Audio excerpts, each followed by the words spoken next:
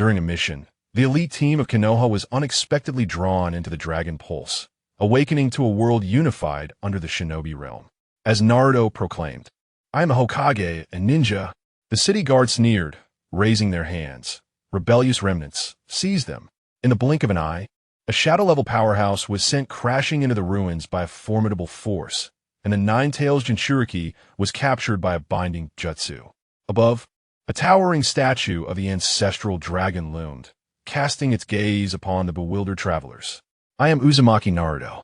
Just a moment ago, I was pursuing the 100-legged creature in the desert, and now I found myself thrust into a jungle of steel. Sized scrolls lay scattered on the ground. Sakura's medical kit soaked in the fountain, and Captain Yamato was frozen beneath the neon lights. This mechanical metropolis made Konoha appear as a primitive village.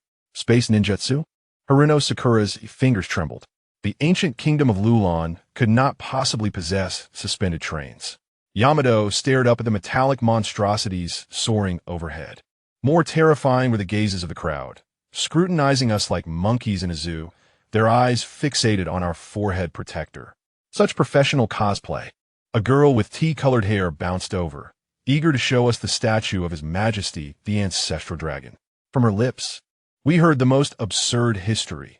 22 years ago, Senju Tenjin crushed the 5 great ninja villages. The ancestral dragon empire brought an end to the era of war. Konoha? Just a tarnished chapter in history textbooks. As the girl pointed to the colossal statue in the center of the square, a chill ran down my spine. That bare-chested statue bore a striking resemblance to the first Hokage Jinjutsu release. I shouted, forming hand seals. The response came in the form of Sakura's iron fist. Idiot. If it hurts, it's not an illusion. Before the Dragon Pulse Fortress, we finally comprehended the meaning of despair. The 20-meter-high alloy city walls loomed, and patrolling puppet guards glimmered with red light. When Sai unleashed his super beast imitation, I was still worried about collateral damage. Rebellious remnants. The guard flicked his thumb. Boom! A true energy projectile pierced through the black tiger. No hand seals. No chakra. The air cannons unleashed a barrage that reduced Sai's beast horde to mere shadows. Mokutan, birth of the wood world. Captain Yamato slammed his hands to the ground. Steel fist. The guard's fist tore through the wooden dragon. Raging wind. The air blade shattered 3 wooden walls. In a moment of collision, Sakura's superhuman strength met the guard's attack. Crack. The sound of her arm bone shattering was distinctly audible as she smashed through 3 buildings like a sack of rice. Multiple shadow clone technique. 1,000 enemy surged forward. Paper jutsu. The guard evaded all assaults like a leaf in the wind, countering with a true energy cannon that pinned my original self into the ground. Binding. As I lay in the cage, I stared blankly at the mechanical arms on the ceiling. The guard's idle chatter pierced my heart. That would release user is actually from the Senju clan? A waste of the bloodline's glory. His Majesty, the ancestral dragon, has bestowed the true energy cultivation method, yet these fools consider themselves rebels. As footsteps echoed down the alloy corridor, 8 mechanical spider legs came into view. Upon discerning the face of the operator, my blood boiled. Kankuro, quickly tell them I am Naruto. The mechanical compound eyes flickered ominously. With an icy demeanor, the strikingly handsome Kanjuro, tenfold more captivating than the original, spoke. The faces of the twin stars of the imperial capital are unworthy of rebellion. Cast them into the dungeon. Do you now comprehend my predicament? In this world devoid of the 5 great nations, absent of the Akatsuki, and where even the Otsutsuki have faded into obscurity, the so-called Jinchuriki of the Nine-Tails is merely a prisoner designated by cell number 741.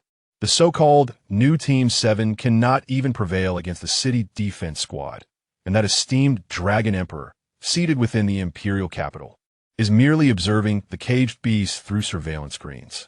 It is time for the rules of this game to change. His soft chuckle reverberated through the loudspeakers, suggesting to the imperial cavalry, why not extend a greeting to your world? Chapter 4. The Emperor of the Ancients. After a prolonged silence, Kanjiro furrowed his brow and spoke. If what you say is indeed true, then you may very well hail from another dimensional realm. I have heard from Scorpion that the people of the Imperial capital began their research in this regard long ago, yet their progress has been rather minimal. Another dimensional realm? What could that possibly entail? It is said that every world comprises countless planes, each inhabited by myriad versions of oneself. Yet each iteration may differ significantly. I never fathomed this to be true, though still grappling with the concept. Naruto's eyes sparkled with belief. So, you do believe us, Kanjiro? I knew you were peculiar, yet certainly a good person. Kanjiro, maintaining his cold demeanor, retorted, do not speak as if you possess a deep understanding of me, regardless of the veracity of your claims. The version of me that you are familiar with is not me at all, but I am convinced that in any world, you are a good person. Naruto exclaimed with an earnest grin. Foolish as you may be, you are not entirely unpleasant, Kanjiro remarked, concealing his face yet unable to suppress a slight smile. For now, I shall entertain your claims. With that, he raised his right arm and began manipulating a device on his wrist. In a short while, a beam of light emanated from the device, revealing a young man with smoky eyes, red hair, and clad in crimson attire. Behind him loomed towering buildings, an expansive verdant plain, and a group of individuals joyfully frolicking. Brother, did you summon me for something? The young man inquired, his expression serene as he regarded Kanjiro. Gaara, it must be you, Naruto exclaimed, his voice filled with excitement. What is this? Some sort of television? The young man hesitated, his gaze shifting to Naruto, revealing a flicker of astonishment. This? Naruto? No, this cannot be. He is entirely different. Far too diminutive, his attire is lacking, and he bears no peculiar facial hair. Yet, he bears an uncanny resemblance to Naruto. Could he be a sibling? Is there another person outside, with Uncle Minato and Aunt Kushina? Hey, Gaara, who are you calling poorly dressed? This is the finest outfit, Naruto retorted, momentarily irked before a realization struck him. And who are you referring to as Uncle Minato and Aunt Kushina? What is their connection to me in this world? Yamato, observing the exchange, felt a sudden pang of concern. Are these two still thriving in this realm? Should Naruto uncover his true heritage, he might harbor different sentiments toward Konoha. Yamato couldn't help but feel a twinge of worry. Truth be told, he had never quite understood why the higher-ups had treated Naruto with such severity from a young age. Yet there was no time for further contemplation. As Kanjiro interrupted Naruto, he stated, Gaara, you need not concern yourself with this individual. I have significant matters to report to His Majesty, the Ancestor Dragon. However, I lack the authority to connect directly with him. Understanding this, he proceeded to link with His Majesty, the Ancestor Dragon. Gaara immediately shifted his gaze from Naruto, manipulating the device on his wrist. In a brief moment, the scene before them distorted. When it stabilized, once more, everything had transformed. Before them stood a man of formidable physique, his upper body bare, with skin resembling rugged stone. His long hair was wild, exuding an aura of untamed ferocity. Massive iron chains bound his limbs, and behind him lay a vast plain scattered with colossal iron blocks, each one roughly the size of a mountain. There were at least a dozen, each block pressed heavily upon the ground, causing it to sag and crack. The man slowly advanced, dragging these immense weights, causing the earth to continue to crumble and split beneath him. The spectacle was nothing short of breathtaking, evoking the illusion that this man was not merely human, but a deity. It's Kanjiro. You've graduated from the Imperial University for 2 years now. How has the Mobile Warriors Division in the Oasis fared during this time? The man gradually halted, his piercing gaze fixed on Kanjiro, a slight smirk gracing his lips. Thanks to His Majesty, I am currently doing quite well. You appear to be growing stronger as well. Truly a blessing for the Empire, Kanjiro replied with evident excitement. Nearby, several guards and a crowd of onlookers gasped in unison. His Majesty, the Ancestor Dragon. How handsome. Those muscles look so alluring. Is this the power of the Ancestor Dragon? A force capable of annihilating and creating everything. It's astonishing. Ancestor Dragon, I wish to bear your children. Ancestor Dragon, we love you. The crowd and guards seemed to be caught in a frenzy. Witnessing this scene, Naruto, Sakura, Yamato, and Sai felt their faces twitch uncontrollably. As an academic prodigy, Sakura quickly calculated the immense weight the ancestor dragon was moving. At least several 100 million tons. Is this really human? Yamato, Sai, and Naruto, though not as academically inclined as Sakura, understood the magnitude of what they were witnessing. Even the Nine-Tails might struggle against this individual, Yamato pondered uncertainly. In his limited experience, the Nine-Tails was the most powerful entity he knew, capable of overwhelming even elite shinobi. Well, what brings you to seek my counsel this time? Speak, Kenjiro. The ancestor dragon smiled, nodding kindly to those around him. Over here, your majesty. Kenjiro slightly adjusted his wrist device, stepping aside to direct attention towards Naruto and his companions. Upon witnessing this, the ancient dragon could not help but express a hint of astonishment. Who are these four individuals? Your majesty, these four claim to hail from another realm, namely, Uzumaki Naruto, Haruno Sakura, Yamato, and Sai. It is a world strikingly similar, yet vastly different from ours. In their land, the era of ignorant, foolish, and primitive ninja villages has yet to conclude, remaining steadfast in its existence. They were also tasked by the Hokage, Tsunade Senju, to apprehend a being known as 100 Feet. And ultimately, due to the power of the dragon vein, they arrived in our world, Kenjiro respectfully explained. What do you mean by ignorant, foolish, and primitive ninja villages? The villages are not as dire as you portray, Naruto retorted vehemently. The three companions beside him felt their eyelids flutter and their hearts race. Naruto, how can you speak so fearlessly, daring to voice such words? This individual is no ordinary person. He is the emperor of a formidable empire. Do you truly have no regard for your life? To shout so boldly in his presence? Surrounding them, the guards and villagers, witnessing Naruto's blatant disrespect, were incensed. Exclaiming in unison, silence, remnants of a ninja village. How dare you act so brazenly before the magnificent ancient dragon? Who do you think you are? Despicable wretch. I shall not spare you. Lock him up and let him experience the Empire's most severe tortures. Uzumaki Naruto, your audacity knows no bounds. Do not presume that merely recognizing the version of me from that world grants you the liberty to act so insolently before the esteemed ancient dragon. Apologize to his majesty immediately, or I shall ensure you regret ever existing in this world. Kenjiro, who had maintained a calm demeanor until now, suddenly adopted a fierce countenance, instilling fear in Sakura, Sai, and Yamato. Chapter 5. Bringing them to the imperial capital Naruto. Hurry and apologize, Sakura urged anxiously. I realize my mistake. But it was all because you slandered the village. We, Konoha, are not lagging behind, nor are we foolish. Everyone loves this village and contributes their strength to it. Naruto murmured his apology, still somewhat defiant in his retort. I did not slander the era of ninjas. It was a wretched time. Let me ask you this. In your era, could ordinary people enjoy the same quality of clothing as we do here? Could they feast on fresh fruits, vegetables, and meat every day? Could each of them reside in such beautiful homes? Could they live in happiness and joy? Kenjiro asked sternly. Well, it seems not. But everyone is striving. I believe that in the future, it will be possible. Naruto attempted to say more. Kenjiro interjected. Everyone is striving? To call you foolish is to elevate your status. What exactly are you striving for? A group of ninjas only knows how to fight and kill. They are unaware of agriculture. This fellow, Yamato, possesses the wood release, but does not know how to utilize it. Truly absurd.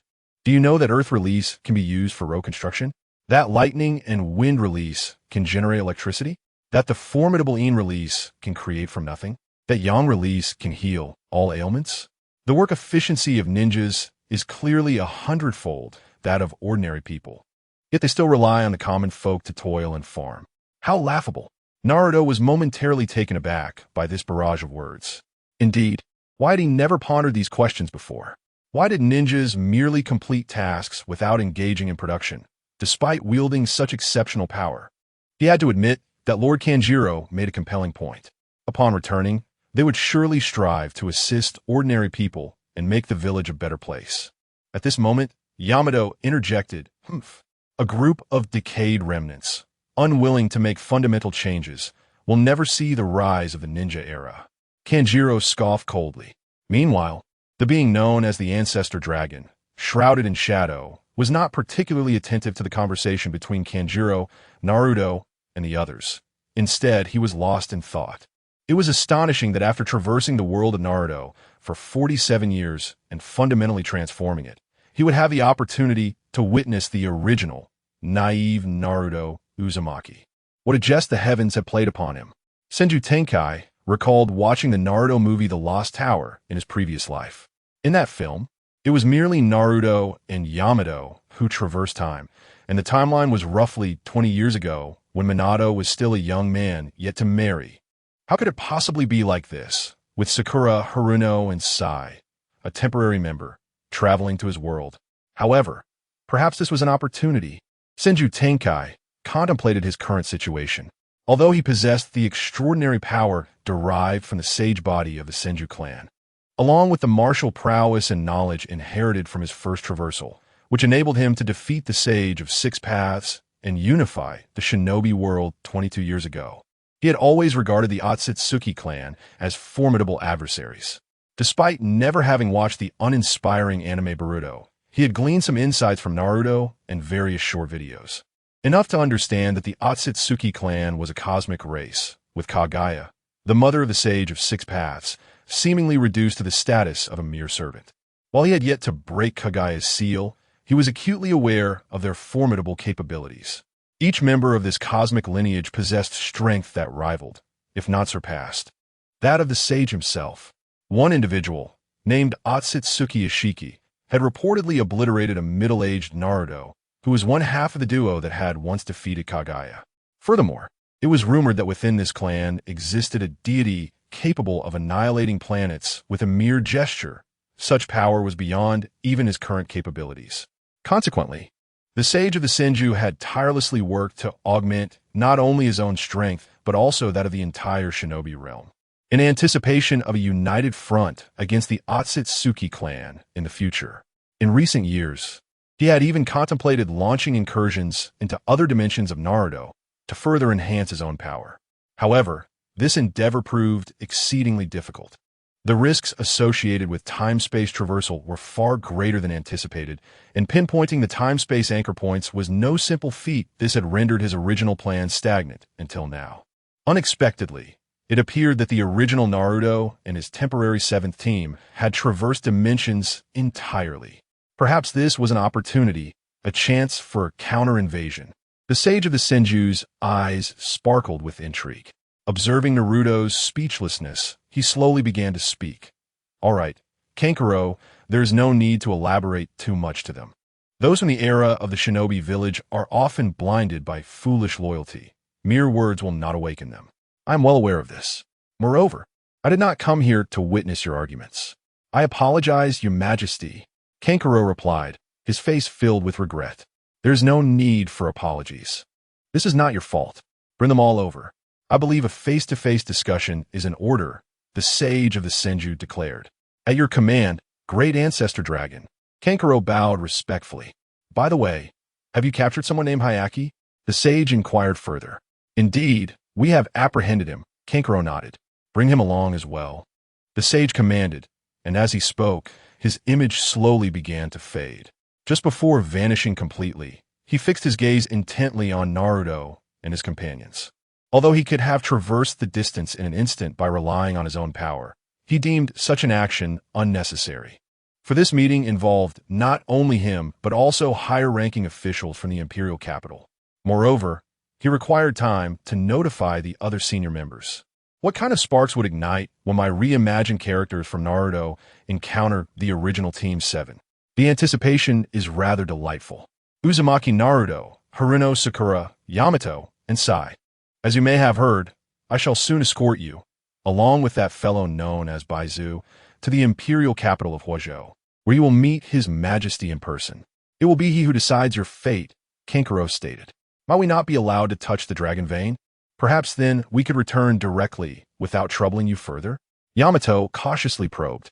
That is impossible. Outsiders are not permitted to interact with the dragon vein. Kankuro replied coldly. casting a disdainful glance at Yamato.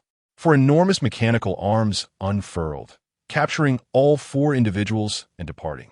What on earth is this? How can it fly? Naruto exclaimed, sitting on a leather sofa, his eyes wide with astonishment as he gazed down at the ground and the clusters of buildings growing ever more distant through the glass. This is the Sky Vortex aircraft, capable of reaching speeds of up to 5,000 kilometers per hour. It is the epitome of luxurious travel. Would you care for a bottle of refreshing beverage? Kankuro's voice echoed. Chapter 6.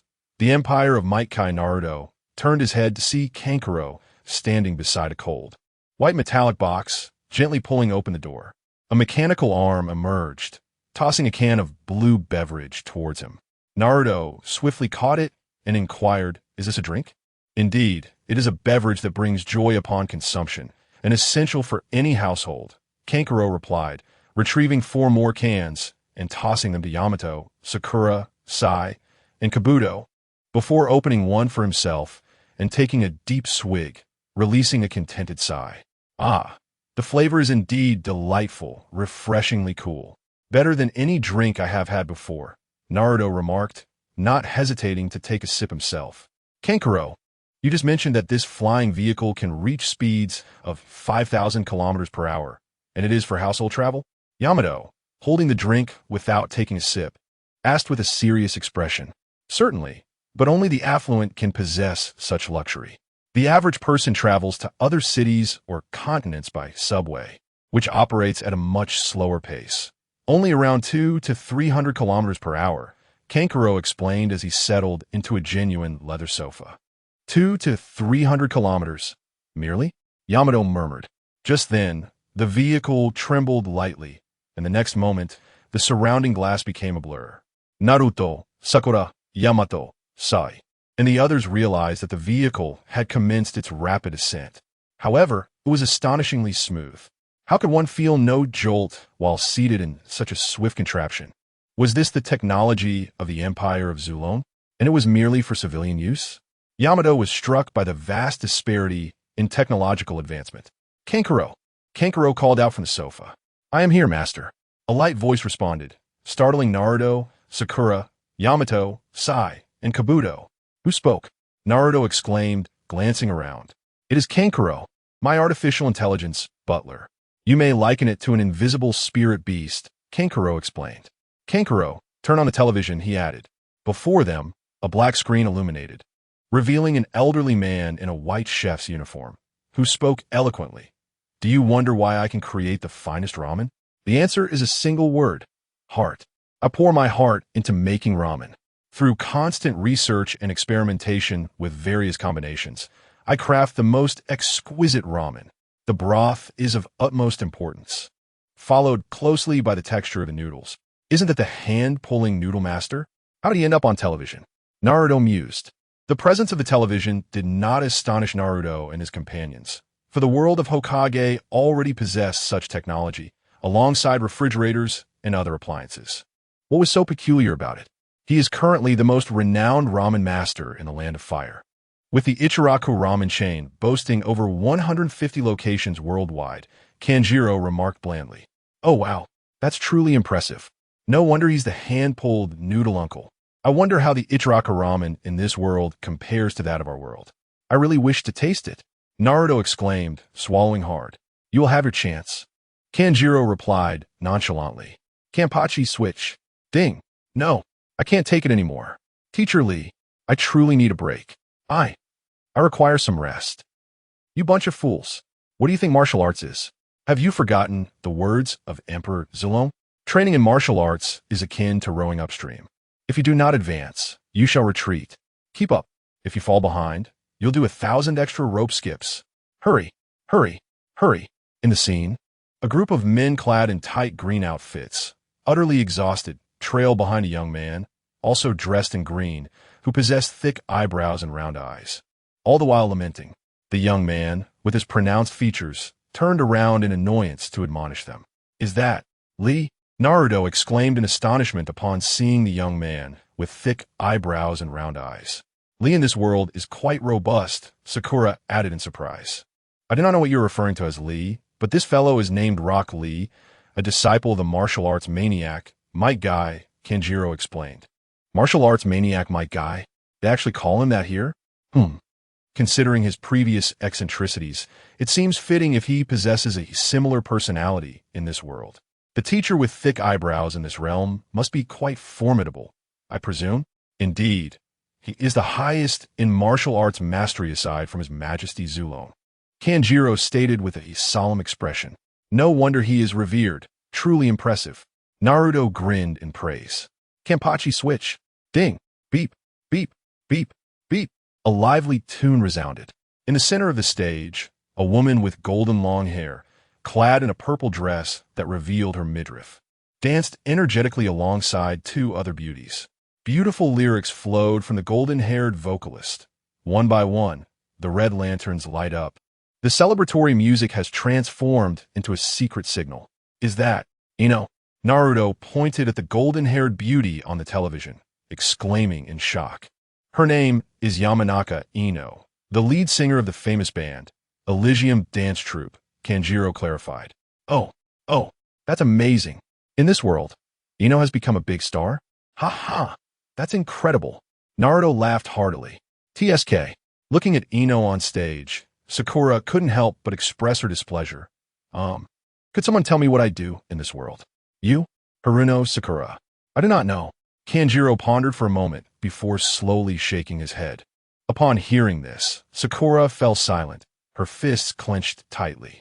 As time ticked away, Kanjiro gazed at the television, feeling hunger pangs as a mechanical puppet delivered delectable food. The cuisine was exquisite, surpassing anything they had ever tasted in Konoha, providing an exceptional experience for Naruto and his companions. Sakura couldn't help but exclaim, "This life is truly delightful. If only I could reside in such a magnificent abode in the future, my life would be complete.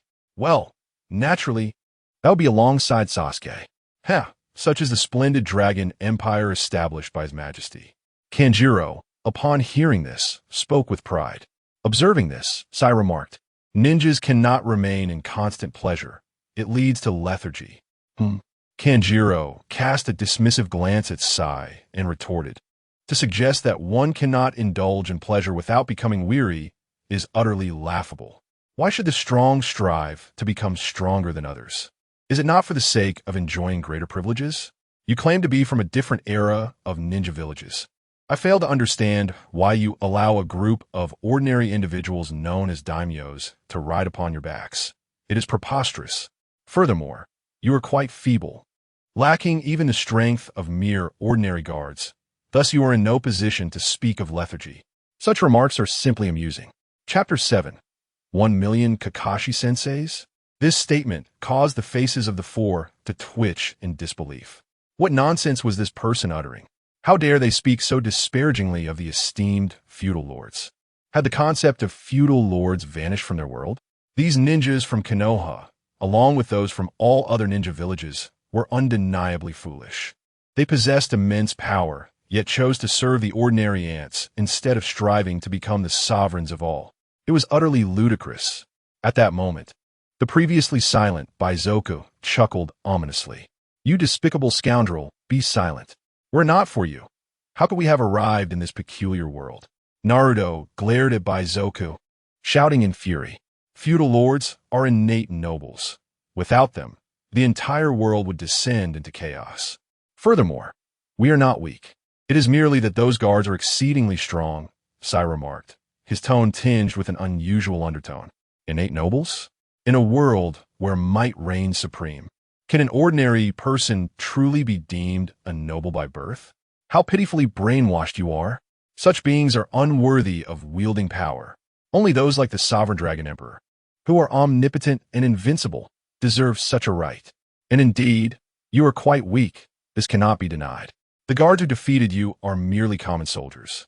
Their overall strength, perhaps equivalent to that of elite J-nin from the era of the ninja villages," Kanjiro said with a disdainful expression.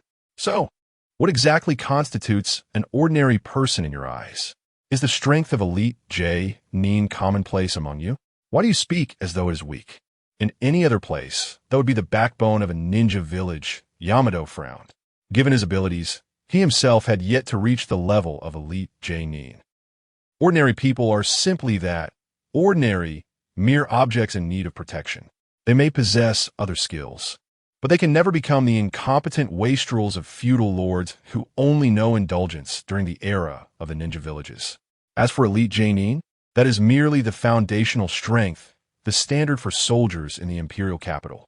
If one cannot attain the strength of a Genin from the ninja village era, it is far better to tend to the fields honestly, Kanjiro said nonchalantly. Standard for soldiers in the imperial capital? Tending to fields? The four of them were once again taken aback. Baizoku, too, was left speechless. He recalled his own experience upon arriving in this world, attempting to cause trouble with puppets, only to be brutally beaten by an ordinary passerby, and he couldn't help but sigh. The people of this world were astonishingly powerful. May I boldly inquire, how many soldiers like those of the Sovereign Dragon Empire exist?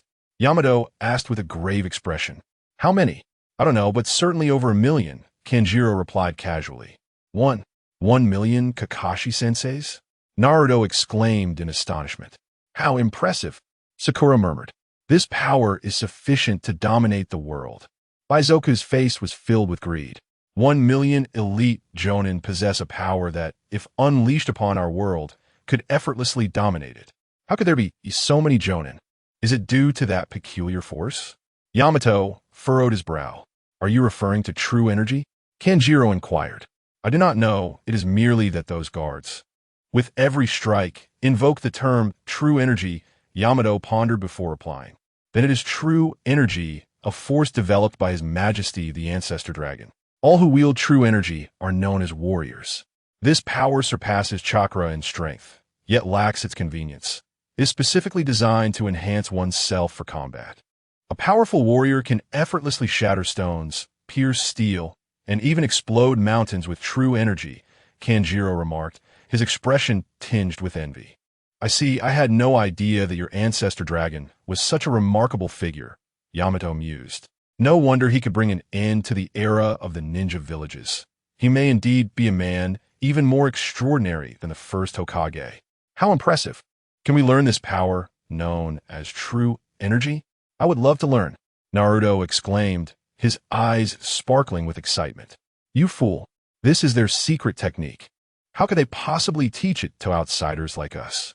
Sakura scolded, veins popping on her forehead, internally cursing Naruto for his foolishness. She worried whether Kanjuro would be angered by such careless words. After all, their lives were still in his hands. Although they had regained some mobility, their chakra remained sealed. Yamato and Sai shared a sense of anxiety for Naruto. I see, my apologies, Naruto said, awakening from his daze after Sakura's reprimand. There is no need to apologize. If you truly wish to learn, it is not impossible, Kanjiro stated. Really? You can teach us? Naruto responded with delight. Yamato, Sakura, and Sai were equally astonished, their faces lighting up with hope. If they could master true energy and become warriors, returning to Konoha, it would surely elevate the village to new heights. It is possible, but you must first pass the Empire's trial and become citizens of the Empire, Kanjiro explained. Become citizens of the Empire? You want us to betray Konoha? That is out of the question, Naruto declared resolutely. Yamato, Sakura, and Sai shared expressions of regret, yet simultaneously conveyed an understanding that in this world, nothing comes without a price. Then there is no other way, Kanjiro replied nonchalantly. Wait, if they refuse to pledge allegiance to His Majesty, I am willing. Hayakuzoku interjected. You? Kanjiro questioned. Indeed, I am more than willing to pledge my loyalty to such a powerful ruler. Only the strong deserve to govern the world, Hayakuzoku asserted earnestly. Kanjiro, do not trust that scoundrel, Hayakuzoku. He is nothing but a rogue. His words cannot be trusted, Naruto shouted. Indeed, the words of a notoriously malevolent fugitive should not be trusted, Sakura concurred. I merely detest the sight of those inept individuals trampling upon my dignity, Baizoku retorted with a cold smirk. I harbor no interest in the affairs of your world. However, if you wish to join the Empire, you must apply and pass the trials, Kanjiro stated. I am profoundly grateful, Lord Kanjiro, Baizoka responded, casting a proud smile at Naruto and Sakura. What a detestable individual. Naruto fumed, seething with anger. Were it not for the sealing of his chakra, he would undoubtedly obliterate this scoundrel's head. After taking several deep breaths, Naruto suddenly exclaimed, "By the way, Kanjiro, earlier, those guards showed you great respect, addressing you as my lord. Does that imply you are more formidable than they? More powerful than those guards?" This peculiar Kanjiro, adorned with mechanical parts, could he truly be a master on par with a Kaga-level shinobi? Yamato, Sakura, and Sai pondered this, their hearts shaken. This revelation was one they had long shied away from contemplating. A master of Kaga-level prowess is a rarity within any ninja village, a figure renowned throughout the shinobi world. Could it be that this Kanjiro is indeed such a formidable personage? Chapter 8. Imperial Sasuke. Why is Naruto from another world so diminutive and feeble? Naturally, I am the ace mobile warrior combat specialist and the principal overseer of the Lowland Dragon Vein. If I cannot surpass an ordinary guard, I might as well return home to till the fields. As Kanjuro mentioned his esteemed title, a sense of pride involuntarily graced his countenance. The title of Ace Mobile Warrior Combat Specialist sounds remarkably impressive, Naruto exclaimed, his eyes sparkling with admiration. Just as Kanjuro reveled in his pride, Naruto added, "But what exactly does that mean?" Kanjiro's facial muscles twitched. To comprehend it through the lens of your shinobi village's era, it denotes one of the most formidable puppet masters. This title is possessed by merely 5 individuals across the entire oasis. Truly, one of the most formidable puppet masters. How astonishing, Naruto remarked. "Oomph. The mobile warriors are the result of a directive from His Majesty, the Ancestor Dragon, primarily focusing on research, and their combat prowess is beyond the comprehension of those from your shinobi village era. Even the shadows from your time would falter against a mobile warrior," Kanjiro declared with pride. Yamato, Sai, and Sakura, upon hearing this, remained skeptical yet offered no rebuttal. Thus, the group engaged in conversation aboard the aircraft, allowing time to pass. After a while, the aircraft gradually descended, beginning its landing. Kanjiro rose from the sofa and announced, "We have arrived at the Imperial capital. You should accompany me to meet the higher-ups." At last we have arrived? I wonder what His Majesty, the Ancestor Dragon, intends to do with us? Sakura expressed her concerns. "Do not fret, Sakura. I believe His Majesty is quite benevolent. He will not cause us any trouble," Naruto responded optimistically and with great confidence. Conversely, Yamato and Sai displayed anxiety. Yet, the situation at hand was beyond their control, leaving them to resign to fate. Nevertheless, one might ponder, how splendid is the imperial capital of this world? Will we encounter our counterparts from this realm? If we do, what might transpire? Both Yamato and Sai felt a sense of trepidation. At last, the aircraft came to a halt, and the 5 followed Kanjiro out of the cabin. In an instant, Naruto and his companions were taken aback by the spectacle before them. In the expansive underground space, a throng of people had gathered. Among the crowd, a striking man clad in black, with a bare chest and dark hair, caught their attention. Naruto and Sakura's eyes instantly welled with emotion as they exclaimed in unison, "Sasuke! Sasuke, you scoundrel! Why did you go to Orochimaru? Come back to the village with me. This time, I will definitely bring you back," Naruto exclaimed, fervently yearning to rush forward. Yamato swiftly reached out, grasping Naruto firmly, and spoke in a low voice, "Calm down, Naruto. This is not the Sasuke from our world." Upon hearing this, Naruto paused, and after regaining his composure, he gazed at this world Sasuke with a complex expression. "I apologize. I mistook you for someone else. So this is the Sasuke of this world? He indeed bears a striking resemblance to the one from our realm." Sai observed the handsome young man, silently contemplating. So you are the Naruto from another world? Quite diminutive and frail, appearing rather weak. I wonder if the other version of me is similarly feeble." The Sasuke of the Zulong Empire crossed his arms, regarding Naruto with evident disdain. "What a detestable fellow. Why must both our world Sasuke be so insufferable? You think being taller or more robust makes you impressive. Furthermore, I am not weak at all. Do you have any idea how much I have grown after training with the perverted sage for 3 years?" How dare you underestimate me? Naruto shouted in frustration. Although the Sasuke before him bore the same face as his own world's counterpart, he appeared more mature, yet his height was truly astonishing. He seemed to stand at least 9 meters tall, clad in stylish black attire that accentuated his physique with a slightly exposed chest, rendering him both strong and handsome. It was infuriating. Why was this world Sasuke not only more attractive, but also more imposing? As Naruto pondered this, his gaze shifted to the others surrounding Sasuke. Every man seemed to tower above 85 meters. Wasn't that red-haired individual in casual wear Gaara, whom he had seen earlier? Why was he also so tall and robust? He had never noticed before.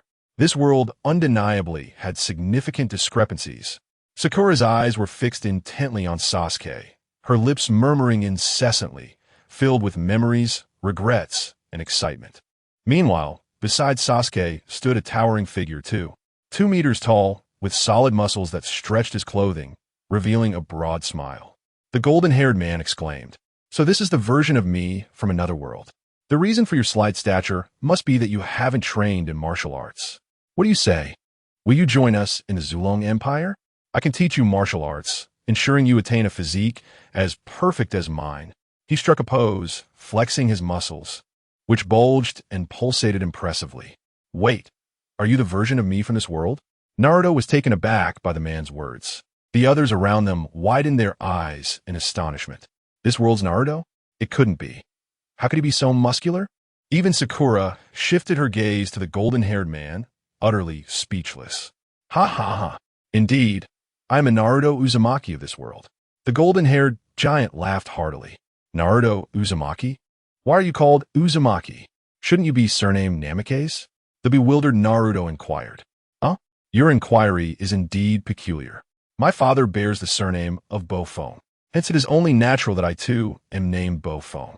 In the era of the Hidden Village, did esteemed families like my mother's retain the right to bear their family name, even upon marrying my father? Or is it the case that in your realm, my father became a part of my mother's lineage?" With a look of astonishment, the Imperial Naruto remarked. At that moment, even the golden-haired youth beside him displayed a hint of surprise, exclaiming, "In that world, I became a part of her family? How astonishing! Although, if the bride were Kushina, I wouldn't mind at all." After uttering these words, the man scratched his head, revealing a radiant smile. "In that world, I actually allowed Minato to join my family? Ha ha ha. This is truly fascinating. The name Uzumaki Naruto has a nice ring to it." The golden-haired youth's companion, a stunning woman with flowing red locks, could not contain her laughter, playfully thumping the back of the golden-haired youth, who managed a rueful smile. "Oh dear, are you too, in this world, my parents?" The Wind Naruto gazed in astonishment at the handsome young man and the beautiful woman, his hands trembling as he pointed at them. Chapter 9. Aren't tail beasts just like power banks? That thing is quite brutal. It seems the version of you from another world is quite the fool. Naruto. The Imperial Sasuke remarked coldly. Perhaps it is due to a lack of martial training, mused the Imperial Naruto, scratching his head. However, I have never seen my parents, the Wind-style Naruto said, scratching his head. Never seen them? Why? The Imperial Kushina and Minato, among others, displayed expressions of surprise. Because Naruto's parents tragically passed away due to an accident before his birth, Deo remarked solemnly. Died in an accident? The Imperial crowd gasped in astonishment. Impossible. Uncle Minato and Aunt Kushina were among the Empire's most skilled, even in pure ninja prowess. They were formidable. Sasuke stated in disbelief, while others wore expressions of incredulity. Could it be that Minato and I encountered an accident in our youth? But that doesn't make sense. If that were the case, how could Naruto have been born? By the time I gave birth to Naruto, Minato's strength would have been undeniable. He would surely have been able to protect me. Is it possible that the Minato from that world is weak? So different from my Minato? The Imperial Kushina murmured, her face a mask of confusion. It must be so. The Imperial Minato smiled wryly. That is not the case. Minato-senpai was exceptionally strong. The cause of his death was the Kyuubi incident. Konoha suffered a devastating attack from the Nine Tails long ago, and Minato-senpai died heroically to protect the village, resulting in immense losses for Konoha, Deo explained hastily. a look of helplessness on his face. The Kyuubi incident? The Imperial crowd was even more astonished. The Nine Tails could cause such calamity to a ninja village? The Imperial Sasuke exclaimed. Isn't that supposed to be an excellent chakra generator? The Imperial Gaara, who had remained silent until now, chimed in. No way. That adorable Kurama could actually kill and destroy a village? It's truly hard to fathom. The Imperial Naruto was equally astonished, observing the reactions of the Imperial crowd. The Wind-style Naruto's group was equally taken aback. What are they talking about? Do they not realize the terror of a Nine Tails? It is a catastrophic beast, possessing extraordinary destructive power. How could an ordinary person possibly contend with it? No, perhaps the Nine Tails in this world is simply weaker? Deo couldn't help but think. Sigh. I never imagined that I and Minato would meet such an end over there. No wonder you are so small, little Naruto, the Imperial Kushina lamented. Tears welled up in her large eyes as she quickly rushed to the Wind-style Naruto's side, enveloping him in a warm embrace and tenderly stroking his head, saying, My child, you have truly suffered. Ha ha ha. Naruto was momentarily at a loss as he found himself in her embrace. Consider Kushina as your mother, little Naruto, the Imperial Minato said gently as he approached. Ha ha. Then I would effectively have another brother. That's splendid. From now on, Naruto, you shall be my brother. The Imperial Naruto stepped closer to the Wind Naruto, wrapping his robust right arm, thicker than that of Wind Naruto's legs, around him. Wind Naruto felt a twinge in his eyes, a complex swirl of emotions within him. So, his father was Minato Namikaze, the legendary fourth Hokage. Yet why was it that, despite being the son of a hero and not a mere demon fox, the villagers treated him so? Perhaps they believed him to be a fox spirit, ignorant of the truth. But how could the third Hokage and others remain unaware? That seemed implausible. The more he pondered, the more unsettling it became, causing an ache in his heart until a stirring within his soul brought him solace. This discomfort dissipated, and he began to think optimistically. Perhaps this was a test for my father and the third Hokage. As the son of the fourth Hokage, how could I perceive the villagers of Konoha so negatively? He shook his head repeatedly. All right, enough of this idle chatter. We must hasten to meet His Majesty, Kankuro interjected, reminding them of their mission. Indeed, we should not keep him waiting, Naruto replied. Kushina released her hold on Naruto, gently patting his head. Then let us proceed, but there is no need to rush. Our presence here is granted by His Majesty. I am certain he is observing us from afar, curious about the encounter between two incarnations of the same individual. The Imperial Minato smiled, casting his gaze upward. Let us walk and converse, he continued. We are quite intrigued by your world, little Naruto. Would you share your story with us? Of course. I would love to share, Naruto replied with an optimistic grin, beginning to recount his adventures. He spoke of graduating from the Ninja Academy, undertaking various small missions, his encounters with Zabuza and Haku, and participating in the Chunin exams. The Imperial audience listened intently, often expressing their thoughts in response. Zabuza and Haku? I had no idea their world was so tragic. However, here, Haku is a remarkably popular singer. As for Zabuza, he is an exceptional guard of the Land of Water, engaged in vital maritime duties. The entire region owes much to his remarkable talents. Did you train under Jiraiya for the Chunin exams? That's impressive. Though he may be somewhat unreliable, his prowess is undeniable. So, in your world I at 13, have only just awakened the two Tomo Sharingan? How could they possibly be unable to defeat mere weaklings like Bai and Zabuza? They truly are as inept as you. Orochimaru's assault on Konoha? It appears that Orochimaru from your realm possesses quite a bit of prowess. Naruto continuously recounts his tale. Yet there remain significant matters he has chosen to withhold. Just as he was about to divulge, he was promptly halted by Yamato. Among these secrets lies the fact that the Uchiha clan has dwindled to only Sasuke and Itachi, and that Sasuke departed from Konoha in pursuit of vengeance. Even the death of Yuan Fei Raizen has been kept shrouded in secrecy. The group swiftly exited the underground space, emerging into the vastness above. Before them stood an array of exceptionally towering structures, some reaching heights of several hundred meters. The pedestrians on the streets were adorned in remarkably fashionable and exquisite attire, causing Sakura's eyes to sparkle with fascination. However, before they could utter a word, the onlookers erupted in ecstatic cheers upon spotting them. Ah, it is the Imperial Twin Stars. Our pride. Lord Sasuke, Lord Naruto. Lord Sasuke, Lord Sasuke. I wish to bear your child. Lord Naruto, take me with fervor. I wish to perish beneath you. Lord Minato, our son, smile for us. Smile for us. Lady Kushina, please update us on your dynamic with Lord Minato on your collar. Lady Kushina, a kiss from Lord Minato. Okish. The crowd erupted into a frenzy. A multitude of women surged toward the Imperial Naruto, Sasuke, and Minato. Observing the fervor of the crowd, the members of the Team Wind were taken aback. Naruto shouted in alarm. Hey, hey, hey, are these people insane? Don't come any closer. Bear children? Take me with fervor?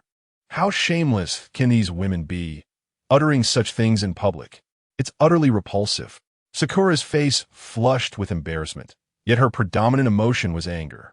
How could these wretched, brazen individuals be even more shameless than those from her world? Regardless of the realm, they seemed to have an insatiable desire to entice Sasuke. Moreover, it was surprising to see that this world's Naruto was equally well-liked. Chapter 10. Imperial Sasuke, why are you so weak? In this world, Naruto, Sasuke, and the esteemed Minato possess an extraordinary popularity. Yamato sighed while rubbing his forehead. Will this not cause any disturbances? Sai murmured softly. How annoying. A bunch of foolish women. Get away from me. Imperial Sasuke's expression darkened. With a fierce glare, a flash of crimson light flickered in his eyes. All the women who dared to approach were momentarily stunned.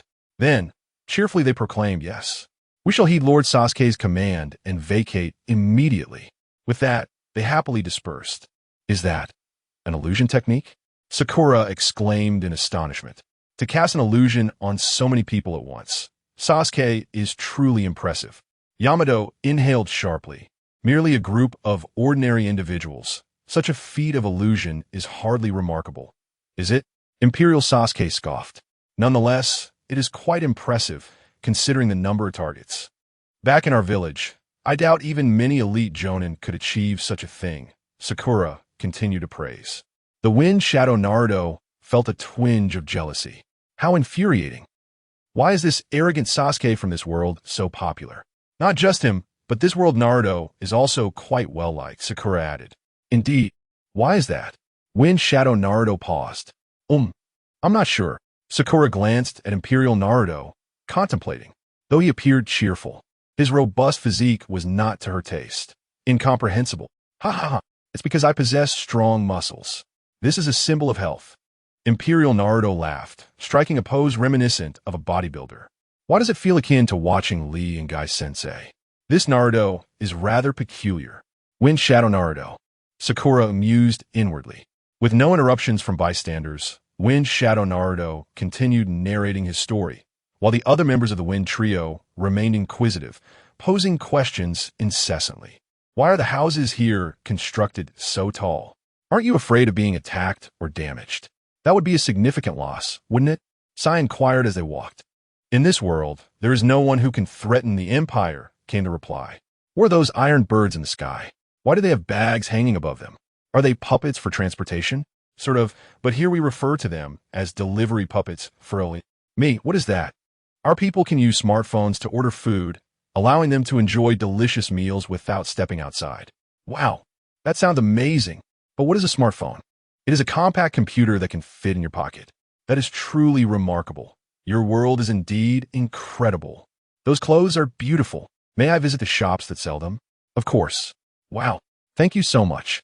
The garment is truly exquisite. May I inquire about its price? Price?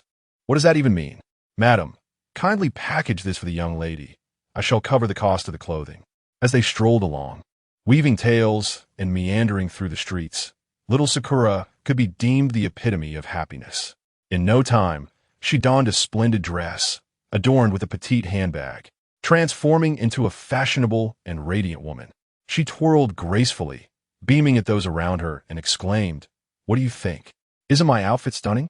"Indeed, it is quite lovely and suits you well," Deha remarked, scrutinizing Sakura in that moment. One cannot deny that she was blossoming into a mature figure, her curves accentuated, radiating youthful vitality that held a remarkable allure for mature men. Truly beautiful. No wonder it's Sakura, exclaimed the exuberant Naruto. The members of the Empire nodded in agreement, praising. Charming, full of youthful exuberance, she is a delightful beauty. Amidst this cascade of compliments, Sakura's spirits soared until, the outfit is nice, but your looks are lacking. Overall, it's still unappealing. Zai glanced at her and could not help but frown. Upon hearing this, Sakura's fury ignited, and she struck Zai squarely on the head. Zai yelped and fell to the ground in a heap. The onlookers from the Empire were momentarily stunned. Kushina of the Empire burst into laughter. Serves you right for daring to speak ill of a beautiful girl. Yet, I must say, Sakura's character is quite delightful. I like it. This disposition is quite different from our Sakura. My apologies. For the spectacle, Sakura blushed, hastily pulling Zai along as she walked. What? You all were ultimately defeated by a group of Dragon Pulse guards? Just how weak are you? Upon hearing Naruto recount his traversal and quest for information about the Dragon Pulse, only to be bested by several guards, Sasuke from the Empire could no longer contain his shock. Truly weak. It seems joining our Empire would serve you well. At least you might grow stronger. Naruto of the Empire quipped. How infuriating. I told you I am not weak at all. It's just that those guards were too powerful, retorted the indignant Sasuke. You are just as annoying as the one from our side. Stop boasting about your strength when I see you are not impressive either. Naruto shouted. The members of the Empire exchanged peculiar glances. Not impressive? Oomph. Ha ha. Sasuke of the Empire concealed his face with one hand, shaking with eerie laughter, leaving the four of the Gale Wind momentarily bewildered. Hey, what's wrong with you, Sasuke? Have you lost your mind? Naruto inquired with concern. It is merely an old habit resurfacing.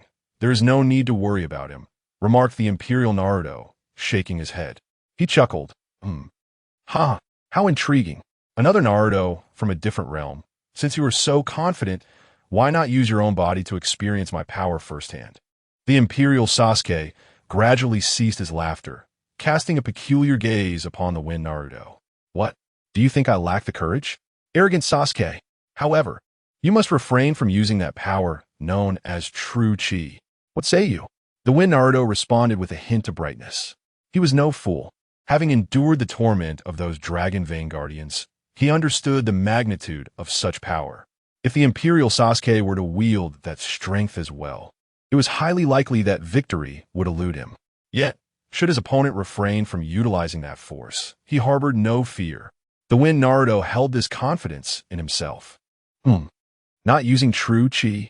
I need not such power to deal with you. Come fort. Once the battle commences, if you allow me to move even a single step, consider it your victory, declared the Imperial Sasuke, crossing his arms and wearing a mocking expression. How dare he underestimate me? The Wind Naruto fumed in anger. The corner of the Imperial Sasuke's mouth curled slightly as he turned to the Imperial Minato, stating, I shall leave the rest to you, Minato-senpai. Not a problem. Everyone, please gather a little closer, replied the Imperial Minato, casting a deep glance at the Wind Naruto. Once the group had drawn nearer, he swiftly formed hand seals. In the next instant, the 5 members of the Wind Naruto-S team, along with the Imperial group, vanished, reappearing in a deserted clearing on the outskirts of a forest. The Imperial Sasuke stepped forward from the group, making his way towards the center of the clearing. Observing this, the Wind Naruto rolled up his sleeves and boldly exited his team, muttering to himself, Humph. Arrogant Sasuke, witness how I will deal with you. Without true chi, I am not afraid of you. Kankuro, witnessing this, could not help but cover his face, exclaiming, Indeed, that Naruto from your world is truly a fool. Chapter 11. Gale Naruto versus Imperial Sasuke. Is Sasuke from this world truly formidable? Sakura inquired. Formidable? That would be an understatement.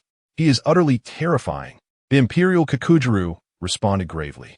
Uchiha Sasuke and Namake's Naruto are the twin stars of the Empire, recognized as powerful by His Majesty, the Ancestor Dragon.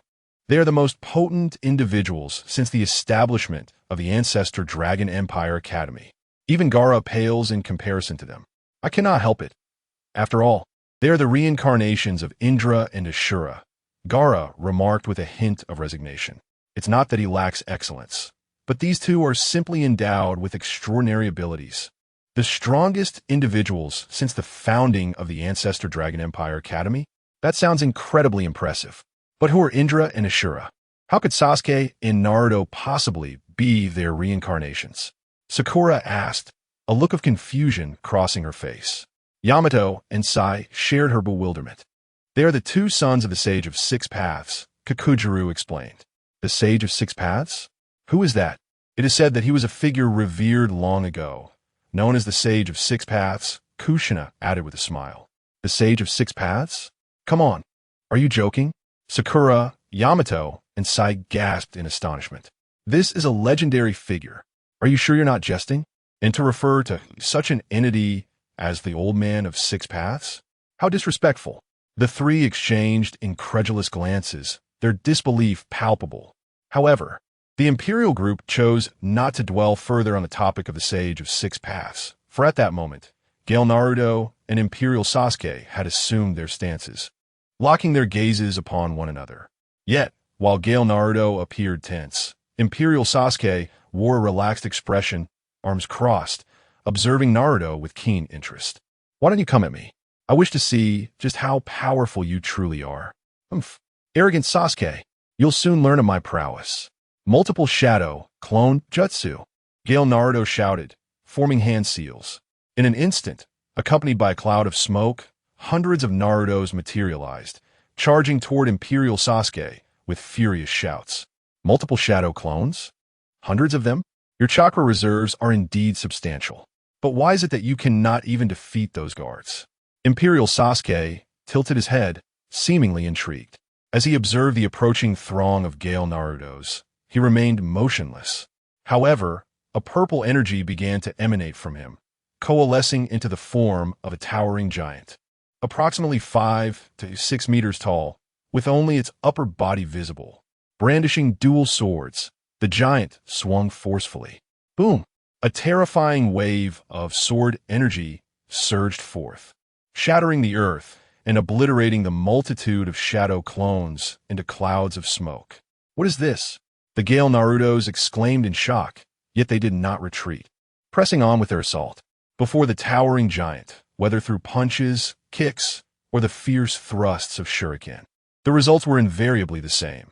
Either the retaliatory force reduced the assailant to mere vapor, or a cacophony of clanging sounds echoed as they were sent hurtling away. Even the motionless figure of the Empire's Sasuke seemed impervious to the onslaught of the swift Naruto, exuding an aura of invincibility. What is this? Why do my attacks bear no fruit? A chorus of Narutos echoed their bewilderment, their faces a tapestry of anger, shock, and confusion. This was Susanoo, a power possessed solely by the Mangekyou Sharingan, once deemed divine by the Uchiha in ancient texts. Do the Uchihas of your world lack such prowess? How utterly unexpected. Indeed, those who dwell in the age of the ninja are not only foolish but tragically weak. The Empire's Sasuke wore an expression of indifference, yet his posture radiated arrogance, elevated above all. Boom, boom, boom. The Susanoo relentlessly swung its arms, unleashing waves of sword energy that obliterated the multitude of shadow clones. This only served to incite further ire among the Narutos. Kulme, amuse me further. Is your strength truly so meager? It appears that those of the ninja village era are all bark and no bite. Sasuke taunted. Cursed, arrogant Sasuke, do not underestimate us. Spiraling sphere. Suddenly, a thunderous roar erupted as a Naruto, cradling a pale blue energy sphere, descended from the heavens and forcefully slammed the orb against the purple Susanoo. The sphere spun violently, striving to breach the exterior of Susanoo. Yet, after some time, it showed not the slightest sign of damage.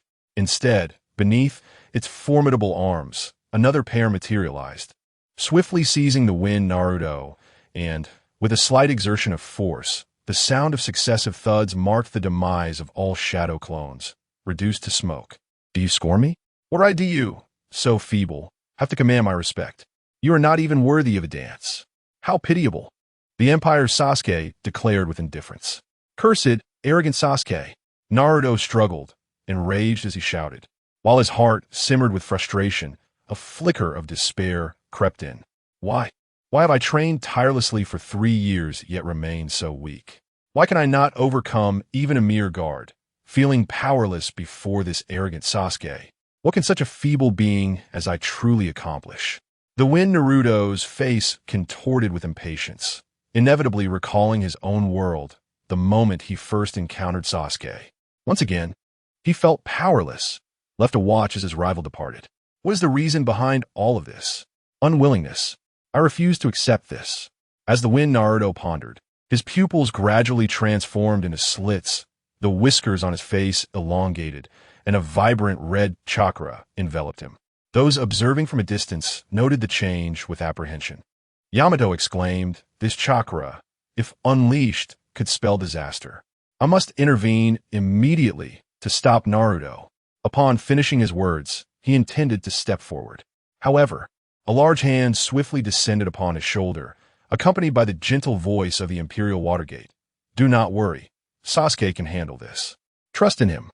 To his astonishment, the counterpart of myself in another realm is actually the Nine-Tails Jinchuriki. Thus, in that world, did my father and mother seal the Nine-Tails within my being after their demise? This is hardly a favorable choice. The Imperial Naruto furrowed his brow. The Nine-Tails wreaked havoc upon the village, resulting in Naruto becoming the Jinchuriki. What on earth was Watergate doing in that world? Truly, the Imperial Kushina quipped. As consciousness wavered, when the swift Naruto regained his senses, he found himself within a dimly lit expanse.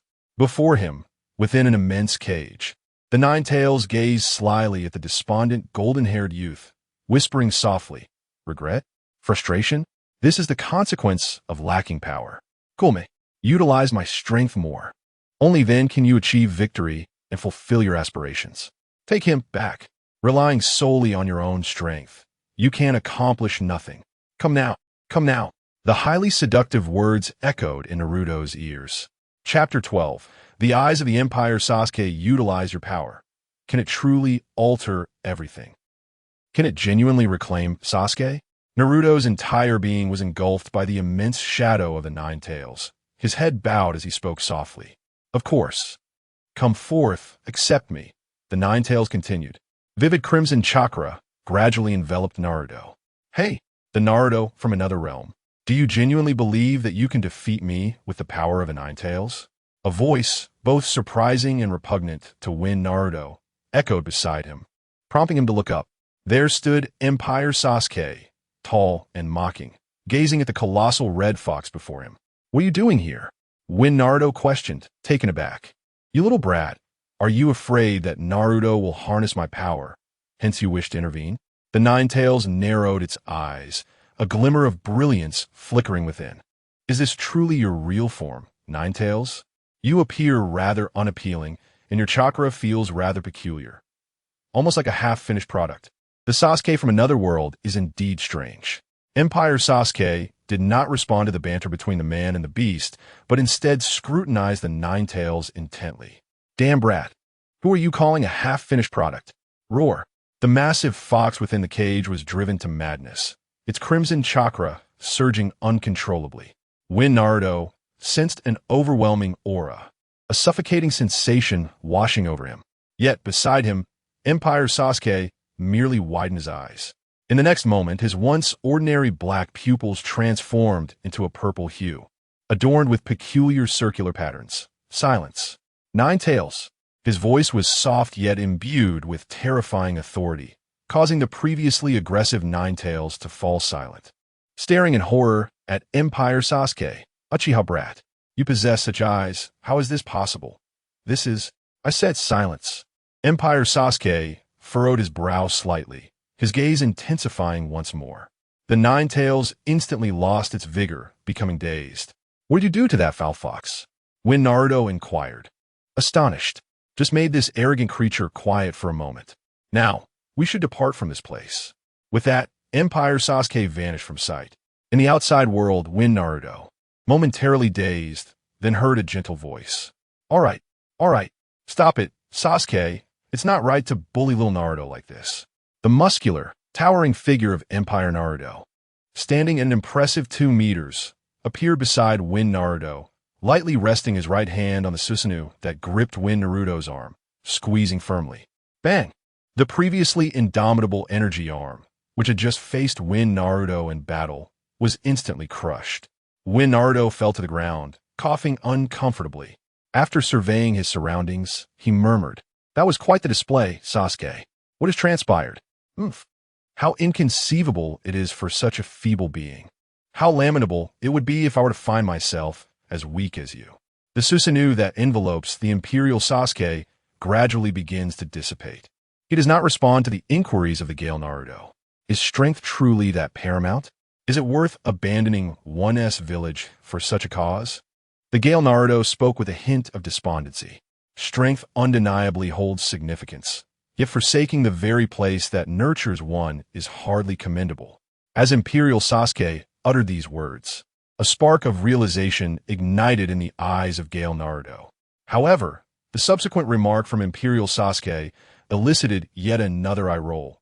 Yet, it is not entirely incomprehensible to distance oneself from the outdated, cruel relics of the shinobi villages.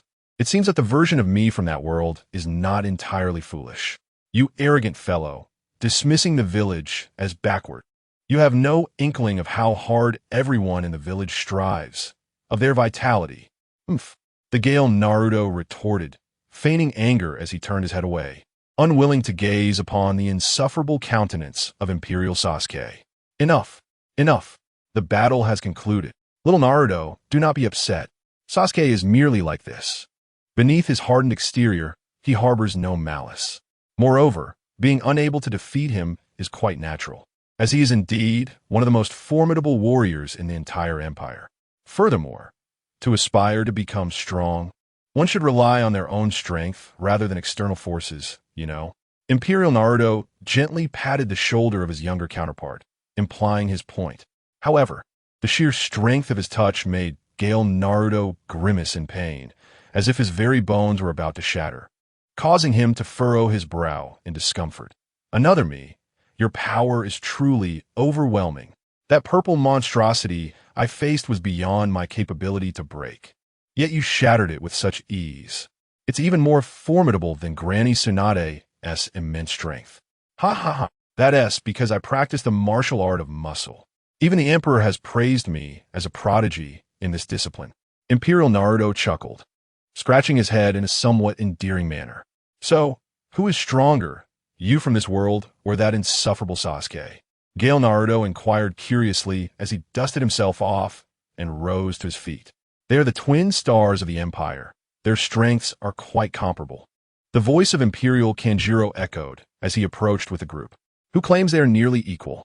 Clearly, I am a stronger one. Imperial Sasuke retorted with dissatisfaction. Thus far, our record stands at 25 victories and 25 defeats. Imperial Naruto chimed in with a smile. My most recent victory belongs to me. Naturally, I am a stronger one. Imperial Sasuke declared, visibly irked. I was the first to achieve 25 victories, you know. Imperial Naruto stood his ground, unwavering, observing their exchange. The gusty winds brought a smile to Naruto's lips. Is there really so little difference? This is quite remarkable. In this world, it seems he and Sasuke share a strong bond, their powers nearly equal, likely recognizing each other as both rivals and friends. How wonderful it would be if that insufferable Sasuke and I could share a similar relationship. Unable to suppress his thoughts, Naruto exclaimed, Sasuke, just wait. I will surpass you before long. Oh, a person of such little prowess speaks so boldly. Very well, I shall grant you the time to catch up, until you can no longer even see my shadow. Sasuke crossed his arms, his tone dripping with arrogance. Naruto was momentarily taken aback. This was a classic phrase from the young Dragon Emperor. As a devoted admirer of His Majesty, he couldn't let such a fitting moment pass by. With a beaming smile, Naruto of the Empire remarked, a classic quote from the young Dragon Emperor? What? Are those even? He was momentarily bewildered. Here, take a look. Would you like to learn? The Empire's Naruto pulled out a book adorned with the visage of the thousand-handed deity, offering it to his counterpart. Chapter 13. the keen perception of the nine tails, a being more terrifying than the sage of six paths, the utterances of the Grand Dragon Emperor, the invincible Senju.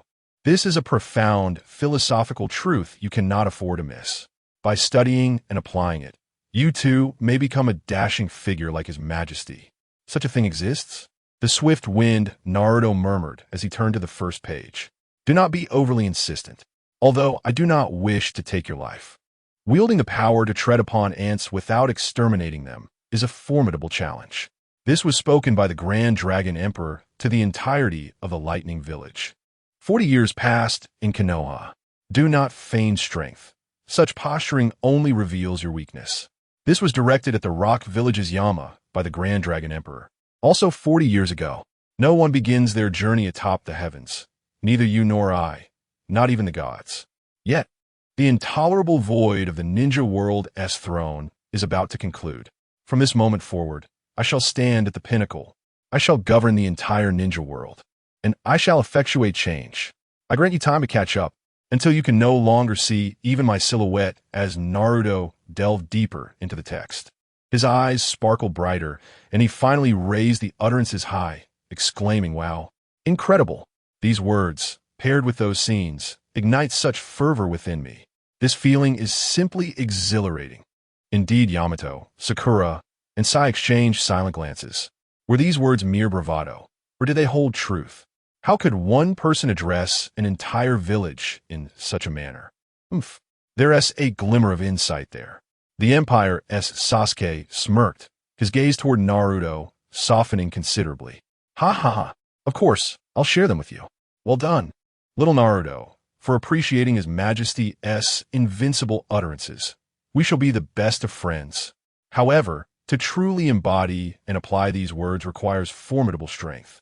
If one is perpetually on the losing end, they can expect their adversaries to wield such phrases against them. I believe this is something all of His Majesty's admirers find hard to accept. The Empire's Naruto stated with solemnity. Upon hearing the mention of strength, Naruto felt overwhelmed. His own abilities were not lacking, having previously dispatched a member of the Akatsuki who had once clashed with the first Hokage using his Rasengan. Yet, everyone here seemed more powerful than the last. What could he do? He felt despondent.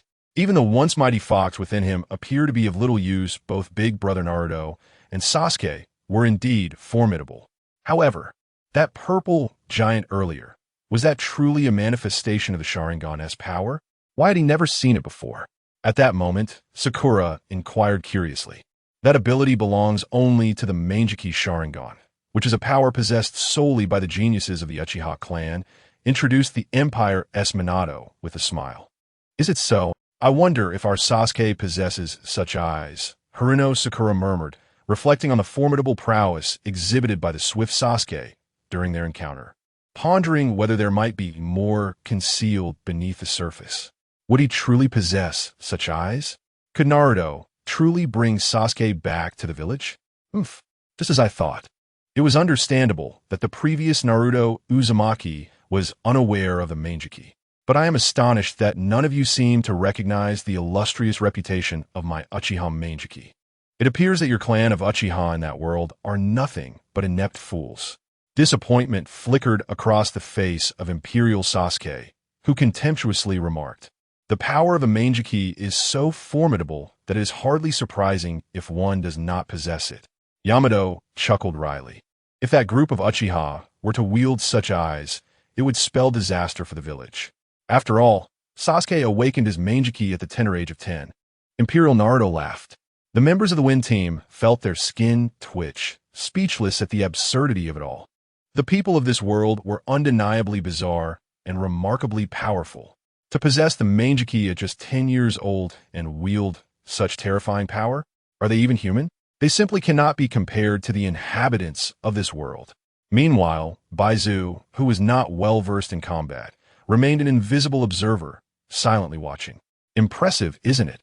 Arrogant Sasuke, when Naruto conceded. Being praised by the weak is hardly a cause for celebration. Sasuke retorted disdainfully. Damn arrogant Sasuke. Do not get too full of yourself. You may be formidable, but you are not stronger than me in this world. when Naruto erupted in a furious outburst. What does the prowess of Minato have to do with you, Uzumaki Naruto?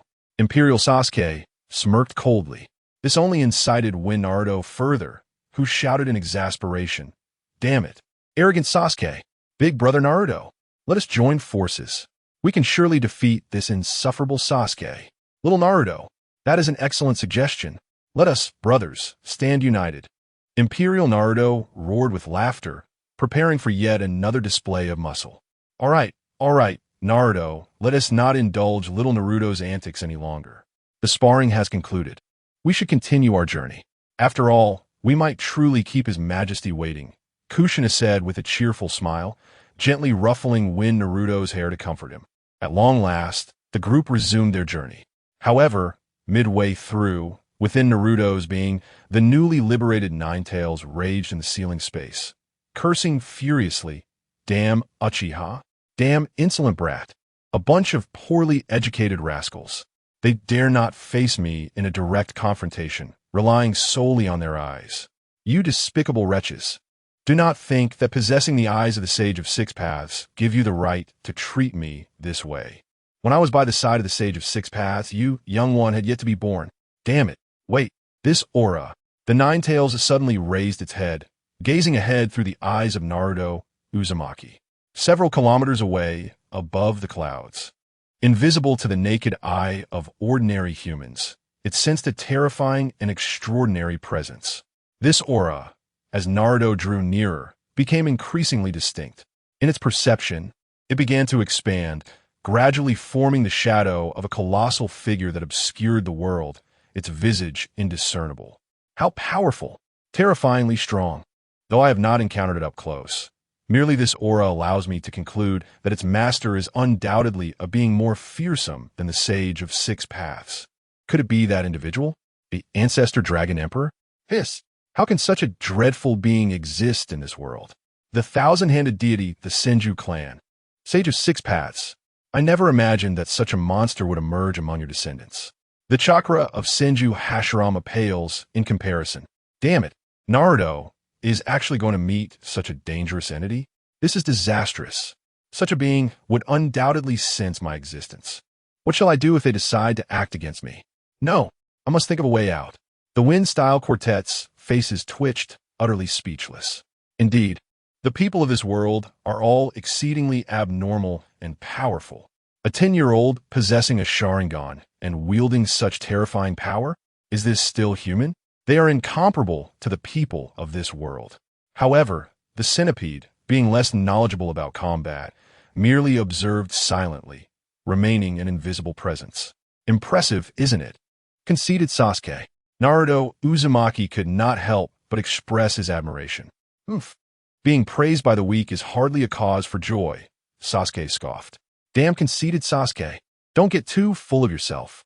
Just because you are powerful doesn't mean you surpass me in this world. Naruto shouted in frustration. What does the prowess of the mighty Naruto matter to you?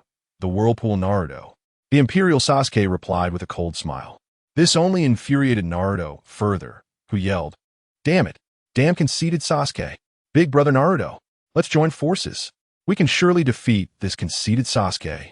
Little Naruto, that is a splendid idea. Let's fight side by side as brothers." Ha ha ha.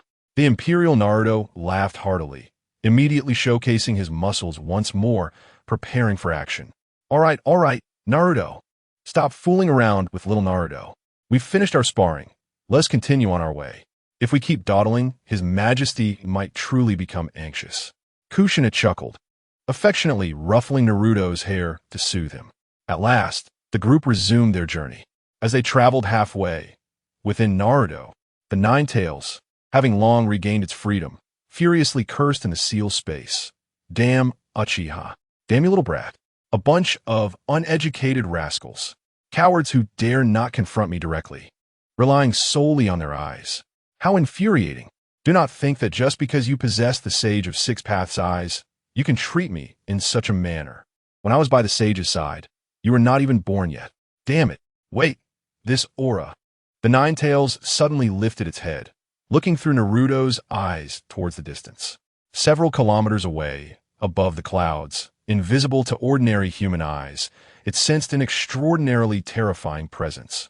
As Naruto drew closer, this aura became increasingly distinct. Within its perception, it began to expand, slowly transforming into the shadow of a towering giant, obscuring the world and rendering its visage indistinguishable. Impressive, terrifyingly strong. Although I have yet to engage closely with merely this aura, I can ascertain that its owner is undoubtedly a being more formidable than the Sage of Six Paths. Could it be that individual? The ancestral Dragon Emperor? Hiss! How can such a dreadful figure exist in this world? Senju Tenjin, the Senju clan. Sage of Six Paths. I never anticipated that among your descendants would emerge such a monster. Even Hashirama's chakra pales in comparison. Damn it! That Naruto intends to meet such a dangerous being? This is troubling. Such a creature will surely detect my presence. What shall I do if it turns hostile towards me? No, I must devise a strategy. The members of the Wind team twitched in disbelief, utterly speechless. Indeed, the people of this world are exceedingly abnormal and powerful, attaining the Mangekyou Sharingan at 10 years old. Wielding such terrifying power, are they even human? They cannot be compared to the likes of me. Meanwhile, the timid Baizu, lacking much understanding of combat, simply observed quietly, remaining inconspicuous. Impressive, isn't it? Arrogant Sasuke? When Naruto couldn't he help but express his admiration. Ha! Being praised by the weak is hardly a cause for celebration, Sasuke scoffed. Damn arrogant Sasuke. Do not get too carried away. Just because you are strong, it does not mean you surpass me in this world. When Naruto retorted vehemently.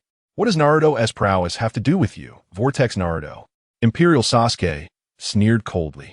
This only infuriated When Naruto further as he shouted, Damn it! Arrogant Sasuke! Big brother Naruto! Let us join forces. We can surely defeat this insufferable Sasuke. Little brother Naruto, that's a splendid idea. Let us stand shoulder to shoulder as brothers. Imperial Naruto laughed heartily, immediately showcasing his muscles once more, preparing to charge. All right, Naruto.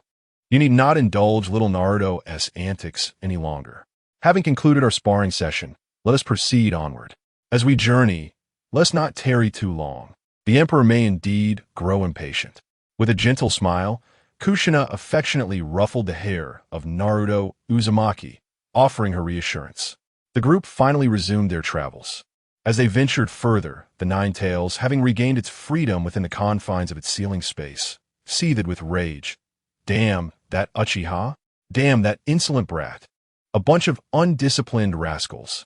They dare not confront me head-on, relying solely on their ocular prowess. How infuriating! Do not presume that possessing the Sage of Six Paths eyes grants you the right to treat me this way. I was by the Sage's side long before you were even conceived. How detestable! Wait a moment. This aura. The Nine-Tails abruptly lifted its head, peering through Naruto's eyes towards the horizon. Several kilometers away, above the clouds, which were imperceptible to the naked eye of ordinary humans, it sensed a terrifying and extraordinary presence. As Naruto drew nearer, the aura grew increasingly distinct, expanding in its perception, gradually forming a colossal shadow, veiling the world and obscuring its visage. Remarkable. So powerful. The strength is truly terrifying. Though I have yet to engage directly, merely sensing this aura, I can ascertain that its master is undoubtedly a being more formidable than the Sage of Six Paths. Is it him, the Dragon Emperor? Hiss! How can such a fearsome entity exist in this world? The Senju, the Sage of Six Paths. I never expected a creature of such magnitude to emerge among your descendants. Sage Hashirama's chakra pales in comparison. Damn it! Is Naruto heading to meet such a perilous figure? This is catastrophic. Such a being will certainly detect my presence. If they choose to act against me, how shall I defend myself?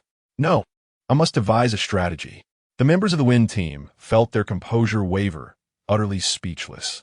Indeed, the denizens of this world are extraordinarily formidable. To possess a Mangekyou Sharingan at the tender age of 10 and wield such terrifying power, are they even human?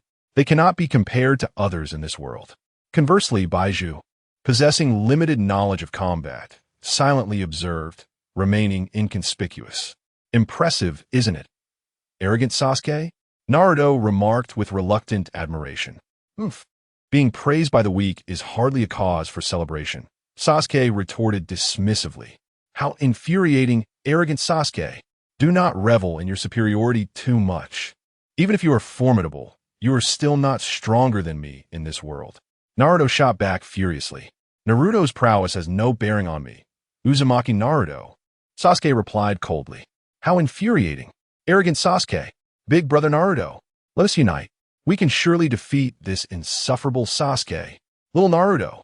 That is an excellent idea. Let us march forward together, dear brothers. Ha ha ha. The mighty Naruto laughed heartily. Immediately, another display of muscular prowess ensued, all in jest. All right, Naruto. It would be wise not to indulge the younger Naruto in his antics any longer. Our sparring session has concluded. Let us continue our journey. As we meander along this path, the majesty may indeed grow impatient. Kushina chuckled warmly, affectionately ruffling the hair of the swift Naruto to soothe him. At last, the group resumed their trek. Midway through their journey, within Naruto's being, the already liberated Nine-Tails seethed in the confines of its sealed space, cursing vehemently. Damn Uchiha. Cursed little brat. A bunch of ill-mannered ruffians. They dare not face me directly, relying solely on their eyes. How despicable. Do not presume that the power of the Sage of Six Paths' eyes makes you superior to me. When I stood by the Sage, you were not even born yet. Damn it. Wait. This aura. The Nine-Tails abruptly lifted its gaze, peering through Naruto's eyes into the distance. Several kilometers away, above the clouds, unseen by ordinary mortals, it sensed a terrifyingly potent presence.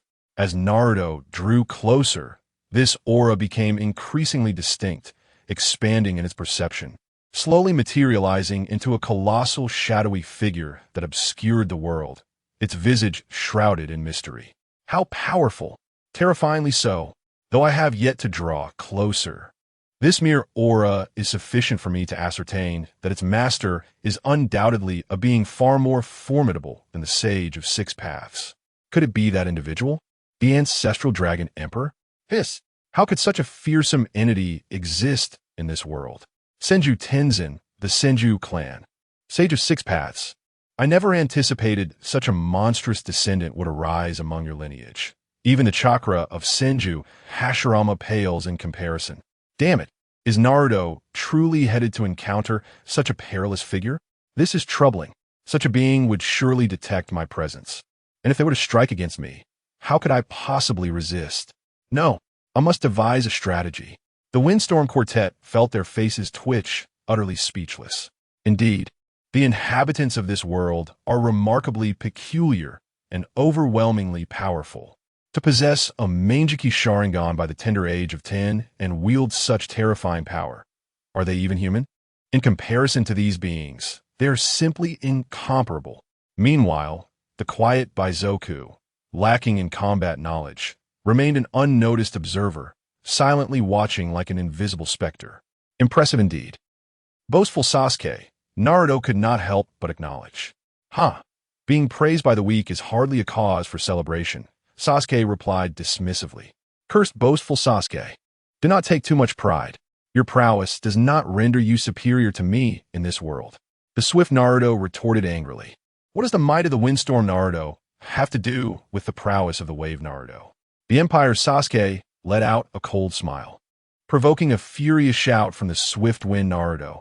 How infuriating. That despicable Sasuke. Big brother Naruto, let us join forces. We can surely defeat this arrogant Sasuke.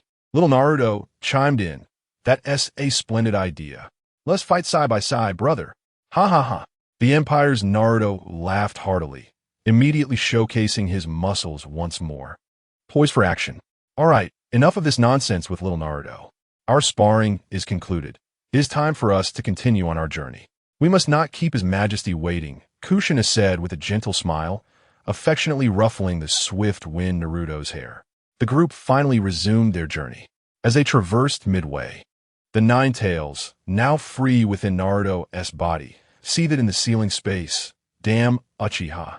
That insufferable brat. A bunch of uneducated rascals. They dare not confront me directly, relying solely on their eyes. How infuriating. Do they think that possessing the sage's eyes grants them the right to treat me this way? When I was beside the sage, that little brat wasn't he even born yet. Damn it. Wait. This aura. The Ninetales suddenly lifted its head, peering through the swift wind Naruto's eyes, gazing into the distance.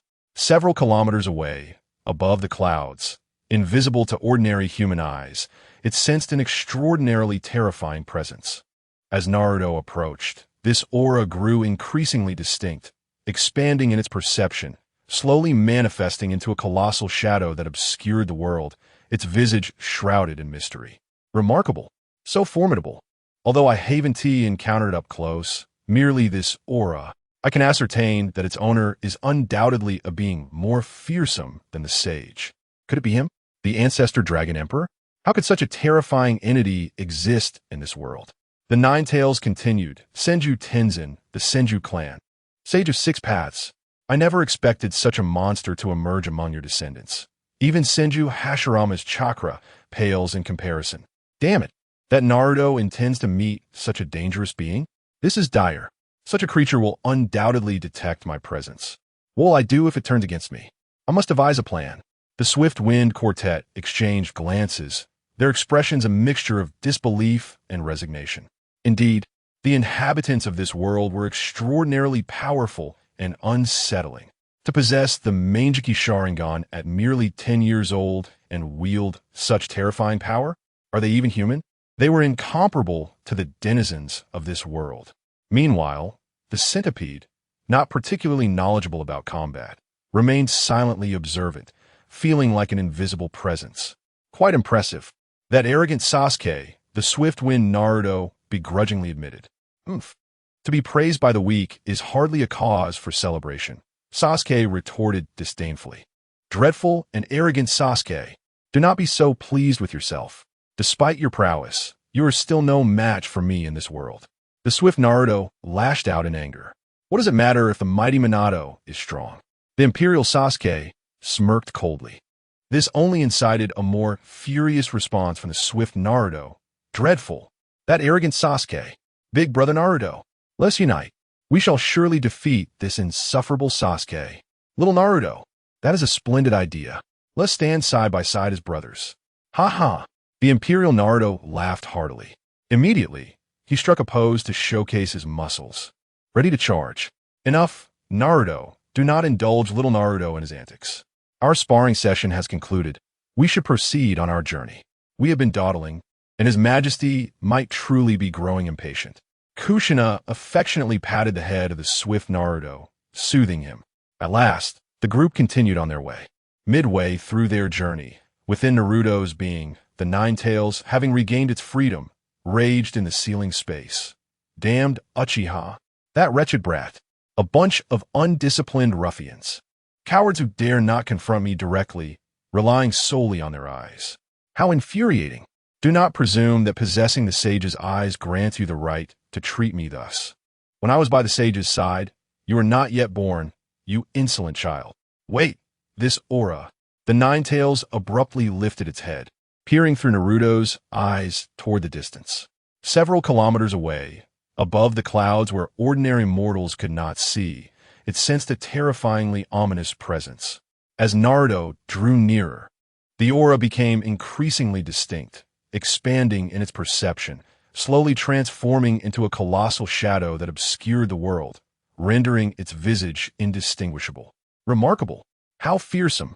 Though I have yet to encounter it up close, just this aura alone, I can deduce that its owner is undoubtedly a being more formidable than the sage himself.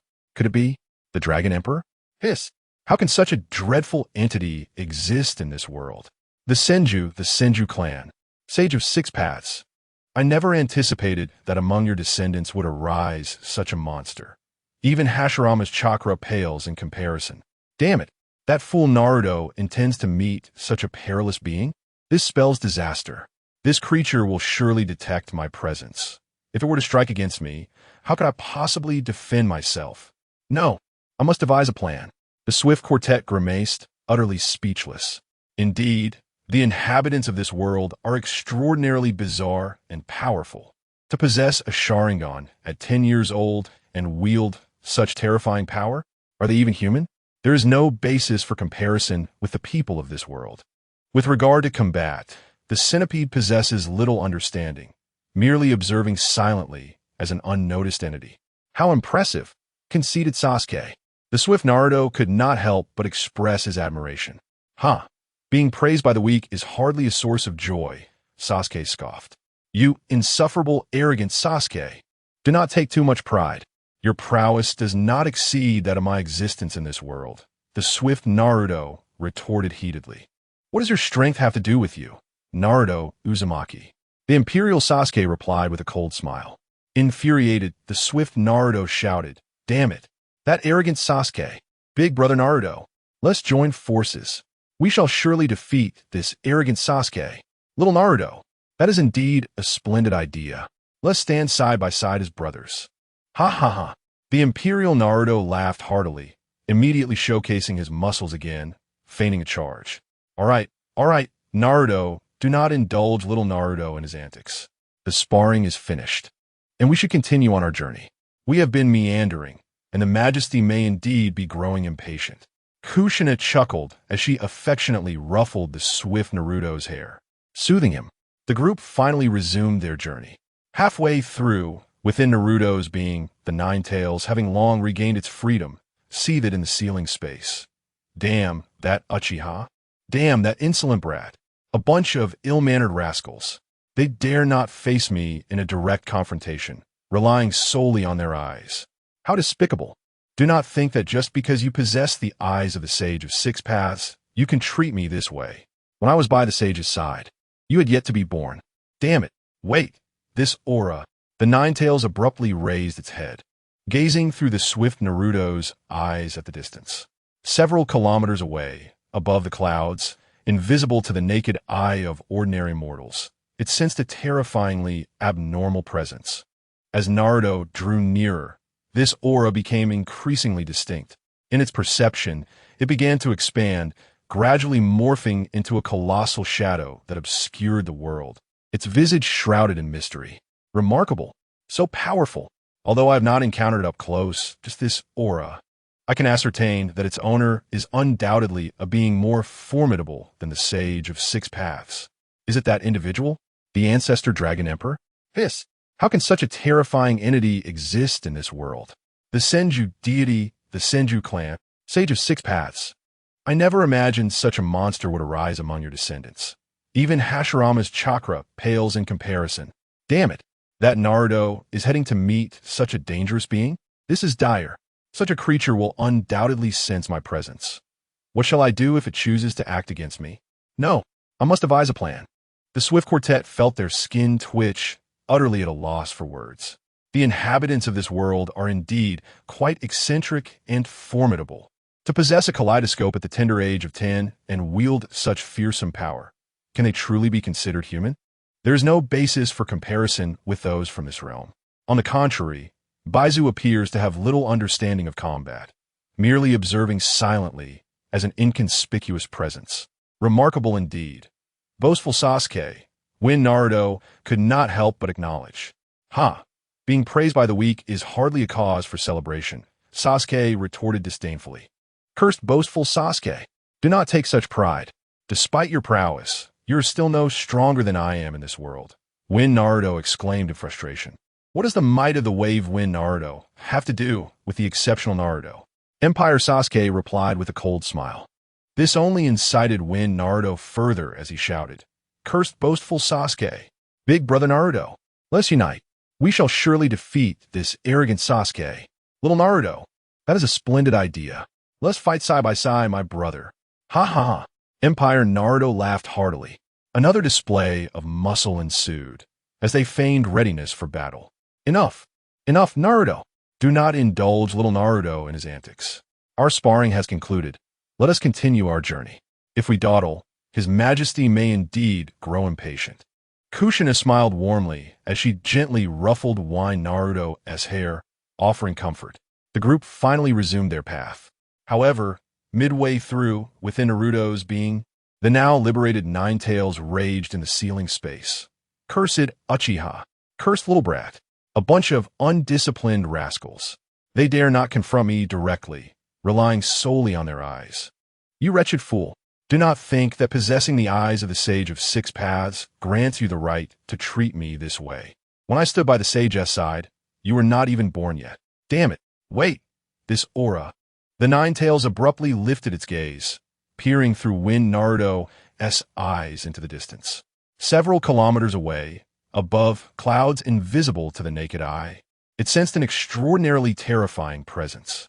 As Naruto approached, this aura grew increasingly distinct, expanding within its perception, slowly materializing into a towering shadow that obscured the world. Its visage shrouded in mystery. Impressive, terrifyingly powerful. Though I have not encountered it up close, just this aura alone, I can ascertain that its master is undoubtedly a being more fearsome than the Sage of Six Paths. Could it be that individual? The Ancestor Dragon Emperor? Hiss! How could such a dreadful entity exist in this world? The Senju, Celestial, the Senju clan, Sage of Six Paths. I never anticipated such a monstrous descendant would emerge among your lineage. Even Senju Hashirama's chakra pales in comparison. Cursed fate. Is that fool Naruto truly intent on meeting such a perilous individual? This is dire. Such a person will undoubtedly perceive my presence. If they choose to act against me, how shall I possibly defend myself? No, I must devise a plan. Chapter 14. The terrifying aura of the thousand-handed deity. The Ninetales fox's eyes darted about, frantically seeking a solution. Finally, gritting its teeth, it initiated contact with Naruto Uzumaki. Hey, you little brat. You little brat. Huh? Naruto, who was currently accompanying the Empire's members, paused, feeling a peculiar sensation in his heart. It's you, you foul fox. What do you want? You little brat. Do not continue following them. Find another place. Do you hear me? The Ninetales growled menacingly. Why should I listen to you, you foul fox? Naruto retorted. I'm doing this for your sake. There's a terrifying individual ahead. If he wishes to kill you, even if I intervene, you are doomed. The Ninetales' voice grew grave. TCH, assist me? I didn't see you make much of a difference when facing Sasuke. Naruto scoffed. That's because of his eyes. His eyes restrain me. Otherwise, I would have obliterated that little brat long ago. The Ninetales exclaimed, seething with rage. Then perhaps you should just remain silent, you foul fox. You little brat. If you continue on this path, you may indeed perish. If they intended to kill me, they would have done so by now, wouldn't they? I can't even defeat a single guard from their nation. I've heard they have 100,000 such guards. As Naruto spoke, his expression darkened once more. You little brat, those guards are not formidable at all. Trust me, do not proceed any further. If you heed my warning this time, I shall never meddle with you again and will grant you my power. At that time, not only those guards, but the entire world shall have few who can rival you. The Ninetales' voice grew increasingly urgent. Are you afraid, you foul fox? Naruto finally sensed the fear emanating from the Ninetales. I am not afraid. I simply do not wish for you, foolish child, to perish. If you die, I will temporarily cease to exist as well, waiting decades to be reborn. The Ninetales bellowed. You're lying. You foul fox. Naruto's voice dropped, laced with conviction. The Ninetales fell silent. You're right. I am indeed afraid, but you little brat, shall not have it easy either. You're feeling quite proud now, aren't you? Then prepare to experience my dread. Feel the terror of that being. The Ninetales opened its shared perception. In the next moment, Naruto, who had been walking alongside the others, was suddenly engulfed by an overwhelmingly terrifying aura. Several kilometers ahead, a colossal shadow, towering thousands of meters high, emerged, completely enveloping him. Naruto froze, his limbs stiffening, beads of sweat cascading down his body. He felt as though he could not breathe. Sounds of panic involuntarily escaped his throat. Oomph, you little brat. Now you understand what terror truly is, don't you? Within the confines of the sealed space. The Ninetales mockingly observed, drenched in sweat, the unusual demeanor of Naruto Uzumaki. The other members of Team Kakashi expressed their concern, exclaiming, "Naruto, what is wrong with you? Are you frightened? Is it due to your heightened sensitivity?" The Empire's Minato questioned, perplexed. That foolish fox is once again engaging in unnecessary antics. The Empire's Sasuke cast a nonchalant glance at Naruto's abdomen, the purple light in his eyes flickering once more. Naruto, who had been rigid and gripped by terror, finally regained his composure, collapsing to the ground, heaving heavily. Huff, huff. What was that? I saw a gigantic giant so terrifying. As he spoke, fear still lingered in his eyes. Naruto, what on earth happened? What giant? There's nothing here. Sakura inquired, worry etching her features. He must have sensed the presence of his majesty. Could it be due to the Nine Tails? Minato murmured, glancing at Sasuke. Who else could it be but that foolish fox? The tailed beasts possess acute perception. He must have sensed the majesty's formidable aura.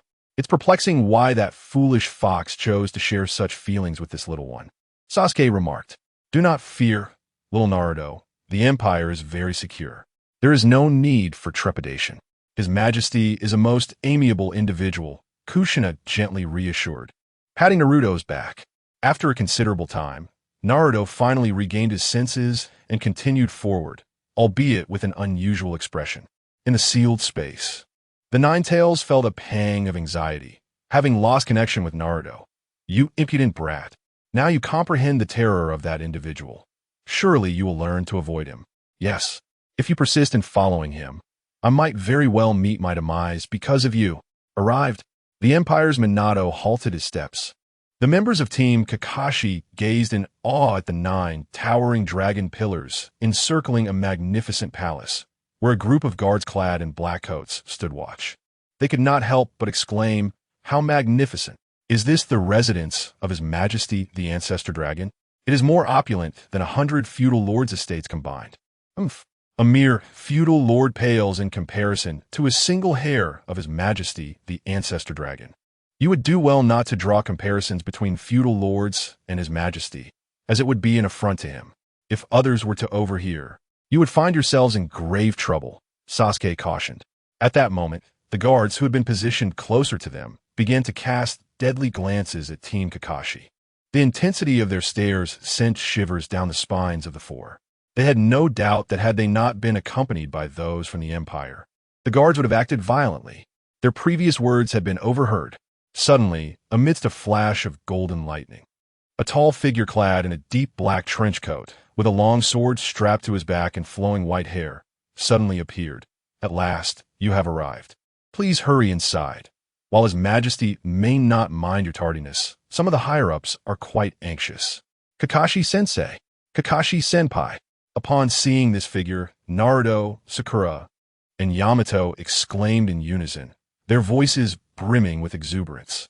"Kakashi-sensei, it appears that in this alternate realm, I am your teacher."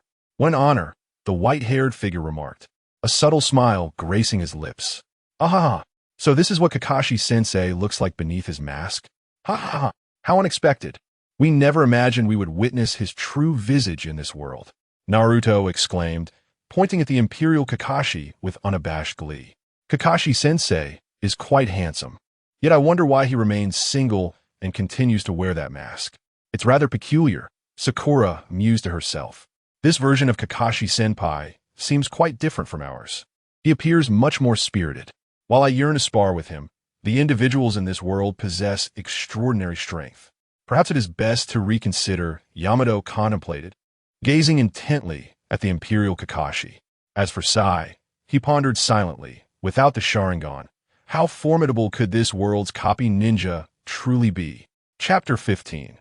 The meeting between Naruto's team and the Emperor of the Ancestor Dragon. Is my true visage truly a cause for such elation? Is the version of myself from another realm so unworthy of regard? The Imperial Kakashi blinked in bemusement. Ha ha ha. In our world, Kakashi-sensei always wears a mask. There was a time when Sakura, Sasuke, and I followed him for an entire day, observing him as he visited Ichiraka Ramen. Yet we never caught a glimpse of his true face. I had always imagined Kakashi-sensei possessed a mouth resembling a sausage. Naruto laughed heartily. Perhaps. Our Kakashi-senpai has suffered some injury to his mouth or face. After all, Dato added thoughtfully. He mused silently. If Kakashi-senpai were as dashing as the one before me, there would be no reason for him to perpetually don a mask or even indulge in risque literature. Surely, he must have endured some misfortune, rendering him unable to find a girlfriend, leading to such a despondent and disheveled demeanor. Indeed, even Sakura shared this sentiment. Ah, is that so? How regrettable. I had no idea that the version of me from another world was in such dire straits. Nevertheless, you all should accompany me inside for now. His Majesty and the others await your presence. The Imperial Kakashi expressed with a hint of regret, turning to stride towards the palace behind him. Everyone, please follow. The Imperial Minato also restrained his smile. The four members of Team Kakashi, along with Baizu, inhaled deeply to steady their nerves before proceeding onward. Soon, they would confront the Emperor of the Ancestor Dragon Empire, the man who ruled the world. Clop, clop, clop. A profound silence enveloped them, the only sound being the echo of their footsteps. Upon entering the palace, Naruto's gaze fell upon a colossal ninjutsu array etched upon the ground, emanating a cerulean radiance. With a flash of light, they found themselves transported to a mist-laden realm. At the forefront, the robust, long-haired man they had seen through the communicator sat regally upon the throne. Great Emperor of the Ancestor Dragon, we, Naruto Uzumaki, Sasuke Uchiha, Minato Namikaze, extend our highest respects to you. A throng of imperial attendants bowed deeply, placing their right hands over their hearts in salute. In response, the man on the throne merely nodded lightly, then shifted his gaze towards Naruto's team and Baizu. Welcome to our world from the other realm. Naruto, Uzumaki, Sakura, Haruno, Dato, and Sai. His voice resonated with authority. His piercing gaze, akin to stars and sharpened steel, instilled a palpable sense of trepidation in Naruto. He instinctively lowered his head, stealing a glance at Sakura, Dato, and Sai, who similarly bowed their heads. However, they soon recognized the impropriety of this gesture and lifted their gazes once more. Great Emperor of the Ancestor Dragon, we are ninjas from the Hidden Leaf Village of the Shinobi era, and it is a profound honor to meet you and your esteemed companions. Daiwa respectfully bowed at once, mirroring the gestures of the Imperial Assembly. Sakura and Sai followed suit. Naruto, upon hearing these words, was momentarily taken aback.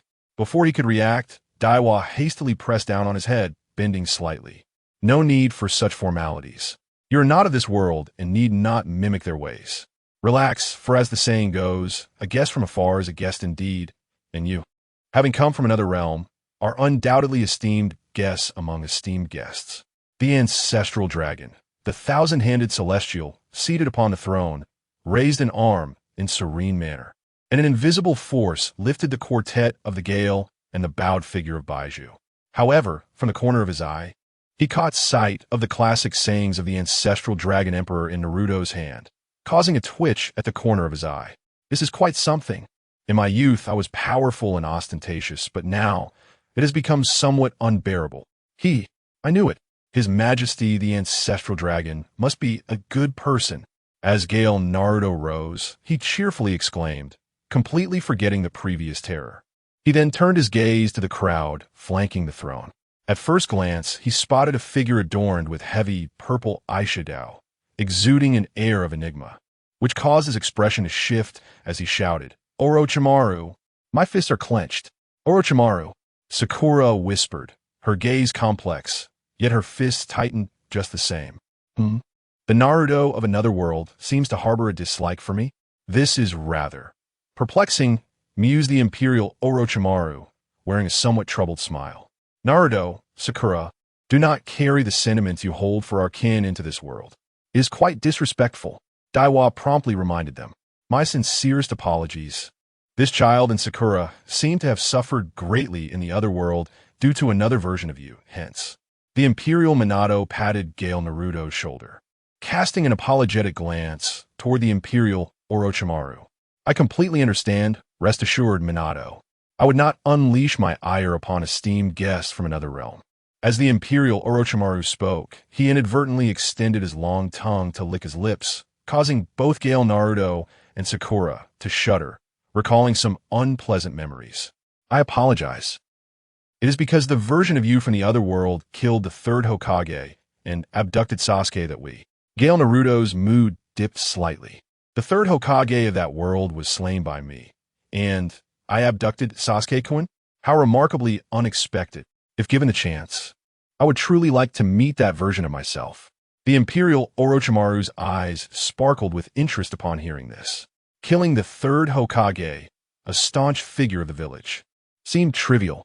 However, abducting the twin star of the imperial capital, Sasuke, was indeed extraordinary. If only I could also abduct this world Sasuke. The Imperial Orochimaru covertly glanced at the Imperial Sasuke. The self from another world is truly remarkable. I hope to have the opportunity to communicate in the future. Do not regard me with such a repugnant gaze, Orochimaru. Otherwise, the moment I step out of Lord Zulong's sight, I will ensure you regret it. The Imperial Sasuke felt the piercing gaze of the Imperial Orochimaru and shot him a fierce glare. My apologies, Sasuke-kun. I did not mean it. This is all due to the dazzling brilliance of the twin stars in the imperial capital, which constantly draws my eyes towards the light.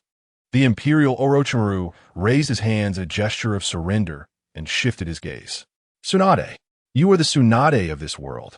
The spirited Naruto, diverting his attention from Orochimaru, caught sight of a strikingly voluptuous blonde sister nearby and exclaimed, "You insolent brat, who are you calling an old lady? I am a distinguished warrior, capable of living for at least 200 years. A few decades merely equate to the age of an ordinary 18-year-old. I'm still a maiden. Do you comprehend what it means to be a maiden?" The Imperial Tsunade raised her right fist, her eyes brimming with murderous intent as she glared at Naruto, causing him to shiver while simultaneously feeling a warmth in his heart. It seems that this Tsunade is quite similar to the one from my world. Sakura and Yamato couldn't help but smile as well. Chapter 16. Conquering the World? Conquering Konoha? The perverted sage. Oh, my apologies, Uncle Jiraiya. Are you still so lecherous even here? Naruto exclaimed joyfully upon seeing Jiraiya, who bore a striking resemblance to himself. Ahem. What are you saying, you little brat? What is wrong with a man being lecherous? Lust is the driving force behind human progress. Without it, the entire world would stagnate. Do you understand the relationship between man and society? The Imperial Jiraiya smirked, his expression sour. The surrounding women cast disdainful glances in his direction. Teacher Jiraiya, perhaps you should refrain from espousing your theories, the Imperial Minato said, exuding exasperation. What is wrong with my theory? It has been validated by imperial societal studies. Even His Majesty the Dragon Ancestor acknowledges it. Right? Your Majesty, you must support me. The Imperial Jiraiya winked at the Dragon Ancestor, the Sage of the Thousand Hands, seated upon the throne, eliciting a chuckle from him. In this world, the trio of vice, lust, gambling, and drugs had long established their personalities due to age, and despite their individual experiences, their characters bore little difference from another realm. Jiraiya was correct. Lust, power, wealth, all desires, are the ladders and motivations that propel human advancement. Thus, there is no need for such aversion or discomfort in discussing them. The Sage of the Thousand Hands nodded. For him, who now possessed the entire world as the Supreme Emperor, there were no desires or thoughts to conceal. This proclamation filled the Imperial Jiraiya with pride. See, His Majesty agrees. If you continue to refute me, you are contradicting His Majesty. TCH, a group of women turned their heads in disdain. There stood the bushy-browed teacher. Teacher Kurenai, Hinata's father, Ino's father, Shikamaru's father. Wow, who is this white-haired uncle? He looks so much like Teacher Kakashi. The Gale Naruto gazed at the crowd, unable to contain his astonishment. The individuals mentioned all nodded and smiled at him. However, upon spotting Itachi Uchiha, Naruto's expression shifted in surprise. RNTU. Sasuke-s. Naruto. Yamato suddenly exclaimed, delivering a firm pat on Naruto's back, jolting him awake. He then pursed his lips and offered an awkward smile, choosing not to speak further. What is wrong? Is there something amiss with my counterpart in another world? The Imperial Itachi Uchiha, clad in black attire, looked at Naruto with curiosity. My apologies, that is a village secret. Yamato responded on Naruto's behalf. Is that so? I understand. The Imperial Itachi nodded, showing no inclination to press further. Perhaps my brother in that world is quite formidable. After all, without the power of Indra, it would be difficult for me to surpass him, the Imperial Sasuke remarked nonchalantly. To be candid, he harbored little interest in the feeble world inhabited by the Wind Ninja. The other denizens of the Empire paid scant attention to the words of Yamato. However, seated upon the throne, Senju Tenjin wore an unusual expression as he recalled the Naruto series he had once viewed in his past life. These individuals were quite astute, cleverly concealing the annihilation of the Uchiha clan from the outset. Yet, one cannot hide the fire beneath the paper, should this group of Uchihas learn the truth. The Leaf Village in that world would undoubtedly face dire consequences. Nevertheless, this premise hinged upon the Dragon Empire's ability to traverse to the realm of the wind. Ultimately, Senju Tenjin steeled his mind. Very well, it seems we are all acquainted now. Therefore, I shall be direct. Naruto, Sakura, Yamato, Sai, and Kabuto, hailing from another world. I implore you to assist us in enabling our people to enter your realm. The expressions of those from the Empire remained unchanged. Yet Yamato and Sai from the Wind Quartet were visibly shaken. The most dreaded scenario had indeed arrived. The ruler of this world, capable of commanding the formidable Dragon Empire, far surpassing even the Leaf Village and the entire ninja realm, harbored intentions toward their world. If he were to enter, it would spell disaster for all. Thus, they resolved to thwart his ambitions at all costs. But could they truly prevent him? The two were soon engulfed in confusion, as the disparity in power was insurmountable. At that moment, the Wind Kabuto gleefully exclaimed, "Hee, just as I suspected, such a magnificent being as His Majesty the Dragon must inherently possess an insatiable desire for conquest. Those decrepit figures of the ninja world, and those inept feudal lords are utterly unworthy of possessing this world. Only someone as great as Your Majesty deserves it. Please allow me to assist you." What? Conquer the world? Conquer the leaf? At this juncture, even the politically naive Naruto was taken aback, gazing incredulously at the figure upon the throne. Hey, this must be a joke, right? Uncle Emperor of the Dragon Empire. Surely you wouldn't do that, would you? And what about Uncle Minato, Big Brother Naruto, and Sister Kushina? As Naruto spoke, he cast a glance at the seemingly friendly figures of the Empire, including Minato. I'm sorry, little Naruto, but trust me, this is for the greater good of everyone. The Empire's Minato replied with an awkward smile. Little Naruto, you must believe in us. Believe in His Majesty. Only by embracing the Empire can the entire ninja realm find true happiness, added Kushina from the Empire, reaching out as if to pat Naruto's head, only to be evaded by his indignant retreat. You despicable lot. All of you are villains, wishing to conquer the world, to conquer the leaf. I will never allow it. Naruto shouted vehemently. You should consider yourselves fortunate, for it is only in this manner that you may join the Empire, become a member of the Empire, and relish a life of advancement, prosperity, and abundance. The Empire's Sasuke scoffed. What are you saying? Infuriating, arrogant Sasuke. Where the leaves dance, the fire shall ignite. The shadow of the flames will illuminate the village, nurturing new sprouts. Our Konoha shall never. The words of the swift wind Naruto trailed off. The Empire's Sasuke couldn't help but smirk, saying, just a brainwashing mantra, and you dare to regard it as truth? Is a backward system and village that only emphasizes sacrifice truly worthy of nostalgia? Indeed, as His Majesty has stated, the people of the Ninja Village era are remarkably obstinate. Only the iron fist of justice is fitting for them. Damnable, arrogant Sasuke, Konoha belongs to everyone. It shall never bow to anyone. You should abandon this delusion. Naruto shouted. Naruto, why do you believe that joining the Empire equates to surrendering to it? The gentle voice of Minato Namikaze interjected. Chapter 17. The bet because the people of Konoha are now living in great happiness, remarked the swift Naruto without a moment's hesitation. Is it truly happiness? Do the commoners of the Empire truly live in bliss? One must inquire within and reflect upon the recent sights and experiences. Gently reminded the Empire's Minato. This. Naruto was momentarily taken aback. He recalled the fashionable and vibrant individuals he had recently observed on the streets, their radiant smiles and boundless energy. He also remembered the splendid, towering houses and the goods and delicacies displayed in various shops. Deep down, Naruto had to concede that the living standards of the Empire's ordinary citizens far exceeded those of Konoha. Yet, even if the Empire's common people live well, this is not our homeland. Konoha is. Forced conquest will only bring about war and destruction, interjected Yamato at this juncture. Such notions mirror our past sentiments, sighed the Empire's Tsunade. This reflects the narrow-mindedness of the people during the era of the shinobi villages. Individuals tend to linger within the confines of their understanding, finding it difficult to embrace the novel. The Empire's Jiraiya could not help but smile wryly. Ha ha ha. Is this not the folly unique to humanity? It is thanks to His Majesty the Ancestor Dragon that we have been rescued from that ignorant and foolish era. Orochimaru of the Empire licked his lips, gazing fervently upon the figure upon the throne. Those who have not lived within the Empire for a time can never comprehend the greatness of His Majesty the Ancestor Dragon and the entire Empire. Therefore, little Naruto, why not reside here for a while? Then you may decide your course of action, suggested Kushina of the Empire.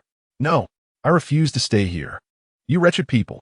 Naruto glared at the denizens of the Empire, branding them all as nefarious individuals with ulterior motives. How selfish. Uzumaki Naruto. Is this the lesson imparted by the shinobi village? At that moment, the figure upon the throne, Senju Tenjin, finally spoke again. Upon hearing this, Naruto's fury ignited. How dare you? Selfish? You wish to invade Konoha, yet do you not allow us to resist? Uzumaki Naruto, you are but an individual and do not represent anyone. To know that aligning with the Empire could enhance the lives of everyone, yet to refuse is not selfishness? In your narrow perspective, there exists only Konoha, only the teachings of the shinobi village era, devoid of the vision of a unified future where the people thrive. Unable to see such a future. His Majesty the Ancestor Dragon. I believe every one of us in Konoha cherishes that land. Our ancestors have lived there for generations. It is impossible to abandon it, nor will we yield to anyone.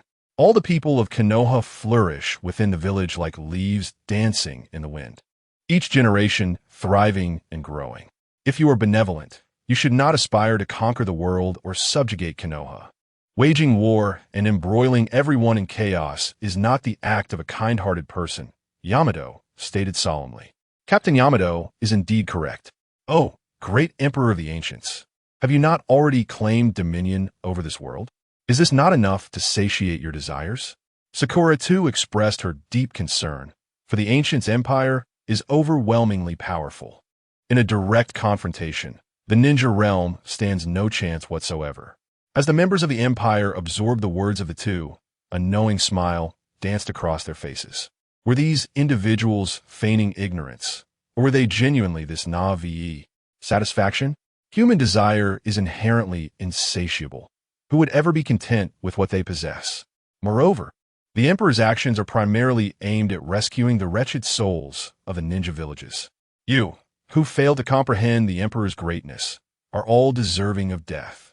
Without needing further provocation from the Empire, the fearsome Lushan stepped forward and bellowed. You vile creature, though you hail from our world, how dare you utter such words? Naruto glared furiously, his fists clenched and veins bulging. I merely wish to exist in a more civilized and advanced world. Inhale deeply and savor the air of this realm. It is so sweet and enchanting. This is the essence of civilization and freedom. And Lushan proclaimed, taking a deep breath, his face alight with rapture. This spectacle elicited a profound sense of disgust from Naruto and his comrades. In stark contrast, that inept world ruled by the daimyo is utterly foolish and backward. Even the very air is tainted with a nauseating stench.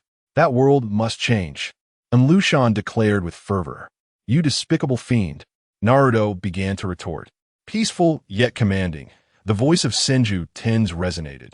Naruto, Uzumaki, Yamato, Sakura, Haruno, Sai. Let us engage in a wager.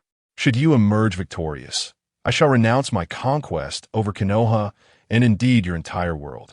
However, should you lose, you must surrender unconditionally. What wager? Naruto inquired suspiciously. Do we have a right to refuse? Yamato offered a wry smile. It is quite simple. Once our people enter your realm, we will invite 100 ordinary individuals to experience life as we know it, allowing them to decide whether to join us or remain behind. This is an excellent proposal. Truly, the Emperor possesses an astute mind, devising such a clever solution. Having 100 common folk experience our way of life and letting them choose to stay or go respects everyone's will and averts the looming specter of war. The Empire's Minato's eyes brightened with excitement. Ah, mighty Emperor of the Ancients, you possess the power to conquer all, yet you display such mercy. You foolish individuals, why do you not express your gratitude? And Lushan glared at Naruto and his companions. Naruto hesitated slightly. What? Are you unable to accept even this condition? It appears that the people of the ninja era are all selfish, hypocritical individuals, cloaked in false nobility. Your hearts are solely occupied with your own interests. Imperial Sasuke provoked, damn it. If we are to gamble, then let us gamble. I have faith in everyone from Konoha. The impulsive Naruto exclaimed in anger. Meanwhile, Yamato chuckled wryly, realizing that they had no right to refuse. Then it's settled. Minato, Kushina, please ensure that our esteemed guests from another world are well accommodated. Oh, and let them study martial arts at the Imperial Capital High School, Senju Tenjin declared. What? Learn martial arts? The 4 members of Team Kakashi were taken aback, only to be filled with joy shortly after. They understood that this was a powerful energy distinct from chakra, and they had experienced its might firsthand.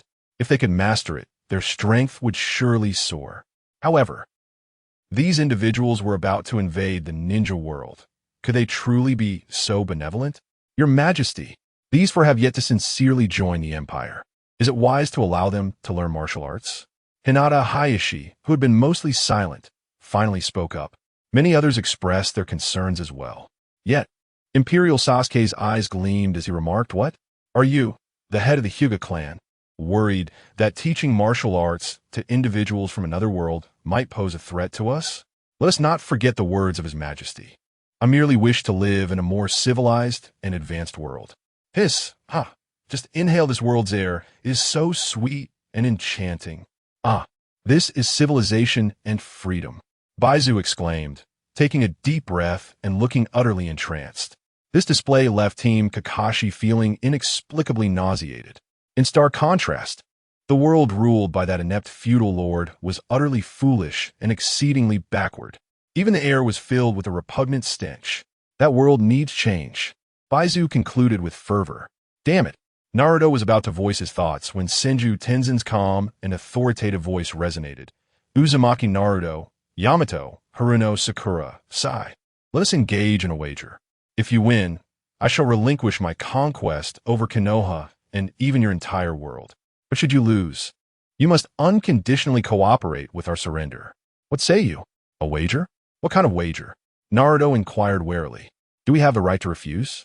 Yamato offered a wry smile. Quite simple. Once our people enter your world, we will invite 100 ordinary individuals to experience our way of life, allowing them to decide whether to join us or to refuse. What do you think? This is a splendid idea. As expected of His Majesty, you have devised a brilliant plan, allowing 100 ordinary people to experience our lifestyle and decide whether to stay or leave respects their will and averts the outbreak of war. The Imperial Minato's eyes sparkled with delight. Great ancestor Long, you possess the power to conquer all, yet you are so benevolent. Foolish individuals, do not hesitate to express your gratitude. The centipede gazed intently at the 4 members of the Gale team. Naruto, the leader, hesitated. What? Are you unable to agree to this condition? It appeared that the inhabitants of the ninja villages were all selfish and hypocritical, cloaked in grandiloquent righteousness. Their hearts seemed to harbor only self-interest. Sasuke of the Empire taunted, how infuriating. If we are to gamble, then so be it. I have faith in everyone from Konoha. Naruto shouted in frustration. Meanwhile, Yamato chuckled wryly, aware that they had no authority to decline. Then it is settled. Minato, Kushina, Please ensure that our esteemed guests from another world are well accommodated. Oh, and allow them to attend the Imperial Academy to learn martial arts, declared Senju Tenjin. What? You want us to learn martial arts? The Gale team was taken aback, then elated. They understood that this was a formidable energy distinct from chakra, one whose power they had deeply experienced. If they could master it, their strength would surely soar. However, these individuals were on the verge of invading the ninja realm. Could they truly be so benevolent? Your Majesty, these four have yet to genuinely pledge allegiance to the Empire. Is it wise to allow them to learn martial arts? Hinata Hayashi, who had been largely silent, finally spoke up. Many others shared his concerns. Yet, Sasuke's eyes sparkled with intrigue as he responded. What? Are you, the head of the Hyuga clan, worried that teaching martial arts to individuals from another world may pose a threat to us? Let's not forget the words of His Majesty. I merely wish to inhabit a more civilized and advanced world. Just inhale the air of this world. It is so sweet and enchanting. This is what civilization and freedom truly feel like. The centipede proclaimed, taking a deep breath. Utterly enraptured, this display left the Gale team feeling inexplicably nauseated. In contrast, the world ruled by that useless feudal lord seemed utterly foolish, woefully backward. Even the air was tainted with a nauseating stench. That world needed transformation. With renewed fervor, the centipede declared, those despicable beings. Naruto began to protest. But Senju Tenjin's calm yet authoritative voice interrupted. Naruto, Uzumaki, Yamato, Sakura Haruno, Sai. Let's engage in a wager. If you win, I shall forego the conquest of Konoha, and even your entire world. However, should you lose, you must unconditionally comply with our surrender. What say you? A wager? What kind of wager? Naruto asked, his demeanor cautious. Do we have the right to refuse? Yamato chuckled resignedly. It is quite simple. Once our people enter your world, we will invite 100 ordinary individuals to experience life here. They shall determine whether to join us or to reject our offer. This is an excellent plan. Truly, His Majesty has devised a brilliant strategy, allowing 100 ordinary people to experience our way of life and letting them decide whether to stay or leave. In this manner, not only was everyone well respected, but the outbreak of war was also averted. The Empire's Watergate brightened with delight as he exclaimed, the mighty Emperor Long, you possess the power to conquer all, yet you display such benevolence. Foolish ones, why do you not hasten to express your gratitude? The 100-foot glared at the four from the Gale. Naruto of the Gale hesitated. What? Can you not even agree to this condition? Truly, those from the era of the ninja villages are selfish, hypocritical individuals who only care for themselves, provoked the Empire Sasuke. Damn it, let us take the risk. I have faith in everyone from Konoha. Naruto shouted in anger. Yamato, standing aside, could only smile wryly, as they had no right to refuse. Then it is settled. Watergate, Kushina, please take good care of our esteemed guests from another realm. By the way, allow them to attend the Imperial Capital Academy to learn martial arts. The Sage of the Thousand Hands stated. What? You want us to learn martial arts? The four from the Gale exclaimed in surprise, followed by immense joy. They deeply understood that it was a powerful energy distinct from chakra, and if they could master it, their strength would undoubtedly soar. However, these individuals were about to invade the ninja world. Could they truly be so benevolent? Your Majesty, these four have yet to sincerely join the Empire. Is it wise to let them learn martial arts? Spoke Hinata Hizashi, who had been mostly silent. Many others displayed concern as well. Yet, the Empire's Sasuke's eyes gleamed as he replied. What? Is the head of the Hyuga clan worried that teaching martial arts to people from another world might pose a threat to us? Let us not forget what His Majesty once said. I merely wish to live in a more civilized and advanced world. Just inhaled deeply. The air in this world is so sweet and enchanting. This is civilization and freedom. The 100-foot declared, taking a deep breath and appearing utterly enchanted. This display left the Gale Quartet feeling inexplicably nauseous. In contrast, the world ruled by that useless daimyo seemed utterly foolish and woefully backward. Even the air was filled with a nauseating stench. That world must change. The 100-foot proclaimed with fervor. Damn it! Naruto of the Gale began to retort. But the calm and authoritative voice of the Sage of the Thousand Hands interrupted. Naruto, Uzumaki, Yamato, Sakura Haruno, and Sai. Let's make a wager. If you win, I shall relinquish my intention to conquer Konoha, and even your entire world. But should you lose, you must unconditionally cooperate with our surrender. What say you? A wager? What kind of wager? Naruto asked warily. Do we have the right to refuse? Yamato chuckled bitterly. It's quite simple. It will occur once our people enter your world. We shall invite 100 ordinary individuals to experience life as we know it, allowing them to determine whether to join us or decline. This strategy is indeed commendable.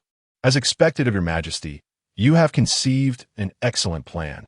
By permitting 100 commoners to witness our way of life, they can choose to stay or leave. In doing so, we honor their will and circumvent the outbreak of war. The Imperial Watergate's eyes sparkled with delight. Ah, mighty sovereign of the ancients, you possess the power to conquer all, yet display such benevolence. Foolish ones, should you not express your gratitude? The 100-legged creature glared at the Gale Quartet. Gale Naruto hesitated. What? Are you unable to acquiesce even to this condition? Truly, the denizens of the ninja village era are selfish and hypocritical beings, cloaked in grandeur. Your hearts are solely for yourselves, taunted the Imperial Sasuke. How infuriating. I shall take this gamble. I trust the people of Konoha. Gale Naruto shouted in exasperation. Yamato, standing to the side, could only smile wryly. They had no real right to refuse. Then it is settled. Watergate, Kushina, please ensure our esteemed guests from another world are comfortably accommodated. By the way, allow them to attend the Imperial Academy to study martial arts. The Senju Celestial proclaimed. What? We are to learn martial arts? The Gale Quartet gasped in astonishment, soon followed by elation. Such a formidable energy, distinct from chakra, they had felt its immense power firsthand. If they could master it, their strength would surely soar. Yet, these individuals are on the verge of invading the ninja realm. Can they truly be so benevolent? Your Majesty, these four have yet to sincerely join the Empire. Is it wise to grant them the opportunity to learn martial arts? Spoke Hinata Hizashi, who had remained mostly silent until now. Many others also displayed concern. However, Imperial Sasuke's eyes gleamed with intrigue. What? Is the head of the Hyuga clan worried that teaching individuals from another world martial arts may pose a threat to us? Let us not forget the words of His Majesty. I merely desire to live in a more civilized and advanced world. Inhale deeply. The air in this world is so sweet and enchanting. This is the essence of civilization and freedom. The 100-legged creature exclaimed, taking a deep breath, utterly entranced. This display filled the Gale Quartet with a profound sense of revulsion. In stark contrast, the realm governed by that ineffectual feudal lord is utterly foolish and woefully backward. Even the air is thick with a nauseating stench. That world requires transformation. The 100-legged creature declared with fervor. How infuriating. Gale Naruto wished to voice further thoughts. The calm and authoritative voice of Senju, Celestial, resonated. Uzumaki Naruto, Yamato, Haruno Sakura, Sai. Let's engage in a wager. Should you prevail, I shall relinquish my ambitions of conquering Konoha, and indeed, your entire world. However, should you lose, you must unconditionally cooperate with our surrender. What do you say? A gamble? What gamble? The vigilant Naruto inquired. Do we possess the right to refuse? Yamato chuckled wryly. It is quite simple. Once our people enter your realm, we shall invite 100 ordinary individuals to experience the lives of our common folk, allowing them to decide whether to join us or to decline. This is an excellent plan. Truly, His Majesty demonstrates remarkable ingenuity by proposing such a solution. By allowing 100 ordinary people to experience our way of life, they can choose to stay or leave. This approach not only respects everyone's will, but also averts the outbreak of war.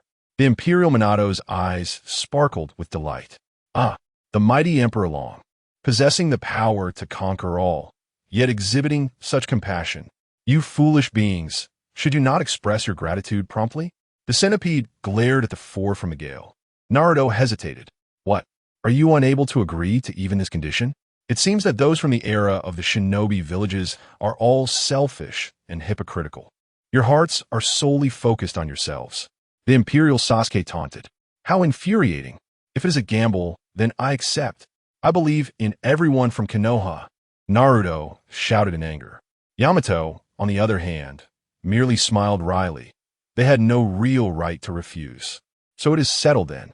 Minato, Kushina, please ensure that our distinguished guests from another world are well accommodated. Also, allow them to attend the Imperial Academy to learn martial arts. Senju Tenjin stated. What? You want us to learn martial arts? The Gale Quartet was taken aback, then suddenly elated. Such power, distinct from chakra, is something they had profoundly experienced.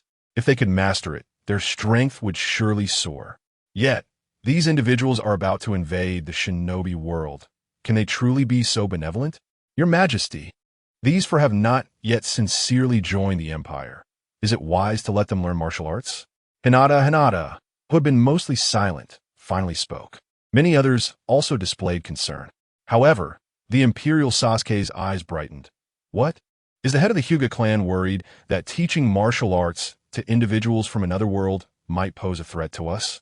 Let's not forget what His Majesty has previously stated. I simply wish to live in a more civilized and advanced world. Hiss. Huh.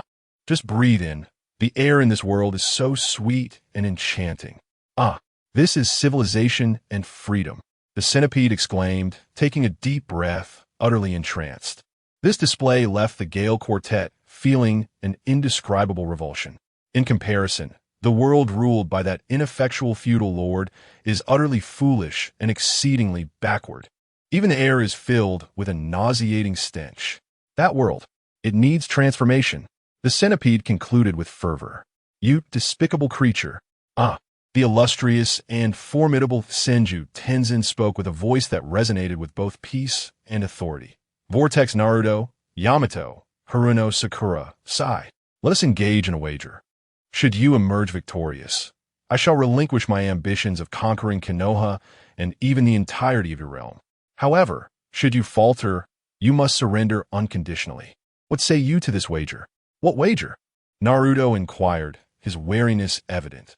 Do we possess the right to decline? Yamato asked with a wry smile. It is quite simple. Once our personnel cross into your world, we shall invite 100 ordinary individuals to experience the lives of our common folk, allowing them to decide whether to join us or reject our offer. How does that sound? That is indeed a splendid idea. Truly, Your Majesty, you have devised an admirable solution. Allowing 100 commoners to experience our lives and make their own choice not only respects their will, but also averts the onset of war, the Imperial Mizukage expressed, his eyes gleaming with delight. Ah, mighty Emperor Long, you possess the power to conquer all, yet you display such benevolence. Foolish mortals, why do you not express your gratitude immediately? Baiju glared at the quartet of the wind. Naruto hesitated momentarily. Are we unable to accept even this condition? It seems that the denizens of the shinobi era are all selfish and hypocritical, consumed by self-interest. Your hearts are filled only with your own desires, Sasuke taunted. How infuriating. A wager it shall be. I have faith in everyone from Konoha. Naruto shouted passionately. Yamato, observing quietly, chuckled ruefully. They had no true right of refusal. Then it is settled. Watergate. Kushina, ensure that our esteemed guests from another world are well accommodated. Oh, and do allow them to attend the Imperial Academy to learn martial arts, Tenzin commanded. What? You wish for us to learn martial arts? The Wind Quartet gasped in astonishment, then erupted in joy. Such energy, distinct from chakra, was immensely powerful, and they were well aware of its potential. If they could master it, their prowess would surely soar to new heights. However, these individuals were poised to invade the shinobi realm. Could they truly be so benevolent? Your Majesty, these four have yet to genuinely pledge allegiance to the Empire. Is it wise to allow them to study martial arts? Hinata Hyuga, who had remained silent until now, finally spoke, concern etched across her face. Many others echoed her apprehension. Yet, Sasuke's eyes sparkled with intrigue. What is it, Hyuga clan leader? Are you worried that teaching martial arts to individuals from another world might pose a threat to us? Let's not forget the words of our emperor. Chapter 18. The more one understands. The more one discovers the chasm between the ninja world and the Empire, His Majesty once uttered words that linger in the mind. Hinata felt a twinge of confusion. I grant you time to pursue, until the unattainable becomes visible. The might of His Majesty knows no bounds, unperturbed by anyone's pursuit. In comparison to His Majesty, all are but mere insects, insignificant as ants. He is invincible. Have you all forgotten this truth? The expression on Sasuke's face was grave. Upon hearing these words, everyone felt a jolt of realization. Indeed, His Majesty's martial prowess is unparalleled, unmatched across the realm. Why should he fear the trifling ninja world? The entirety of martial arts is a legacy forged by His Majesty. To him, the ninja world is merely an anthill inhabited by a swarm of ants, not worthy of concern. His Majesty reigns as a deity upon the throne of heaven. A chorus of flattery erupted from the crowd. This caused the eyes of Senju Tenjin to twitch. Goodness, the praise was overwhelming, especially as it echoed classic quotes he once wielded to impress. It felt like a touch of dark history. This group has been underestimated. Yamato gazed at the Empire's assembly, a bitter smile escaping his lips. How infuriating. These people. Naruto, the whirlwind, felt a surge of vexation. He wished to retort, but found himself at a loss for words. After all, the four of them had indeed been easily defeated. The disparity between the two sides was glaringly evident. Regardless, if they are willing to teach, we shall learn earnestly, remarked Sai, his demeanor considerably more serene. Sakura merely sighed. The quartet soon followed the Empire's Minato and Kushina as they departed. Watching their retreating figures, Senju Tenjin finally turned his gaze to Baizu. Baizu and Liu Shan, you shall accompany Orochimaru to Lulan to investigate whether the dragon vein can facilitate reverse traversal. Your will, Your Majesty. Both responded with a bow. In a modest apartment, within the living room by the dining table, Naruto, the whirlwind, sat contentedly, stroking his belly, exclaiming, "The dishes prepared by butler Xiao Long are simply exquisite." That mapo tofu was soft and savory, bursting with flavor. I had never tasted such a splendid dish. As he spoke, his gaze kept drifting to a black-haired girl clad in a maid outfit, possessing an appealing visage. Just moments ago, he had savored the delightful lunch she provided. A total of 10 dishes, each a feast for the senses, far surpassing even the deliciousness of Ichiraku ramen. It was as if he were in a paradise of cuisine. Beside him, Sakura cupped her face with her hands, sighing in satisfaction. Mapo tofu is indeed delicious. But the piece de resistance, in my opinion, must be the sauerkraut fish. The fish is tender and melts in your mouth. How can such marvelous fish exist in this world? Thank you for your compliments. This is all that Xiao Long should do. The black-haired girl replied with a smile. These delectable creations are, in fact, the brainchild of His Majesty. He asserts that while the strong should strive to enhance their own prowess, they must also learn to revel in the pleasures of life. Culinary delights, he believes, offer the greatest enjoyment and are a profound source of happiness for humanity. Consequently, the Empire places immense value on gastronomy, with numerous individuals dedicating themselves to its study. To date, several distinct cuisines and thousands of exquisite dishes have been developed. What we have today can merely be regarded as appetizers, the proud declaration of the Empire as Minato. This prompted exclamations of awe from Naruto and Sakura. The Empire is truly remarkable. However, Uncle Minato, I would prefer it if Butler Xiaolong returned home afterward. As a ninja, I am more accustomed to living independently and yearn to experience the life of an ordinary citizen within the Empire.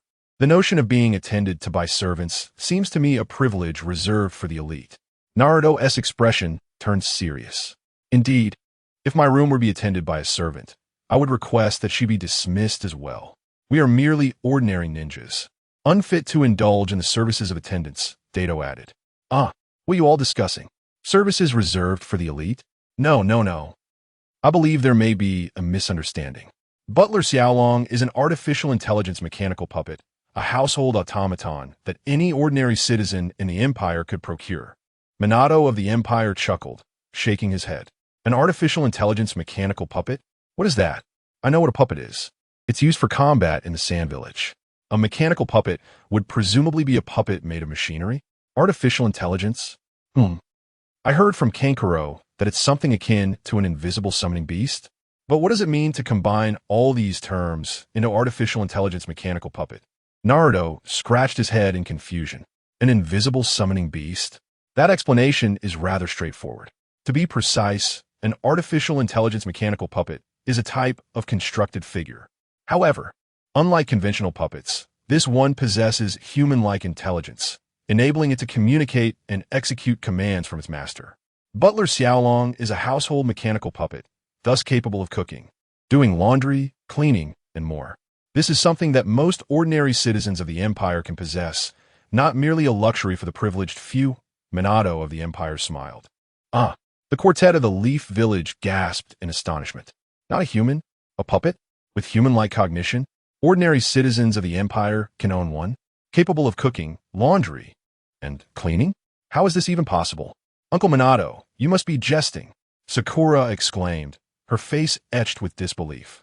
No matter how she looked at it, she was convinced that Butler Xiaolong was undeniably a real person. That is understandable.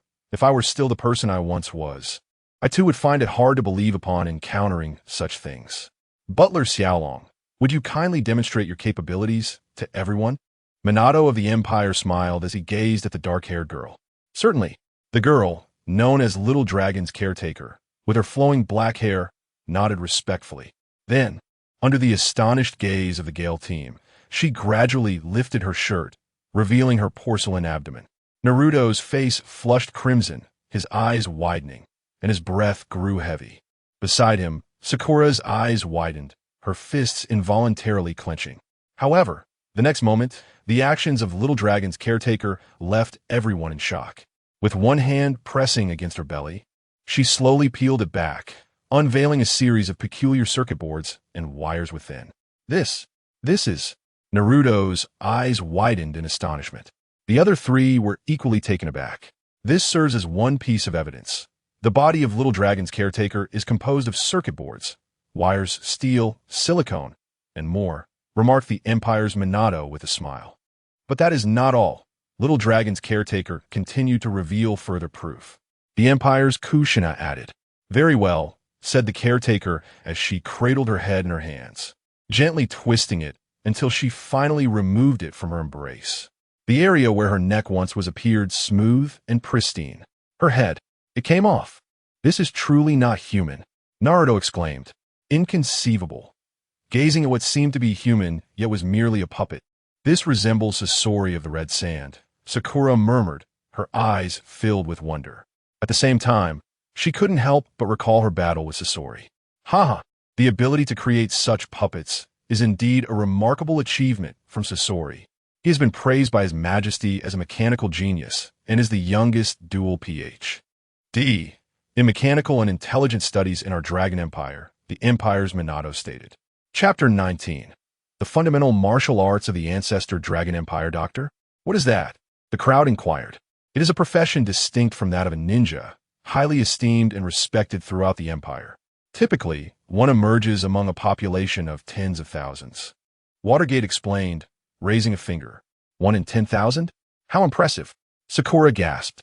But does that mean not even one can be found in the Hidden Leaf? Naruto exclaimed. Our population is only around 100,000. Could it be that a doctor is even more remarkable than a Kage? May I inquire, what is the current population of the Ancestor Dragon Empire? Yamato asked, swallowing hard. As of now, it is approximately 100 million, Watergate replied with a smile. 100 million. The members of the Gale team gasped in unison. This figure far surpasses the population of their own ninja world. Due to years of warfare, Yamato estimated that the total population of the ninja world is at most only a few million. The disparity between millions and 100 million is unfathomably vast. Moreover, the Empire's elite military forces far exceed those of the ninja realm. I cannot dwell on this any longer. The more I think, the more despair and helplessness I feel. Shaking his head, Yamato inhaled deeply. Indeed, it is formidable. But what is most remarkable is that such advanced puppets can be possessed by ordinary citizens throughout the Ancestor Dragon Empire. Thus, you may indulge in the services of the little dragon steward with complete peace of mind. This is a privilege available to all citizens of the Empire. Watergate beamed. Not long after, Watergate and Kushina ensured that the Gale members were comfortably settled. Each member of the Gale team was assigned a little dragon steward, allowing them to experience a truly regal lifestyle. Dinner was prepared by the steward, the bathwater was drawn by the steward, and they could even enjoy massages when fatigued. If they wished to converse, the steward would be there to chat for a while. The following morning, as Naruto opened his eyes, he found his little dragon steward waiting by the bedside with his clothing. This service is simply unparalleled. After dressing and enjoying breakfast, Naruto felt immensely content and couldn't help but exclaim, "Living in this world is truly delightful. If I could reside here, it might not be so bad. How can I think like this? I am Uzumaki Naruto of the Hidden Leaf. Everyone back home is waiting for me." He slapped his face firmly to keep himself alert. Ding ding, ding ding. The doorbell rang. As Naruto opened the door, he was greeted by Watergate and Kushina, both smiling warmly at the entrance. "Are you getting used to life here, little Naruto?" Kushina affectionately approached Gale Naruto and ruffled his hair. "Very well. The artificial intelligence puppets are truly astonishing." Gale Naruto responded without any resistance, smiling broadly. "Haha, I'm glad you like it. Now, let us gather the others and prepare to report to the Imperial Capital High School. The pursuit of martial arts must not be neglected. In this vast world, one's own strength is paramount." Upon uttering these words, Kushina gathered everyone together. Sakura, upon seeing her companions and the presence of Kushina and Minato, excitedly chattered. "That artificial intelligence automaton is truly remarkable. It can accomplish anything. It even selects suitable clothing for me online. I feel that with her assistance, I won't have to worry about anything anymore. If only we in Konoha could have something like this." Unbeknownst to her, her words struck a chord with Yamato and Sai, whose expressions turned grave. The capabilities of the artificial intelligence automaton were astonishing and far too advanced. After experiencing it firsthand, they could not help but feel that the legendary figures were not so formidable after all. Would the other villagers of Konoha be able to resist such a way of life? It seemed increasingly improbable. To be honest, even just a day spent in this manner filled them with a sense of security and longing for the future. The empire of the Ancestor Dragon was indeed terrifying and exceedingly advanced. Having merely observed it before, the experience was now utterly transformative. Even if it was just the first day, on the way to the Imperial High School, Minato, the Imperial representative, cheerfully addressed the 4 members of the Wind Team. "His Majesty has entrusted me with the task of guiding you in martial arts. However, as there are many forms of martial arts, aside from His Majesty, no one can master them all. Therefore, I suggest you focus on one discipline for your studies. Finally, we can learn martial arts. Once I finish, I will surely defeat that insufferable Sasuke and counter him with His Majesty's famous quotes. Let's see if he dares to mock me again." Naruto exclaimed, enthusiastically striking his left palm with his right fist, shouting in excitement. "Can we learn techniques like True Chi, Finger Gun, and True Chi? Gale Foot?" Yamato immediately thought of the guards of Lulon who had bested him. "Of course. These are fundamental skills known as the 6 forms of martial arts," Minato replied with a smile. "Fundamental skills? Such impressive techniques are merely basic skills?" Yamato asked in astonishment. "Indeed, they are just foundational techniques. At the Imperial High School, average students are expected to master 1 or 2 of the 6 forms, while graduates must thoroughly command all 6. Those who excel must also grasp some advanced techniques," Kushina added. "It sounds quite impressive. Are there any other formidable skills to learn?" Naruto inquired eagerly. "Certainly. There's also the elemental breathing technique. To put it simply, it is akin to a chakra mode based on attributes, but it is simpler and more convenient. It can be applied to any technique and can enhance corresponding elemental ninjutsu. Once mastered to a certain extent, it surpasses the elemental chakra mode," Minato explained thoughtfully. "What is the elemental chakra mode?" Naruto inquired, puzzled. "It is a profound application of chakra. The Reikage of Kumogakure has mastered the lightning release chakra techniques for generations, which is the key to their ability to become Reikage. Captain Yamato explained with a serious demeanor.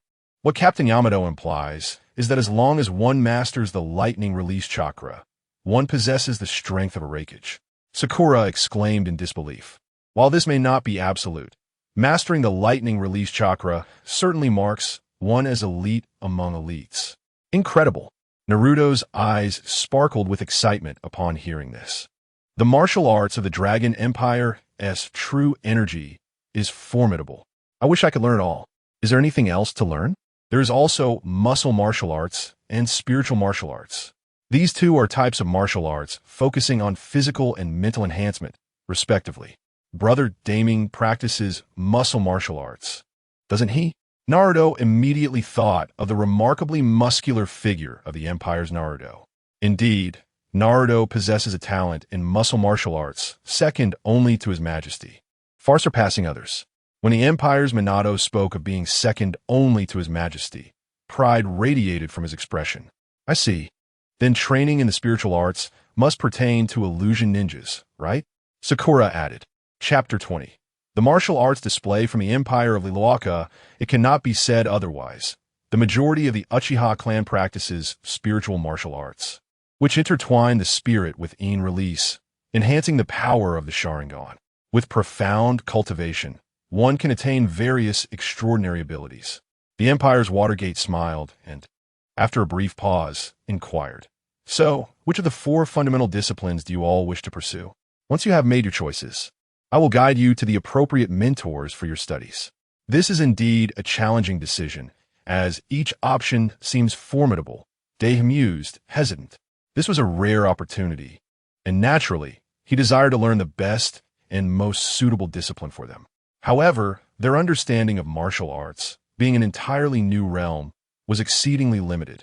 Perceiving Day's indecision, the considerate Watergate proposed, "How about this? Geo-Xi and I will demonstrate all the martial arts for your reference in making your selections."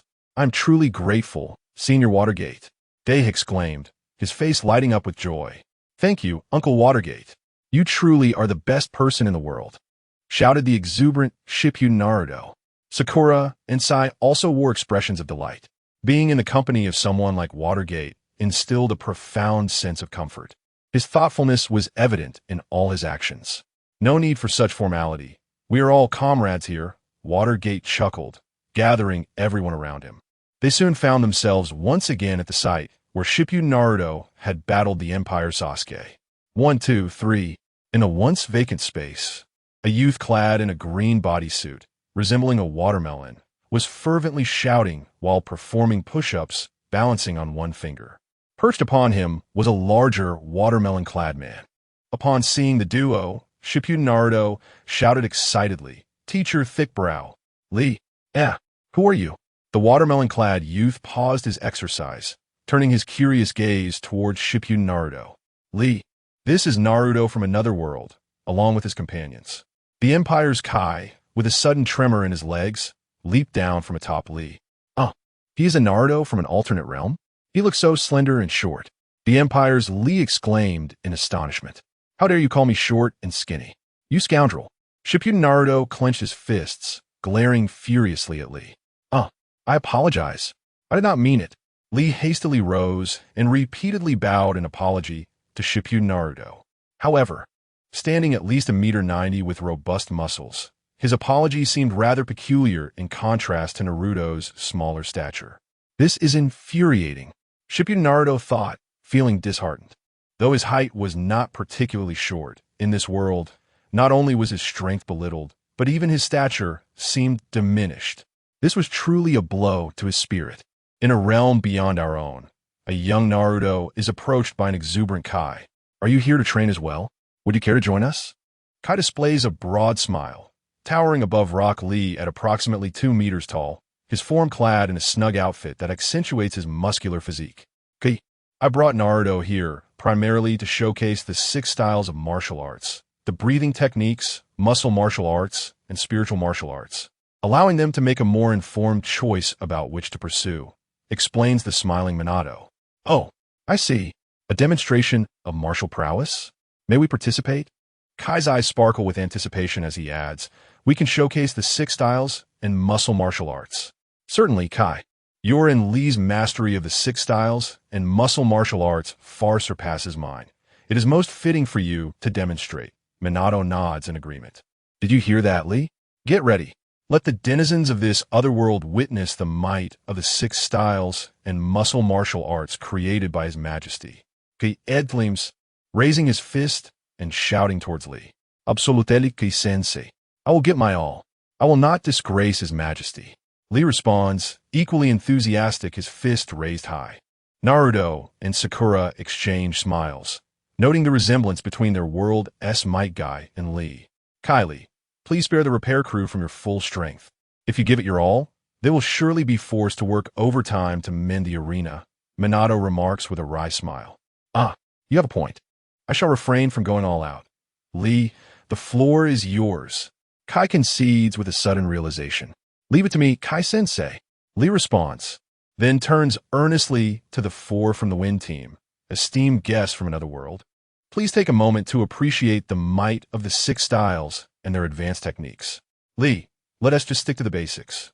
Minato whispers as a gentle reminder. That simply won't do, Lord Minato. We must give our utmost. We cannot tarnish the reputation of our great majesty. Lee retorts with a serious demeanor. Very well then, I appreciate your efforts, Minato sighs, covering his face with his hand. Thank you, Lee. Naruto grins broadly. Not a bother at all. Watch closely, everyone. One of the six styles of martial arts, the finger gun, Lee declares with a serious expression, bending his fingers to unleash a strike. Whoosh! From 100 meters away, several trees are pierced one after another. The power displayed is significantly greater than that shown by the Luolan guards previously encountered by the Wind Team, causing their expressions to grow grave. It appears that with martial arts, the stronger the individual, the more formidable the techniques become upon execution. In contrast, ninjutsu typically shows little variation in power unless one has a profound understanding of the technique and infuses it with personal elements to amplify its potency. In this regard, ninjutsu lacks the versatility of martial arts. Advancing the six styles, finger gun, to the next level. Fist cannon. After demonstrating the finger gun technique, Shaoli let out a thunderous shout, retracting one hand to his waist before delivering a powerful punch. Boom! Accompanied by a resounding explosion. A visible air mass formed around Shaoli's fist, propelling forward with great force. Upon striking the first tree, a tremendous rumble echoed. The towering tree, standing 30 to 40 meters tall, was utterly shattered in its middle section. Along with it, a pit, 1 to 2 meters deep and 10 meters in diameter, was created in the ground. Incredible. Is this the advancement of the finger gun? Its power surpasses even my spiral sphere, Naruto exclaimed in astonishment. The most terrifying aspect is its instantaneous release, Yamato added. But that's not all. Witness my advanced technique of the finger gun. True chi. Six kings. Continuous shot. Shaoli bellowed. With both hands retracted behind him, he unleashed a flurry of strikes into the air ahead. Boom, boom, boom, boom, boom. Waves of air cannons relentlessly surged towards the forest 100 meters away. The terrifying explosions persisted until, 20 seconds later, Shaoli finally exhaled and came to a halt. By then, the once dense forest's edge was completely shrouded in smoke, revealing a pit 10 meters deep and 70 to 80 meters wide once the smoke cleared. The sight was utterly shocking. Oh, did you hear that? Lee, get ready. Let the people from the other world witness the might of the martial arts of the six styles created by His Majesty. The Empire's Kai raised his fist and shouted at Shaoli, roar. Don't worry, Teacher Kai. I will give my all. I will absolutely not disgrace His Majesty. Shaoli also raised his fist and yelled. Watching this, Naruto and Sakura couldn't help but smile. It seems that this world's thick-browed teacher and Shaoli resemble those from my side, aka Shaoli. Please go easy on the remedial class. If you all go all out, I fear they will have to work overtime to repair the venue. Minato sighed with a wry smile. You have a point there. I want to interfere then, Shaoli. It's all up to you. The Empire's Kai said with a wide-eyed expression. Leave it to me, Teacher Kai. After shouting, Shaoli turned earnestly towards the Shippuden quartet and said, Distinguished guests from another world. Now, Please enjoy the might of the six styles and their advanced derivative techniques. Shall we? Just showcase the basics. Minato whispered a reminder. No way. Lord Minato, we must give it our all, or we will disgrace the great majesty. Shaoli rebutted Minato, his expression serious. Then, I leave it to you. Minato covered his face. It's no trouble at all. Naruto from Shippuden grinned. Not a bother in the slightest. Watch closely, everyone. One of the six styles of martial arts. Finger gun. With a serious demeanor, Shaoli bent his fingers and flicked them. Whoosh. Over 100 meters away, several trees were pierced one by one. The power displayed here surpasses significantly that of the penetrating force utilized by the Lulon Guardians previously encountered by the Gale team. This revelation brought a solemn expression to the faces of the Gale team members. It appears that the potency of martial arts intensifies with the strength of the practitioner. In contrast, ninjutsu tends to exhibit little variation in power upon execution, unless one has conducted extensive research on the technique and infused it with personal enhancements to amplify its efficacy. In this regard, ninjutsu lacks the convenience that martial arts possess. Martial arts six styles, advanced finger gun, punch cannon. With a resounding shout, Lee showcased the finger gun technique, retracting one hand his waist before unleashing a powerful punch. Boom! Accompanied by a thunderous roar, Lee's fist compressed the air into a visible sphere, which then shot forth with great velocity. Upon striking the first tree, an earth-shattering explosion erupted. The once towering tree, approximately 30 to 40 meters high, was obliterated in its midsection, leaving behind a crater 1 to 2 meters deep and 10 meters in diameter. Remarkable. Is this the advanced finger gun? Its power exceeds even my Rasengan. Naruto exclaimed in astonishment. The most terrifying aspect is its instantaneous activation, Yamato added. But there's more. Witness my advanced technique of the finger gun. True energy. 6 kings. Continuous cannon fire. Lee shouted, his voice echoing. With both hands drawn back, he unleashed a barrage of air cannons toward the forest 100 meters ahead. Boom! Boom! Boom! Boom! Boom! A series of explosive detonations resounded, continuing relentlessly until, after 20 seconds, Lee exhaled slowly, bringing the onslaught to a halt. By then, the once dense edge of the forest lay shrouded in smoke, revealing a crater 10 meters deep and 70 to 80 meters wide once the haze dissipated. The sight was utterly astonishing. Oh, did you hear that? Lee, prepare for action. Let the inhabitants of this alternate world witness the might of the six styles created by His Majesty. Emperor Kai shouted, raising his fist toward Lee. Roar. Rest assured, Teacher Kai, I will give my all. I shall not tarnish His Majesty's honor. Lee responded, equally raising his fist and shouting. Watching this, Naruto and Sakura couldn't help but smile. It seems that Teacher Guy and Lee from this world bear a striking resemblance to those from their own. AKA Lee, perhaps you could spare the repair team? If you exert yourselves fully, I fear they may have to work overtime to mend the venue, Minato remarked with a wry smile. You have a point. In that case, I shall refrain from participating. Lee, it's your turn. Emperor Kai exclaimed, his eyes widening in realization. Leave it to me. Teacher Kai, Lee declared, then turned earnestly to the Gale team, stating, esteemed guests from another world, please take a moment to appreciate the might of the six styles and their advanced techniques. Lee, just showcase the basics. Minato whispered as a gentle reminder. That won't do, Lord Minato. We must exert ourselves to the utmost, lest we tarnish the dignity of our great sovereign. Shaoli retorted to Watergate, his expression earnest. Then, I must trouble you. Watergate covered his face. I rely on you. Shaoli, the swift-wind Naruto grinned. Not a bother at all. Watch closely, everyone. One of the 6 forms of martial arts. The finger gun. Shaoli's demeanor turned serious as he bent his fingers and flicked them. Whoosh. Hundreds of meters away, several trees were pierced one by one. This force was far superior to the penetrating power demonstrated by the Lulon guards that the Swift Wind Squad had previously witnessed. The expressions of the Swift Wind Squad grew solemn. It seems that the stronger the practitioner, the more formidable the techniques become. In contrast, ninjutsu typically exhibits little variation in power unless one has conducted thorough research on the technique and infused it with personal elements to enhance its might. In this regard, ninjutsu lacks the flexibility of martial arts. Advanced finger gun of the 6 forms of martial arts. Fist cannon. After showcasing the finger gun, Xiao Li roared, retracting one hand to his waist before delivering a powerful punch. Boom! Accompanied by a thunderous sound, Xiao Li's fist created a visible sphere of compressed air, which shot forth. Upon striking the first tree, boom! A tremendous explosion érupted. The tree, originally standing 30 to 40 meters tall, was obliterated in its center, leaving behind a pit 1 to 2 meters deep and 10 meters in diameter. Incredible! Is this the advanced finger gun? Its power surpasses my spiraling sphere, Naruto exclaimed, somewhat astounded. The most terrifying aspect is its instantaneous launch, Yamato added.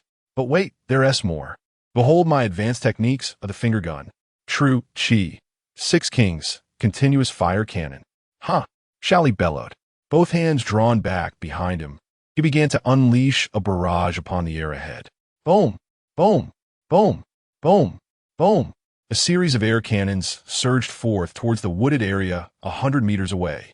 The horrifying explosions continued relentlessly until, 20 seconds later, Xiao Li exhaled slowly, bringing the assault to a halt.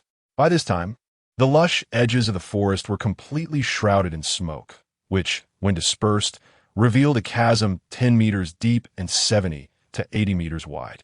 The sight was truly astonishing. Oh, did you hear that? Li, prepare yourselves. Let the denizens of this other world witness the might of the 6 forms of martial arts created by our sovereign, the prowess of muscular martial arts. The Empire's Kai raised his fist and shouted at Xiao Li, roar, roar, roar. Rest assured, Teacher Kai, I shall get my all. I will not disgrace the sovereign. Xiao Li also raised his fist and shouted. Witnessing this, Naruto and Sakura couldn't help but smile. The bushy-browed teacher of this world, along with Xiao Li, reminds me of my own comrades. Akai Xiao Li, please spare the repair squad. If you both go all out, I fear they will have to work overtime to fix the venue. Watergate sighed with a wry smile. Indeed, I shall refrain from intervening. Xiao Li, it's your turn, exclaimed the Imperial Kai, his eyes widening in realization. Leave it to me, Teacher Kai, shouted Imperial Xiao Li, then turned earnestly towards the 4 members of the Gale team. Esteemed guests from another world, allow you to witness the might of the 6 forms and their advanced derivative techniques. Xiao Li, just demonstrate the basics. Watergate quietly advised. That will not suffice, Lord Watergate. We must give our utmost effort. We cannot bring shame upon the great emperor. Xiao Li countered, his expression earnest. Well then, I'll leave it to you, Watergate said, covering his face. Count on you. Xiao Li, Naruto from the Gale team grinned. Not a bother at all. Observe closely. Martial arts 6 forms. Finger gun. Xiao Li declared with a serious demeanor, bending his fingers to unleash a flick. Whoosh! At a distance of 100 meters. Several trees were pierced one after another. The power displayed was far superior to that exhibited by the Lulon guards that the Gale team had previously encountered. The Gale team's expressions turned grave. It appeared that the strength of martial arts increased proportionally with the practitioner's prowess. In contrast, ninjutsu typically exhibited little variation in power unless one had conducted thorough research on the technique, integrating personal elements to amplify its might. In this regard, ninjutsu lacked the versatility of martial arts. Martial arts 6 forms. Finger gun advanced. Fist cannon. After demonstrating the finger gun, Xiao Li roared, retracting one hand his waist and then launching a powerful punch. Boom! Accompanied by a thunderous sound, Xiao Li's fist created a visible sphere of compressed air that shot forth. Upon striking the first tree, boom! A tremendous explosion erupted. The tree, originally standing 30 to 40 meters tall, was obliterated at its center, leaving behind a crater 1 to 2 meters deep and 10 meters in diameter. Remarkable. Is this the advanced finger gun? Its power exceeds even my Rasengan. Naruto gasped in astonishment. The most frightening aspect is its instantaneous release, Yamato added. But wait, behold my advanced technique for the finger gun. True Chi. 6 Kings, continuous cannon. Ha! Xiao Libaluba. With both hands drawn behind him, he unleashed a barrage upon the air in front. Boom! Boom! Boom! Boom! Boom! A series of air cannons surged forth towards the woods 100 meters ahead. Boom! The terrifying explosions continued unabated until, after 20 seconds, Shaoli finally exhaled and ceased his onslaught. At that moment, the formerly dense edge of the forest was shrouded in smoke, revealing a gaping pit 10 meters deep and 70 to 80 meters wide once the haze dissipated, a sight that was nothing short of astonishing. Oh, did you hear that? Lee, get ready. Let the people from this other world witness the incredible might of the martial arts six forms, a testament to muscle martial arts. Imperial Kai raised his fist and shouted at Shaoli. Roar. Rest assured, Teacher Kai, I will give my all. Absolutely shall not disgrace his majesty. Young Li similarly raised his fist and shouted. Observing this, Naruto and Sakura could not help but smile. It seemed that in this world, the stout-browed teacher and young Li resembled their own companions. Akai, young Li, please spare the remedial class, for if you unleash your full strength, I fear they will have to work overtime to repair the venue. Watergate chuckled wryly. You speak the truth, then I shall refrain from intervening. Young Li, is your turn. Imperial Kai's eyes widened in realization. Leave it to me, Teacher Kai. After young Li's roar, he turned earnestly towards the Wind team and said, Esteemed guests from another world, please take a moment to appreciate the might of the six forms and their advanced derivative techniques. Young Li, let us just demonstrate the basics. Watergate softly reminded, That one do, Lord Watergate. We must give it our all, lest we bring disgrace upon the great majesty. Young Li countered, his expression grave. Then, I shall leave it to you. Watergate covered his face. Thank you, Young Li. The Wind team's Naruto grinned widely. Not a bother at all. Please watch closely. One of the six forms of martial arts. Finger gun. Young Li's expression turned serious as he bent his fingers and flicked them. Whoosh! At a distance of 100 meters, several trees were pierced one by one.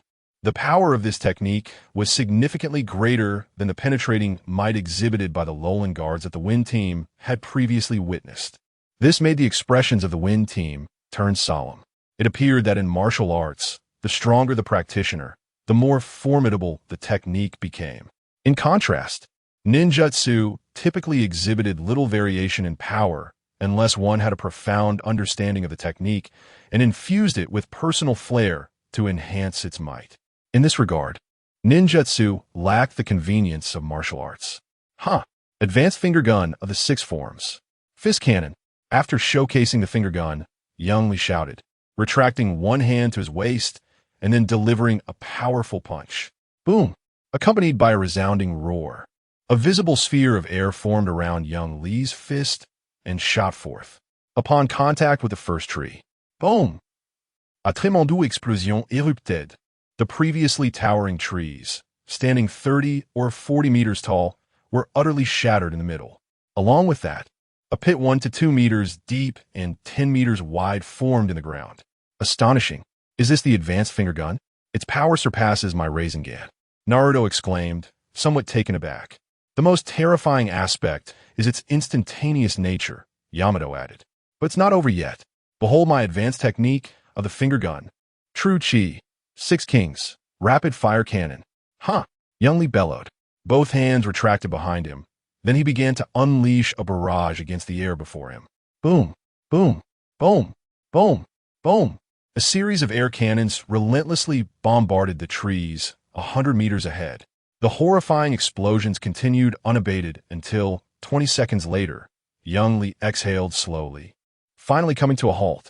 At this moment, the once lush forest edge had been completely enveloped in smoke. As the haze dissipated, a deep pit, measuring 10 meters in depth and 70 to 80 meters in width, was revealed, evoking a sense of dread. Oh, did you hear that? Li, prepare yourself. Let the denizens of this otherworld witness the might of His Majesty's 6 styles of martial arts, showcasing the power of physical prowess. The Empire's Kai raised his fist, shouting fervently at little Li. Rest assured, Teacher Kai, I will give it my all.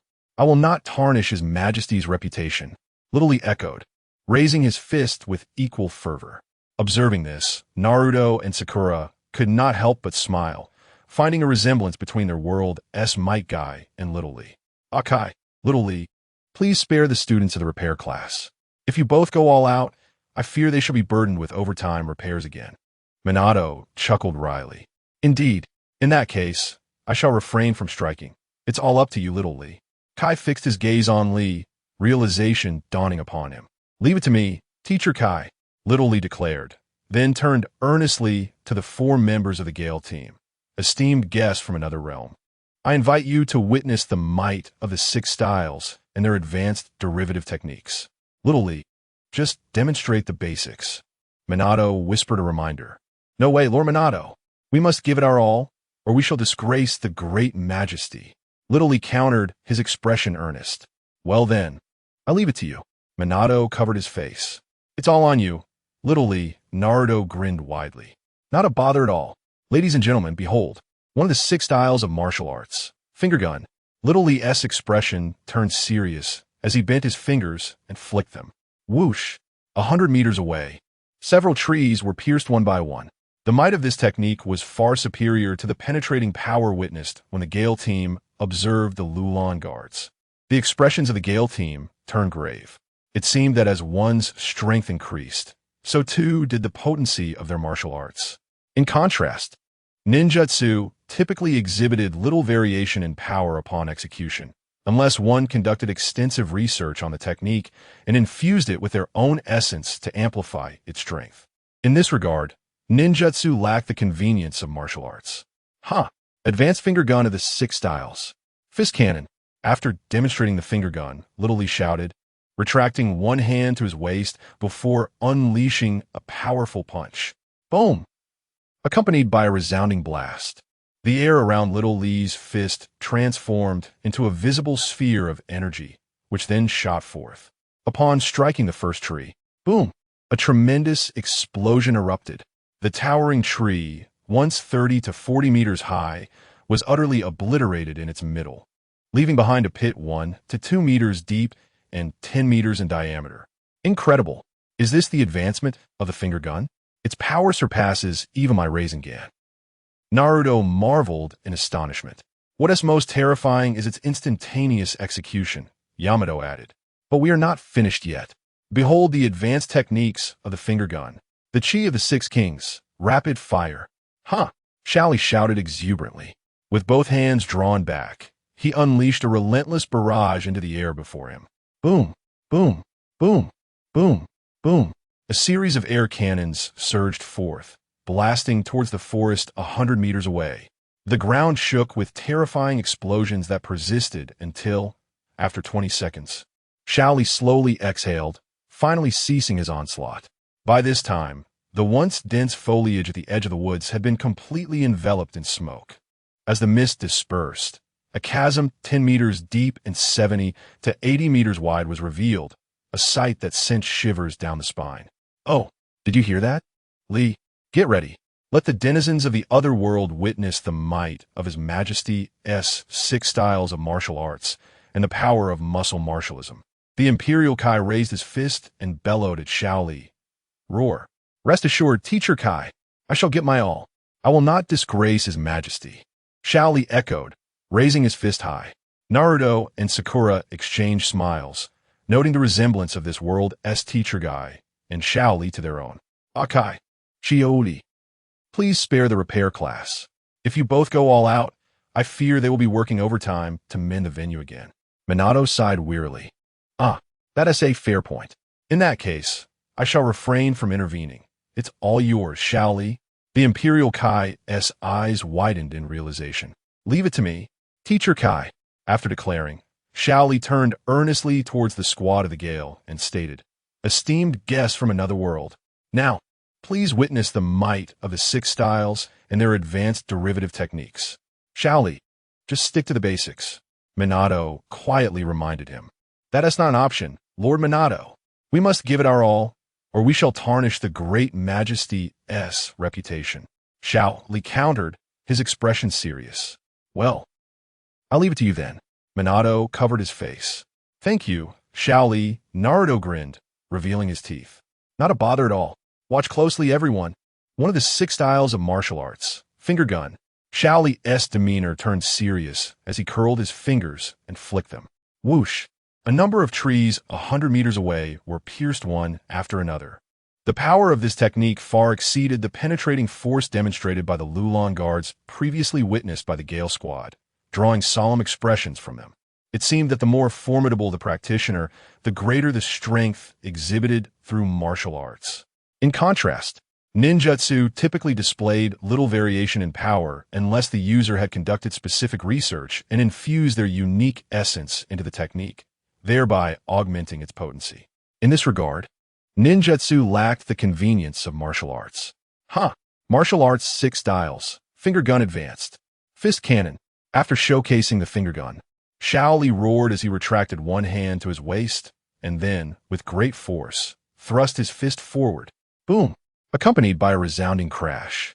A visible sphere of air formed around Xiao Li's fist, hurtling forth with incredible velocity. As the air mass made contact with the first tree, a thunderous explosion resonated.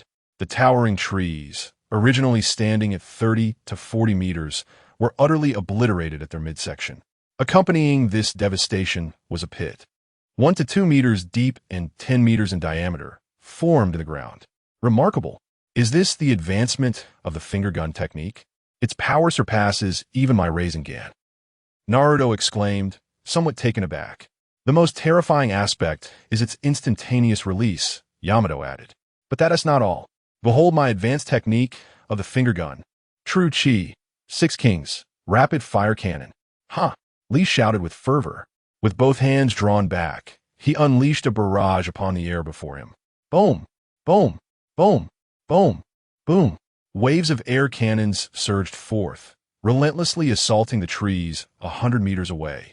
The terrifying explosions continued unabated for 20 seconds, until he finally exhaled, bringing the onslaught to a halt. By this time, the once lush edge of the forest had been completely shrouded in smoke, which only cleared to reveal a gaping pit 10 meters deep and 70 to 80 meters wide. A sight to behold, indeed. Oh, did you hear that? Li, prepare yourselves. Let the denizens of this other world witness the might of His Majesty's martial arts 6 styles, the prowess of muscle martial arts. Kai of the Empire raised his fist, bellowing at Li. Roar! Fear not, Teacher Kai. I shall get my all. I want to disgrace His Majesty. Li replied, also raising his fist in determination. Observing this exchange, Naruto and Sakura couldn't help but smile. The robust teachers of this world, like Li, seemed quite similar to their own. Kylie, please spare the repair class. If you go all out, I fear they will have to work overtime to restore the area, Minato lamented with a wry smile. You have a point. Then I shall refrain from striking. Li, it's your turn. Kai the Empire's eyes widened in realization. Leave it to me, Teacher Kai. Li, the Empire's prodigy, declared, then turned earnestly to the 4 from the Gale team. Esteemed guests from another world. Now, prepare to witness the might of the 6 styles and their derived advanced techniques.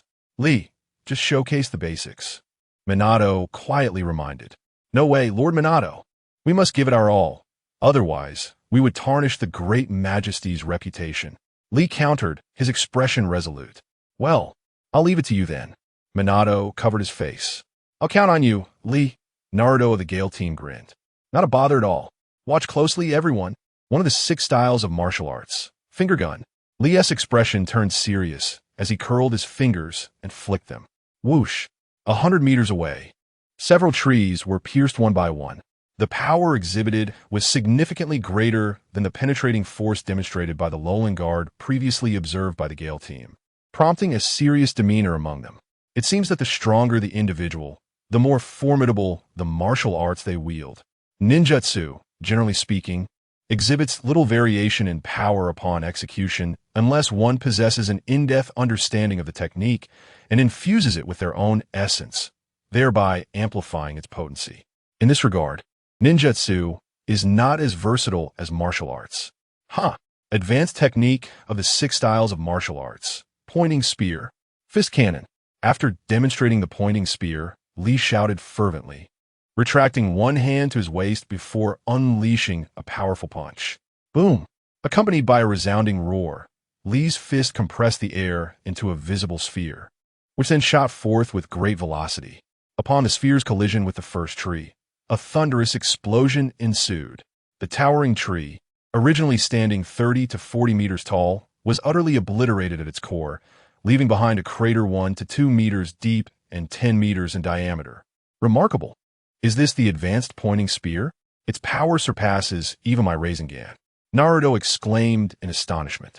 The most terrifying aspect is its instantaneous deployment, Yamato added. But wait, there's more. Behold my high-level technique of the advanced pointing spear, True Chi. 6 Kings. Rapid fire cannon. Huh, Lee bellowed, his hands drawn back before fervently striking the air ahead. Boom, boom, boom, boom. A series of air cannons surged forth, relentlessly bombarding the forest 100 meters away. The terrifying explosions continued unabated until, 20 seconds later, Lee finally exhaled, bringing the onslaught to a halt. By this time, the once dense edges of the forest had been enveloped in a thick haze, and as the smoke dissipated, a gaping crater, 10 meters deep and 70 to 80 meters wide, was revealed, a sight that left onlookers utterly awestruck. Chapter 21. The Mighty Martial Arts. The terrifying advancement of the 6 styles. Is this the advanced technique of the 6 styles of martial arts? How formidable, truly remarkable, Naruto murmured. This power surpasses even his wind release, Rasengan. Indeed, this world S. Lee is astonishingly powerful.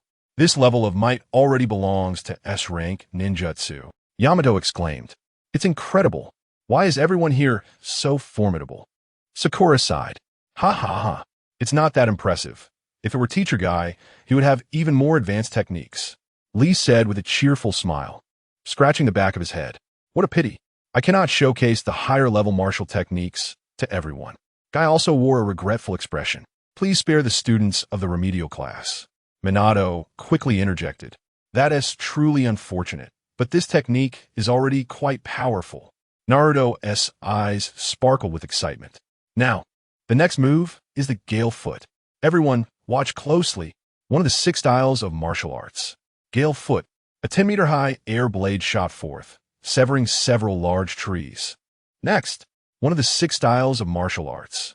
Great Gale Foot. After a brief charge, a 20-meter air blade sliced horizontally, cleaving 100 trees at their midsections. Dance of the Gale Foot Storm. Dozens of air blades surged forth in mere seconds, shattering everything within the targeted area. Broken earth, splintered trees, and swirling dust. Even with the presence of the True Chi, 6 Kings, continuous cannon, Zhuyu is still astonished by the Gale Foot Storm. Once again, a technique rivaling S-rank ninjutsu emerged. Unlike the thrusting spear, this move emphasizes cutting. While it may not possess the same area of effect as the thrusting spear, it is far more challenging to defend against. Remarkable, Yamato commented sagely. Ha ha, Mr. Yamato is absolutely correct. The purpose of developing this technique was precisely that. Now for the next technique, watch closely. Lunar Step, Lee exclaimed. With a powerful push against the ground, he shot into the sky. Just as everyone anticipated he would strike, Lee began to rapidly step on the air, astonishingly stabilizing himself midair without any sign of descending. Lee is flying, Naruto shouted in disbelief, eyes wide with astonishment. How is this possible? Sakura struggled to comprehend. No wings, yet he can fly? Sasuke was equally perplexed. Lunar Step is a technique that involves rapid foot strikes against the air, generating a recoil force that allows one to hover temporarily. However, this technique is extremely taxing on both stamina and True Chi, making it the most difficult among the 6 styles. Minato elucidated. Incredible. The martial arts truly are powerful and wondrous. Yamato marveled, his admiration for such strength deepening within him. Boom. He landed back on the ground. Shaoli remarked. The advanced technique of the Moon Step revolves around conserving physical energy and enhancing one's agility and freedom of movement in the sky. For those untrained, it may be difficult to comprehend, so I shall refrain from further demonstration. Now feel free to attack me. He patted his chest confidently. Attack you? That would be right. It could hurt you. Naruto frowned. Not at all. Xiao Li is merely showcasing the iron block technique. Go ahead and strike, Kai chuckled. If your move is powerful enough to injure Xiao Li, he will evade it. Then I want to hold back, Naruto declared, rolling up his sleeves as he approached Xiao Li, who towered over him, a sturdy figure that incited a flicker of irritation within him. Why does this guy have to be so tall? It's infuriating. Gritting his teeth, under Xiao Li's encouraging gaze, Naruto unleashed a fierce punch to Xiao Li's abdomen. Bang! Thud! That hurts. The cry that resonated was not from Xiao Li, but from Naruto himself, who withdrew his slightly swollen right hand, clutching it with his left as he exclaimed, "How can it hurt this much? It feels like I hit iron. Ouch. This is the martial arts iron block." Xiao Li explained that. By tensing the muscles and reinforcing them with true energy, one can achieve a hardness akin to iron. Kai beamed, giving a thumbs up. Naruto, feel free to exert more force, or even use ninjutsu, Xiao Li stated earnestly. To Naruto, this seemed to imply, is that all the strength you possess? Can't you put in a bit more effort? Damn it. Since you put it that way, don't regret it later. Rasen Shuriken. Naruto summoned 2 shadow clones as he began to form the jutsu. Rasen Shuriken, just what I needed. Martial arts steel block. Xiao Li shouted, his skin glowing with a shimmering aura. Naruto, wielding the Rasen Shuriken, struck Xiao Li with tremendous force. Boom! The Rasen Shuriken spun violently, shredding Xiao Li's shirt and crashing into his exposed, firm abdomen. Despite the persistent rotation of the jutsu, it failed to inflict any damage, dissipating into nothingness. Impossible. It had no effect? Naruto stammered in disbelief. This is the advanced steel block technique. It can withstand nearly all destructive ninjutsu below S rank. So, Naruto, do you possess any other offensive techniques? If not, others might join in the fray. Xiao Li smiled, patting his solid abdomen. How dare you underestimate me? Naruto fumed, his clones gritting their teeth as they regrouped, buzzing ominously. In an instant, the Rasen Shuriken began to spin anew, this time infused with the rapid rotation of wind attributes, emitting a terrifying sound. Naruto, stop. This is merely a test, a mere display. It is far from the point of employing S-rank ninjutsu. Upon witnessing Naruto execute this technique, Yamato exclaimed in astonishment. Indeed, Naruto, cease at once. Such actions may harm Lee. Sakura interjected. This is the wind-style Rasengan. Lee expressed his surprise. Hee, are you frightened? Do you wish for me to halt? Just say the word, and I shall immediately desist. Naruto boasted, brandishing the swirling wind-infused Rasengan that stirred up fierce gusts. No need. Bring it on. However, it would be wise for the others to maintain a safe distance. Lee remained undeterred, instead cautioning the swift Sakura, Yamato, and Sai. Is this truly safe? This is S-rank ninjutsu. Yamato fretted, glancing towards the 4th Hokage, hoping for a word of persuasion. The wind-style Rasengan is indeed formidable. Yet Lee's confidence leads us to observe closely. Watergate smiled as he began to step back. Seeing this, Yamato, along with Sakura and Sai, reluctantly retreated, affording the two a wide berth. This is of your own making, Lee. Do not regret it later. The swift Naruto regarded the unyielding Lee with a complex gaze. Come on, Naruto-kun. The martial arts created by His Majesty are far from what you perceive as weak. Lee again struck his abdominal muscles with enthusiasm. Chapter 22. The perfect display of the 6 styles and the martial arts of muscle. You have consistently underestimated ninjutsu. The swift Naruto retorted, a flicker of anger gracing his countenance. No, I have never belittled ninjutsu. It is you who possess an inadequate understanding of martial arts.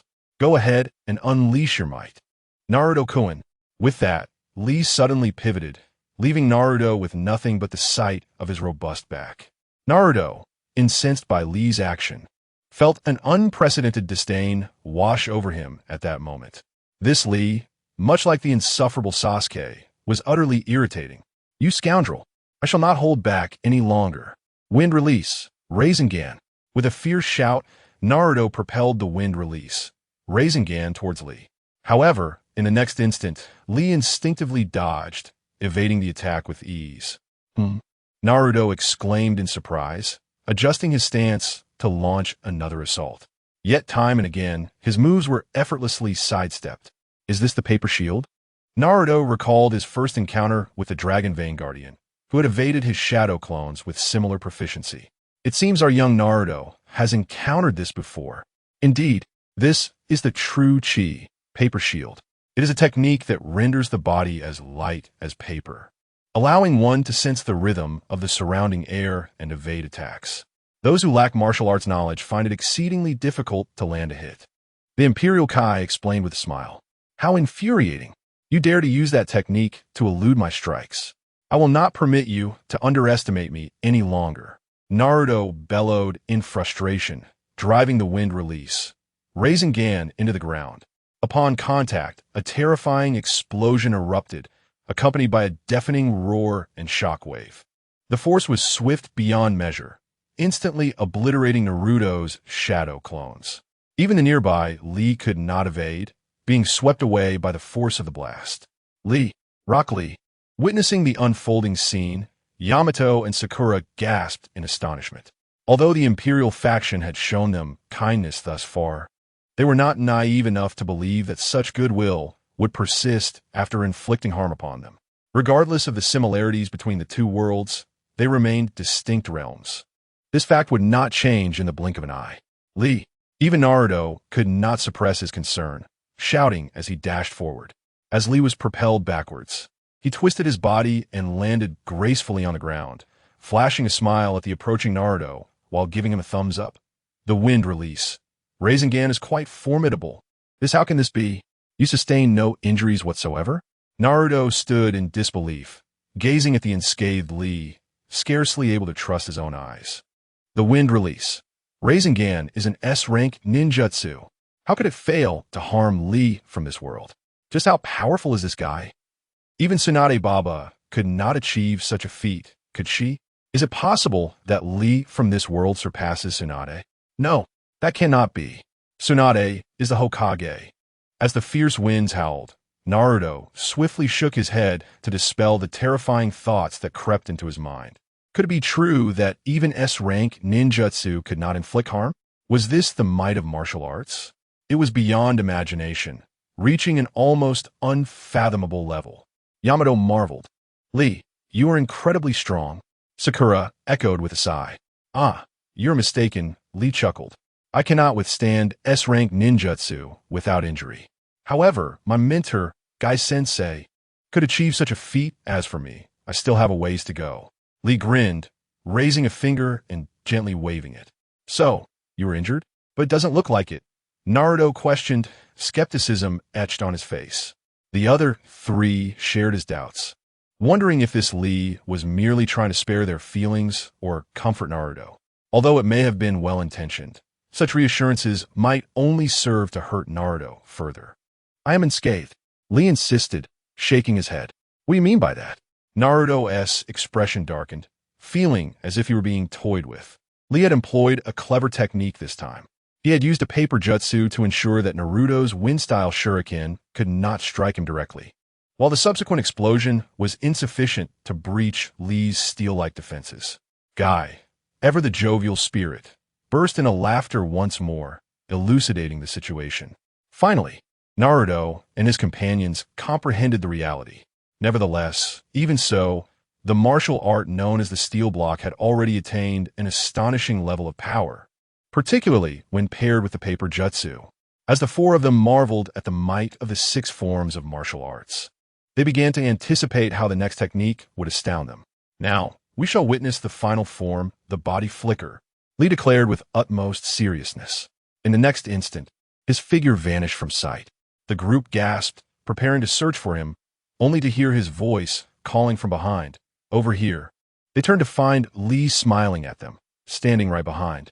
Is this the body flicker technique? Yamato inquired. No, this is the martial art, body flicker. The ground erupted beneath him as he launched himself at an incredible speed to ambush his adversaries. Next came the advanced form, the martial art, fleeting wind. Lee shouted. Boom! In the next moment, a thunderous crack echoed as Li, before their eyes, split into 2, then 4, and then 8. 8 copies of Li circled around them, spinning incessantly. What is this? Shadow clone technique? But it doesn't resemble it at all. Naruto exclaimed. No, this is not a shadow clone. It resembles an illusion. Yamato corrected, frowning. Fleeting shadows? So among these Lis, only one is real, while the others are mere afterimages created by his incredible speed. Sakura speculated. This revelation left everyone gasping in awe.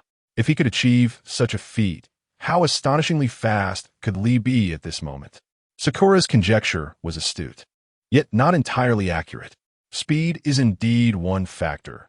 However, another element lies in the entanglement of one's vital energy with the air, rendering it increasingly challenging for the retina to eliminate such impressions. In order for Li to truly achieve the state of an afterimage purely through speed, he still has considerable ground to cover. Teacher Kai elucidated. Kai-sensei, I shall redouble my efforts. Li exclaimed, a hint of embarrassment flickering across his face before he shouted with renewed vigor. Ah, I believe in you, Li. Let's strive together. Let us go. The two, with their prominent brows and watermelon-like shapes, raised their right arms and shouted in unison. Is this the entirety of the 6 styles? Indeed, it is formidable. I yearn to learn. Naruto expressed eagerly. Ha ha ha. This is merely the standard 6 styles. In truth, there exists a secret technique beyond this, known as the resurrection of life. However, due to my prior training, my current physical stamina is somewhat lacking. Would you permit me a brief respite before I demonstrate? Li smiled broadly. Resurrection of life. Perhaps we should forego such techniques. The toll it takes on oneself is too great, and it would only cause trouble for the recovery class, Minato remarked. Beads of sweat forming on his forehead. A secret technique? There's an actual secret technique. How impressive. Uncle Minato, I wish to learn this. Naruto exclaimed, his impatience evident. Do not be so hasty, Naruto. Although it is regrettable that the resurrection of life cannot be utilized, the muscle martial arts are equally powerful. Observe closely. Witness the strength and beauty of muscles. Muscle liberation. Li extended his body, arms wide open. His muscles quivered, and under the astonished gazes of the crowd, his physique swelled once more, his height increasing from 9 meters to an astonishing 95 meters. Chapter 23. The Art of Muscular Martial Arts and the Breath of Wind from the Imperial Watergate Muscles. True Chi Armament. Xiao Li's body was enveloped in a layer of luminous gas, resembling a suit of armor. Behold, this is the ultimate strength of muscular martial arts, embodying the essence of rigidity, brightness, and beauty. With a thunderous roar, Xiao Li forcefully stomped his right foot onto the ground. The area within 100 meters trembled as though an earthquake had struck. The Gale Quartet could only hear a resounding boom as the earth beneath Xiao Li fractured and shot skyward like a rocket. Assuming the majestic posture of a great rock in the sky, he suddenly plummeted downward.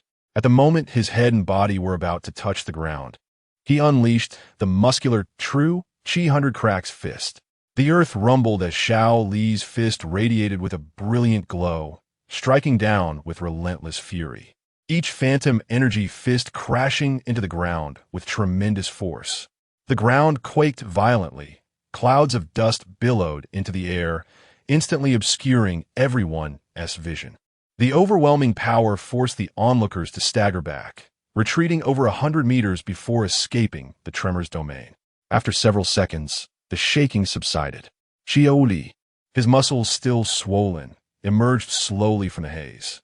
A gust of wind swept through, dispersing the dust to reveal a massive pit at least 10 to 20 meters deep and 100 meters in diameter. Incredible, this is even stronger than the Six Kings' rapid fire and the storm of Gale. Is muscular martial arts truly this formidable? Naruto exclaimed in astonishment. Another technique of S-rank ninjutsu. Just how far can the limits of martial arts extend? Yamato pondered. It is indeed impressive, yet will everyone become like Xiao Li after training? Sakura hesitated as she gazed at Xiao Li's well-defined muscles. His chest is even larger than mine. And those arms, those legs. Ugh, I certainly don't want to look like that. Ha ha. Of course. This is a symbol of great power. Xiaoli grinned widely, giving Sakura a thumbs up as his chest muscles continued to ripple. Sakura felt a shiver run down her spine. Her mind, conjuring an image of herself, transformed into a muscle-bound creature, causing her face to pale slightly. No, I think I'll pass on that. She hastily shook her head. You're dismissing muscular martial arts so quickly? It's undeniably powerful. If only Teacher Guy and Naruto showcased it, they would surpass me by far. Upon seeing Sakura's rejection, Xiaoli's expression fell, feeling as though his abilities were insufficient. Li, it appears we must strive even harder. Martial arts encompass so much more than this. Guy exclaimed, reflecting on the situation. Indeed, Teacher Guy, this is all due to my insufficient training. I am yet to manifest the full might of muscular martial arts. Li, you have already put forth considerable effort. Teacher Guy, Li, as they spoke, their eyes locked in earnest admiration. These two fellows are just like those over there. Naruto remarked in disbelief. Sakura could only feel her eyes burning from the sight. As Little Li has completed his demonstration of the 6 forms of martial arts and muscle martial arts. Allow me to present the breathing technique of attributes and spiritual martial arts. At this moment, the Imperial Watergate slowly stepped forward from the crowd, diverting the attention of the Gale Quartet towards him. Esteemed guests, what I am about to showcase is the breath of wind technique, he announced, inhaling gently. The Gale Quartet observed as the Imperial Watergate took a deep breath and exhaled, causing his garments to flutter dramatically, enveloped by swirling gusts of wind. With a swift motion, the Imperial Watergate shot forth like a bolt of lightning, his speed so remarkable that the Gale Quartet could barely keep up with their eyes, merely catching glimpses of his blurred figure flickering around them. This was the breath of wind technique, capable of significantly enhancing speed. Following this, he would amplify his ninjutsu, simplifying the hand seals required. Behold, wind release, great breakthrough. With that, the Imperial Watergate abruptly halted, not bothering with hand seals, and opened his mouth wide. A tumultuous storm erupted from his lips, and within mere hundreds of meters, the trees of the forest were stripped bare, their branches and leaves shattered, leaving only the stark trunks. Even these trunks were gradually diminished by the ensuing tempest, some even snapped cleanly in half. This spectacle left the Gale Quartet in awe. Sakura remarked, "Wind release. Great breakthrough is originally a C-rank ninjutsu, yet it seems that Uncle Watergate's application has elevated its power to an A-rank. The transformation of a C-rank into an A-rank ninjutsu is utterly astonishing. Is this the enhancement of ninjutsu through breathing techniques? What of a rank or even S-rank ninjutsu? How formidable would they be?" Yamato added, "The breath of wind technique can generally elevate lower-tier ninjutsu by 1 or 2 ranks. However, the most remarkable aspects extend beyond that. Watergate, unleash your signature move and let Naruto and everyone witness it." Kushina shouted, raising her right hand towards the Imperial Watergate. "This may not be wise. The destruction caused could be immense, and we would have to trouble the repair team." Watergate thought to himself, displaying a hint of reluctance. "Show Naruto. After all, he is a wind-type ninja," Kushina urged, her excitement infectious. Even the ever-hopeful Naruto looked on with anticipation at the Imperial Watergate. With a resigned sigh, Watergate conceded, "All right. My apologies to the repair team." He raised his right hand high. In the next moment, a whirlwind began to swirl. A blue energy sphere took form in the palm of the Imperial Watergate. "Is Uncle Watergate about to use the Rasengan?" exclaimed Naruto, his eyes sparkling with enthusiasm. "But there is more to it." Kushina smiled. The Rasengan in the hand of the Imperial Watergate emitted a powerful hum, its color gradually shifting from blue to a pale white, with 4 distinctive blades spinning vigorously. "This is the wind release, spiraling shuriken. To my astonishment, Uncle Minato can also wield my technique." Naruto exclaimed in surprise. But that is not all. Buzzing, a pale orb, adorned with 4 fierce energy teeth, began to envelop itself in a layer of tempestuous wind. From a distance, it appeared as a diminutive whirlwind of energy. At that moment, a storm surged around Minato, stretching several hundred meters. The ferocious gusts forced the gale force to shield their faces and retreat. Wind release, true energy, spiraling sky, flash, shuriken. Minato shouted. With a vigorous flick of his wrist, he hurled the energy sphere. It sped toward the forest. And even from afar, before it struck, the tempest it carried tore branches and leaves asunder. As it drew nearer and finally landed, buzz, boom, boom. A thunderous roar erupted, inflicting a brief ringing in the ears of the gale for present. The violent surge of energy exploded, and despite being several hundred meters away from the target, the group was still blown back, struggling to keep their eyes open. Wow, the wind is so strong. Naruto cried out, the fierce wind rendering him momentarily speechless. I can't see anything now. We're going to be blown away. Wow, the four shouted in unison. Chapter 24. The final choice of the Gale Quartet. It was only when Kushina stood before them that the tempest ceased its relentless assault. This allowed the Gale Quartet to reopen their eyes and gaze ahead. Kushina shielded them as if an invisible wall had materialized, repelling all the storms. Beyond this sanctuary, the ground was a maelstrom of dust, grass, and soil, completely obscuring their vision. The air was filled with a resounding roar, a tumultuous cacophony that persisted for several seconds before gradually subsiding. After a brief pause, the hurricane finally dispersed the dust, revealing a gaping chasm over 200 meters in diameter and several meters deep. Upon witnessing this colossal pit, the Gale Quartet swallowed hard, their mouths agape, momentarily struck dumb. What was happening to everyone? They should be unscathed, shouldn't they? Mizukage Minato approached slowly, puzzled by the silent quartet. How could you not see this, foolish Minato? Everyone is astounded by your wind release. True energy, spiraling sky, flash, shuriken. Kushina exclaimed, delivering a hearty slap to his back, causing him to wince. Isn't this a bit excessive, Minato-sensei? Even an S-rank ninjutsu shouldn't possess such power, Yamato remarked with a wry smile. The fusion of true energy and chakra was indeed beyond imagination. Such might could rival the legendary tailed beast bomb. Could it not? Sakura inhaled sharply, recalling the terrifying tailed beast she had encountered during the CHNIN exams. Even that monstrosity's techniques seemed inferior to what Minato had just demonstrated. How could a mere human wield such fearsome techniques? Truly cunning, Minato-sensei, to draw everyone's attention with an SS-rank ninjutsu, while advising us not to employ our strongest techniques. Unbeknownst to them, Keat had already joined the Gale Quartet, casting a resentful glance at Minato. Minato-sama's wind release, true energy spiraling sky, flash shuriken, is indeed formidable. Such a level of technique is beyond my capacity to withstand. It's simply too powerful, Lee exclaimed, stroking his muscles in awe. I apologize. I never intended for it to turn out this way, Minato said sheepishly, scratching his head. Remarkable. Truly remarkable, Uncle Minato. I want to learn. I must learn this technique. Teach me, Naruto exclaimed, finally snapping back to reality, bouncing over to Minato and tugging at his hand with fervor. Little Naruto has a discerning eye. If you wish to learn the wind attribute breathing technique, I can indeed have Minato teach you this move. Kushina beamed at the eager Naruto. I want to learn. Please. I beg you. Aunt Kushina. Uncle Minato. Naruto clasped his hands together, beseeching the two before him.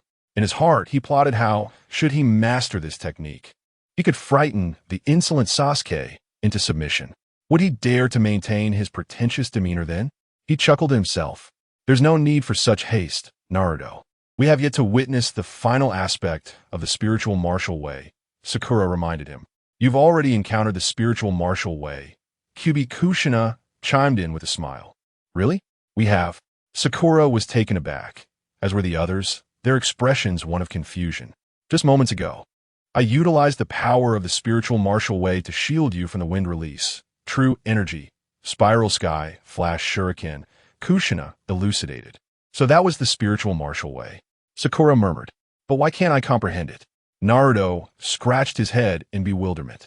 When one cultivates the spiritual martial way to a profound level, they can influence reality and reshape their surroundings. Just now, I generated a windless domain around us. strong enough to resist a tempest. Furthermore, I can create gravitational fields, impact fields, electrostatic fields, and more. Once you enter these domains, you'll be subject to their effects. Kushina explained. The 4 members of the Gale Wind Squad began to grasp the concept. After some contemplation, they acknowledged the power of the spiritual martial way, recognizing its might, but deeming it more suitable for illusionist ninjas. I still wish to learn the wind release breath technique, Naruto declared resolutely. Yet nearby, Sakura and Sai exchanged troubled looks. Sakura was not particularly adept at conventional ninjutsu cultivation. Her forte lay in physical strength, making the breath technique less suited for her. She was acutely aware that attempting to learn the elemental breath technique would yield limited improvement. Sai's super beast imitation also seemed incompatible with the breath technique. Observing the expressions of the two, Minato, the 4th Hokage, had a sudden realization. The wind release breath technique is indeed suitable for Naruto, but it does not align well with Sakura and Sai. Their skills would be better suited for the 6 forms of martial arts. Oh, I nearly overlooked that. My apologies. Sakura, Sai. Let us focus on learning the 6 forms of martial arts, Naruto exclaimed, quickly apologizing to his teammates. There's no need for such formality, Naruto. We're fine with whatever path we take. The breath technique is indeed well suited for us ninjas, and once mastered, we could impart it to everyone in Konoha. Sakura hastily replied. Naruto's face reflected uncertainty. It seemed everyone was in a quandary. How about this? We will all study the 6 forms of martial arts. And since Naruto appears quite proficient in shadow clone jutsu, perhaps he could create a few clones to accompany me in learning the wind release breath technique. Along with the wind release, true energy, spiral sky flash shuriken. The esteemed Watergate spoke gently, Uncle Watergate is truly the finest person in the world. Upon hearing this, Naruto joyfully leaped into the air. Now you only acknowledge Watergate's virtues? Have you forgotten about me? Kushina feigned displeasure. Sister Kushina is also the best person in the world. Naruto replied. Hey, now that's more like it. Kushina laughed playfully. Thank you so much, Watergate-senpai and Kushina-senpai. Yamato expressed his gratitude with a smile. No wonder Uncle Watergate is so beloved in this world. Sakura gazed at Watergate with sparkling eyes, only turning away when Kushina cleared her throat. At that moment, her cheeks were slightly flushed. Uncle Watergate is truly a wonderful man. If only Sasuke could be as good as him, Sakura thought to herself, unable to contain her admiration. Then it's settled. Watergate declared happily. Hooray! It's fantastic that everyone will learn the 6 styles of martial arts. Indeed, physical training is what everyone enjoys the most. Lee exclaimed, clenching his fists in excitement. He was elated to showcase his martial prowess and earn everyone's admiration. Let us go for it, boys from another world. Earnestly explore the strength of your bodies, and you shall attain unimaginable power. Guy gave a thumbs up towards the 4 members of the Gale team. Just now, I generated a windless field around us, a domain capable of resisting fierce gales. Additionally, I can create gravity fields, impact fields, electrostatic fields, and so forth. Once you enter, you'll be influenced by gravity, impact, static electricity, and more, Kushina explained. The Gale team began to grasp the concept. Once they understood, they contemplated the so-called power of spiritual martial arts. It seemed impressive, but it appeared more suited for illusion ninjas. For them, the other 3 were a better fit. I still want to learn the wind-style breathing technique, Naruto asserted with determination. However, Sakura and Sai appeared troubled. Sakura was not particularly adept at conventional ninjutsu training. Her expertise lay in physical strength, making the breathing technique unsuitable for her. She was well aware that pursuing an elemental breathing technique would yield limited improvement. Sai's super beast imitation also clashed with the elemental breathing methods. Observing their expressions, Watergate's mind sparked with insight. The wind-style breathing technique indeed suits Naruto, but it is not appropriate for Sakura and Sai. They should focus more on the 6 styles of martial arts. I almost forgot this. My apologies, Sakura, Sai. Let us learn the 6 styles of martial arts. Naruto was taken aback, but quickly came to his senses and apologized to his teammates. There's no need for that, Naruto. We can adapt to whatever. Breathing techniques are indeed well suited for us ninjas. Once mastered, we should be able to teach everyone in Konoha even better, Sakura responded promptly. Naruto's face displayed a hint of hesitation, as it appeared that everyone was in a quandary. Very well then, let us all study the 6 forms of martial arts. I see that Naruto seems quite adept at the shadow clone technique. Perhaps he can create a few clones to accompany me in learning the wind attribute breathing technique. Along with wind release, true energy spiral shuriken, spoke Minato with gentle authority. Ah, Uncle Minato is indeed the best person in the world, Naruto exclaimed joyfully, bouncing on the spot. Huh, now you're singing Minato's praises? Have you forgotten about me? Kushina feigned displeasure. Kushina is also the best person in the world. Naruto responded eagerly. Hey, now that's more like it. Kushina chuckled. Thank you so much, Minato-senpai. Kushina-senpai. Yamato expressed his gratitude with a gleam of happiness. No wonder Uncle Minato is so well loved in this world, Sakura thought, her eyes sparkling as she gazed at Minato, only to turn away when Kushina cleared her throat. However, her cheeks were tinged with a blush. Uncle Minato is truly a wonderful man. If only Sasuke were as good as him, Sakura mused silently. Then it's settled, Minato declared with delight. Yay, this is fantastic. Everyone is indeed going to learn the 6 forms of martial arts. Clearly, physical training is what everyone enjoys the most. Lee exclaimed, raising his fist in excitement, thrilled to showcase his martial prowess and earn everyone's admiration. Let us go, young warriors of another world. Diligently explore the potential of your physical abilities. You can acquire unimaginable strength. Guy encouraged, giving a thumbs up to the 4 from the Gale team.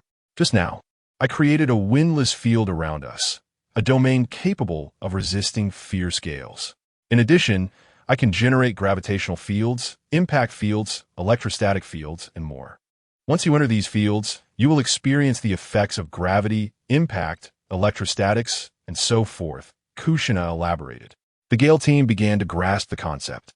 Upon understanding, the 4 contemplated the power of this so-called spiritual martial arts. It seemed formidable, yet more suited for illusionary ninjas. Their abilities were better aligned with the other 3.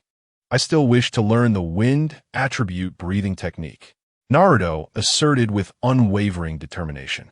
However, nearby, Sakura and Sai wore expressions of concern. Sakura was not particularly adept at general attribute ninjutsu. Her expertise lay in physical strength, making the breathing technique unsuitable for her. She was well aware that her progress would be limited if she pursued the attribute breathing method. Similarly, Sai's super beast imitation did not align with the attributes of the breathing technique. Minato observed their expressions and pondered. The wind attribute breathing technique is indeed suitable for Naruto, but is not fitting for Sakura and Sai. Their strengths would align better with the 6 forms of martial arts. I nearly forgot this. My apologies, Sakura and Sai. Let us instead focus on studying the 6 forms of martial arts. Naruto was momentarily taken aback, but soon regained his composure and promptly apologized to his teammates. There's no need for that, Naruto. Our suggestions are all valid, Sakura interjected. The breathing technique is indeed well suited for us ninjas. Once mastered, it should enable us to better teach everyone in Konoha. A hint of hesitation crossed Naruto's face. It seemed everyone was feeling quite conflicted. How about this? We can all study the 6 forms of combat. Naruto appears to be quite adept at the shadow clone technique and could potentially create a few clones to accompany me in learning the wind attribute breathing technique, along with the wind release. True energy spiral shuriken, suggested Minato with a gentle tone. Uncle Minato is truly the best person in the world, Naruto exclaimed, bouncing with joy. Now you acknowledge Minato's greatness? Have you forgotten about me? Kushina feigned displeasure. Sister Kushina is also the best person in the world, Naruto replied earnestly. Hey, now that's more like it. Kushina chuckled. Thank you so much, Minato-senpai and Kushina-senpai. Yamato expressed his gratitude with a bright smile. No wonder Uncle Minato is so beloved in this world, Sakura thought, her eyes sparkling as she gazed at Minato, only turning away when Kushina cleared her throat. Her cheeks slightly flushed. Uncle Minato is such a wonderful man. If only Sasuke were as good as him, Sakura mused silently. Then it's settled, Minato declared with enthusiasm. Hooray! Everyone is indeed going to learn the 6 forms of combat. Surely, training the body is what everyone enjoys most. Lee shouted excitedly, his fists pumped in triumph at the prospect of showcasing his martial arts and winning everyone's admiration. Let us do our best, boys from another world. By diligently exploring the power of your bodies, you can attain strength beyond imagination. Guy encouraged, giving a thumbs up to the 4 from the Gale team. Just now, I created a circle of stillness around us, an area capable of resisting fierce winds. Additionally, I can generate gravity fields, impact fields, static electricity fields, and more. Once you enter these realms, you will be affected by gravity, impact, static electricity, and so forth, Kushina explained. The Gale team began to understand. After grasping the concept, they deliberated on this so-called spiritual martial art strength. It seemed formidable, yet appeared more suited for illusion ninjas. For their part, they felt it was better suited to the other 3. I still want to learn the wind attribute breathing technique, Naruto asserted resolutely. However, nearby, Sakura and Sai displayed expressions of uncertainty. Sakura was not particularly skilled in the cultivation of general attribute ninjutsu. Her expertise lay in physical strength, making the breathing technique less fitting for her. She was well aware that if she pursued the attribute breathing technique, her progress would likely be limited. Similarly, Sai's Super Beast imitation did not align well with the attribute breathing technique. The Imperial Watergate observed the expressions of the 2 individuals and felt a stirring in his heart. The wind attribute breathing technique indeed suited Naruto, but Sakura and Sai were not as compatible. For them, the 6 styles of martial arts would be more appropriate. I almost forgot about this. My apologies. Sakura and Sai. Let us proceed with learning the 6 styles of martial arts instead. Naruto was momentarily taken aback, but quickly regained his composure and hastily apologized to his teammates. There is no need for such formality, Naruto. We are quite adaptable. The breathing technique is indeed a very fitting discipline for us ninjas. Once mastered, we should be able to impart it effectively to everyone in Konoha, Sakura promptly responded. Well, Naruto's face displayed uncertainty. It seemed that everyone was in a quandary. How about this? We will all study the 6 styles of martial arts, while Naruto, who appears to be quite adept to the shadow clone technique, could create several clones to accompany me in learning the wind attribute breathing technique, as well as wind release. True energy spiral shuriken, the Imperial Watergate suggested gently. Uncle Watergate is truly the best person in the world, Naruto exclaimed, joyfully bouncing on the spot. Now you remember how great Watergate is? Have you forgotten about me? Kushina feigned displeasure. Sister Kushina is also the best person in the world, Naruto replied. Hey, now that's more like it. Kushina chuckled. Thank you so much, Senior Watergate and Senior Kushina. Yamato expressed with gratitude. It is no wonder Uncle Watergate is so beloved in this world, Sakura remarked, her eyes sparkling as she gazed at the Imperial Watergate, only turning away when Kushina cleared her throat, her cheeks slightly flushed. If only Sasuke were as wonderful as Uncle Watergate, Sakura couldn't help but think. Then it is settled, Watergate declared cheerfully. Awesome. Everyone is indeed going to learn the 6 styles of martial arts. Surely, physical training is what everyone enjoys the most. Lee shouted, excitedly pumping his fist in the air, thrilled by the admiration for his martial arts. Let us strive onward, youths from another world. Diligently explore the strength of your bodies. Unimaginable power awaits you. Guy gave a thumbs up to the Gale 4. Just now, I created a windless arena around us, a domain capable of withstanding fierce gales. Furthermore, I can generate gravity fields, impact fields, electrostatic fields, and more. Once you enter these realms, you will be influenced by gravity, impact, electrostatics, and other forces, Kushina explained. The Gale 4 began to grasp the concept. After understanding, they contemplated the power of this so-called spiritual martial arts. It seemed formidable, yet it appeared more suited for illusionist ninjas. For them, the other 3 were still more fitting. I still wish to learn the wind attribute breathing technique, Naruto declared resolutely. However, beside them, Sakura and Sai appeared somewhat troubled. Sakura was not particularly adept at the cultivation of elemental ninjutsu. Her expertise lay within her physical prowess, rendering the breathing techniques unsuitable for her. She was acutely aware that her progress with elemental breathing methods would likely be limited. Similarly, Sai's super beast imitation technique was incompatible with elemental breathing. The esteemed Minato, observing their expressions, pondered, the wind element breathing technique is indeed suitable for Naruto, yet it does not align with Sakura and Sai's abilities. They would likely benefit more from the 6 styles of martial arts. How could I have almost forgotten this? My apologies, Sakura and Sai. Let's focus on learning the 6 styles of martial arts. Naruto was taken aback for a moment, then quickly apologized to his teammates. No need for such formality, Naruto. In truth, we can adapt to various methods. Breathing techniques are indeed well suited for us ninjas. Mastering them would enable us to better teach everyone in Konoha, Sakura responded promptly. Naruto's expression reflected hesitation. It seemed everyone was feeling the weight of the situation. How about this? We shall all learn the 6 styles of martial arts.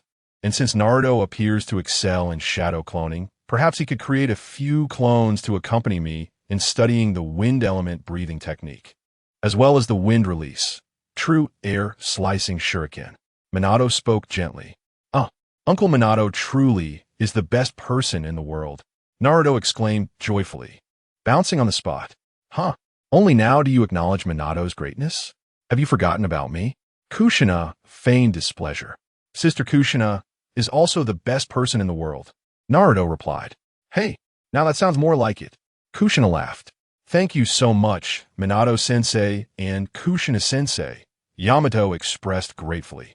No wonder Uncle Minato is so beloved in this world, Sakura thought, gazing at Minato with sparkling eyes until Kushina cleared her throat, prompting her to turn away.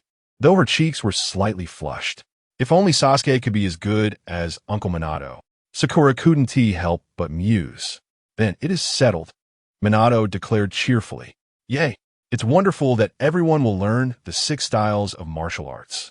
Indeed, physical training is what everyone enjoys the most, Lee exclaimed, clenching his fist in delight. He was thrilled to win the admiration of his peers through the martial arts he demonstrated.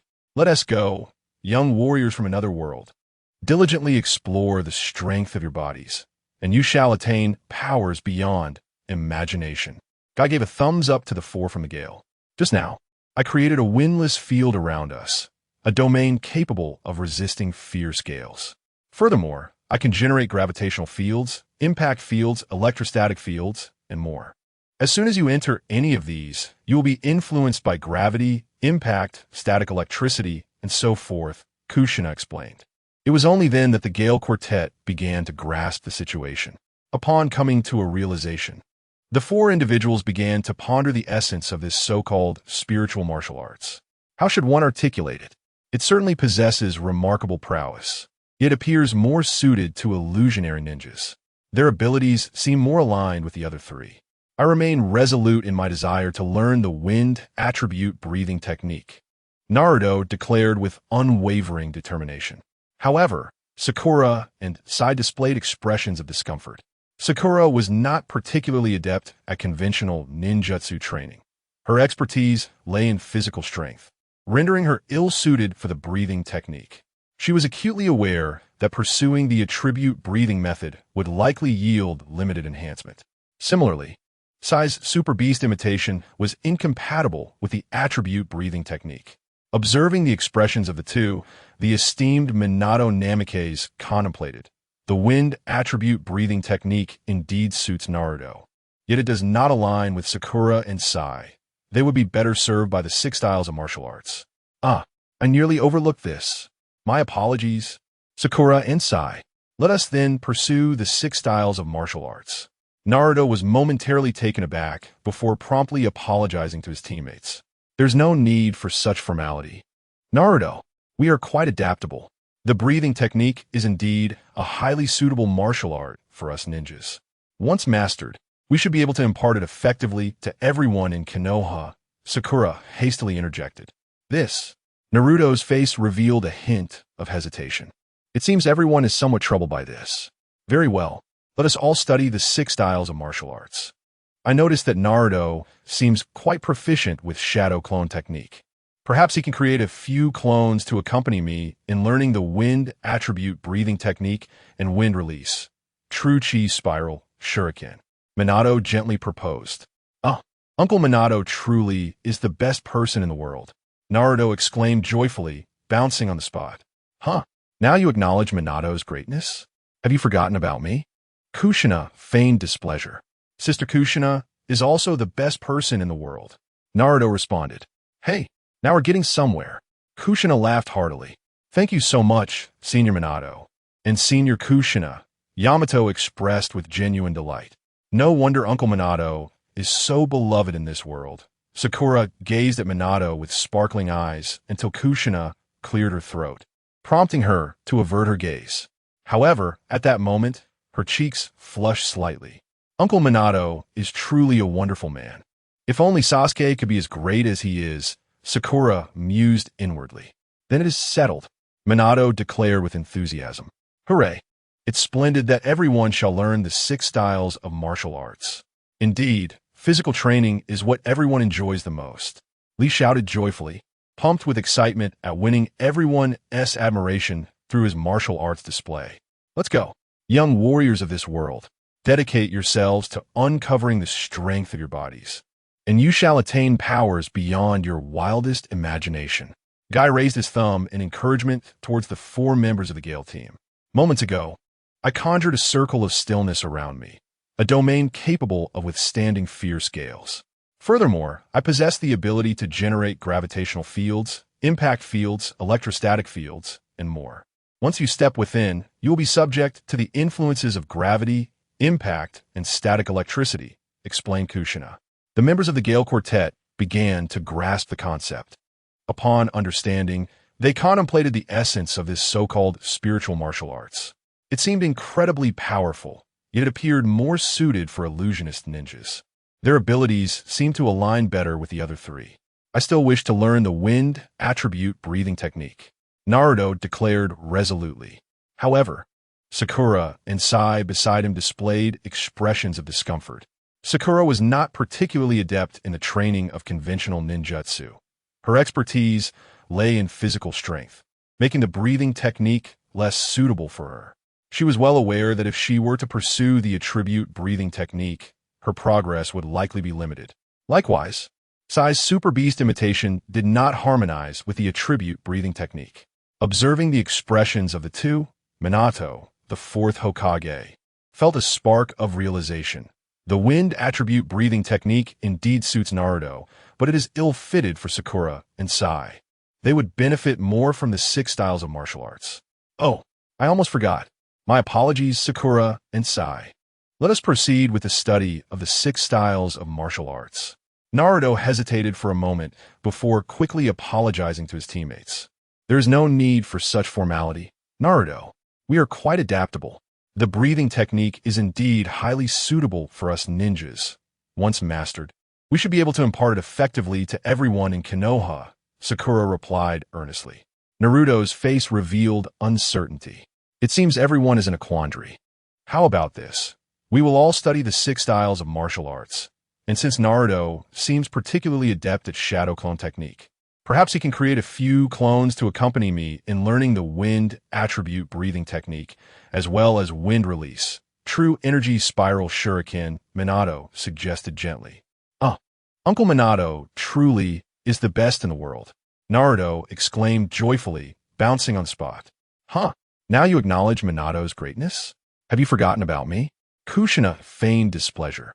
Sister Kushina is also the best in the world, Naruto replied eagerly. Hey, that is more like it. Kushina chuckled. Thank you so much, Minato-sensei and Kushina-sensei. Yamato expressed with delight.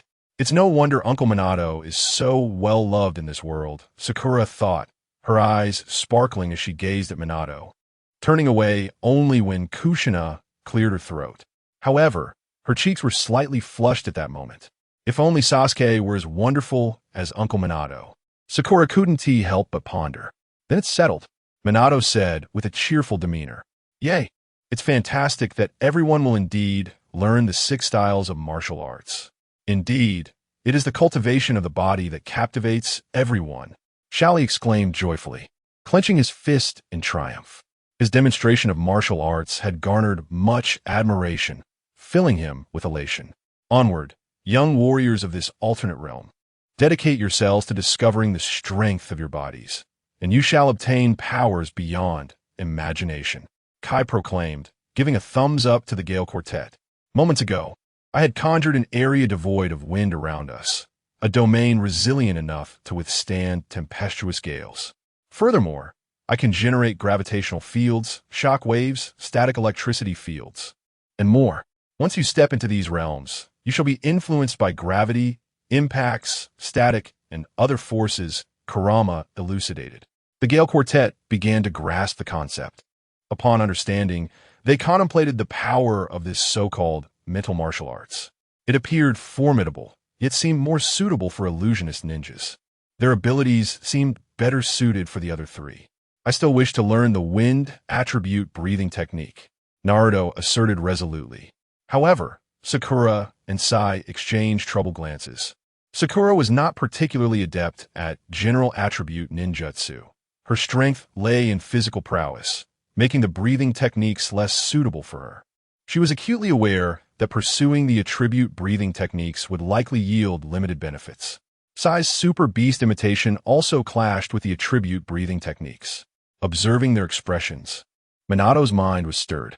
Indeed, the wind attribute breathing technique is well suited for Naruto, but does not align with Sakura and Sai. They would benefit more from the 6 forms of martial arts. I nearly forgot. My apologies, Sakura and Sai.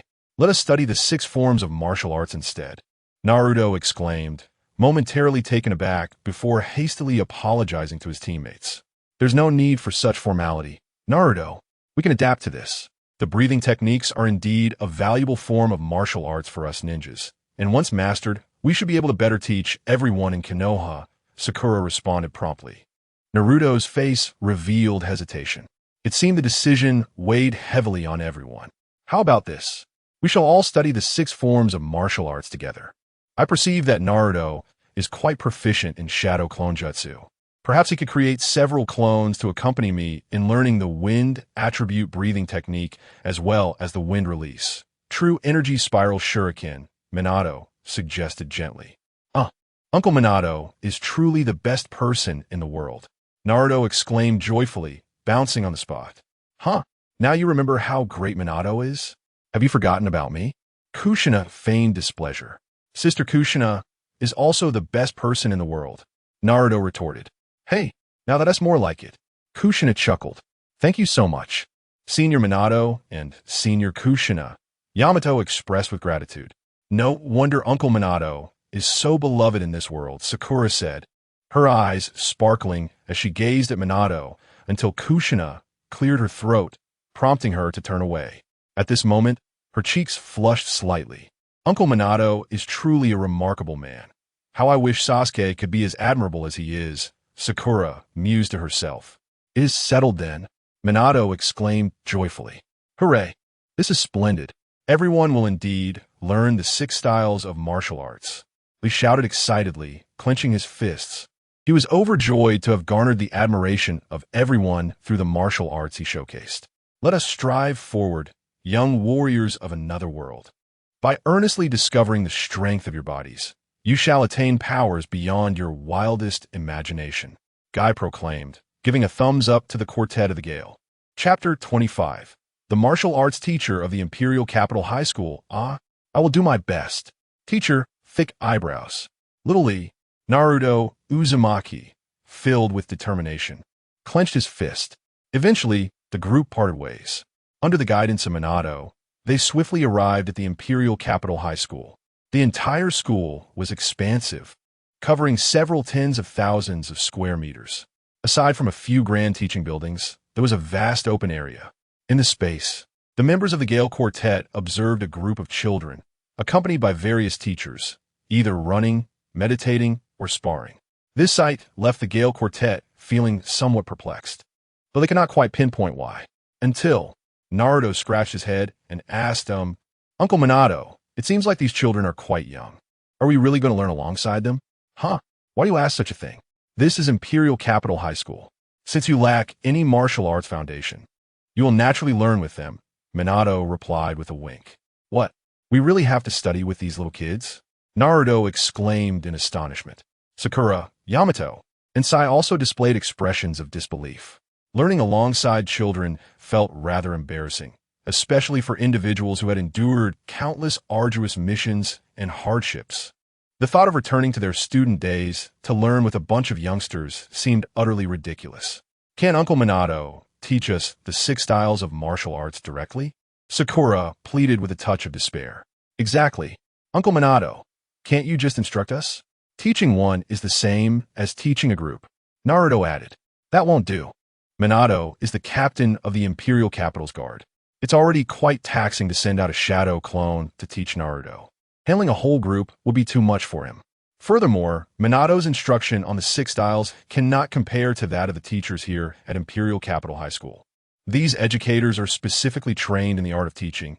It is far more suitable for you to learn from them, Kushina explained, her tone resolute. Faced with this, the Gale Quartet could only sigh in resignation. Soon, they arrived at the teacher's office. Standing at the door, Minato politely knocked. A young man with a ponytail opened the door, and upon seeing Minato, he exclaimed in surprise, Lord Minato, what brings you here? Please come in. He quickly stepped aside to allow entry. Irika-sensei, I have come primarily to ask for your assistance in teaching these individuals behind me the 6 styles of martial arts. Minato said with a smile, not rushing to enter. Irika, you are Irika-sensei. You are so different from our instructor. Naruto shouted in excitement upon hearing Minato's words. In this realm, Irika bears no scars from the Nine Tails turmoil, his complexion significantly lighter than before. He possesses a robust and towering physique, creating a stark contrast. Were it not for the call of the Imperial Minato, Naruto would scarcely recognize him. Huh? The young man gazed in astonishment at the exuberant Naruto, momentarily taken aback. He then scrutinized Minato, his eyes widening in surprise, before casting a complex glance at Kushina. In that fleeting moment, a multitude of thoughts raced through his mind. Hey, Irika, are you pondering something most inappropriate? Kushina exclaimed, her eyes narrowing in displeasure as she raised her right fist. And no, absolutely not. Irika hastily denied, instinctively recoiling. He appeared profoundly intimidated by the Imperial Kushina. Irika-sensei must think that Naruto and I bear a striking resemblance, Minato remarked with a wry smile. I'm also named Naruto. That does seem plausible. Is he the nephew of Senior Minato? Irika responded with understanding. Not quite. Allow me to explain, Minato said, offering a brief clarification with a rueful grin. At last, Irika grasped the entirety of the situation, exclaiming in astonishment, I can't believe parallel worlds truly exist, and with such vast differences. Nevertheless, this is a command from His Majesty, and I shall exert every effort to fulfill my mission. Rest assured, Lord Minato, Irika-sensei is an exemplary teacher at the Imperial Academy. With your guidance, I am indeed at ease, Minato replied, smiling and then imparting a few final instructions to the 4 members of the Team Kakashi before departing with several clones of Naruto. The classroom was left with only Imperial Irika and the 4 members of the team. Yamato's expression turned peculiar. In the original world, he had been Irika's senior. To find himself in this world as Irika's student was unexpected. Naruto and Sakura, however, were elated to continue learning from Irika in this alternate realm. Irika-sensei, hurry! I can hardly contain my eagerness to master the 6 forms of martial arts. Teach us swiftly. Once I have perfected my skills, I shall show those who underestimate me a thing or two. Naruto exclaimed joyfully. Naruto is indeed brimming with vitality. This is splendid. The most vital aspect of studying martial arts is to maintain a positive and uplifting spirit, Irika praised, pausing before adding, however, since you currently possess little knowledge, allow me to first explain the essence of martial arts and some foundational concepts. Martial arts, he elucidated, are an advanced form of energy entirely distinct from chakra, typically drawn from the natural world and one's own body. and this energy is referred to as true chi. True chi has remarkable properties, capable of revitalizing and strengthening the self, promoting longevity, and enhancing beauty. This energy was developed by the magnificent dragon ancestor. Irika continued to elaborate, half expounding on the nature of true chi while simultaneously extolling the virtues of the sage of the six paths. As the group of four, led by the novice, listened intently, their eyes sparkled with intrigue, particularly Sakura, who beamed with joy upon hearing about beauty enhancement and longevity. After a brief half-hour, they had garnered a preliminary understanding of what true energy entailed. In essence, the first step in cultivating true energy requires the so-called seed of true energy, imparted by an individual with profound mastery over it. Is Teacher Irika now prepared to bestow upon us the seed of true energy? Inquired the academically inclined Sakura. Oh, Teacher Irika, please. I yearn for the seed of true energy at this very moment. I wish to cultivate it, exclaimed Naruto. Had the others not yet realized that they already possessed the seed of true energy? Unfazed by Naruto's urgency, Irika smiled and inquired, "Do you mean to say we already have the seed of true energy?" "I certainly feel no such thing," responded Naruto, his expression one of astonishment. "When did this happen?" Yamato echoed, equally bewildered. Could it be that it was Uncle Minato? Sakura speculated. Indeed, it is likely that Lord Minato has infused the seeds of true energy within you. What remains for you now is to fully sense its presence. I shall assist you in this endeavor. Now heed my instructions. Sit cross-legged, close your eyes. Cultivate a tranquil mind. Empty your spirit and earnestly attune to your inner self until you perceive a warm, intoxicating energy that brings you relaxation. Then, endeavor to channel it throughout your body gradually, adapting to its flow, Irika gently articulated. Chapter 26. The Greater Good Over Kin.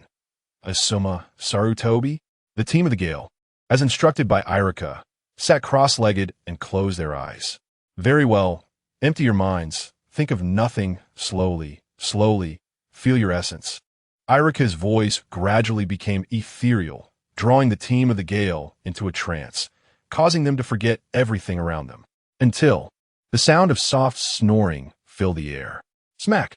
Naruto, feeling a gentle tap on his head, opened his eyes and exclaimed, "What happened, Irika-sensei?" His voice was filled with confusion, laziness, and bewilderment. "Naruto, you just fell asleep?" Irika chuckled. "Well, I must have been too exhausted. I wanted to continue sleeping." Naruto yawned and attempted to close his eyes again. "Wake up a bit. Have you forgotten the purpose of being here?" Irika reminded him. Naruto suddenly snapped to attention, recalling everything that had transpired earlier.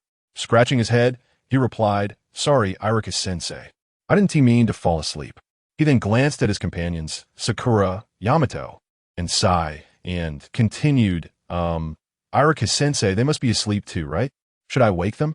"Naruto, take a closer look at them," Irika advised. Furrowing his brow, Naruto cautiously scrutinized his three teammates. Yamato and Sai were breathing steadily, showing no signs of disturbance. However, upon closer inspection, it appeared that a translucent energy flowed beneath the fair skin of Sakura. "Sakura, she looks so strange," Naruto exclaimed. "Did you notice?" Indeed, this indicates that Sakura has begun to perceive her essence and has activated it. Once she becomes fully accustomed, she will progress to the next stage of training, Irika remarked, a look of admiration crossing his face. "That's impressive. Sakura is truly remarkable. She excelled in her studies at the Ninja Academy." Naruto's face lit up with pride and admiration. Sakura is indeed exceptionally intelligent, with great insight. Such individuals are naturally more suited for the cultivation of spiritual martial arts. However, with the six styles, they will not fare poorly either. Irika nodded in agreement. "But what about Captain Yamato and Sai? Are they really not asleep?" Naruto asked, looking at the two with curiosity. Yamato and Sai do not possess the same level of insight and adaptability as Sakura, but they are still in the process of comprehension. Among everyone, you are the only one who truly fell asleep, Irika said, eyeing Naruto with a mix of exasperation and amusement. So that's how it is. I'm really sorry, Irika-sensei, But I will succeed soon. Just watch me, Naruto declared, forming hand seals. In an instant, a cloud of smoke erupted, and dozens of Naruto shadow clones filled Irika's office, making the once spacious room feel somewhat cramped. Irika, taken aback, remarked, "What is this?" "Teacher Irika, I am aware that I may not possess the intelligence of Sakura, Yamato, or Sai, yet I too have my strengths. My chakra and physical stamina surpass theirs. If I fail once, I can try twice, thrice, 10 times, 100 times, until I achieve success," Uzumaki Naruto declared with a smile, leaving Irika momentarily taken aback. Yet he could not suppress his concern. Training with shadow clones? While effective, the subsequent barrage of memories and fatigue may overwhelm even the most resilient Naruto. "That's all right. Teacher Irika, I have grown accustomed to it." Naruto's face radiated determination. "Is that so? I understand." Irika nodded, as a new round of training commenced. Naruto's breathing gradually became steady. However, a mere lapse in his slumber would result in Irika rousing him until one of them truly entered a meditative state and transmitted that sensation back to their original form. Naruto began to genuinely enter a state of deep concentration. Time passed, though it was unclear how long. Naruto slowly opened his eyes and, gazing at Irika, exclaimed, "Teacher Irika, I have truly succeeded. I can distinctly feel a warm current in my abdomen. It feels utterly delightful. I can even channel it to any part of my body. Congratulations." Irika smiled. "Well done, Naruto." The gentle and familiar voice of Sakura chimed in. Naruto turned to see his 3 teammates smiling at him. "Did everyone succeed?" "Indeed," they replied. "Wonderful. Now we can all become stronger and better protect our village," Naruto exclaimed joyfully. The other 3 teammates smiled in response. Previously, they had felt a significant disparity compared to the people of this world. Yet, with the mastery of this new power, the gap might soon close or even vanish entirely. They contemplated teaching this martial energy to the villagers. If any unforeseen events were to occur with the Empire, they would at least be able to offer some form of resistance. You have all now gained a preliminary grasp of true energy. The next step involves regular training and the coordination of this energy, Irika said with a broad smile as he walked toward the door. The 4 members of the Gale team hurriedly followed him. Exiting the teacher's office building, Irika led them to another classroom. Inside, the room was already filled with young students, appearing to be around 9 or 10 years old. Upon seeing Irika, they chorused, "Hello, Teacher Irika." Then, they curiously gazed at the Gale team. "Greetings, everyone. Before we commence today's lesson, I would like to introduce a few new classmates." "New classmates? You don't mean those gentlemen and ladies beside you, do you, teacher?" A child, with spiky hair and an unimposing stature, adorned with a beard and a cigarette dangling from his mouth, cast a disdainful glance at the members of the Wind Tribe. "Hey, you little brat, what kind of look is that?" exclaimed Uzumaki Naruto, clenching his fists in a furious glare at the audacious child. This little rascal certainly looked like he deserved a thrashing. Did he really think Naruto would shy away from disciplining a child? After all, he was a man who had even confronted the grandson of the 3rd Hokage. "Exactly. Who do you think you are, calling us big sister?" Sakura shouted, her forehead veins bulging in indignation. "Of course, I'm talking about you. Besides you two, who else is here?" The child retorted arrogantly. Aster was right. Another child, donned in sunglasses and a bandana, chimed in. "You insufferable little brat." Naruto and Sakura were infuriated, itching to charge forward and land a few punches. Irika, observing from the sidelines, shot a disapproving glare at the 2 children. "Sarutobi Aster, Huimas, how can you speak like that?" "But I'm merely stating the truth. Look at them. Aren't they all well past their prime? Especially that guy with the iron thing on his head. He must be over 40. How shameless to come to the Imperial Capital Academy and learn with us." The cigarette-smoking child sneered. Yamato, who had been silently chuckling to himself, suddenly froze. "Over 40? I'm barely in my 30s. Naruto, Sakura, and Sai twitched in disbelief. This little brat was truly audacious. However, this child bears the Sarutobi name? "You little rascal, are you Asuma Sensei's child?" Naruto inquired, eyeing the cigarette-smoking boy. "What? You're The old man as apprentice? That can't be right. My old man has the title of a hero. How could he possibly take on someone as aged as you to be his student? The boy scoffed in disbelief. Is Asuma-sensei a hero here? How remarkable. But why is it that the child of a hero like you is so rude? Naruto gritted his teeth, glaring at the smoking child. Rude? I have no intention of showing courtesy to someone who doesn't even understand history and is so weak, Sarutobi Aster scoffed. Indeed, those who don't even know why Asuma uncle is a hero don't deserve our respect. The child in sunglasses added disdainfully. How infuriating. Then enlighten us. Why is Asuma-sensei a hero? Naruto demanded, exasperated. Humph, clueless old man. If you're so eager to know, I shall graciously enlighten you. Asuma uncle initially dwelled in the shadows, enduring endless torment within, but ultimately awakened to righteousness and seized the opportunity to slay one of the remnants of the Hidden Leaf Village, Sarutobi Hizashi and Shimura Danzo. He has contributed significantly to the liberation of the ninja world. Understand now? Chapter 27. The Remnants of the Hidden Village, Sarutobi Hiruzen. A swift execution for all what? Asuma-sensei killed the third Hokage? Naruto exclaimed, shocked by the words of the boy in sunglasses. Even Sakura, Shikamaru, and Sai beside him were taken aback. The third Hokage had been slain by Asuma?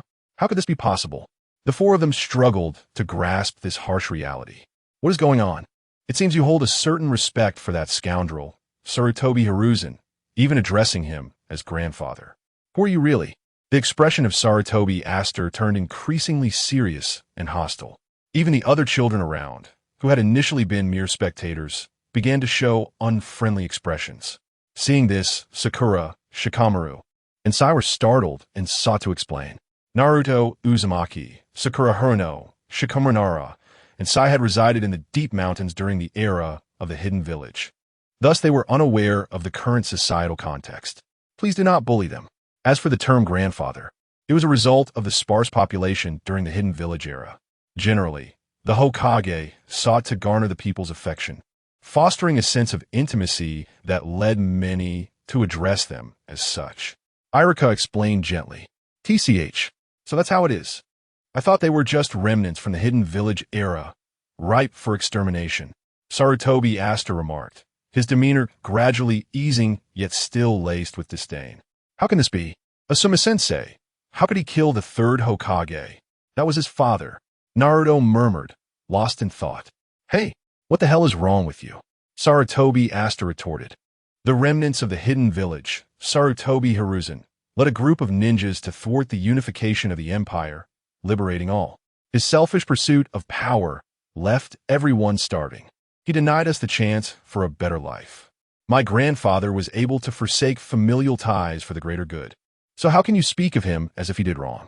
I believe anyone given the opportunity would make the same decision as my grandfather. This is the mark of a hero. Do you understand? Sarutobi Aster glared at Naruto, causing his face to pale. Indeed, Sarutobi Hiruzen, the remnants of the Hidden Village, is not worth mourning. The other children echoed. But, Naruto continued to murmur, wanting to express something more. Enough with the but. I only regret not having been born in my grandfather's era. Otherwise, I would have personally slain that scoundrel, Sarutobi Hiruzen, and ground him to dust. His existence is the utmost disgrace to the Sarutobi name. He's a shame to our clan. Sarutobi Aster gritted his teeth. All right, Naruto, you should stop now. Irika gently patted Naruto's shoulder, signaling him to refrain from continuing. Naruto looked up at all the children, observing their united expressions of animosity, and finally lowered his head in resignation. The new students have already been introduced. Now, let us proceed with our self-introductions before we engage in our daily exercises. Irika shifted the topic. It's teacher Irika. The first to introduce himself was Takuya Takahashi. I am Takuya Takahashi, 9 years old. I have a fondness for beautiful girls wearing stockings and a disdain for those who do not wear them well. My dream for the future is to become a remarkable person, inspiring women across the globe to don the stockings I create. One by one, the children took their turns to introduce themselves. The 4 members of the Gale Squad listened with a lackluster demeanor until all introductions concluded. Only then did they follow Irika out of the classroom, heading towards a nearby open area. Once everyone had settled, Irika announced loudly, "Today's lesson is quite simple. Running, push-ups, and sit-ups. Now everyone turn left. March in unison." "Yes," a chorus of enthusiastic children shouted as they began to run. The Gale Squad, having recently learned of Asuma's demise of the third Hokage, felt a tinge of melancholy as they followed suit.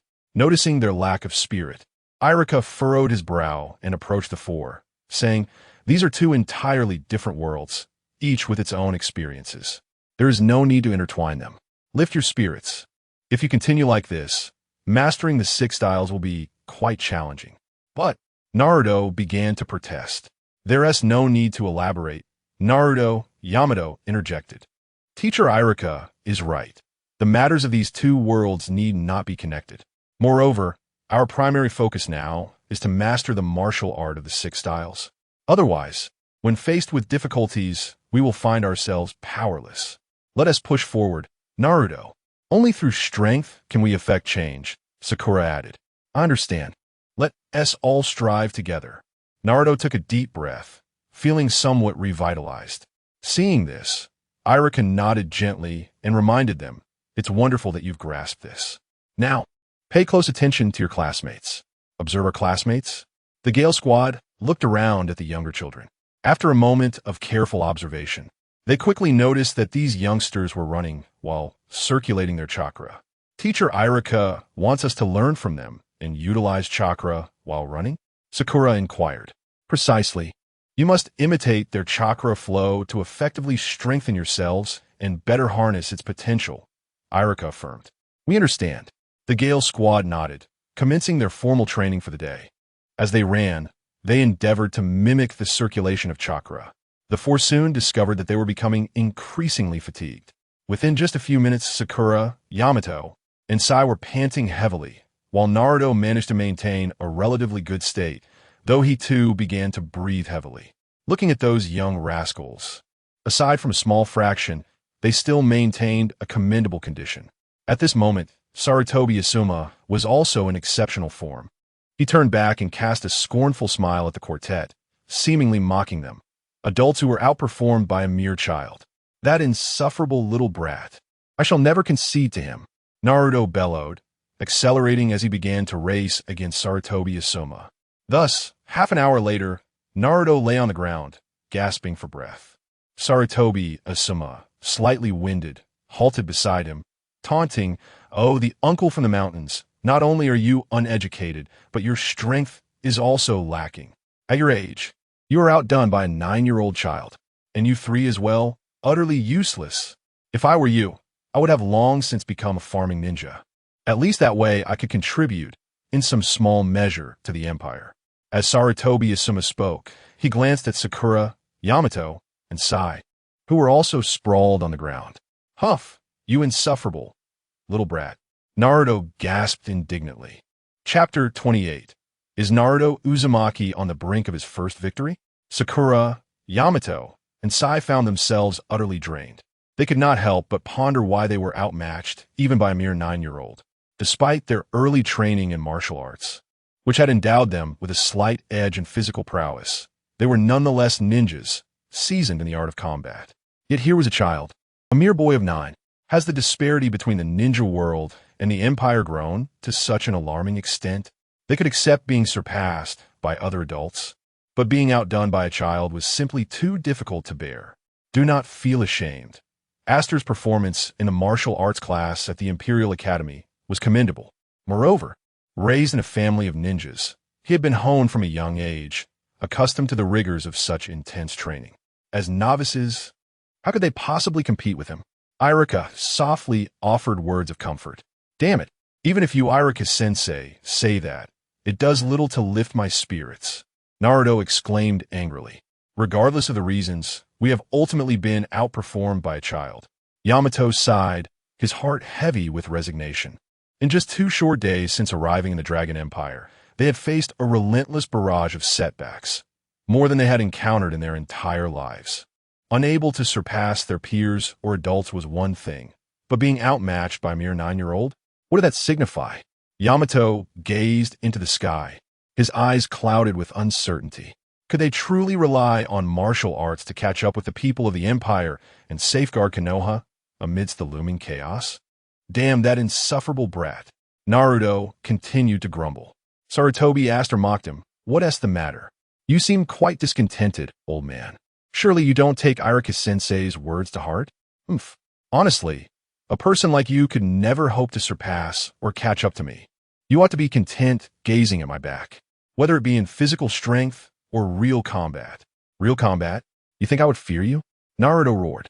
"Oh, are you proposing we engage in actual combat? How amusing. Let's have a proper duel, old man. You asked for this, brat." Naruto instantly grew energized. Meanwhile, the Team Wind trio exchanged worried glances, apprehensive for Naruto's fate. If someone had told them in the past that an elite ninja like Naruto would lose to a 9-year-old child, they would have laughed at such a notion. But now, they could not find humor in it, especially since this child hailed from the formidable Dragon Empire. This powerful realm from another world was astonishingly beyond comprehension, impervious to ordinary logic. A child. We needn't concern ourselves. Perhaps it's best to let it go. Yamato panted, offering a reminder. Hey, old man, are you and the lady starting to feel frightened? Indeed, your strength is feeble, and your courage is pitiably small. Sarutobi Aster continued to provoke. You insufferable brat. I shall undoubtedly give you a thrashing. Naruto, seething with anger, slowly rose to his feet. Naruto. Yamato's concern deepened. Sakura cast her gaze toward Irika, seemingly hoping he would intervene. Yet, at that moment, Irika surprisingly refrained from dissuasion and instead looked at the two, stating, as warriors, one should not fear battle. Furthermore, engaging in sparring with fellow martial artists, especially for beginners, is not necessarily detrimental to one's growth. This left both Naruto and Aster speechless. Aster then turned to Naruto, saying, "Do not overestimate yourself, old man. Perhaps you should rest a while before facing me again. Just look at you, struggling to even stand. You insufferable little brat. Do not underestimate me. I am more than capable of dealing with you right now." Naruto gritted his teeth. "Naruto, you should take a moment to recuperate." Irika approached Naruto, preventing him from overexerting himself. The children, who had initially been mere spectators, became animated, gathering around to discuss fervently. "It's about to start. Who do you think is stronger, Sarutobi Aster or this mountain dweller?" "Definitely Sarutobi Aster. Although he may not be as formidable as that other fellow, he is certainly no match for some mountain dweller." "That is true. After all, this old man, doesn't he even understand martial arts?" The group of children looked down upon the 4 members of the Windblade team, inciting their ire. Naruto vowed to show Sarutobi Aster a thing or two. After a good half hour had passed, Naruto felt he had mostly recovered. He approached the center of the arena alongside Sarutobi Aster, both locking eyes. Despite their significant age and height differences, Aster, appearing rather languid, gazed at Naruto with a relaxed demeanor, saying, "Hurry up and make your move, old man. After our bout, I still have training to attend to, and everyone is waiting for me. You insufferable brat. Don't cry when you're scared." "Shadow clone jutsu," Naruto exclaimed, forming hand seals. Instantly, a multitude of shadow clones appeared, grinning menacingly at Sarutobi Aster. "Shadow clones? Not bad, old man. Come on." Aster beckoned Naruto with a casual wave of his finger. "Oomph." A chorus of Narutos snorted in unison, surging toward Aster, launching a flurry of punches and kicks. However, Aster had already employed the paper jutsu, gracefully maneuvering among the crowd, effortlessly dispelling each shadow clone that approached him. "Old man, do you know what technique this is? You, who are unversed in martial arts, cannot possibly hit me, let alone defeat me." Aster spoke with a carefree expression. In response, Naruto remained undeterred, his clones relentlessly pressing the attack, until a buzzing sound began to resonate. Suddenly, Sarutobi Aster was struck by a shadow clone, sent hurtling into a larger crowd. He looked in astonishment toward the source of the sound. Behind a group of Naruto Uzumakis, several more were forming Razengans, the swirling winds emanating from them blowing fiercely in all directions. Witnessing this scene, Sarutobi Aster couldn't help but reveal a look of realization. "Not bad, uncle. It seems you have encountered the paper shuriken before. Oomph, you brat. The essence of the paper shuriken lies in evading enemy attacks through perception and wind. However, by employing the Rasengan from multiple directions, the resulting gales will surely disrupt you. Let us see how you avoid my assault. Everyone charge. One Naruto shouted excitedly as they all surged toward Sarutobi Aster. Yet in the next instant, whoosh, a blade of wind, 3 to 4 meters long, sliced through the crowd, instantly clearing a path among the Narutos. Sarutobi Aster's diminutive figure burst forth from the chaos. What's the matter? Are you scared, brat? Aren't you going to use the iron block to withstand my attack? The Naruto taunted. He could clearly see that Sarutobi Aster's martial arts training paled in comparison to that of Lee. While he could withstand the Rasengan, it seemed Sarutobi Aster could not. Evidently, this little brat had no intention of using the iron block upon seeing his Rasengan. Moreover, employing the point-blank technique and Stormfoot would prove arduous against the relentless barrage of shadow clones. The child's stamina and chakra were indeed limited. This battle, I shall win. Naruto Uzumaki thought to himself, a surge of exhilaration washing over him. Even Yamato, Sakura, and Sai, who were spectating, couldn't help but smile. After being in this otherworldly realm for so long and engaging in numerous battles, would they finally achieve victory this time? A wave of emotion filled their hearts. Uncle, you don't truly believe you've won, do you? The 6 forms of martial arts are not my forte. My true strength lies in this. Hissing, Sarutobi Aster came to a standstill, slowly exhaling. The 4 members of the Gale team noticed that the airflow he exhaled felt slightly unusual, almost searing. Simultaneously, the surrounding air began to exhibit slight distortions due to the rising temperature. Sparks of fire began to flicker. Chapter 29, Naruto's Defeat. The true strength of the genius of the Imperial Capital. What is this? The breath of fire? Naruto exclaimed in astonishment. Huh, the old man shows some insight after all. Indeed, this is the breath of fire. Prepare yourself. Fire release. Great fire annihilation. With merely 2 hand seals, Sarutobi Aster unleashed a torrent of flames that surged forth with overwhelming ferocity. Whoa! The swarm of shadow clones screamed as they were engulfed and reduced to smoke. In the distance, Yamato, Sakura, and Sai collectively paled at the sight. What a powerful, great fire annihilation. Its potency has likely escalated from B to a rank, and its range has also increased, Sakura marveled. This is the breath of fire, enhancing the power of fire-based ninjutsu while minimizing hand seals, Yamato murmured. It seems more suited for a ninja than the 6 styles of martial arts. I can't believe a mere 9-year-old has mastered it, Sai remarked in awe. The flames raged furiously until the great fire annihilation subsided. The ground, recently scorched, bore blackened marks, and thick clouds of smoke spiraled into the sky. The one and only Naruto Uzumaki stood outside the flames, drenched in cold sweat as he gazed at Sarutobi Aster. This little brat is incredibly strong. Is this for real? How can a 9-year-old possess such power? I was still playing in the mud at that age. The gap is insurmountable. Naruto felt a wave of discouragement wash over him. Yet, he was not ready to concede. He prepared to counterattack. Whoosh! In the distance, Sarutobi Aster moved swiftly towards him. Upon witnessing this, Naruto hastily formed hand seals, intending to employ the multi-shadow clone technique. However, Sarutobi Aster thrust his palm forward, and a violent gust of hot wind enveloped him, forcing him a halt. In the brief moment that followed, Sarutobi Aster closed the distance and delivered punch. Boom! Even before the strike connected fully, Naruto felt a constriction in his breath. His body overwhelmed. He sidestepped to evade and retaliated with a right hook. Yet Sarutobi Aster effortlessly caught his fist. The heat emanating from his body was palpable. This temperature must have exceeded 70 degrees. Ugh! Naruto groaned softly, enduring the searing pain as he engaged Sarutobi Aster in close combat. Crash! Bang! With each clash, Naruto was forced to retreat until ultimately he was struck in the abdomen by a powerful punch, collapsing to the ground in agony. Old man, you truly are weak. Is this all you've got? Sarutobi Aster taunted from above, pulling out a crumpled cigarette that had been shoved into his pocket during the battle and placing it in his mouth. Surprisingly, Naruto did not respond. Instead, he stared vacantly at the sky. I lost. I really lost. To a 9-year-old child. With such strength, can he truly consider himself an elite of Konoha? Can he protect Konoha? How humiliating, utterly humiliating. The more Naruto pondered, the further he sank into despair. Naruto, are you all right? Sakura inquired with concern as she approached him.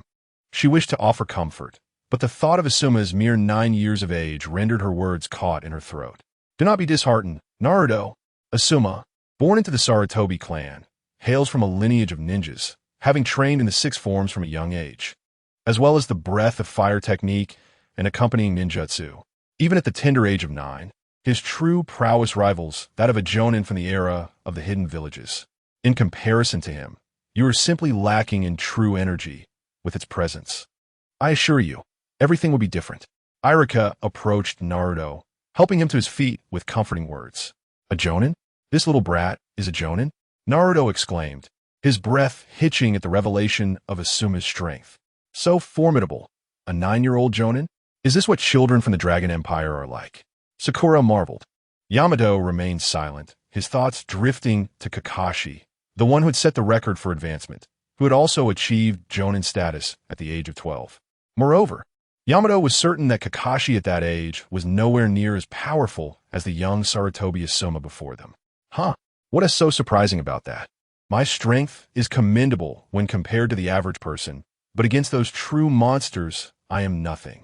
Asuma regarded the team Kakashi members with a hint of disdain, his gaze akin to that of someone observing country bumpkins. What do you mean by that, you little brat? Are there even younger kids stronger than you? Naruto asked incredulously.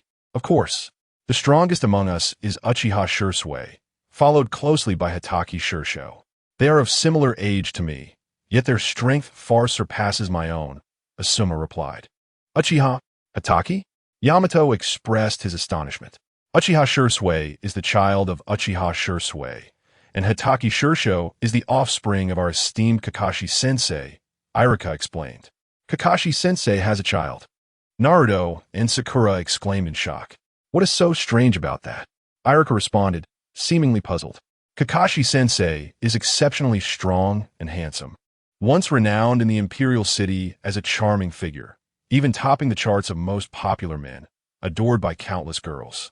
Ultimately, however, it was Rin-sensei who captured Kakashi-sensei's heart, leading to their marriage and the birth of Shursho. Kakashi-sensei's wife, Rin?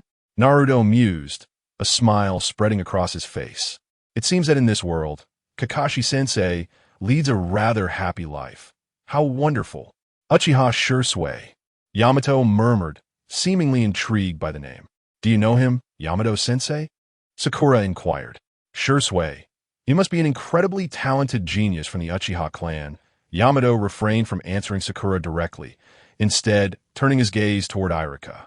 Indeed, the esteemed leader of the Uchiha clan, known as Shursei, possesses a multitude of prodigious talents, and his descendant, Shurhua, has inherited this remarkable gift, emerging as a renowned genius in his own right.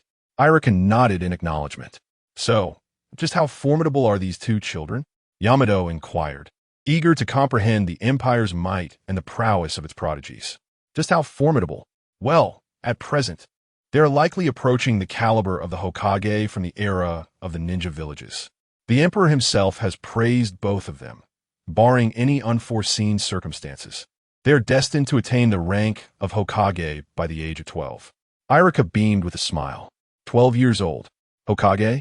The 4 members of a Shippuden team were left speechless by this astonishing revelation. Hokage represents the pinnacle of strength among the 5 great ninja villages.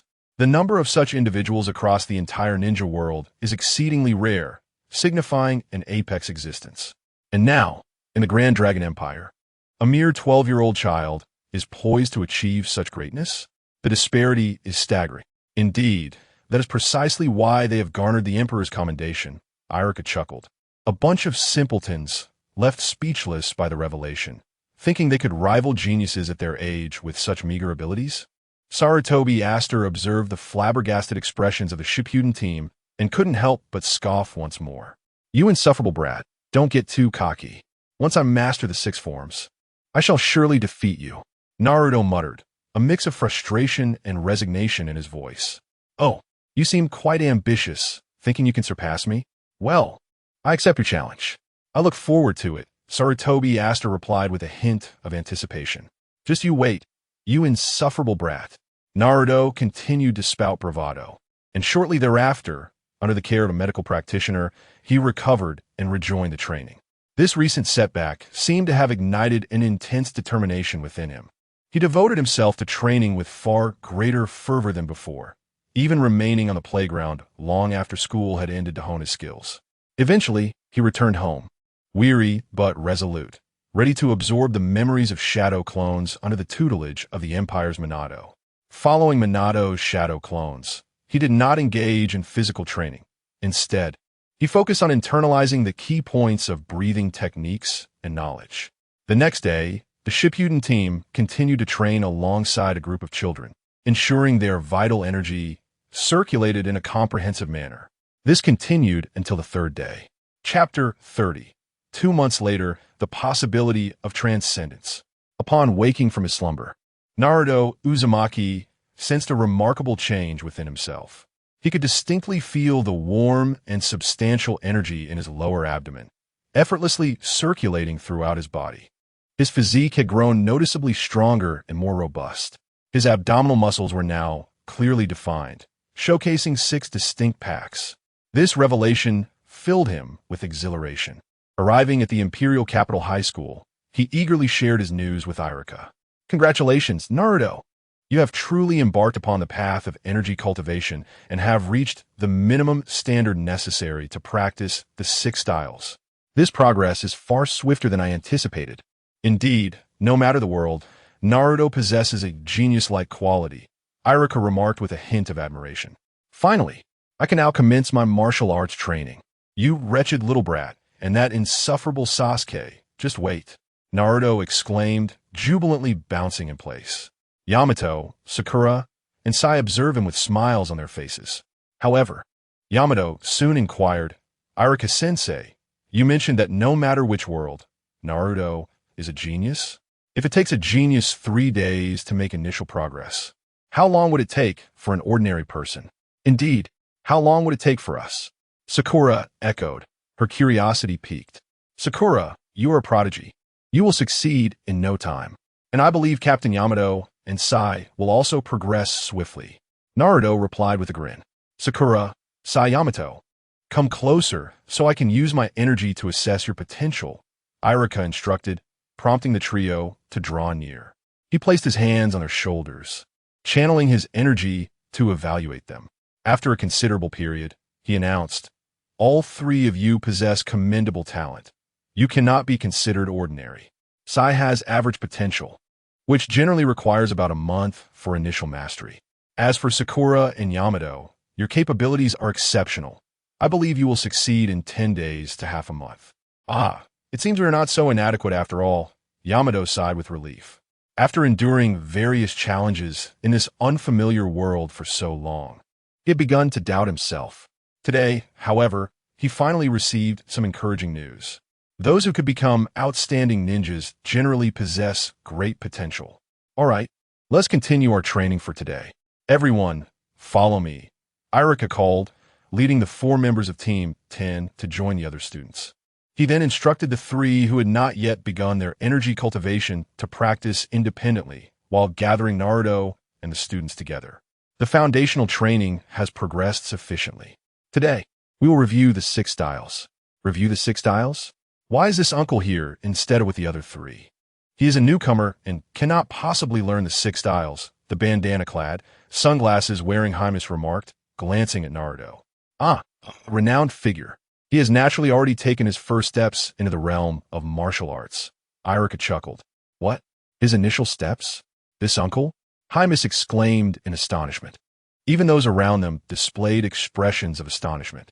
Sarutobi Yasuto's unlit cigarette fell to the ground with a soft thud, prompting him to belatedly crouch down to retrieve it, exclaiming, You possess some skills, but you're still an ineffectual old man. Huh, you little brat. Just wait until I surpass you. Naruto grinned malevolently. TCH. I am the son of a hero. Who would fear you, you antiquated relic? Sarutobi Yasuto replied with a forced smile.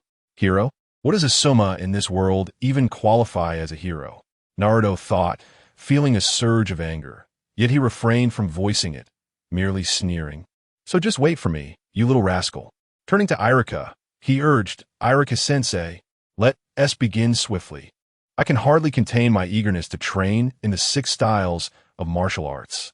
To learn the 6 styles, we typically start by practicing with iron blocks, evenly distributing our chakra throughout the body. Then we allow someone to strike us repeatedly with fists and feet, gradually enabling the body to endure this force, thereby facilitating better absorption of chakra, leading to a qualitative transformation and hardening of the body. Do you understand, Naruto? So, I'm supposed to endure being hit next? Naruto's expression shifted. Precisely. Irika nodded. Then, bring it on, Irika-sensei. Naruto inhaled deeply, an expression of one prepared for death. I want to strike you, Naruto. You and your classmates will pair up for practice, Irika stated. With these little brats? Naruto muttered, his eyes darting before finally settling on Sarutobi Yasuto. You little punk. I'm going to show you what I'm made of. Let us team up. You and T be scared, would you? Huh? Old man, are you itching for a beating? I'll gladly oblige you. Come on. Sarutobi Yasuto replied with a sinister grin. Several minutes later, Naruto lay on the ground, bruised and battered, while Sarutobi Yasuto merely sported a slightly reddened face, looking down at the fallen Naruto and taunting, old man. Did you forget to eat? You have no strength at all. I hardly felt a thing. I genuinely worry for your future girlfriend. Little brat, just you wait. Naruto moaned. The following day, with the assistance of medical personnel, Naruto tirelessly mended his body and continued training until he reached his limits, only then returning home to rest. 5 days passed. At last, Naruto had grasped the basics of the iron block technique, and through practice with Sarutobi Yasuto, they both ended up with bruised faces. Subsequently, he began training in the paper shuriken, finger pistol, gale foot, flick, and moonstep techniques. The paper shuriken took 4 days to master, the finger pistol 5 days, the gale foot 5 days, the flick 4 days, and the moonstep 10 days.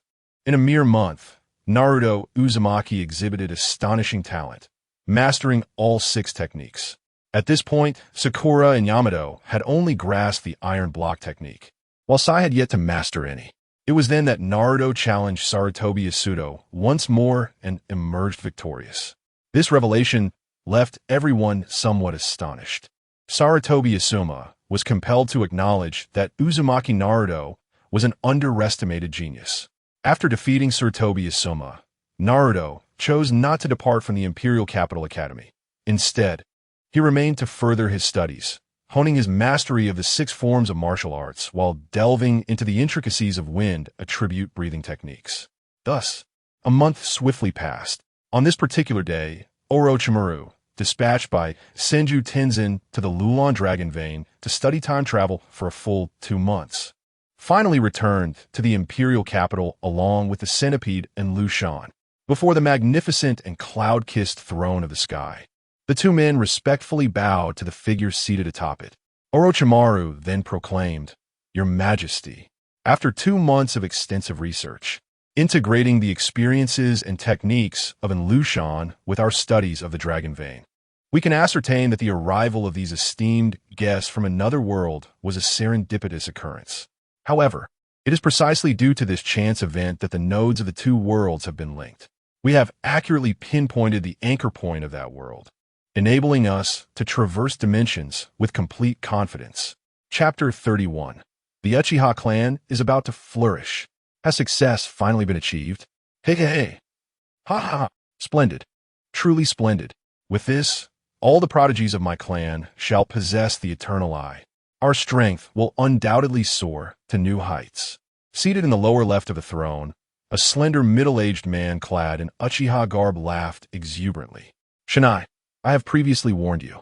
The other world is far from the optimistic vision we hold. The Uchihas there lack even the Sharingan, let alone the ability to evolve into the eternal eye. With an impassive expression, the Imperial Sasuke interjected. Ha ha ha. Worry not, Sasuke.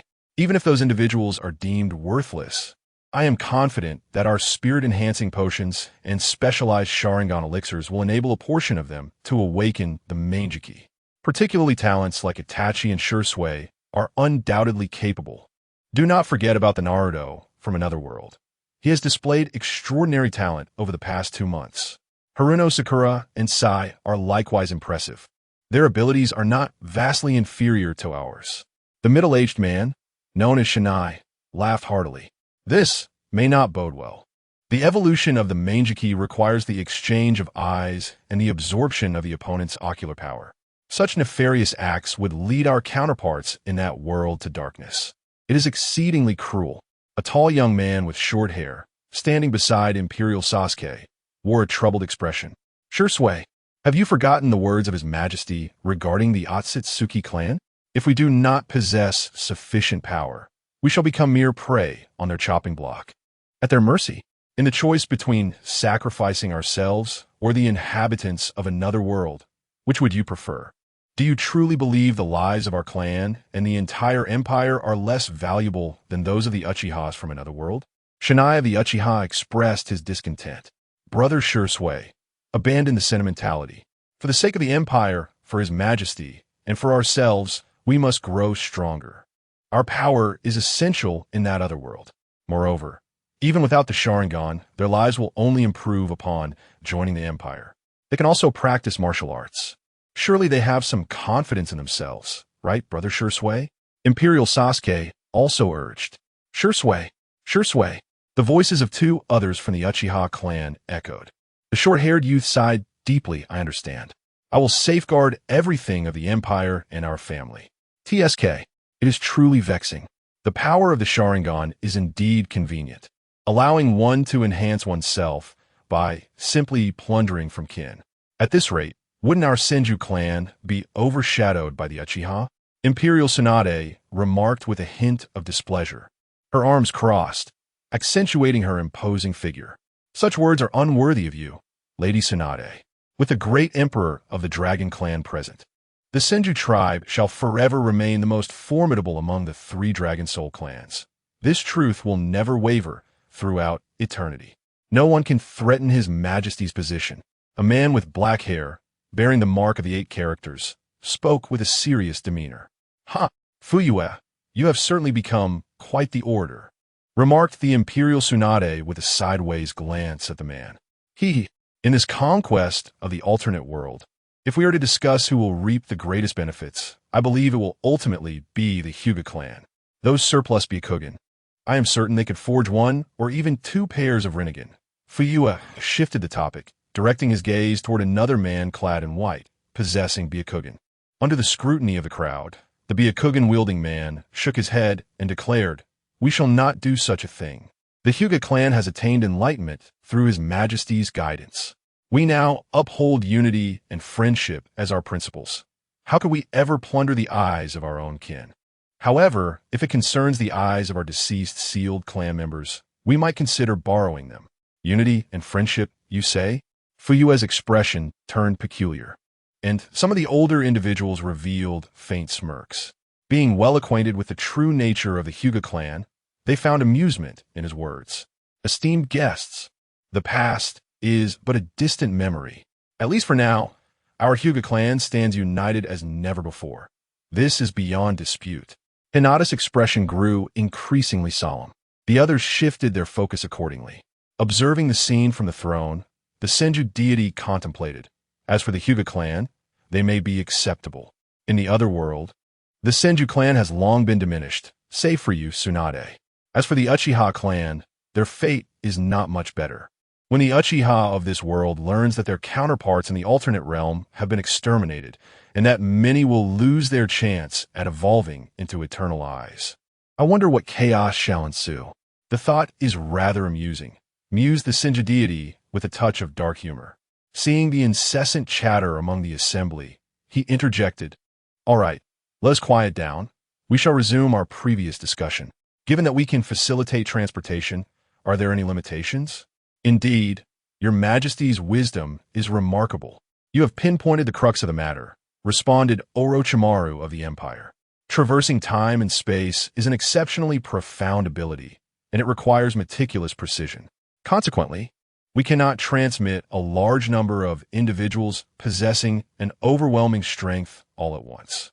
Furthermore, each transmission necessitates the consumption of rare temporal particles, a form of energy that is hidden within the natural energies and is exceedingly scarce.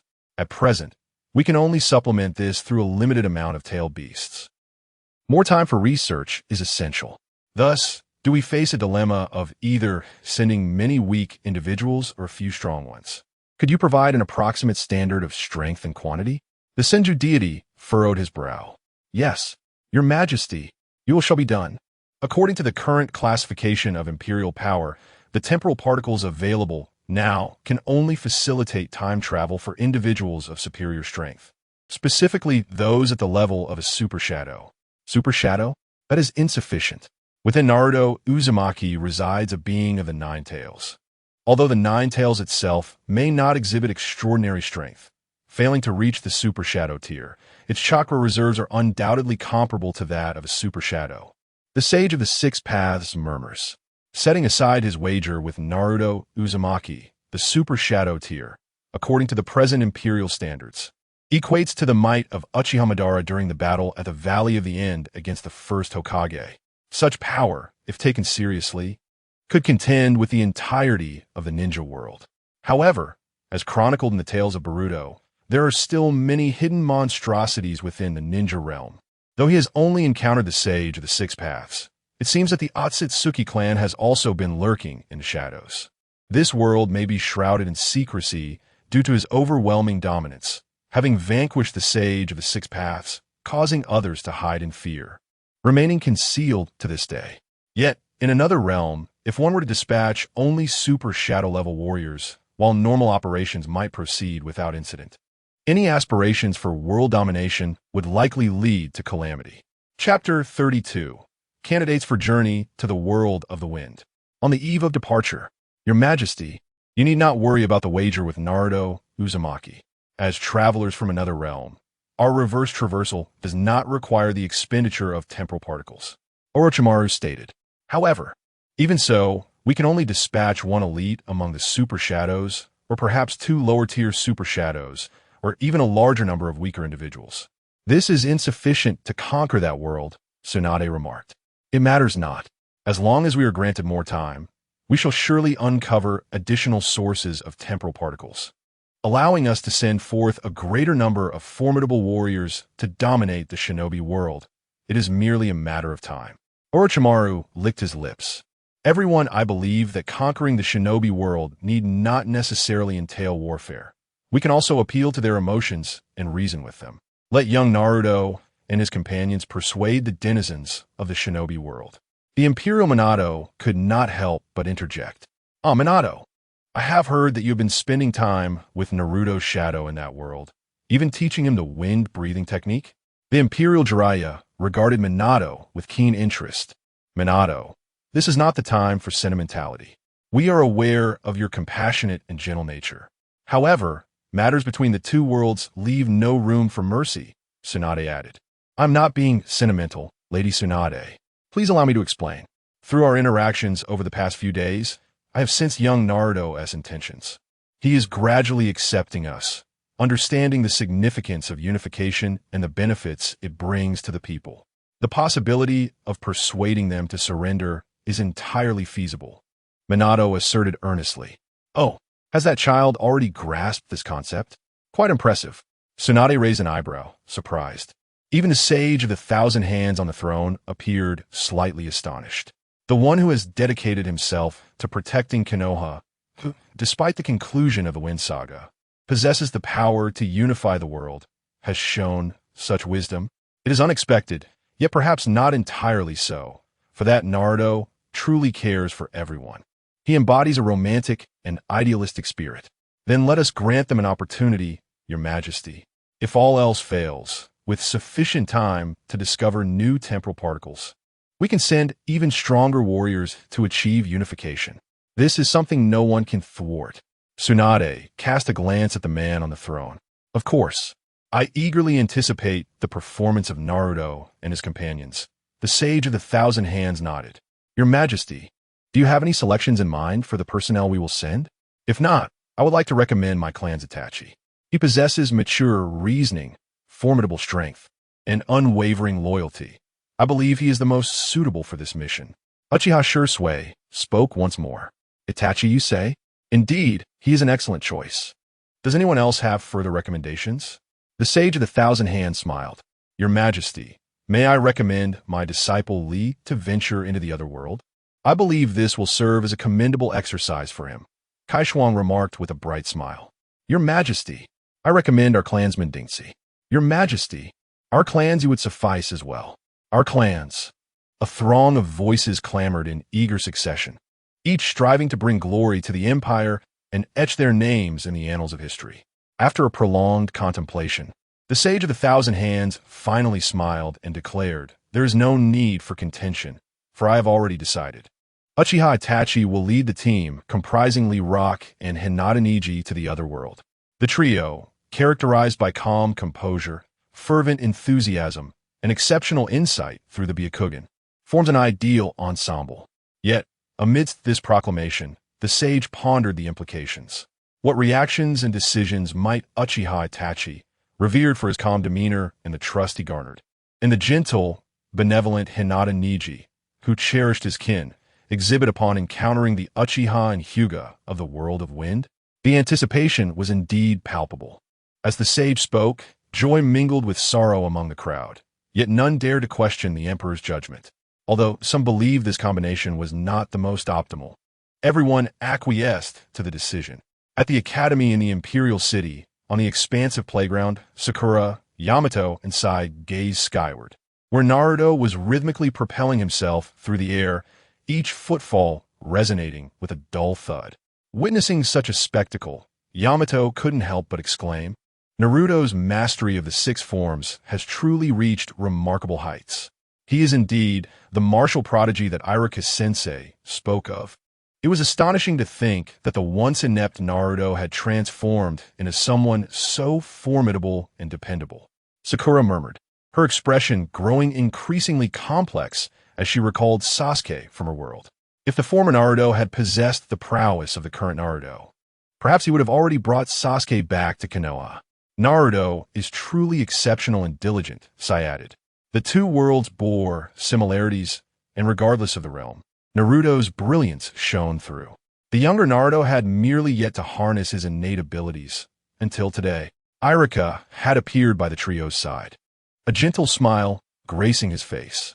Why is it, Sakura inquired, that our world lacks the presence of Emperor Ancestor Long? She felt a twinge of envy for the denizens of this world, fortunate enough to have the Sage of the Thousand Hands and the Ancestor Dragon Empire, relishing the blessings of the present. Perhaps the Ancestor Dragon of that world perished in childhood due to unforeseen circumstances? The shinobi world must be in chaos, Iruka suggested. Sakura immediately recalled the historical knowledge she had acquired. Reflecting upon the so-called First, Second, and Third Wars, along with the incessant emergence of spies and traitors, one might ponder whether our world once knew the greatness of the esteemed Dragon Emperor, only to have met an untimely demise in his youth.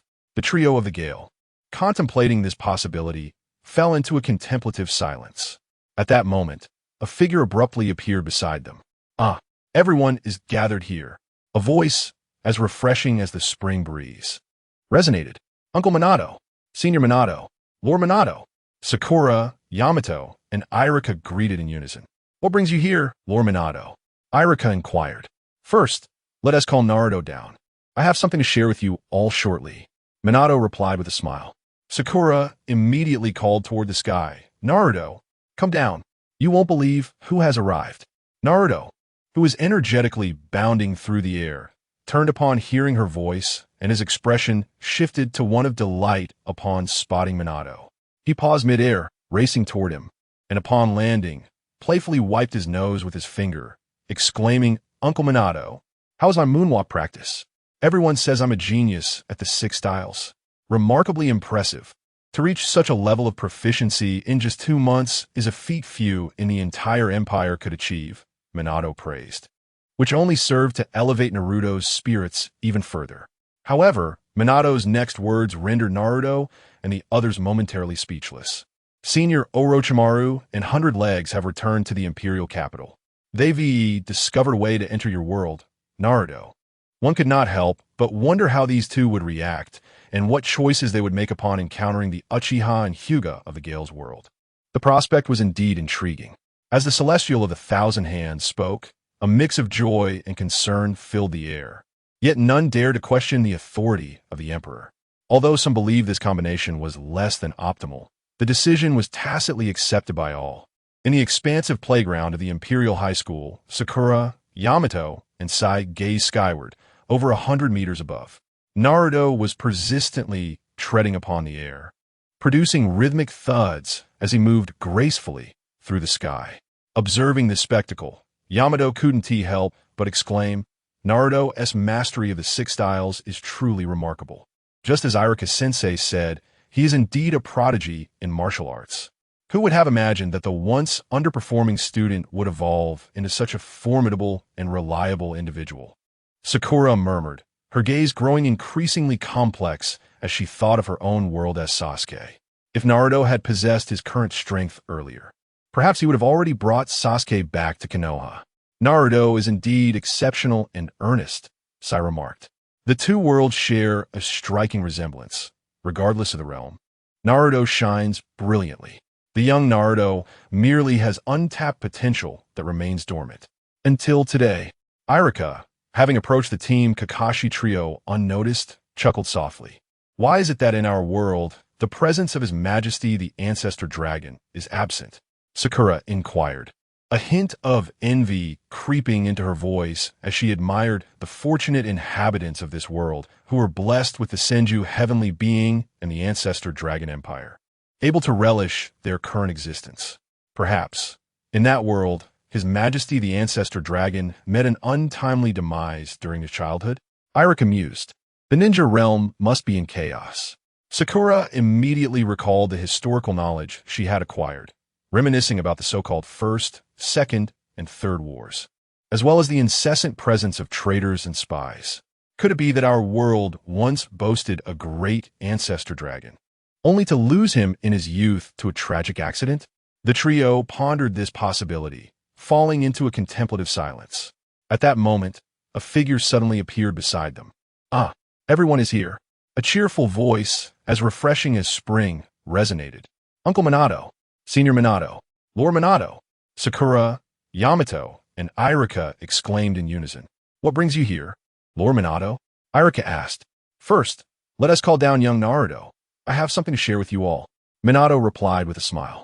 Sakura immediately shouted towards the sky. Naruto, come down. You want to believe who is here?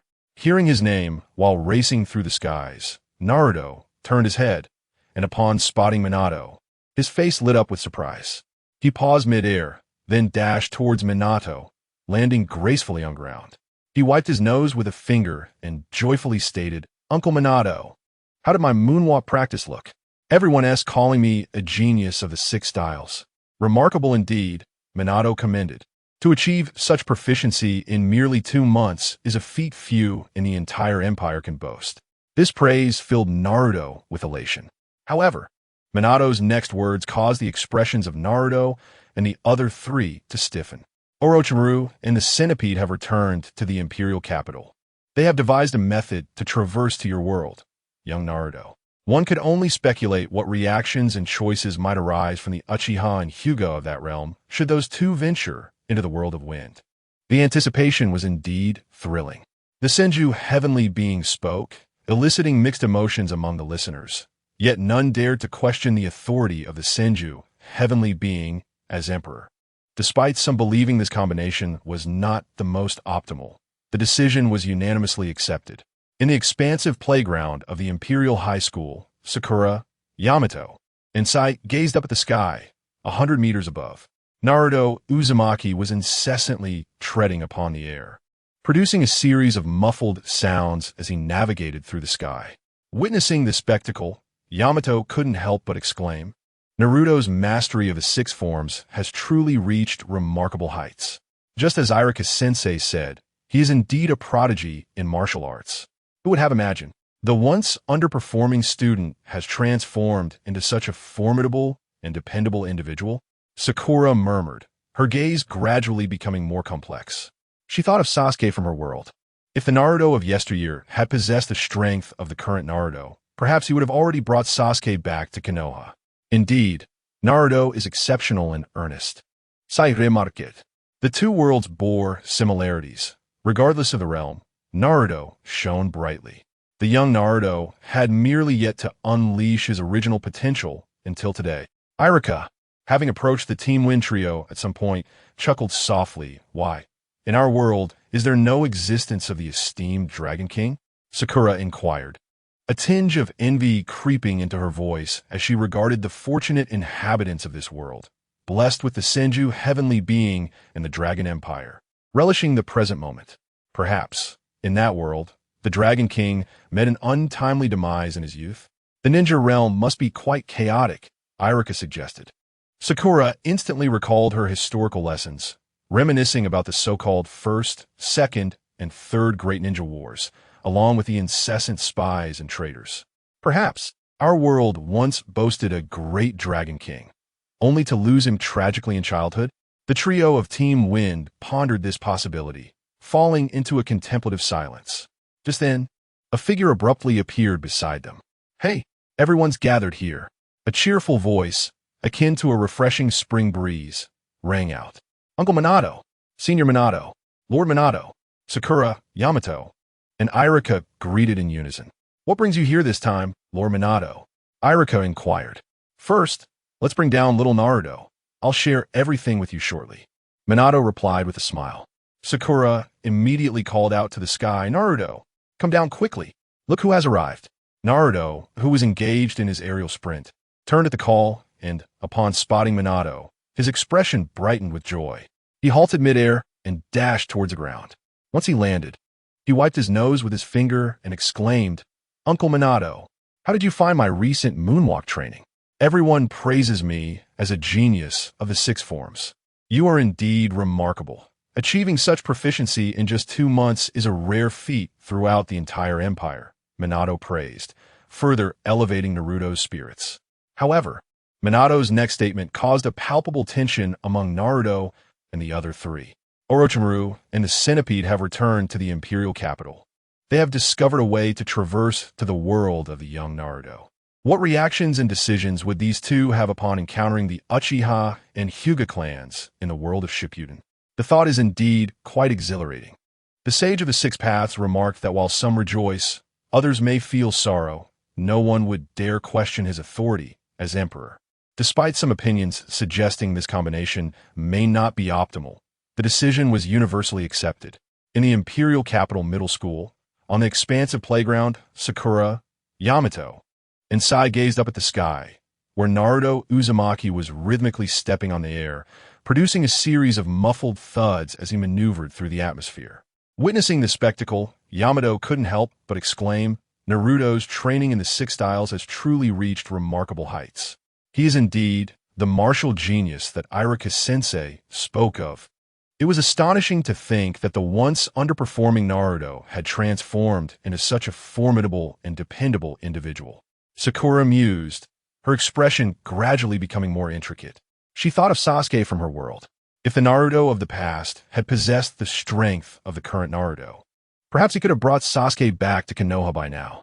Naruto is truly exceptional and diligent, Sai added. The two worlds share similarities, regardless of the universe.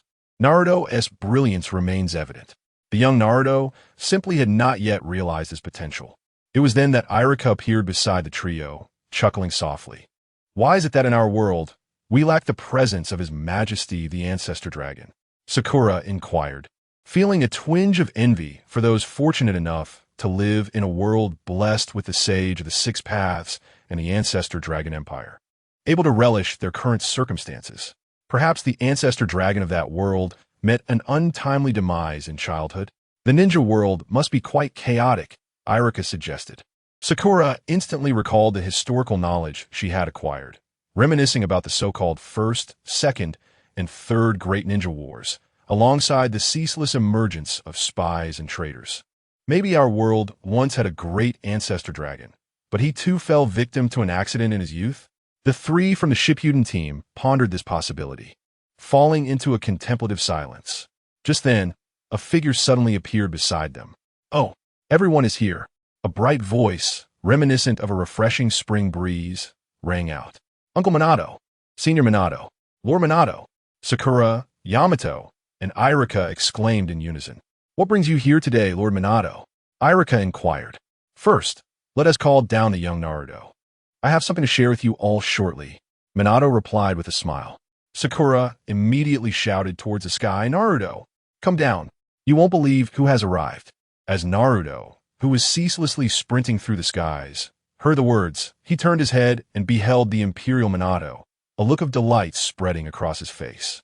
He paused momentarily, then raced toward the Imperial Minato, landing gracefully on the ground.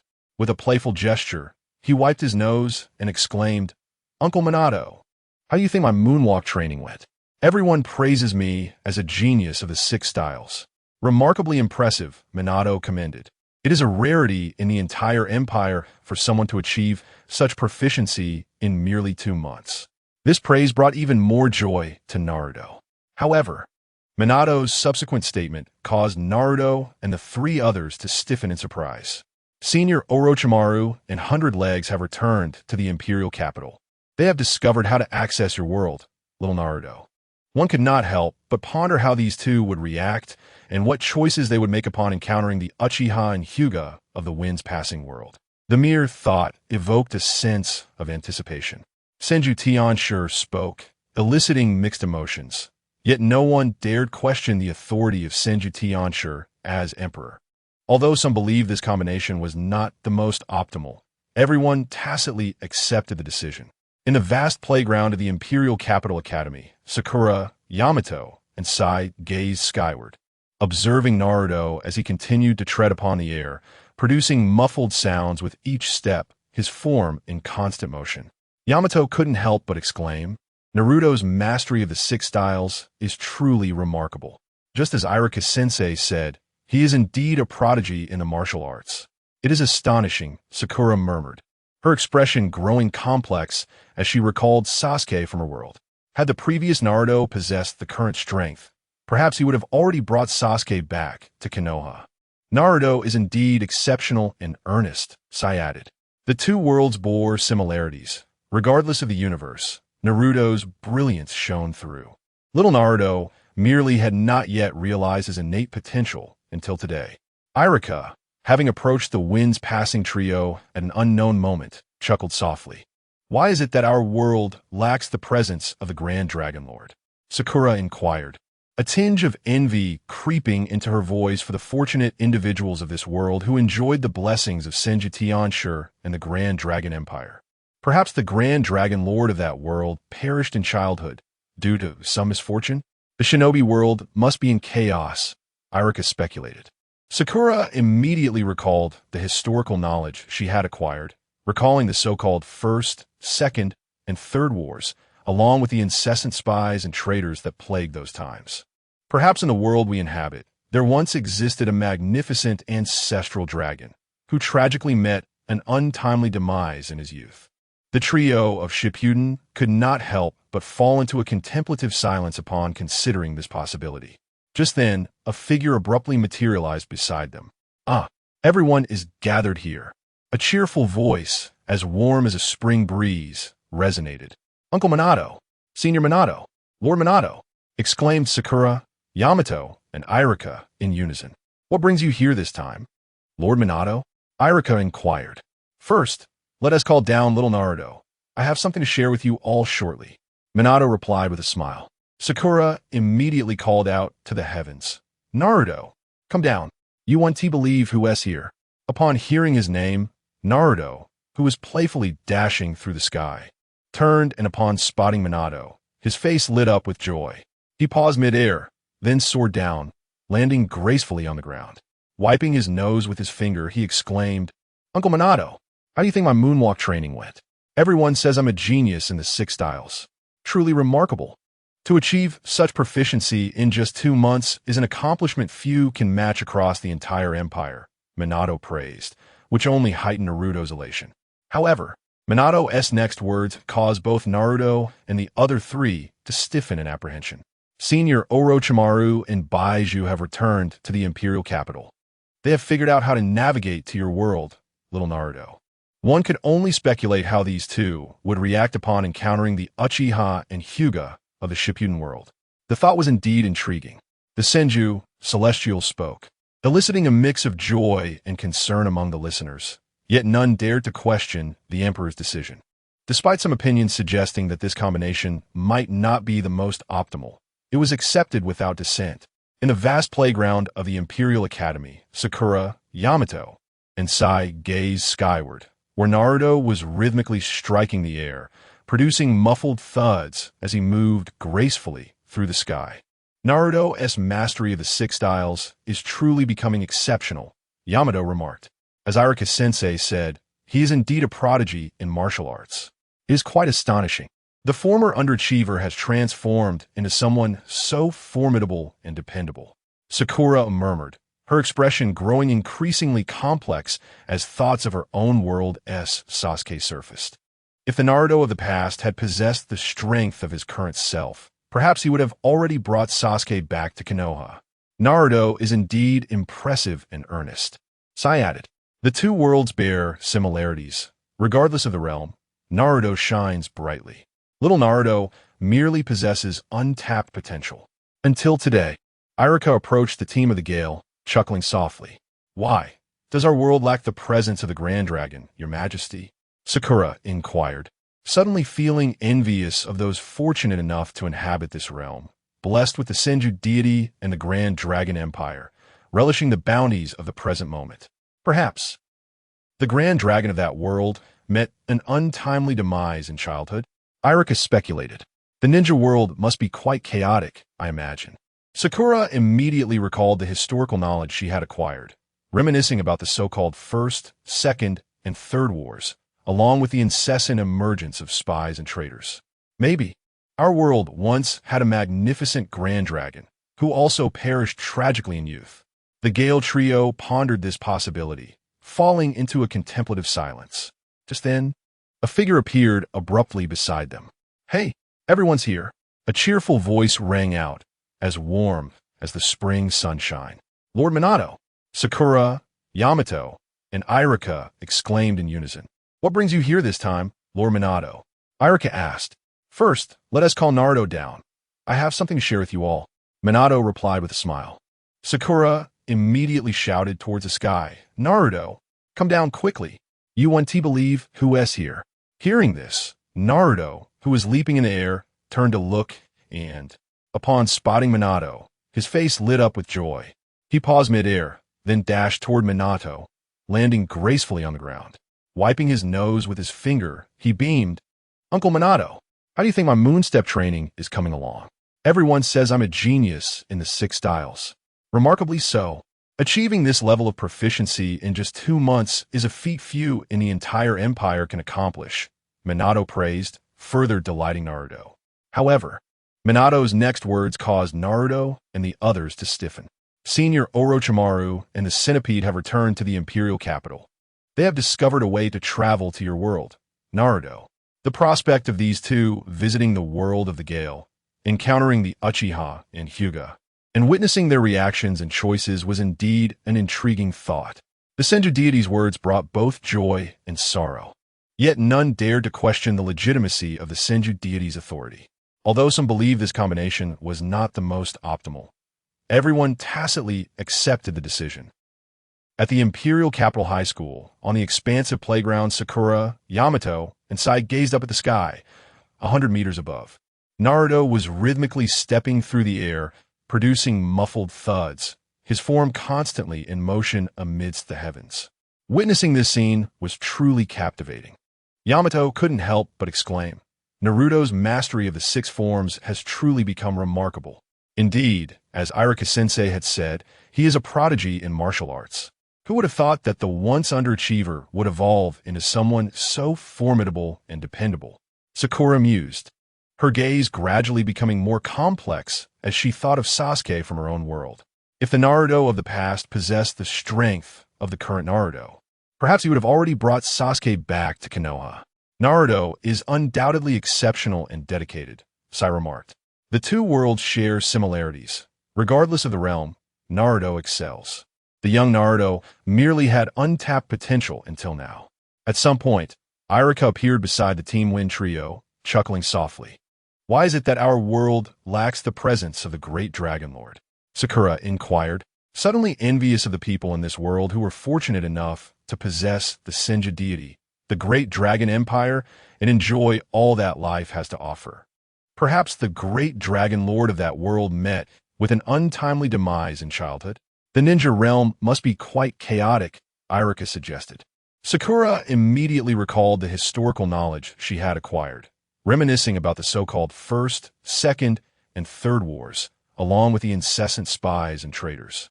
Maybe our world once had a great Dragon Lord who also perished unexpectedly in youth? The Team Win trio pondered this possibility, falling into a contemplative silence. Just then, a figure abruptly appeared beside them. Hey, everyone is here. A cheerful voice, as refreshing as a spring breeze, rang out.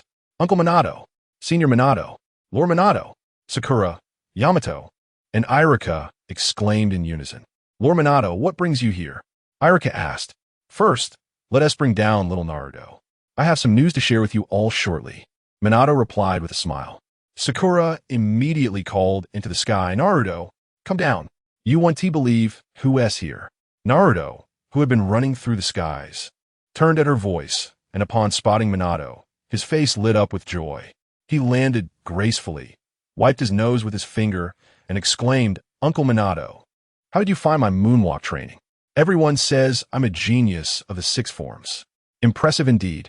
Mastering it to this degree in just 2 months is a feat few in the entire empire could achieve, Minato praised, further elevating Naruto's spirits. However, Minato's next words caused Naruto and the others to stiffen in apprehension.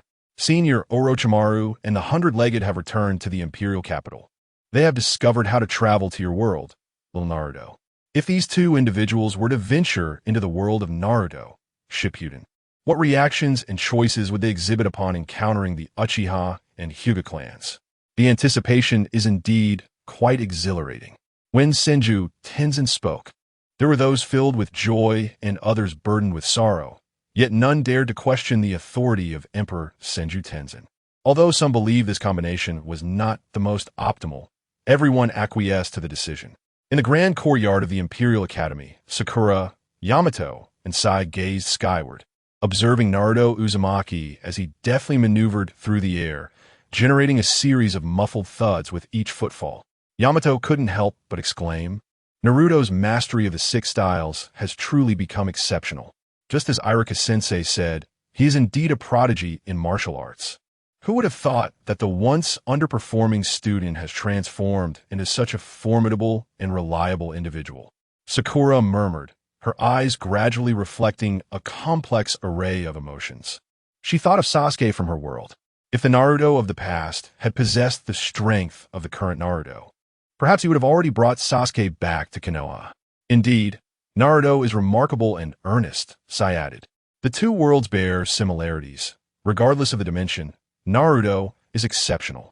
The younger Naruto merely had untapped potential until now. At some point, Iruka had approached the trio from the Shippuden team, chuckling softly. Why is it that our world lacks the presence of Emperor Zulong? Sakura inquired, suddenly feeling envious of the inhabitants of this world. Fortunate enough to have Senju Tenjin and the Zulong Empire able to relish their current circumstances. Perhaps the Zulong of that world met an untimely demise in childhood due to some unfortunate accident. The ninja realm must be quite tumultuous, Iruka responded. Sakura immediately recalled the historical knowledge she had acquired, reflecting on the so-called First, Second, and Third Shinobi Wars, along with the incessant emergence of spies and traitors. Could it be that our world once possessed a great Zulong, who tragically perished in youth? The Shippuden trio contemplated this possibility, falling into a contemplative silence. Just then, a figure suddenly appeared beside them. Oh, everyone is here. A bright, cheerful voice resonated, as if basking in the warm sunlight. Uncle Minato, Senior Minato, Lord Minato, Sakura, Yamato, and Iruka exclaimed in unison. What brings you here this time, Lord Minato? Irika inquired. First, let us get little Naruto down. I have something to share with you all. Minato replied with a smile. Sakura immediately shouted towards the sky, Naruto, come down. You won't believe who has arrived. As Naruto, who was sprinting through the sky, heard these words, he turned his head and, upon spotting the Imperial Minato, his face lit up with joy. He paused momentarily, dashed toward the Imperial Minato, and upon landing, he playfully wiped his nose with a finger, exclaiming, Uncle Minato, how do you think my recent practice of the moonwalk has been? Everyone praises me as a genius of the 6 styles. Remarkably impressive, Minato commended. To reach such proficiency in merely 2 months is a feat seldom accomplished throughout the entire empire. This compliment made Naruto even more elated. However, Minato's next statement caused Naruto and the 3 others to stiffen in shock. Senior Orochimaru and Baiju have returned to the imperial capital. They have discovered a way to access your world, little Naruto. Chapter 33. The Challenge of Farewell. Is it time to go back? Murmured Naruto Uzumaki, his expression suddenly becoming intricate. The other members of the Kaze trio shared a similar sentiment. 2 months prior, they had eagerly anticipated their return. Yet, after living in Empire for 2 months, that longing had gradually diminished, becoming a thought they dared not entertain. Throughout these 2 months, they had forged wonderful friendships.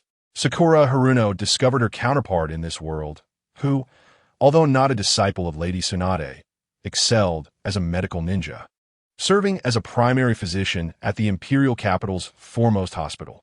She had also met Ino, Shikamaru, and others from this world, forming delightful friendships.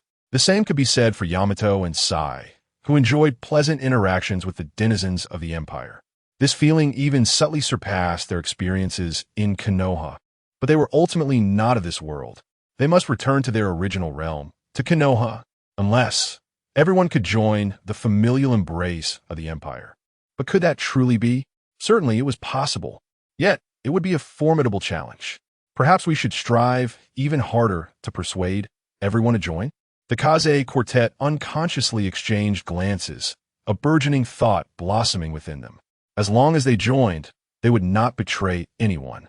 They could all share in greater joy and happiness together. This might indeed be the future of Konoha. Yes, that is it. Uncle Minato, when do we depart? Naruto Uzumaki inhaled deeply and inquired. Tomorrow. At that time, Lee, Niji, and Itachi will accompany you.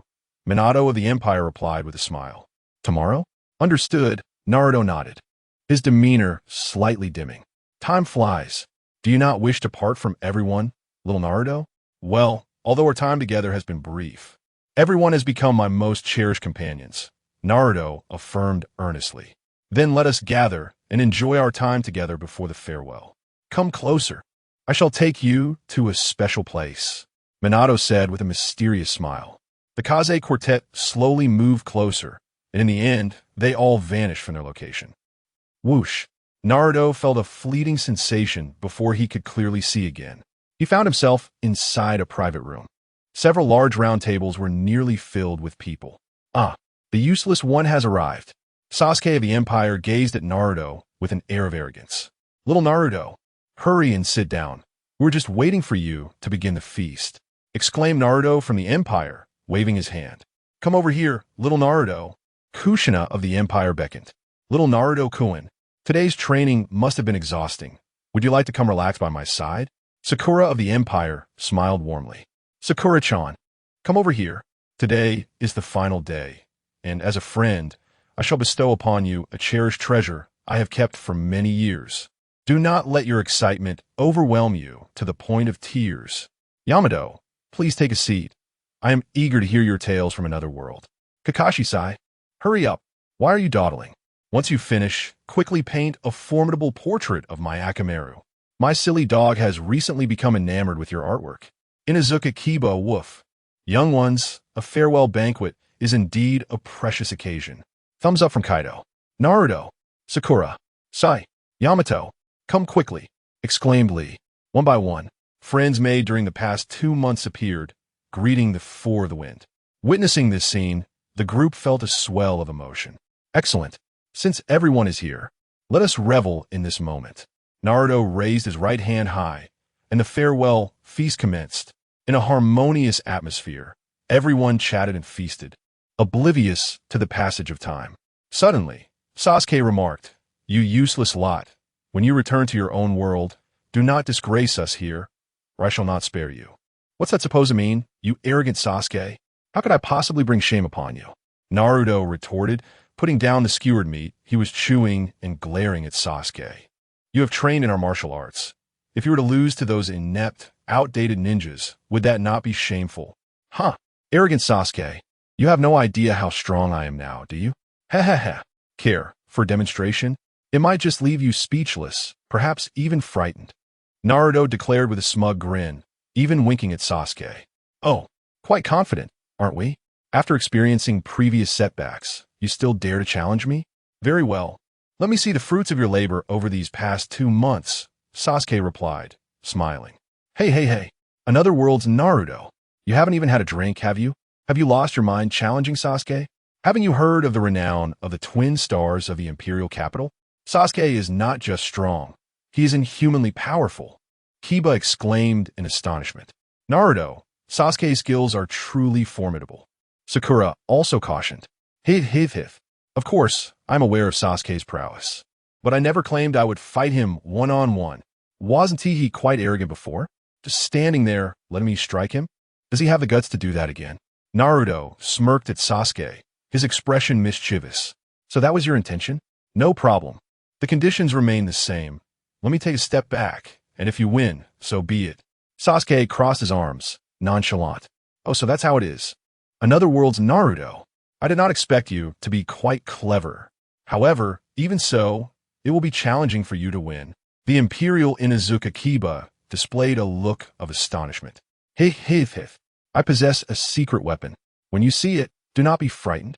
The spirited Uzumaki Naruto spoke with a blend of pride and mystery. A secret weapon? That indeed piques one's curiosity, young Naruto, Kiba exclaimed, giving a thumbs up to Uzumaki Naruto. I shall anticipate your performance with great interest. The Imperial Sasuke remarked with intrigue. Uncle Minato, please transport us to an uninhabited area. Uzumaki Naruto eagerly addressed Minato. Of course, no problem, but you. Sigh, never mind. The Imperial Minato began to say something, but then paused, shaking his head. He gathered everyone around him, and in the next moment, they all vanished from the private room. In an open space at the edge of the Imperial City, accompanied by a few buzzing sounds, the team Kakashi and the members of the Empire all appeared here. Uncle Minato's technique is truly convenient. By the way, is this also a form of martial arts? Uzumaki Naruto gazed around, expressing his astonishment. This is a fusion of martial arts and ninjutsu, which I have named Flying Thunder God, Spatial Flash, Silent Flicker Technique. Upon hearing someone inquire about the name of the technique, Minato spoke with enthusiasm. Chapter 34. Well then, I Uchiha Sasuke shall get my all. Oh, how impressive. The technique is remarkable, and the name is equally grand. Naruto exclaimed, giving a thumbs up to Minato. Ha. Indeed, I share the same sentiment. Minato scratched his head, filled with delight. Oh, little Naruto, spare him the flattery. Such a foolish name cannot possibly be deemed impressive. Kushina remarked. Do not say such things, Kushina. Minato, feeling somewhat awkward, rubbed the back of his head. Stop dawdling, you useless fellow. Let me witness your dance at once. I can hardly contain my anticipation. Sasuke urged. Conceited Sasuke, always spouting nonsensical words. Dance? What do you even mean by that? But seeing your eagerness, I shall allow you to behold my prowess. With a confident grin, Naruto declared as he and Sasuke distanced themselves from the crowd, heading towards a more spacious area. All eyes were fixed upon the two until they came to a halt. Sasuke stood still, arms crossed, calmly observing Naruto. Conceited Sasuke, behold the fruits of my training in the 6 forms of martial arts. Naruto's eyes sparkled with determination. He stamped his right foot firmly on the ground. Whoosh!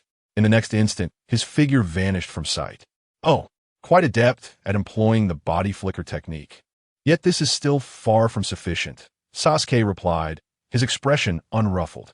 A surge of purple chakra enveloped him, transforming into a towering half-giant. Boom!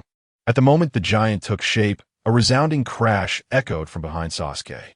Naruto, who had just disappeared, reappeared unexpectedly, delivering a powerful kick through the air, creating a slicing wind blade that struck the giant, causing it to sway momentarily before fading away.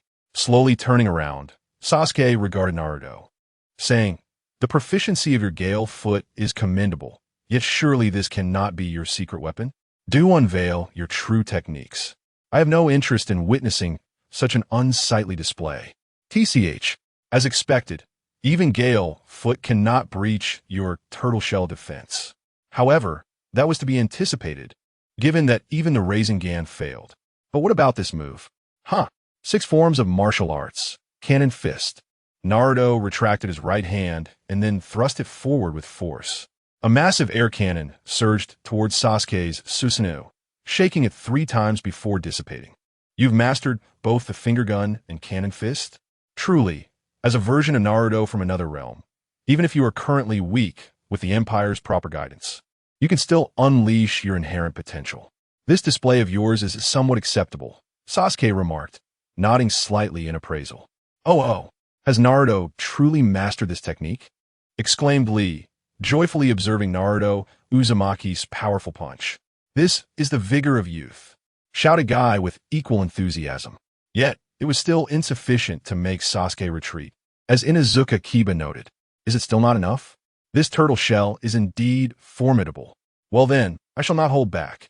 Naruto bellowed, rallying his strength. Don't be frightened. Sasuke. With a loud shout, Naruto performed a series of hand seals, summoning a multitude of shadow clones around him. He then began to mold chakra into orbs. The air crackled with energy as the light blue spheres quickly took shape, soon infused with wind chakra, transforming into pale white orbs with 4 serrated edges that spun rapidly, whipping up fierce winds around them. Wind release, spiraling shuriken. Is this your ultimate technique? It's quite commendable, remarked Sasuke indifferently. The massive purple figure surrounding Sasuke expanded to an impressive height of over 10 meters, and he raised his right hand decisively. A colossal purple shield materialized in his grasp. So the Susanoo can grow even larger? Clearly, you were not using your full strength before. Naruto taunted, but this is just the beginning. With a deep breath, Naruto exhaled, releasing a stream of air from his nostrils. The winds generated by his wind release. Spiraling shuriken began to entwine around him, causing his clothes to flutter. The shuriken in his hand, now infused with new energy, formed into a compact and powerful whirlwind. The surrounding gales intensified, becoming wildly ferocious. In the forest 100 meters away, branches snapped and leaves danced chaotically. Nearby, spectators expressed their astonishment, while the members of the team Guy were visibly thrilled. I had thought he had failed to learn the wind-breathing technique, but he not only mastered it, but also adopted a move from the 4th Hokage. Yamato exclaimed excitedly. Naruto is doing remarkably well. Sakura gazed at him amidst the storm, captivated by his growing charisma, her memories of his clumsy childhood fading. Naruto-kun is truly impressive, Sai nodded, a hint of envy in his eyes. Go, Naruto-kun. You can do it. Lee cheered, embodying the spirit of youthful vitality. With earnest effort and diligence, one will always reap rewards. Ah, youth. Guy cried, tears of joy welling in his eyes. Wait, are you kidding me? Naruto has actually learned one of the 4th Hokage's signature techniques. This is an S-rank jutsu, Kiba exclaimed in shock. Well done, little Naruto. But this alone won't be enough to defeat Sasuke, remarked Naruto with keen interest. Sasuke must be serious now too, right? Kakashi winked. Hey, Sasuke. Behold my wind release, true energy, spiral sky flash shuriken.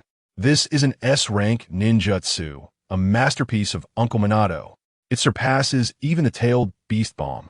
I advise you to surrender swiftly, or else, should I truly advance, you shall meet a dire fate. Uzumaki Naruto declared with pride, gently waving the spherical object in his right hand. A ferocious whirlwind relentlessly battered against Susanoo. Ha. Within the purple giant, the Empire's Sasuke.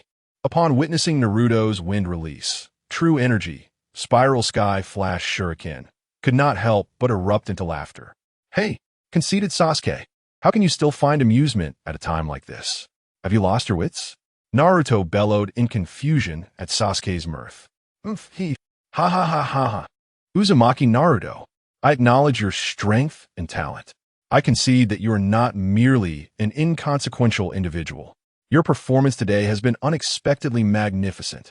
Now, the Empire's Sasuke paused, his laughter subsiding as he slowly lowered his right hand, gazing intently at Naruto. Now what, conceited Sasuke? Will you not surrender promptly? Naruto urged. Then, I, Uchiha Sasuke, shall also exert my utmost effort. The Empire's Sasuke's expression grew increasingly serious as he formed hand seals. Boom! In the next moment, a terrifying surge of chakra and true energy erupted like a volcano, soaring into the heavens. Chapter 35. The True Power of the Imperial Sasuke. Complete Body Susanoo. Six-Armed Indra Mode. The originally modest purple giant, measuring merely a few dozen meters, began to surge uncontrollably. 50 meters, 100 meters, 200 meters, 250 meters. It continued to expand until it reached a staggering 250 meters, finally coming to a halt. Subsequently, an energy armor enveloped the giant, and from beneath its arms, 2 additional limbs materialized. Among the 6 arms emerged an array of weapons: a sword, a spear, an arrow, a halberd, a bow, and a whip. Fierce black flames blazed upon the giant's armor and weapons. The surrounding void twisted incessantly. The ground, overwhelmed by the immense pressure, began to crack like a spider's web, the fissures extending into the distance. In an instant, a terrifying aura swept across the area. The observing trio, the Gale team, trembled, clutching their chests as their hearts raced violently, as if they might leap from their bodies. They gazed in disbelief at the colossal deity that had manifested, along with the Imperial Sasuke, ensconced within the crystal atop the giant's forehead. Sasuke is taking this far too seriously. Has he truly unleashed this technique? Poor little Naruto stands no chance now. Yet, no matter how many times one witnesses this move, it remains utterly terrifying. Such power is beyond human capability. The Imperial Inuzuka, Kiba, stared in awe at the giant, exclaiming, Oh, this is Sasuke's most formidable Susanoo. Incredible, truly remarkable. The Imperial Lee shouted with fervor. This is youth, proclaimed the Imperial Guy. What exactly is this? Sakura murmured, trembling uncontrollably. Is this still human? How can humanity possibly wield such power? Why are the inhabitants of the Empire so fearsome? Sai's forehead glistened with cold sweat, his entire being drenched in mere seconds. Even the legendary Nine Tails could not be this terrifying, could it? Yamato's voice quivered as well. This is the true power of Sasuke. Complete Body Susanoo. Six-Armed Indra Mode. Naruto from Empire grinned. Complete Body Susanoo. Six-Armed Indra Mode. Is this divine power? Yamato whispered. Divine? Certainly not. In the entire Empire, only one being can truly be regarded as a god. To His Majesty, this is merely a slightly stronger individual. When Naruto spoke of His Majesty, a fervent expression crossed his face, and a hint of reminiscence and awe shone in his eyes. The one true god, Emperor Zulong? Just how powerful is His Majesty to render this godlike presence, merely as a being slightly more formidable? Yamato pondered, his emotions tumultuous. The Emperor of the Zulong Empire possesses strength that could surpass the giant before them. How fearsome would that be? This answer may remain forever elusive. However, he was certain that this one individual could undoubtedly sweep across the entire shinobi world. Indeed, it is utterly impossible to resist the Empire. Henceforth, it is imperative to exhaust all efforts to persuade the feudal lords and shinobi of various nations to integrate into the Empire. Resistance leads only to a dead end. There is no doubt about it. This thought simultaneously crossed the minds of Haruno Sakura, Yamato, and Sai. Gulp. Uzumaki Naruto. Clutching the wind release, true energy, spiral sky, flash shuriken, gazed upward at the colossal deity before him, struggling to swallow his saliva. Is this the true power of that arrogant Sasuke? As he spoke, his body trembled involuntarily. This sensation was even more debilitating than his first encounter with Orochimaru. Indeed, this is my true power. The perfected Susanoo in the six-armed Indra form, fused with the flames of Amaterasu, true energy and spiritual energy. This is a force capable of obliterating the very fabric of existence. Under this overwhelming power, feel your own insignificance, Uzumaki Naruto. As the Empire's Sasuke spoke, the immense perfected Susanoo slowly raised a gigantic sword in one of its right arms, placing it before its chest, then swept it horizontally with great force. Boom! The violent slash ruptured the air. An immensely ferocious storm surged forth, and Naruto was immediately blown away, his shadow clones exploding in an instant. The wind release, true energy, spiral sky flash shuriken in his hand hurled far away by the tempest. Further afield, numerous skilled warriors of the Empire employed their techniques to withstand the storm. Roaring, ugh, the storm continued unabated, and Uzumaki Naruto felt himself being propelled backward relentlessly. Around him were shattered trees, soil, and swirling dust. He screamed in agony until he landed in a warm embrace. Only then did the explosive tempest dissipate. Slowly opening his eyes, the first sight that greeted him was the gentle smile of the Empire's Minato, turning his head to survey his surroundings. Upon seeing the perfected Susanoo in the six-armed Indra form, his pupils constricted once more. He beheld the direction from which the blade had been drawn. The once boundless forest lay mostly in ruins. A vast expanse, stretching for miles, transformed into a barren wasteland, with patches of black flames raging on the ground. Thick smoke billowing into the sky. Even farther away, Naruto could see several mountain peaks that had been flattened. The broken ground glowed a fiery red. Uzumaki Naruto fell silent, lost in thought for a long while. "Are you all right, Naruto?" Minato of the Empire inquired with concern. "Is this truly the power a human should possess?" Naruto murmured. "It is absolutely impossible for an ordinary person. But who said Sasuke was ordinary?" Minato of the Empire chuckled wryly. He then gazed somewhat helplessly at the devastated forest and remarked, "Sasuke has indeed gone too far this time. The repair crew will have their hands full. It was merely a sparring session. Was it necessary to go to such lengths?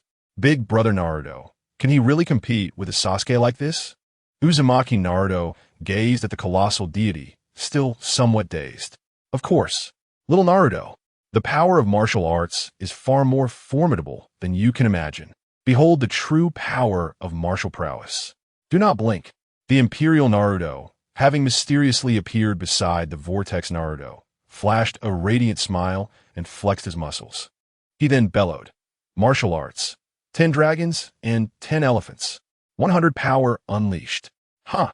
With that, the Imperial Naruto spread his arms wide, and in an instant, his garments erupted into countless fragments. His physique began to swell, rapidly expanding from over 2 meters to a staggering 3 meters.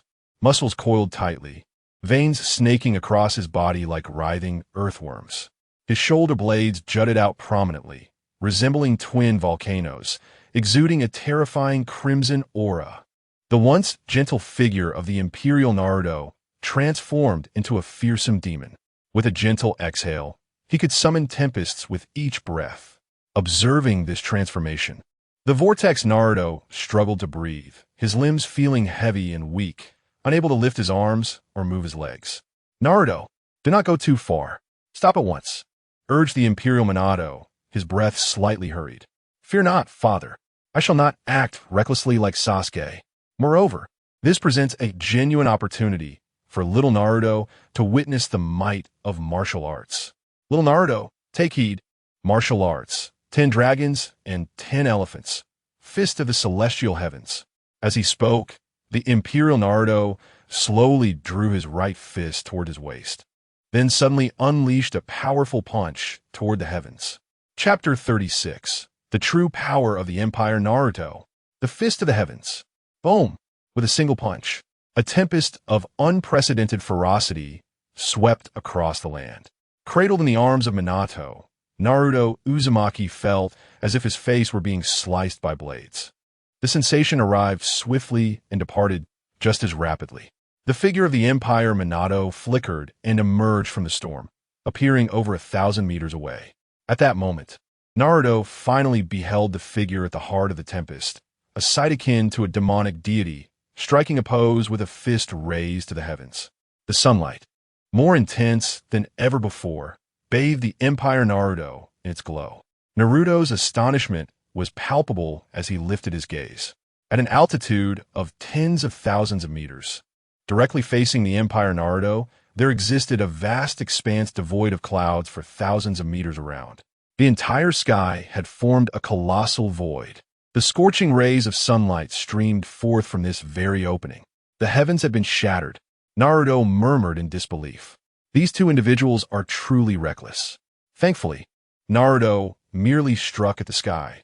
Nevertheless, the repair squad is likely to lodge complaints once more, Minato mused with a hint of melancholy. So powerful.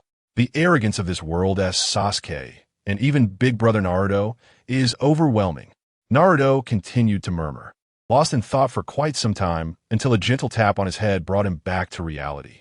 He noticed that everyone had gathered around him. The Empire Naruto had reverted to his previous form, clad only in shorts. The Empire Sasuke looked down upon him, his gaze imbued with pride and a trace of mockery. What is the matter? Just a moment ago, you were boastfully demanding to showcase your true strength. And now you seem frightened by me and Naruto? Yet, one cannot blame you. After all, you are merely a pitiful soul from the era of the shinobi villages, unacquainted with genuine power. Naruto, disdainful of Sasuke's provocation, chose not to respond, merely biting his lip. However, Shikamaru chuckled and said, Sasuke, anyone encountering such might for the first time would surely be taken aback, wouldn't they? This incredible power, had I not witnessed it with my own eyes, I would find it impossible to believe that humanity could possess such strength. The legendary celestial beings must have been akin to this.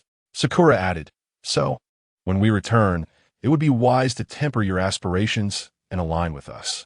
Joining the Empire is your best course of action, should relations sour and conflict arise. Naruto and I will take the field, and the entire shinobi world will be transformed into a sight you would not wish to witness. Sasuke reminded them. The quartet fell into silence. Sasuke, refrain from such talk. We are friends.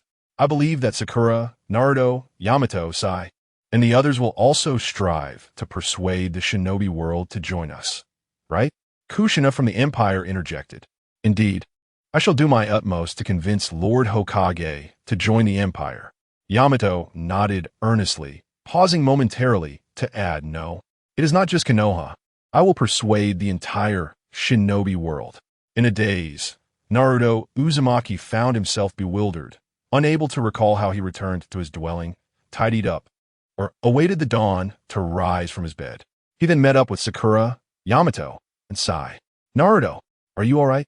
Outside the dormitory, the trio observed Naruto, who seemed somewhat lost in thought, and couldn't help but inquire. Huh, I'm fine. What's the matter, Captain Yamato? Naruto replied, still in a stupor. Snap out of it. Naruto, it's already this late. What are you still dazing about for? Sakura, unable to tolerate Naruto's current state, delivered a firm punch to his head, causing a small bump to form as he clutched his head and cried out in pain. Wow, Sakura, why did you hit me? Idiot Naruto, how long do you intend to make everyone worry about you? Is it really just because you've seen the strength of this world's Naruto and Sasuke? Why act as if the sky is falling? Sakura shouted. I just feel so weak. I was so full of myself before, thinking I could battle Sasuke. Naruto admitted, covering his head in embarrassment. What? Do you feel like a fool for being so proud? Sakura asked. Yeah, fool. Sakura scolded again, delivering another punch to Naruto's head. Ow. Why are you hitting me again, Sakura-chan? Naruto crouched down, looking at her with tearful eyes. If you're a clown, then what does that make us who have trained diligently for 2 months and have only just grasped 3 of the 6 techniques? Or even just 1? Are we the clowns among clowns? Sakura shouted. And no, of course not. Get it together, Naruto. You're not a clown. You are our pride. You are a genius recognized by Iruka-sensei, and you are also a worthy rival acknowledged by Sasuke in this world. Even though you lost, the gap between your strengths is immense. But so what? This world, Sasuke and Naruto have merely trained longer than you. As long as you put in enough effort, there is still a chance to catch up. Do you understand how powerful Naruto and Sasuke are in the entire Zulong Empire, which has a population of over 100 million? And no, I don't. How strong are they? Naruto asked, bewildered. Yesterday, I asked Uncle Minato, and he told me that Naruto and Sasuke rank among the top 5 strongest in the entire Zulong Empire, among over 100 million people. They're in the top 5. That's amazing. Naruto was stunned, and after a moment of reflection murmured, so, the Naruto of this world and that arrogant Sasuke are that formidable. As he spoke, a glimmer of determination returned to his eyes. I made my decision. I will become as strong as they are. If they can be so powerful, there's no reason I can't be. Even if I'm not as strong, I won't fall too far behind. I've only just begun. Everything is still uncertain. Indeed, our journey in martial arts has only just begun. Who knows who will be stronger or weaker in the future? Let us give it our all, Naruto. Sakura's lips curled into a smile at last. Then let us strive together, Sakura, Sai, and Captain Yamato. Naruto raised his right fist and shouted exuberantly. What a vibrant roar it was. Naruto-kun, but I shall not yield to you. Let us go. Let us advance further on our martial path. Let us ascend to new heights. Suddenly, the familiar voice of Rock Lee echoed from behind, prompting the 4 members of the Gale team to turn around. They beheld the Empire's Lee, clad in a tight-fitting outfit and sporting a melon-shaped hairstyle, alongside Itachi in a black trench coat, Neji in a pure white coat with a gentle smile, and Minato from the Empire approaching them at a leisurely pace. Upon noticing their gaze, both Neji and Itachi smiled.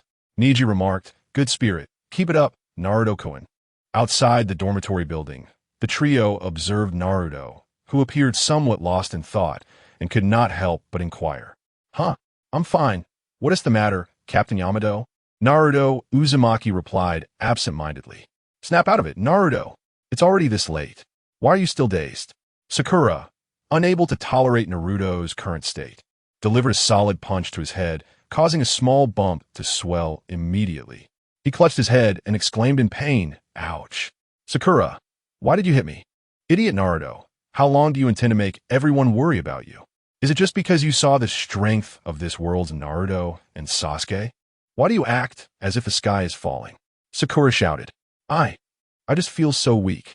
I was so proud before, thinking I could stand against Sasuke." Naruto confessed, holding his head in shame. "What? Do you feel like a clown? Proud for no reason?" Sakura asked. "Yes." "You fool." Sakura scolded again, delivering another punch to Naruto's head. "Ouch. Why do you keep hitting me, Sakura-chan?" Naruto crouched down, teary-eyed as he looked up at her.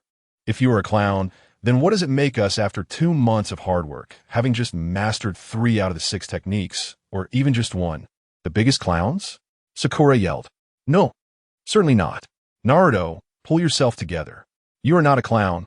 You are our pride. You are a genius acknowledged by Iruka-sensei, and a rival recognized by Sasuke in this world. Even though you lost, there exists a tremendous gap between your strengths. But so what? In this world, Sasuke and Naruto have merely trained longer. As long as you put in enough effort, there is certainly a chance to catch up. In the vast expanse of the Dragon Empire, with its population exceeding 100 million, do you truly comprehend the might of this world's Naruto and Sasuke?" I don't know. How strong?" Naruto asked, his expression one of bewilderment. Just yesterday, I inquired with Uncle Minato, who revealed that Naruto and Sasuke rank among the top 5 strongest individuals in the entire Dragon Empire. Out of over 100 million, they stand in the top 5. How impressive. Naruto was taken aback, and after a moment of contemplation, he murmured, "So, in this world, I have a formidable companion like Sasuke." As he spoke, a glimmer of determination rekindled in his eyes. "I've made my decision. I, too, shall strive to be as strong as they are, if they can achieve such greatness. There is no reason I cannot. Even if I fall short, I shall not allow myself to lag behind too much. I have only just begun. The future remains unwritten. That's the spirit. Our journey in martial arts has only just commenced. Who knows how the tides of strength will turn in the future? Let's go, foolish Naruto. Sakura's lips curled into a smile at last. Then let us strive together, Sakura, Sai, and Captain Yamato. Naruto raised his right fist and shouted with exuberance. What a vibrant shout it was. Naruto-kun, but I shall not be outdone by you, came the enthusiastic response from behind, where the familiar voice of Rock Lee echoed. The members of the team of Gale had to turn to see him, clad in a form-fitting suit, with his distinctive bowl-cut hairstyle, alongside Itachi in a black trench coat, Niji in a pure white coat adorned with a gentle smile, and Minato walking towards them with a calm demeanor. Upon noticing their gaze, Niji and Itachi both smiled. Niji remarked, "What admirable ambition. Keep it up, Naruto-kun." Outside the dormitory, the trio observed a somewhat dazed Naruto and couldn't help but inquire, "What's wrong, Captain Yamato?" "Naruto." "Still in a trance?" replied Ah. "I'm fine, what's the matter?" "Snap out of it, Naruto. It's already this late. Why are you still dazed?" Sakura, unable to tolerate Naruto's current state, delivered a firm punch to his head. The impact left a small bump on Naruto's forehead, causing him to clutch his head and cry out in pain, "Ouch." "Sakura, why did you hit me? You fool. How long do you expect us to worry about you? Is it just because you've seen the strength of this world's Naruto and Sasuke? Why do you act as if the sky is falling?" Sakura shouted. I just feel so weak. I was so proud before, thinking I could contend with Sasuke." Naruto admitted, still holding his head, a hint of shame creeping into his voice. "What? Do you feel like a clown, parading about in pride, only to be embarrassed?" Sakura questioned. "Yes, you fool." Sakura scolded again, delivering another punch to Naruto's head. "Ouch. Why do you keep hitting me, Sakura-chan?" Naruto crouched down, gazing at Sakura with tears unshed. "If I am but a clown, what does it matter that we have dedicated 2 months to mastering 3 out of the 6 techniques, or even just 1? Am I the fool among fools?" Sakura shouted back. "No, certainly not. Naruto, gather your spirits. You are not a clown. You are our pride. You are a genius acknowledged by Irika-sensei and a rival recognized by Sasuke in this world. Despite your defeat, there exists an immense disparity in strength between you two. But what of it? In this world, Naruto, Sasuke has merely trained longer than you. As long as you exert yourself, there remains a chance for you to catch up. Do you understand how formidable the Naruto and Sasuke of this realm are among over 100 million inhabitants of the Grand Dragon Empire? No, I do not. How formidable? Naruto asked, bewildered. Yesterday, I inquired with Uncle Minato. Naruto and Sasuke rank among the top 5 strongest in the entire Grand Dragon Empire. Top 5 among over 100 million. That's truly impressive. Naruto stammered, and after a moment's pause, he murmured, "So, the version of me in this world, along with that arrogant Sasuke, is so powerful." As he spoke, a glimmer of determination returned to his eyes. "I've made up my mind. I will be as strong as they are. If they can achieve such greatness, I have no reason not to, and even if I fall short, I shall not lag too far behind. I have only just begun. The future remains unwritten. That's the spirit. Our journey in martial arts has only just commenced. Who knows who will ultimately be stronger or weaker?" Sakura encouraged, her lips curling into a smile. "Let us strive together. Sakura, Sai, and Captain Yamato," Naruto proclaimed, raising his right fist and shouting exuberantly. What a vibrant shout. "Naruto-kun, but I shall not be outdone," came the enthusiastic response. "Let us advance together on the path of martial arts. Let us ascend to new heights." Suddenly, the familiar voice of Rock Lee echoed from behind, compelling the 4 of Team Wind to turn. They beheld Rock Lee in his tight-fitting attire and distinctive bowl-cut hairstyle, alongside Itachi clad in a black trench coat, Niji adorned in a pure white coat with a gentle smile, and Minato approaching them leisurely. Upon catching their gaze, both Niji and Itachi smiled, with Niji exclaiming, "Excellent ambition. Keep it up, Naruto-kun." Outside the dormitory, the trio observed Naruto, still somewhat dazed, and could not help but inquire, "What's wrong, Captain Yamato?" "Huh, I'm fine. What's the matter?" Naruto replied in a daze. "Snap out of it. Naruto, it's high time. Why are you still in a stupor?" Sakura could no longer bear Naruto's current state and delivered a firm punch to his head, causing a lump to swell instantly. He clutched his head and cried out, "Ouch." "Sakura, why did you hit me?" "Naruto, for how long will you have everyone worry about you?" Sakura exclaimed, her voice filled with frustration. Isn't it merely a matter of witnessing the strength of Naruto and Sasuke in this world? Why does it feel as though the sky has fallen? I just feel so weak, Naruto admitted, shame washing over him. I was so proud before, thinking I could stand against Sasuke. What's wrong? Do you feel like a fool, reveling in your own pride? Sakura questioned. Yes, I'm such an idiot. She scolded, delivering a playful punch to Naruto's head. Ouch, that hurt. Why are you hitting me again, Sakura? Naruto crouched down, tears welling in his eyes as he gazed up at her. If you consider yourself a clown, then what do we call our 2 months of hard work? Mastering 3 out of the 6 techniques, or perhaps even just 1. Are we the clowns of clowns? Sakura shouted. No, of course not. Naruto, pull yourself together. You are no clown. You are our pride. You are a genius recognized by Iruka-sensei and a worthy rival acknowledged by Sasuke in this world. Even if you lost, the gap in strength between you two is immense. But so what? The Naruto and Sasuke of this world have merely trained longer. If you put in enough effort, there is still a chance for you to catch up.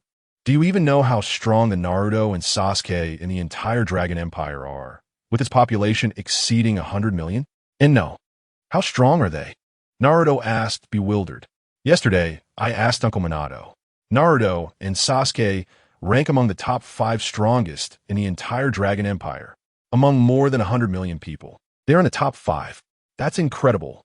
Naruto was taken aback, and after a moment, he murmured, so the me in this world and that arrogant Sasuke are truly that powerful. As he spoke, a glimmer of determination returned to his eyes. I've made up my mind.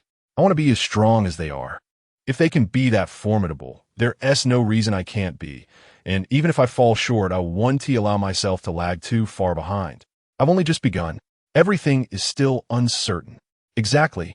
Our journey in martial arts has only just commenced. Who knows who will be stronger or weaker in the future? Let us keep pushing forward, Naruto. Sakura's lips curled into a smile. Then let us strive together. Sakura, Sai, and Captain Yamato. Naruto raised his right fist, shouting with enthusiasm. What a vibrant cheer it was. Naruto-kun, but I want to lose to you, came the spirited response from behind. Suddenly, the familiar voice of Rock Lee rang out, prompting the team of the Wind to turn. They saw Lee clad in a tight outfit, his iconic bowl cut, accompanied by Itachi in a black coat, Neji dressed in a pure white cloak with a gentle smile, and Minato walking towards them with an air of calmness. Upon perceiving their gazes, Neji of the Empire and Itachi both revealed smiles. Neji exclaimed, "What admirable ambition! Keep it up, Naruto-kun." Outside the dormitory, the trio observed the somewhat dazed Naruto and couldn't help but inquire, "Huh? I'm fine. What's the matter, Captain Yamato?" Naruto Uzumaki replied in a daze. "Snap out of it. Naruto, it's already this late. Why are you still daydreaming?" Sakura, unable to tolerate Naruto's current demeanor, delivered a firm punch to his head. This caused a small bump to swell on Naruto's forehead, prompting him to clutch his head and cry out in pain. Ouch! Sakura, why did you hit me? You fool. Naruto, how long are you going to make everyone worry about you? Is it just because you witnessed the strength of the Naruto and Sasuke of this world? Why does it feel like the sky is falling? Sakura shouted. I just feel so weak. I was so proud earlier, thinking I could stand against Sasuke. Naruto, still holding his head, admitted with a hint of shame. What? Do you feel embarrassed for being a proud fool? Sakura asked. Yes, you idiot. Sakura scolded again, delivering another punch to Naruto's head. Ouch, that hurts. Why did you hit me again, Sakura-chan? Naruto crouched down, looking at her with tearful eyes. If you're a clown, then what does that make us? Who have trained for 2 months and just mastered 3 of the 6 styles, or even just 1? Are we the clowns among clowns? Sakura retorted. No, of course not. Naruto, pull yourself together. You are not a clown. You are our pride. You are a genius acknowledged by Iruka-sensei, and a rival recognized by Sasuke of this world. Even if you lost, the disparity in strength is vast. But so what? The Naruto and Sasuke of this world have merely trained longer than you. As long as you work hard enough, you still have a chance to catch up. Do you know how strong they are among the over 100 million people in the entire Zulong Empire? No, I don't know. How strong? Naruto asked, still in a daze. Yesterday, I asked Uncle Minato, and he told me that Naruto and Sasuke rank in the top 5 strongest in the entire Zulong Empire. The top 5 among over 100 million people. That's incredible. Naruto was momentarily stunned, and after a while, he murmured, so, the me of this world, along with that arrogant Sasuke, is so powerful. As he spoke, a glimmer of determination returned to his eyes.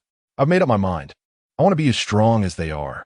If they can be so formidable, there's no reason I cannot be, and even if I fall short, I won't lag too far behind. I'm just getting started. Everything is still uncertain.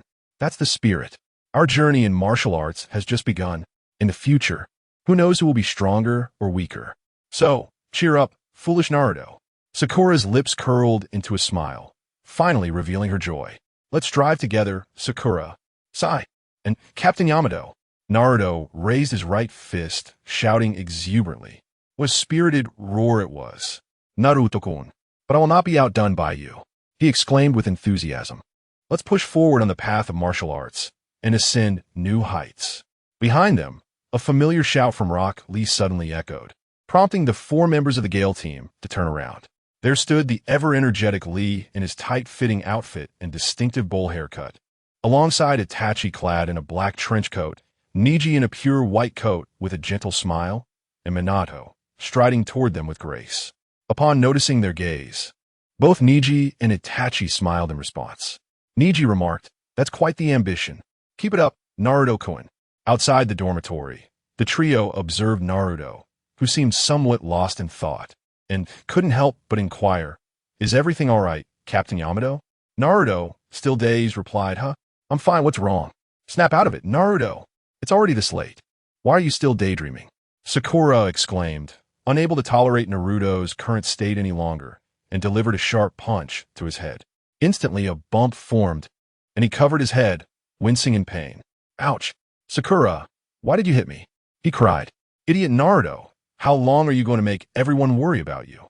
Is it just because you see this world's Naruto and Sasuke's strength? Why does it seem like the sky is falling? Sakura shouted. I just feel so weak. I was so proud before, thinking I could battle with Sasuke. Naruto confessed, holding his head in shame. What? Do you feel like a clown, reveling in foolish pride? Sakura asked. Yes, he murmured. Fool! Sakura retorted, delivering another punch to his head. Ouch! Why do you keep hitting me, Sakura-chan? Naruto crouched down, looking at her with tearful eyes. If you're a clown, then what are we after 2 months of hard work? Mastering 3 of the 6 styles, or even just 1? Are we the clowns of clowns? Sakura shouted. No, of course not. Naruto, pull yourself together. You are not a clown. You are our pride. You are a genius recognized by Iruka-sensei, and a worthy rival acknowledged by Sasuke of this world.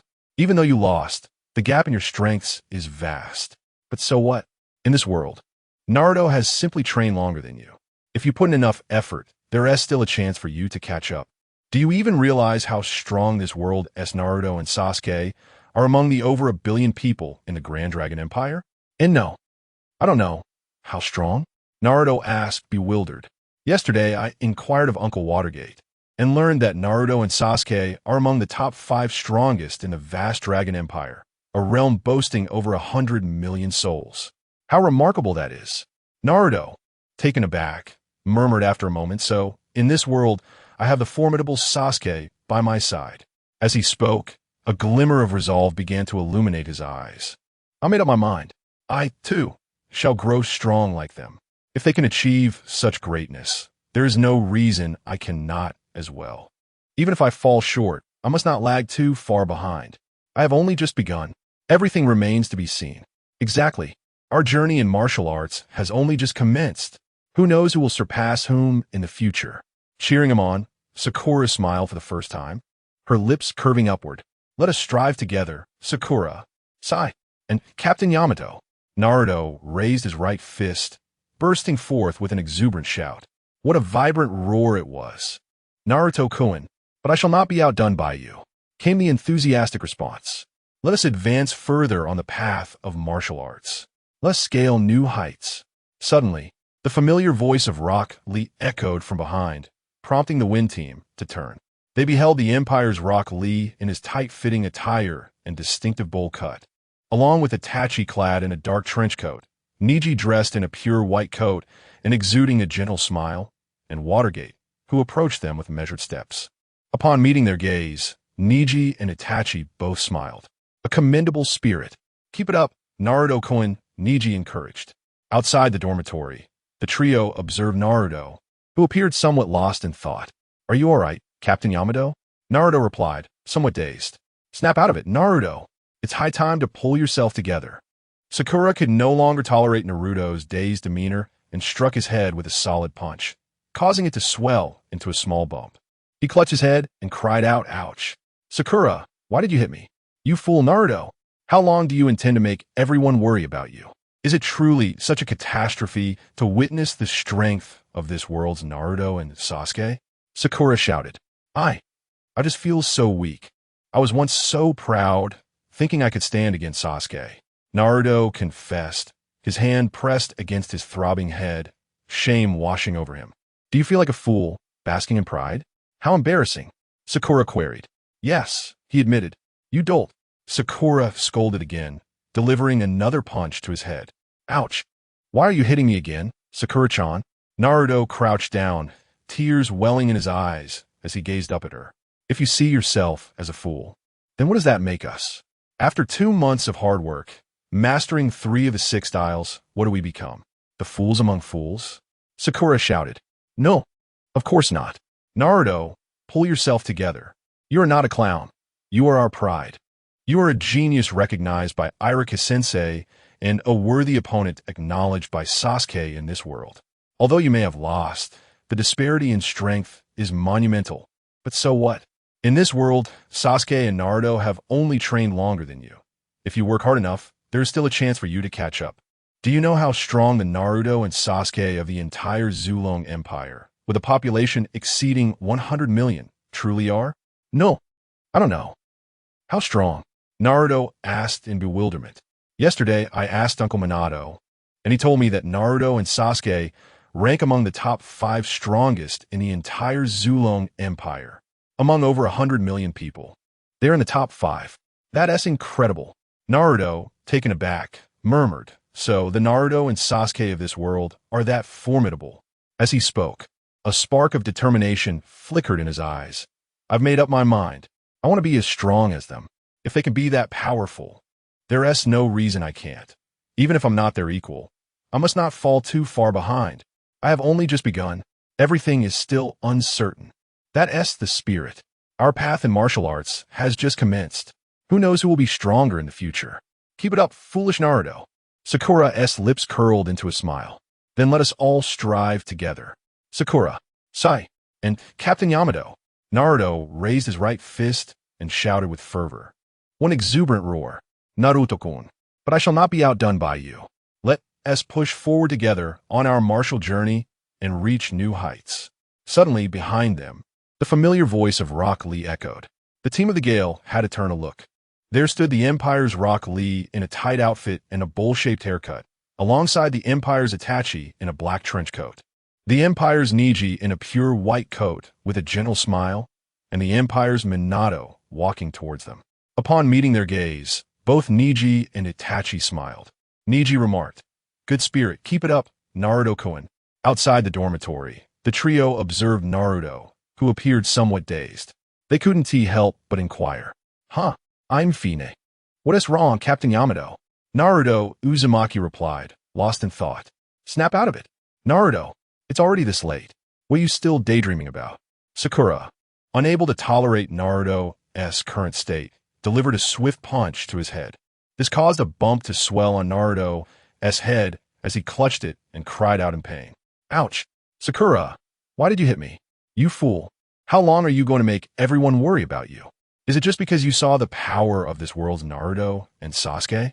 Why does it seem like you've encountered a catastrophe? Sakura shouted. I simply feel so weak. Previously, I was even quite proud. believing I could contend with Sasuke. Naruto covered his head, feeling somewhat embarrassed. What? Do you feel like a fool, reveling in your own delusions? Sakura inquired. Yes. You idiot. Sakura scolded him again, delivering a punch to Naruto's head. Ouch. That hurts. Why do you keep hitting me, Sakura-chan? Naruto squatted down, looking at her with tearful eyes. If you are a clown, then what do you call our 2 months of hard work? Where we just mastered 3 of the 6 forms, and even one of them. Are we the clowns of clowns? Sakura shouted. No, certainly not. Naruto, pull yourself together. You are not a clown. You are our pride. You are recognized as a genius by Iruka-sensei. And you are a worthy opponent acknowledged by Sasuke in this world.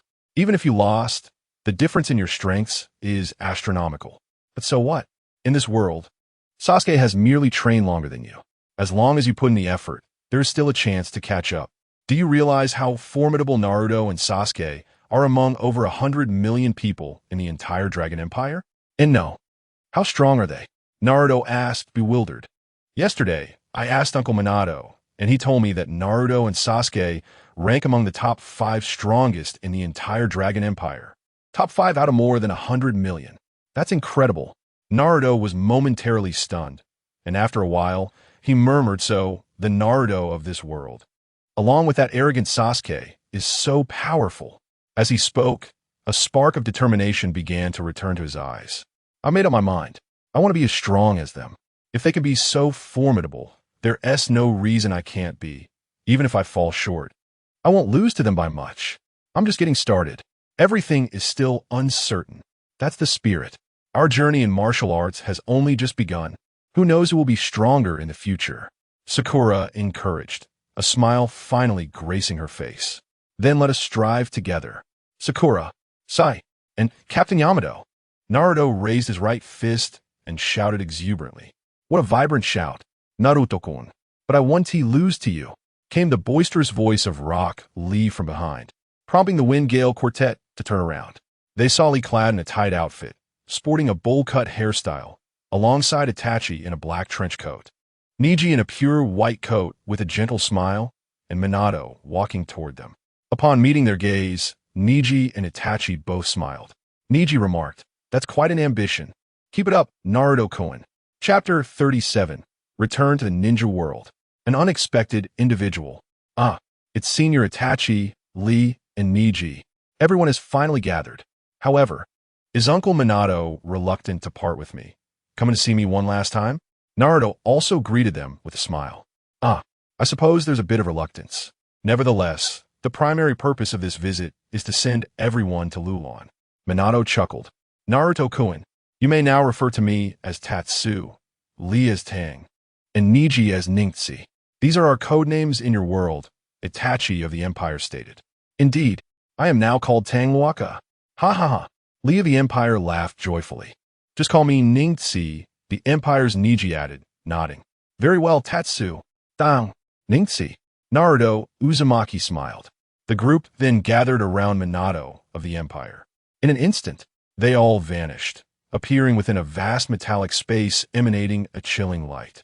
This steel realm, upon closer inspection, bore a striking resemblance to the dragon vein they traversed 2 months prior, except all the stone structures had been replaced with steel. Guards were stationed on either side. Naruto even spotted Kankuro of the Empire, who nodded slightly in their direction. Come now. I shall activate the dragon vein and send Itachi, Lee, Neji, and little Naruto to your destination. Whatever you witness thereafter, do not panic. Simply remain where you are. I will depart in that very moment. Understood? Minato of the Empire said earnestly as he led everyone to the core of the dragon vein. The group nodded in agreement.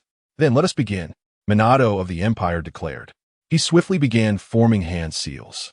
The dragon vein's energy surged forth, radiating a magnificent light that was about to engulf them all. Minato smiled and nodded at everyone, his figure flickering before vanishing. Naruto silently waved in the direction where Minato had disappeared. Farewell, Uncle Minato, but we shall meet again soon. At that time, the entire Konoha and the Empire will be one family. The light was about to consume them all. Suddenly, a ripple coursed through the space. a disheveled young man, clad in the Uchiha clan's attire, with an unkempt beard and hair, appeared abruptly among them. Uchiha Bito. Seeing this figure, Niji of the Empire's pupils contracted, unable to restrain his exclamation. You scoundrel of the Uchiha, what do you intend to do? Get out of here. This is not a place for your recklessness.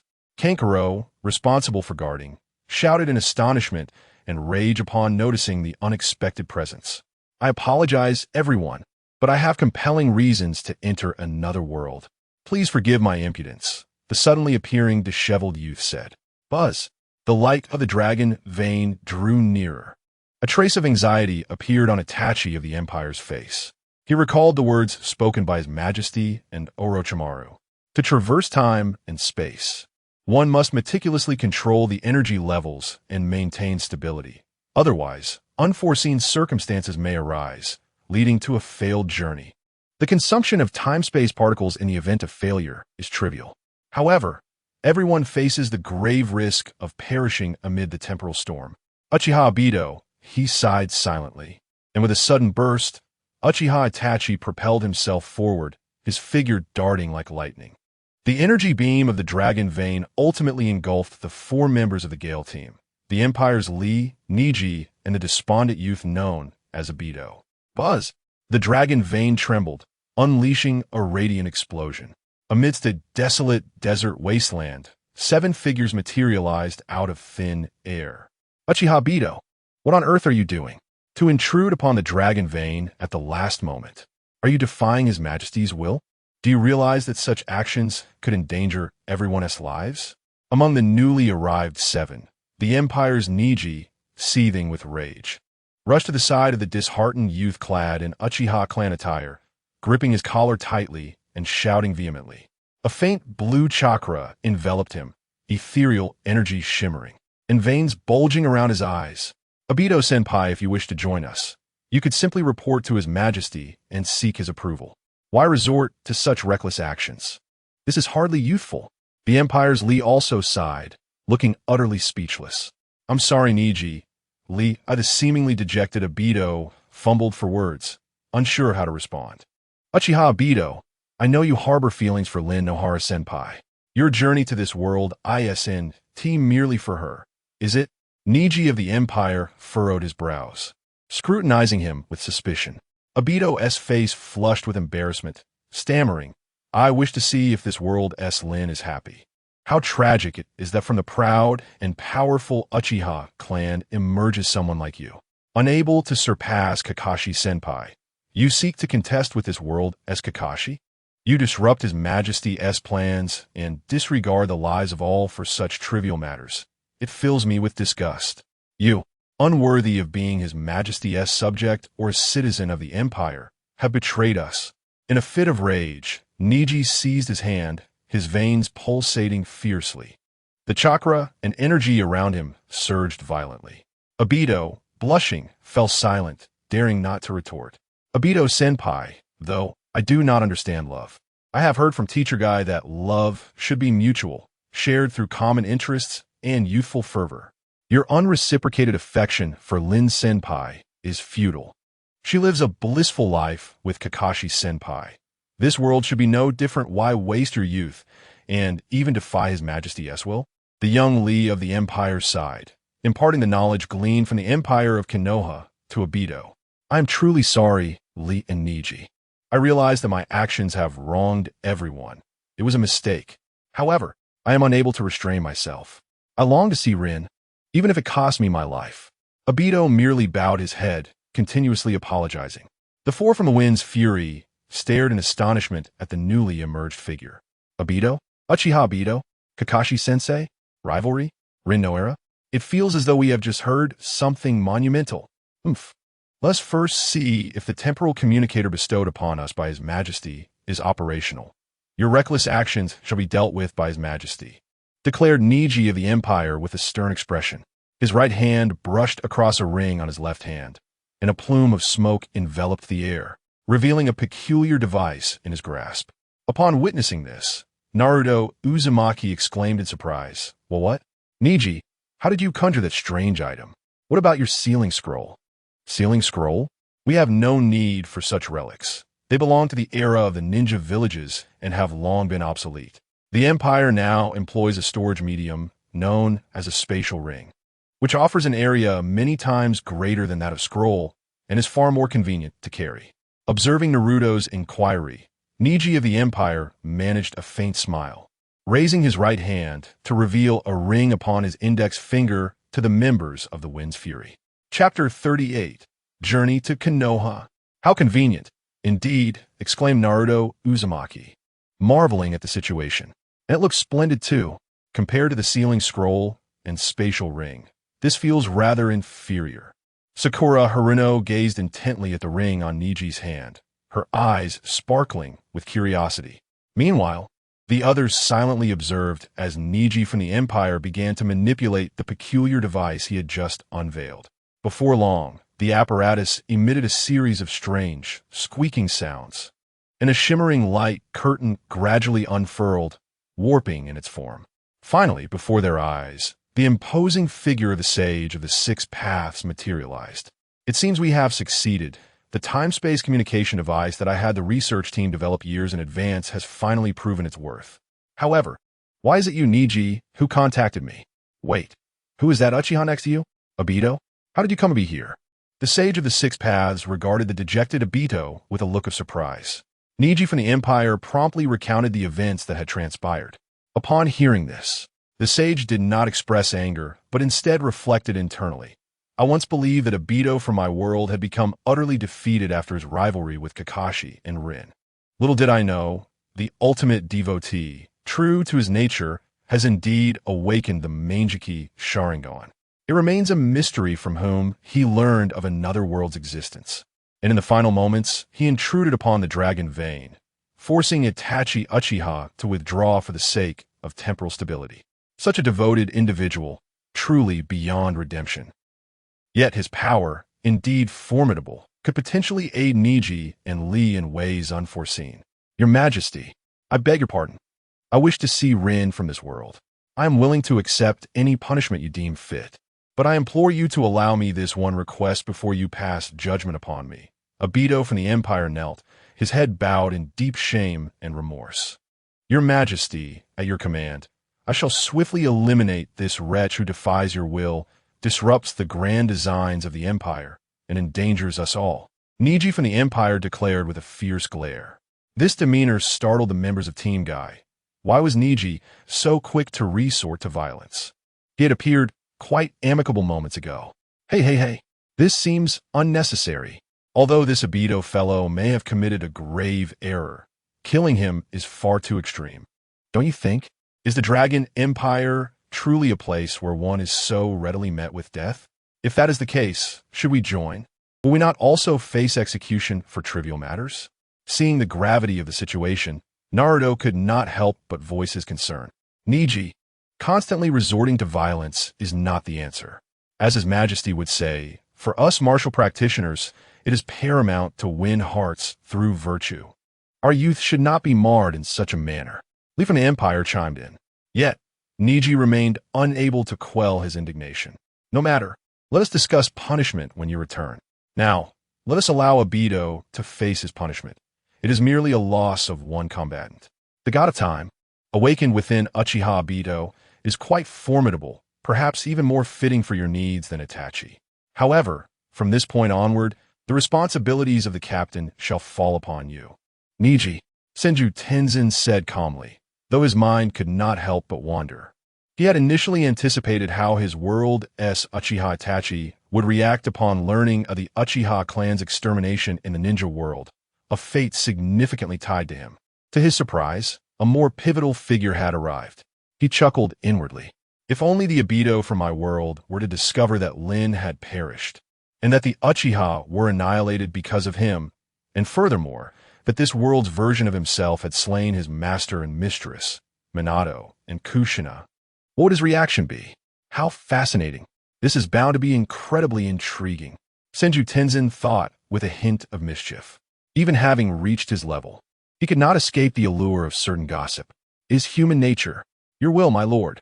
The Empire's Neji, upon hearing Senju Tenzin's words, offered no further comment. and simply replied with respect. "Thank you for your forgiveness, my lord. I will not disappoint your expectations." The Empire's Obito murmured, a hint of shame in his voice. "Very well then, I await your good news." With those final words, Senju Tenjin vanished from sight. The Empire's Niji put away the instruments and shot a glance at the Empire's Obito, saying, "Consider yourself fortunate, Uchiha Obito. Let's proceed directly to Konoha. As the most powerful ninja village among the 5 great nations, knowing their specific capabilities will likely unveil the entirety of the ninja world. Of course, we will also require the assistance of Naruto, Yamato, Sakura, and Sai to persuade the Hokage as much as possible. With Konoha's initial cooperation, I believe the other ninja villages will understand their course of action as well. I will heed your counsel." A glimmer of excitement flickered in the Empire's Obito's eyes. Soon I shall see Lin. 2 worlds may differ, yet perhaps in this world, Lin still has a chance. Rest assured, everyone, we know what must be done. Yamato nodded. Naruto felt a tangle of emotions, but predominantly excitement. At last, I can reunite with everyone. My current strength will surely astonish them, right?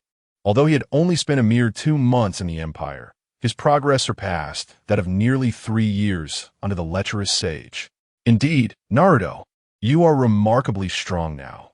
Even if you were to encounter Sasuke again, I believe he would not stand a chance against you, Sai remarked.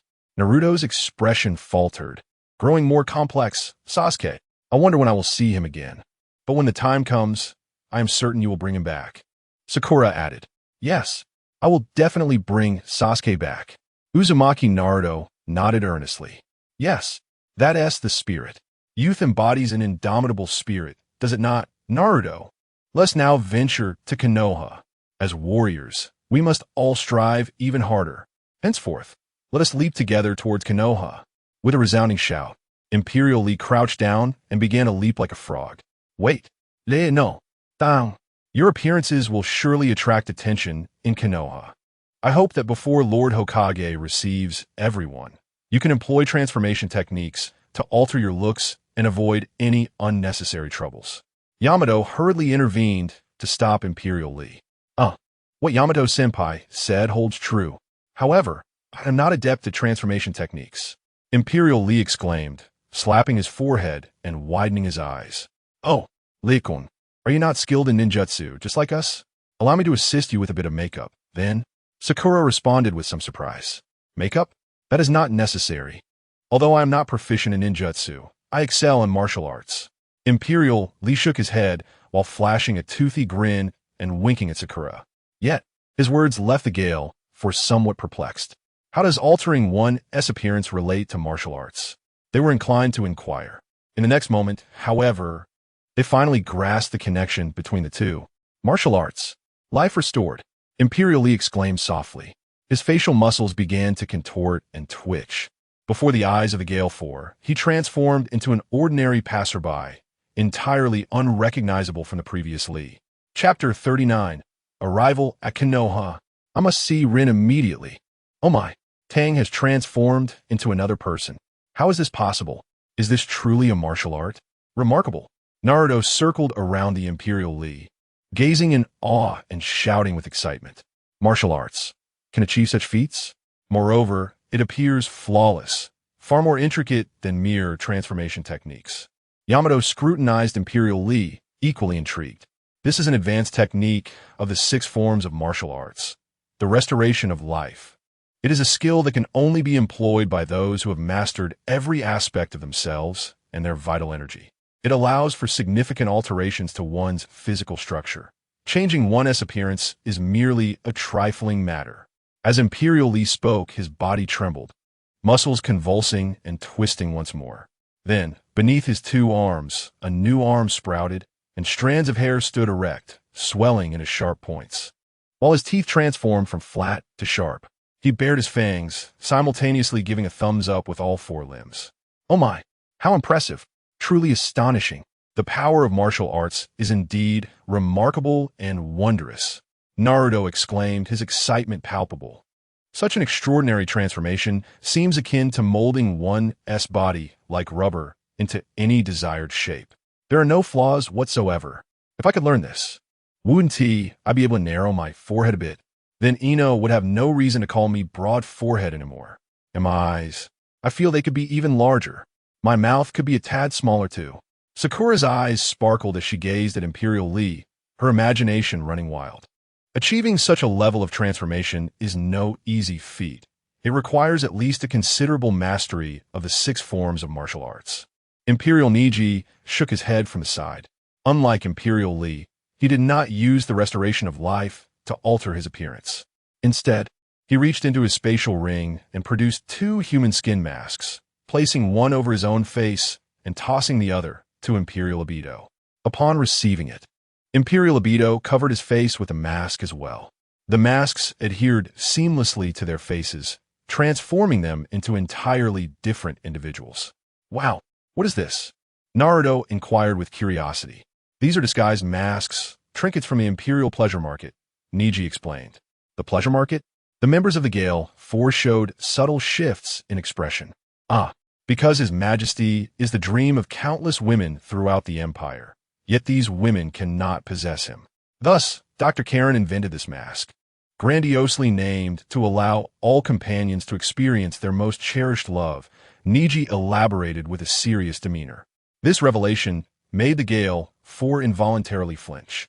This woman named Karen is quite extraordinary, and yet His Majesty does not seem to mind?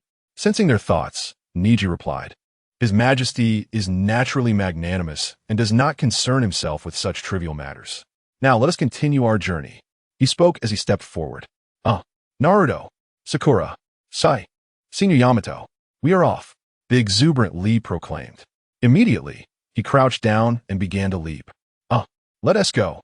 I shall grow stronger. I must rescue Sasuke. Naruto, Uzumaki shouted in unison, also springing into action. Yamato, Sakura, and Sai exchanged glances before turning their attention to Niji and Obito. Sensing their gaze, Niji cleared his throat and remarked, I have already surpassed the phase of rigorous physical training, and my studies do not involve the 6 styles of martial arts or the martial path of muscle, so it is unnecessary for me. As for you, feel free to do as you wish. My strength derives primarily from the Sharingan and the path of the mind. Obito echoed his sentiments. The trio of the Gale swiftly felt a twinge of embarrassment and reluctantly mimicked the antics of Lee and Naruto, hopping along. Thus, the group proceeded, leaping and advancing together. Days later, at the entrance of Konoha village, the gatekeepers, Steel and Izumi, appeared utterly bored, yawning with disinterest.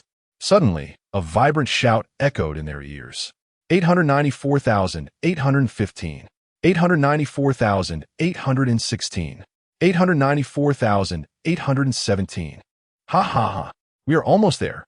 Naruto, Sakura, Sai, Senior Yamato, you have succeeded. Naruto, Sakura, Sai, Yamato, did I hear that correctly? The two were taken aback by the voice and turned their heads. A few hundred meters from the village gate, a robust man clad in a green bodysuit, with an ordinary visage, was leading Naruto, Sakura, Sai, and Yamato, all performing frog leaps as they approached the entrance. Accompanying them were 2 other individuals, one dressed in white and the other in black, both with nondescript faces. It is truly Naruto, Sakura, Sai, Yamato. They have returned, Izumi exclaimed in astonishment, quickly followed by joy. They are back. Finally, Naruto has returned. I must inform Lord Hokage immediately, Steel exclaimed with excitement, turning to dash toward the Hokage building to share the wonderful news. This fellow, Izumi chuckled at the sight and then called out to the Gale Quartet, Naruto, Sakura, Sai, Senior Yamato. Oh, it's Senior Izumi. Hello. Naruto beamed, rising and waving his hand. Naruto, where have you been for these past 2 months? Why have you only just returned? There hasn't been a single piece of information about you during that time. Do you have any idea how worried Lord Hokage has been? Izumi inquired. That is a long story. Didn't Steel just go to inform Lord Hokage? Yamato responded, taking over the conversation. Indeed, Lord Hokage has been exceedingly concerned about your well-being these past 2 months. Now that we finally see you, it is only natural to inform them at once. By the way, who are these 3 individuals accompanying you? As Kamizuki, Izumi spoke. His gaze shifted towards the trio from the Empire. These three are remarkably robust. They are our saviors. Without their assistance, we might not have returned from this mission. Yamato explained with a smile. Not returned? I had no idea this mission was so perilous. Kamizuki Izumi's expression turned solemn. He then nodded towards the trio from the Empire and said, "Thank you for your support. Should you ever require assistance, do not hesitate to ask. Our Leaf Village will not forget its benefactors." You are too kind. Helping those in need is simply our duty. Niji from the Empire replied with a smile, instantly endearing him to Kamizuki Izumi. I have always heard tales of the splendor of Leaf Village, and seeing it in person today is indeed extraordinary. I find myself quite eager to explore it further. Yamato, Izumi, may I venture in first to take a look around? Obito from the Empire gazed at the familiar architecture of his childhood, and memories of a lovely girl began to flood his mind. His heart began to race. Back then, Rin had not yet been with Kakashi. They had joyfully roamed the streets together, indulged in sweet rice dumplings, and shared countless moments. I wonder how Rin is doing here. I am so curious, so excited. I can hardly wait. I must see Rin at once. Chapter 40. The trio from the Empire enters the village. Upon hearing the words of the Empire's Obito, Yamato was taken aback. The Obito from this alternate world. Was he intending to visit the Uchiha clan? If he were to discover that the Uchiha clan had been annihilated, would it not lead to chaos? If the Empire's faction were to lose their temper, the situation could become dire. After all, Konoha was destined to merge with the Empire in the future, and it was crucial to prevent any rifts from forming between them. Alas, how could that scoundrel Itachi Uchiha commit such atrocious acts? Yamato felt a twinge of anxiety. Yet some matters were unavoidable. Steeling himself, he spoke. Obito, brother, certain events have transpired that cannot be altered. Oftentimes, we find ourselves powerless in the face of circumstances. I kindly ask that you remain calm and not dwell too heavily on your sadness. Upon hearing this, the Empire's Obito shuddered. What did this imply? Was he suggesting that Kakashi in this world was also with Rin, sharing a profound bond? Was he urging him to come to terms with it? How infuriating! I had not inquired before, wishing to preserve a glimmer of hope. Why reveal this to me now? Obito's eyes were bloodshot, his heart laden with despair. Yet, contemplating the future of the Empire and Konoha, he could only suppress his anguish, nodding gently. Rest assured, I have long come to terms with many things. I merely wish to take a glance, regardless of the outcome. Very well then, you may enter first, Obito, Yamato said, offering a slight nod to Kamizuki Izumi. Thus, Obito stepped slowly through the gates of Konoha, his pace unhurried, as if steeped in hesitation. Senior Yamato, I believe I shall also take a stroll through Konoha. The culture and scenery here seem quite splendid. I have long anticipated this. At that moment, the Empire's Niji also spoke up. Yamato felt a sense of reassurance regarding Niji from the Empire. After all, the Hyuga clan had now become the foremost clan in Konoha, and he believed that Niji from another world would find satisfaction in this. He smiled and nodded. Niji, feel free to explore. My apologies, Niji of the Empire said courteously before stepping inside as well. Everyone has entered already? Then I shall join them. Perhaps I will encounter Gai-sensei. There might be interesting people and events to witness. The Empire's Lee exclaimed, following suit into Konoha. Is this truly acceptable, Senior Yamato? Izumi inquired, gazing at the retreating figures of the three. There are indeed issues, of course. Yet, I cannot afford to offend any of these individuals. Yamato silently grumbled. While maintaining a cheerful facade, it is all right. TRU, Niji, Obito are our saviors. They would not do anything detrimental to Konoha. Indeed, TRU, Niji, and Obito are not bad people at all. Naruto chimed in, while Sakura and Sai nodded in agreement. Very well. In response, Kamizuki Izumi could only nod. The Gale Force stood at the entrance of Konohagakure, awaiting further developments. Meanwhile, within the Hokage's office, Tsunade, the fifth Hokage, sat at her desk, her right hand resting on her face as her fingers gently massaged her temples, a clear expression of distress etched upon her features. 2 months had passed, a full 2 months, and there was still no news from Naruto and the others. I apologize, Hokage-sama. regardless of whether it is from the land of wind or within the borders of the land of fire. Despite dispatching a considerable number of ninjas, we have yet to glean any information regarding Naruto and his companions. Narashikaku, standing before the Hokage's desk, lamented. This is all your fault, Tsunade. If you had not insisted on sending the Nine Tails to capture the monstrous Anraku, this situation would never have arisen. One of the Hokage's advisors, Mito, came in, scowled with evident displeasure on his aged visage. Indeed, Tsunade, you must take responsibility for this. Do you comprehend the potential repercussions if other villages learn that Konoha has lost the Nine Tails? Chimed in the nearby, T.D. Haru. As a Hokage, your negligence is glaring. Tsunade, if this is the extent of your capability, perhaps you should step aside and undergo further refinement. After all, when Sarutobi held the title, he never lost the Nine Tails. This is all due to your youth, Tsunade.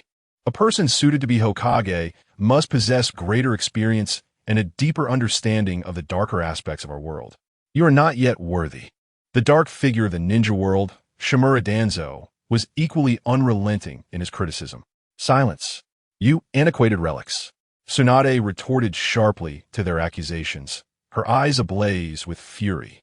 The foremost priority now is to locate Naruto and the others, not to burden me with your complaints. Do you understand? You insolent brat. Mito came in, chastised, glared angrily at Tsunade. Is this what it means to bear the mantle of Hokage? Was this how Hiruzen taught you? I have stated before, you are utterly unfit for this position. The Hokage requires. Danzo continued his tirade, but before he could finish, Tsunade interjected with a thunderous shout. Danzo, I am a Hokage. Upon hearing this declaration, veins bulged on Danzo's forehead. You insolent fool. You are just as foolish as that Hiruzen.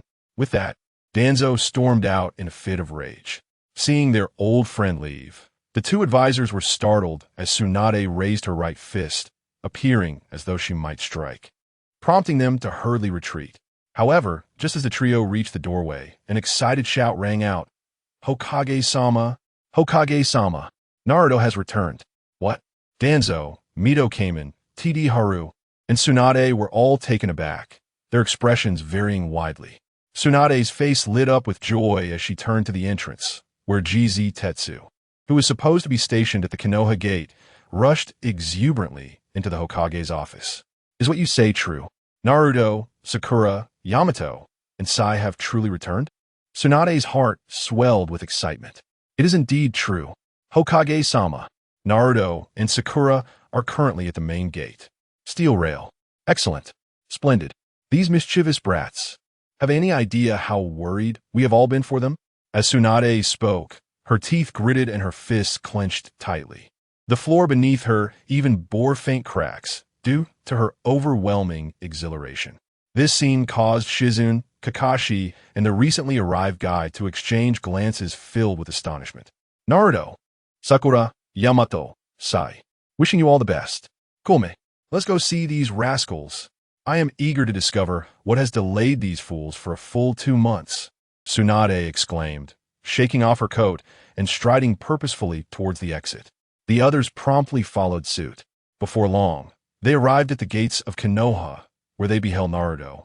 Sakura, Yamato, and Sai engaged in casual conversation with Kamizuki Izumo. Hey, Granny Tsunade, Sister Shizune, Uncle Kakashi. It has been a long time, Naruto called out, waving his arm from a distance. Naruto, Tsunade shouted, instantly leaping above Naruto's head. She then swung her right fist down with great force. You little brat.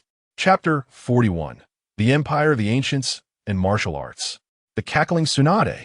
With a resounding crash, Naruto's head collided with a steel fist, sending him crashing to the ground. Clutching his swollen head, he cried out, "It hurts. It hurts so much. Granny Tsunade, why did you hit me?" He lifted his head, his eyes brimming with tears as he gazed at Tsunade. Such a tragic sight. The onlookers shuddered. You little rascal. How can you still be laughing? Where have you been for the past 2 months? Why have you not contacted Konoha? Tsunade inquired sternly, her fists still crackling ominously. Ouch. It's a long story, Naruto exclaimed. His spirits suddenly lifted as he animatedly gestured. Granny Tsunade, we went to an incredibly amazing place. I assure you, What I have to say will astonish you. His eyes sparkled with excitement at the mention of that extraordinary location. Oh, incredibly amazing? Astonishing, you say? I'm most curious to hear just how remarkable it was. Tsunade sneered, pausing momentarily before adding, but if it doesn't astonish me, you know what your fate will be.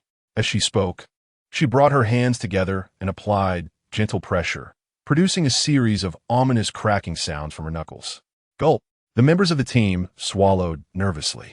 Lady Hokage, that's terrifying. Lady Tsunade, I will explain everything we encountered over the past 2 months in detail, but before that, I believe we need a place of absolute safety, Yamato stated seriously. Oh, is that so? Tsunade's expression grew increasingly grave. Internally, she pondered that whatever had prevented Naruto and his companions from contacting Konoha for 2 months must have been anything but trivial. She swiftly led the group, along with Kakashi and Shizune, back to the Hokage's office, where she established a protective barrier before beginning her inquiry. Hokage-sama, what I am about to disclose may be difficult for you and Kakashi-sensei to believe, but it is all true. Please trust us, Yamato said earnestly. Of course, as Hokage, I have always believed in you all. Whatever astonishing information you have, please share, Tsunade replied with equal seriousness. Yamato, we have faith in you. Kakashi nodded in agreement. The situation is as follows. While pursuing the treacherous Lushan, he broke the seal of the dragon vein, and we traversed through time and space to another world. This world is truly peculiar. Yamato recounted his experience of crossing into an alternate realm in detail. When he reached the point of describing the Empire of the Ancients, boasting a population exceeding 100 million and possessing over 1 million soldiers rivaling Kakashi, Tsunade could no longer contain herself and burst into laughter. Ha ha ha. Ah, huh. Hokage-sama, what is so amusing? Yamato furrowed his brow. Indeed, Granny Tsunade, why did you suddenly laugh? Captain Yamato had not yet finished a sentence. Naruto, equally baffled, exclaimed, "Ahaha! I truly did not wish to laugh.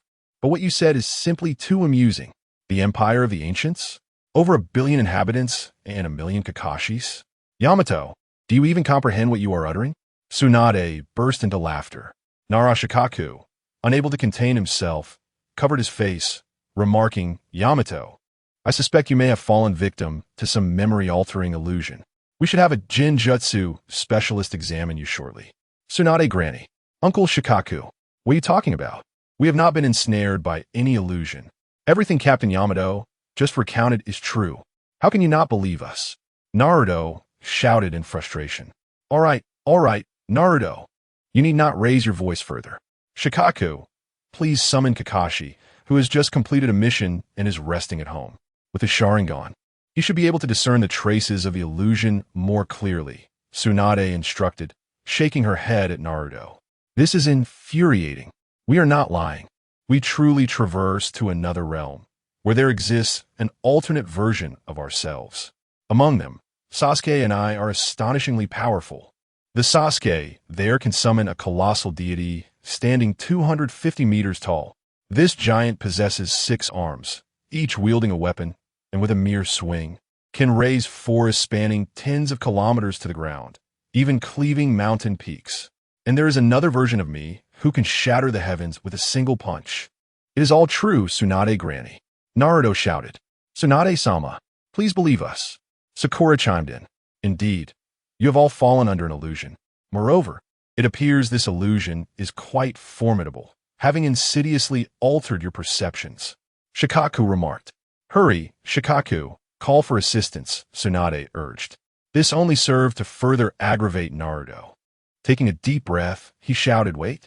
Tsunade Granny, I can prove that what we say is true. Oh, prove it? Prove a lie spun by an illusion? How intriguing. Pray tell, how do you intend to substantiate your claims? Tsunade inquired. Her interest piqued as she turned her gaze toward Naruto and his companions. The people of the Empire of the Ancients taught us martial arts, Naruto stated earnestly. Martial arts? You mean the formidable techniques employed by the soldiers who initially confronted and defeated you? Were those finger guns, gale feet, paper shuriken? Tsunade recalled Yamato's previous words. Indeed, those are the 6 forms of martial arts, one of the foundational combat styles of the Empire of the Ancients, consisting of finger gun, gale foot, shave, moonwalk, paper shuriken, and iron block. Naruto affirmed with a nod. Oh, then demonstrate them for me. If it is indeed the truth, I may be inclined to believe some of your assertions. Tsunade said, her demeanor growing slightly more serious. Let us venture to the open fields beyond the city, and I hope Tsunade does not become startled, for I, in my current state, possess extraordinary strength. As Naruto spoke these words, an unmistakable confidence radiated from him, far surpassing the self-assurance he had exhibited upon returning with Jiraiya 2 months prior. Such an unexpected confidence. Tsunade looked on in astonishment. Indeed, I am the genius that Irika-sensei spoke of from another world. Moreover, the martial arts of that realm are truly, undeniably formidable. Naruto's expression turned serious. Let me behold it in all its glory. Tsunade nodded at last and made her way toward the door, instructing Kakashi, summon him here to thoroughly assess Naruto's abilities. Yes, Lady Tsunade, Kakashi replied with a nod. The group then departed from the Hokage's office. Outside Konoha, near the forested area, Kakashi, following Kaku, appeared somewhat lazily within Naruto and the other's line of sight. Kakashi-sensei, over here, Naruto called out, waving from a distance. Chapter 42. A renewed spar between Naruto and Kakashi. Naruto, Sakura, Sai, Yamato, you have finally returned. Your absence over the past 2 months has truly alarmed everyone. Fortunately, you all seem to be safe and sound. Kakashi waved as he approached, squinting his eyes, and inquired, by the way, why has Lady Tsunade summoned me? Kakashi, let us have another match with Naruto. But this time will be just the 2 of them, Tsunade declared. Huh? Another battle? Didn't Tiwi just do this 2 months ago?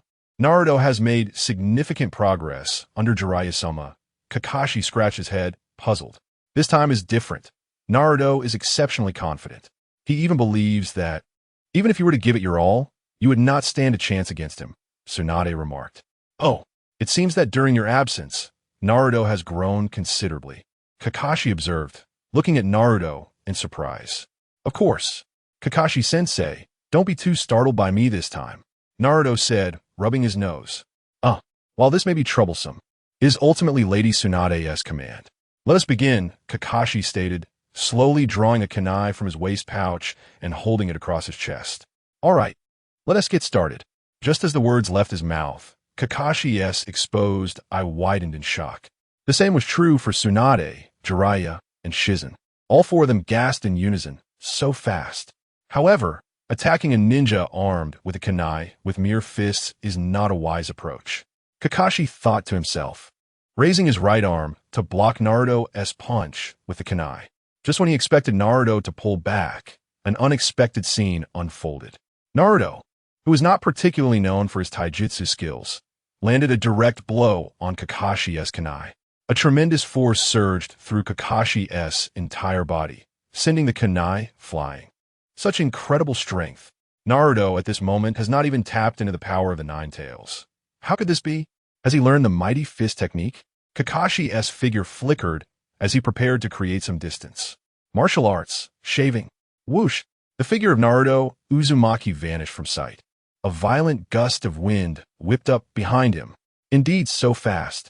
But, crash, boom. Naruto's kick struck Kakashi squarely in the back, exploding upon impact, and in an instant, a flash of lightning transformed into a cage, enveloping Naruto. Kakashi's figure reappeared behind Naruto. Your speed has improved significantly since before, but a straightforward approach does not suit you. Utilizing shadow clones effectively could yield greater results. Is that so, Kakashi-sensei? Then why don't you continue your attack? With a kunai pointed at his back, Naruto displayed no hint of concern. Instead, he provocatively remarked. Kakashi was momentarily taken aback as he thrust his kunai forward. This strike did not penetrate flesh. Instead, it produced a resonant clang, akin to striking metal, failing to breach Naruto's defenses even a fraction. What is this? Hardening technique? He murmured softly. Tsunade and Jiraiya furrowed their brows, perplexed. How could this be? There was no discernible chakra. yet it had fortified his skin to withstand a kunai's thrust.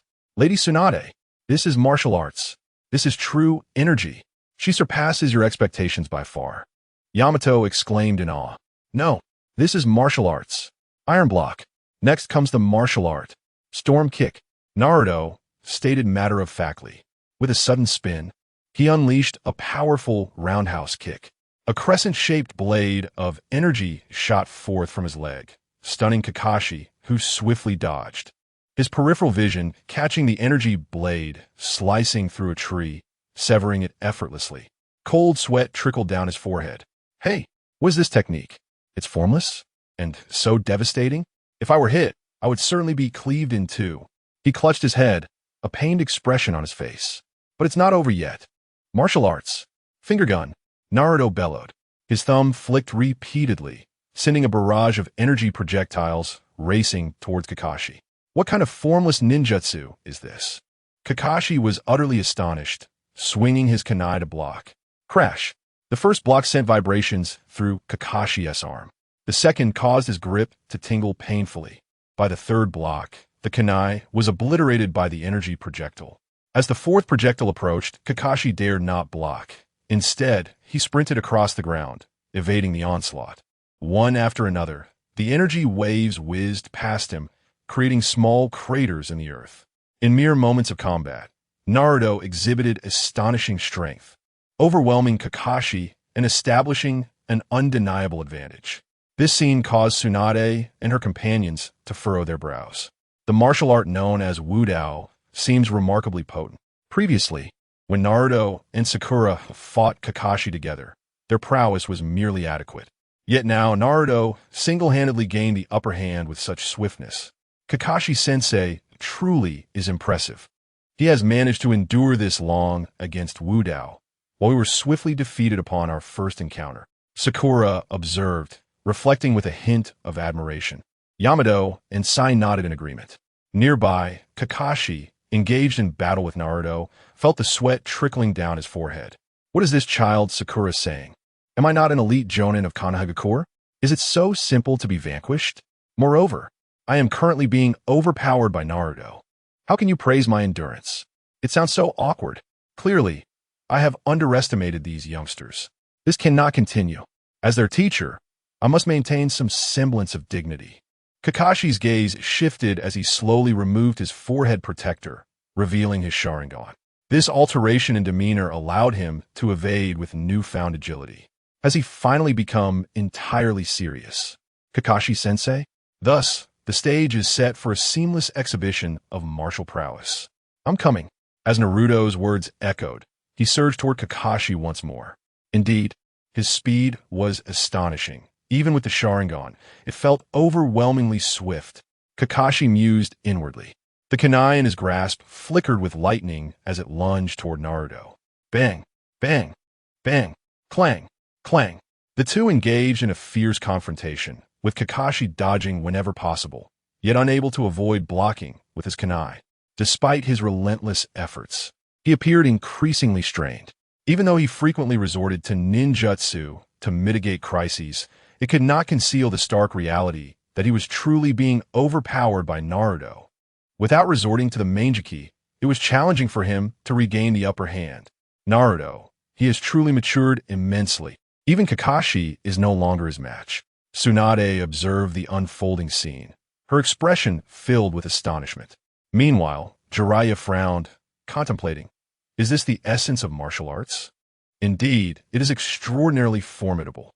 Just through training, Naruto has acquired the strength to rival or even dominate Kakashi. And that is not all, Lady Tsunade, Senior Jiraiya. Naruto's abilities extend far beyond this. Yamato remarked, equally taken aback. Chapter 43. Naruto surpasses Kakashi completely. How? He still conceals power? Tsunade inquired, her brow furrowing slightly. Indeed, Lady Tsunade, the current Naruto is exceptionally formidable. Sakura affirmed, nodding with a smile. The elite jonin of Konoha, the legendary copy ninja, has been utterly underestimated. Tsunade sighed, then raised her voice, shouting, Naruto, are you not here to astonish us? If this is all your strength, it is insufficient. Ah, is that so? then I must unleash my full power. Careful, Kakashi-sensei, Naruto declared, delivering a powerful punch that sent Kakashi staggering back, his grin wide. Hey, you must be joking, right? Naruto, have you really been holding back until now? I'm already giving it my all, Kakashi remarked. His kunai crossed over his chest, breathing lightly, beads of sweat forming on his forehead. At that moment, a sense of unreality enveloped him. It had only been 2 months since they last met. How had Naruto grown so incredibly strong? What I previously demonstrated was the 6 styles of martial arts. And now I shall unveil the breath of wind. Observe closely, everyone, as Naruto spoke. A gust of air escaped his nostrils, swirling like a tempest, lifting the dust from the ground. A gentle breeze enveloped him, causing his golden short hair to sway. In that instant, the aura of Naruto Uzumaki underwent a remarkable transformation. Is this? Kakashi's gaze sharpened. Through his Sharingan, he perceived a shift in Naruto's state. Enveloped by an unusual white luminescence and vibrant wind chakra. Kakashi-sensei, behold, wind release, great breakthrough. Naruto bellowed. Great breakthrough? Has Naruto even mastered this technique? Quite impressive, but as a C-rank jutsu, it is insufficient to confront me directly. Kakashi thought to himself, feeling no fear. After all, the great breakthrough was only a C-rank ninjutsu, requiring several hand seals. He could easily evade given the time. However, in the next moment, he realized how profoundly mistaken he was. Naruto, with merely a simple clap of his hands, unleashed a ferocious storm from his mouth. The earth was torn apart beneath the onslaught of the tempest, dust swirling into the air. How is this possible? Such power, such range. Kakashi gasped in shock, unable to evade as the gale swept him away, sending him tumbling several meters, battered and bruised as he staggered to his feet. His eyes widened as he surveyed the devastation around him. A swath of land approximately 150 meters wide stripped bare, his face twitching in disbelief as he turned to the once little brat. Naruto, have you truly attained such mastery over wind release?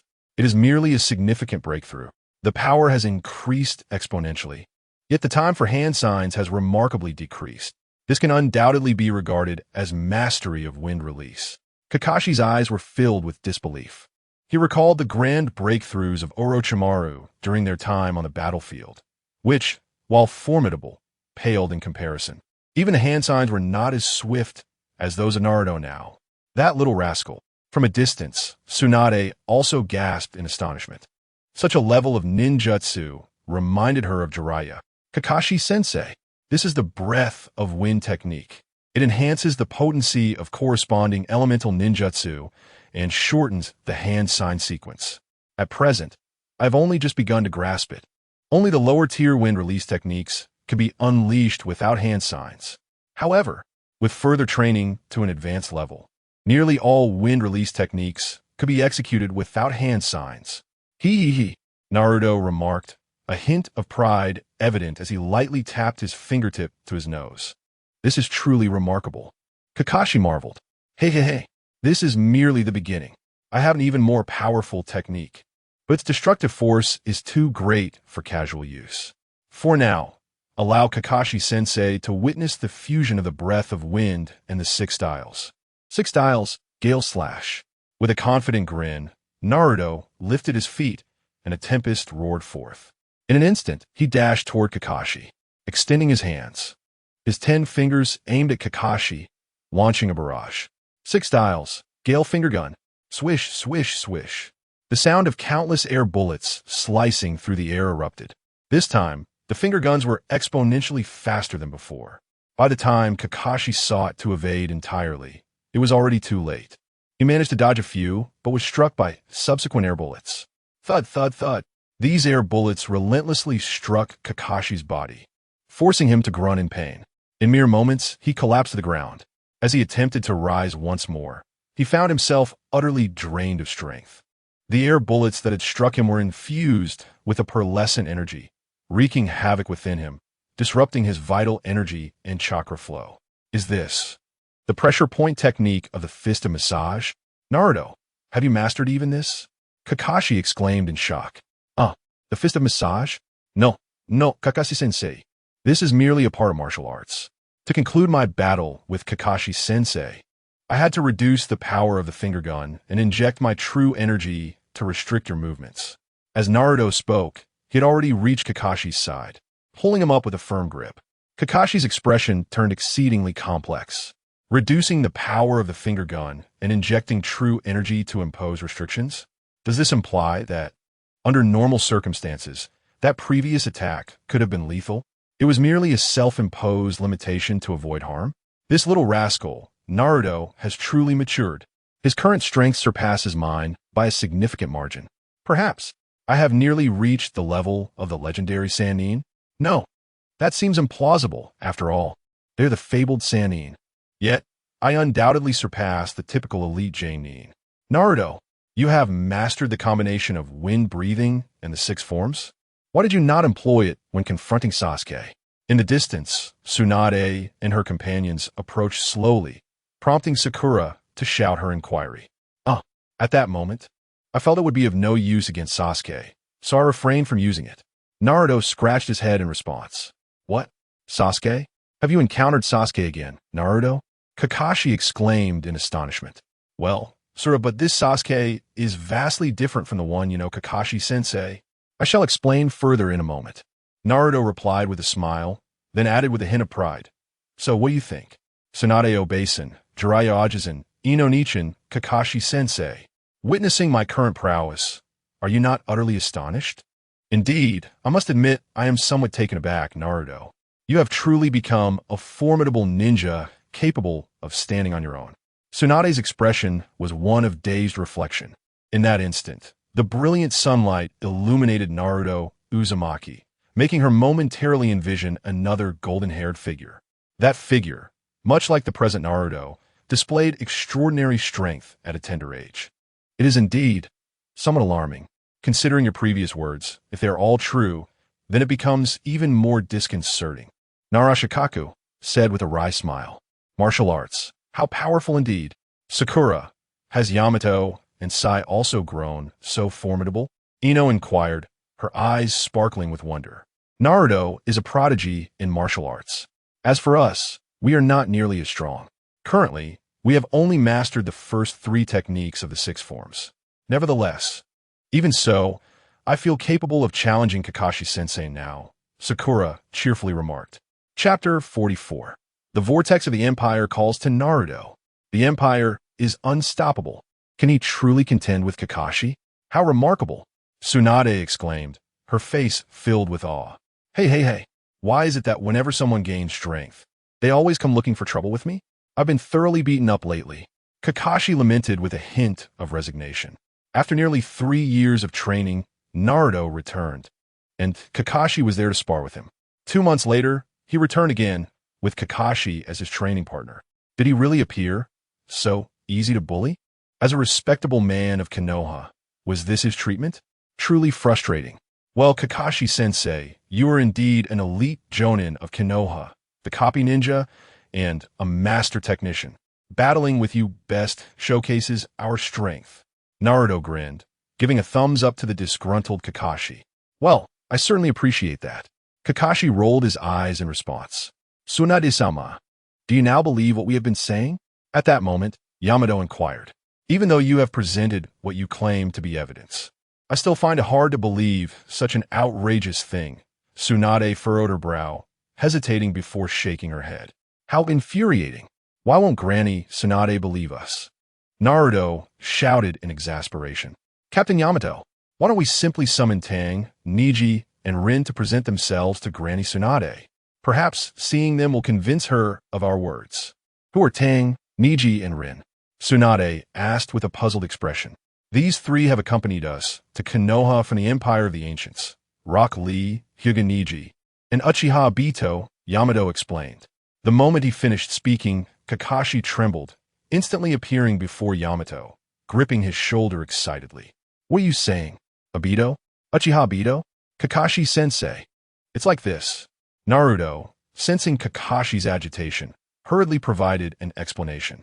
After hearing everything, Kakashi's expression shifted. Another world?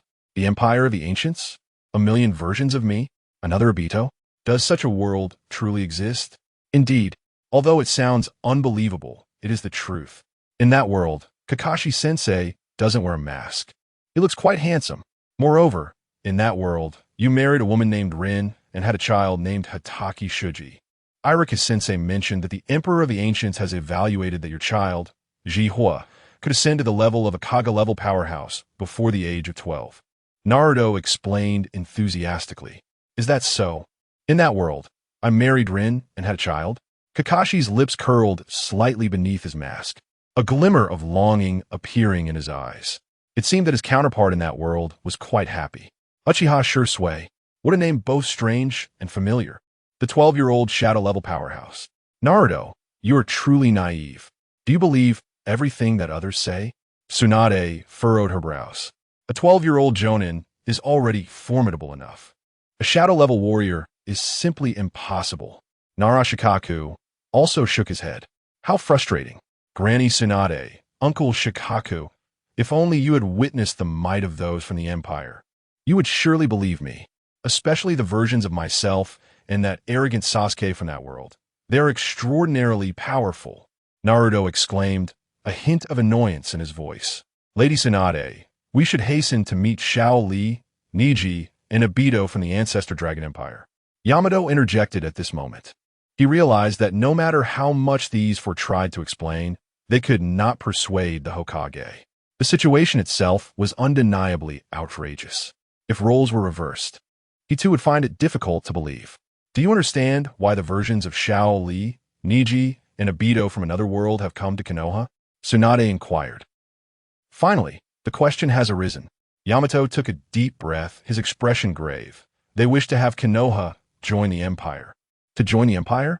In simpler terms, they are asking us to submit to them, correct? Narashikaku remarked.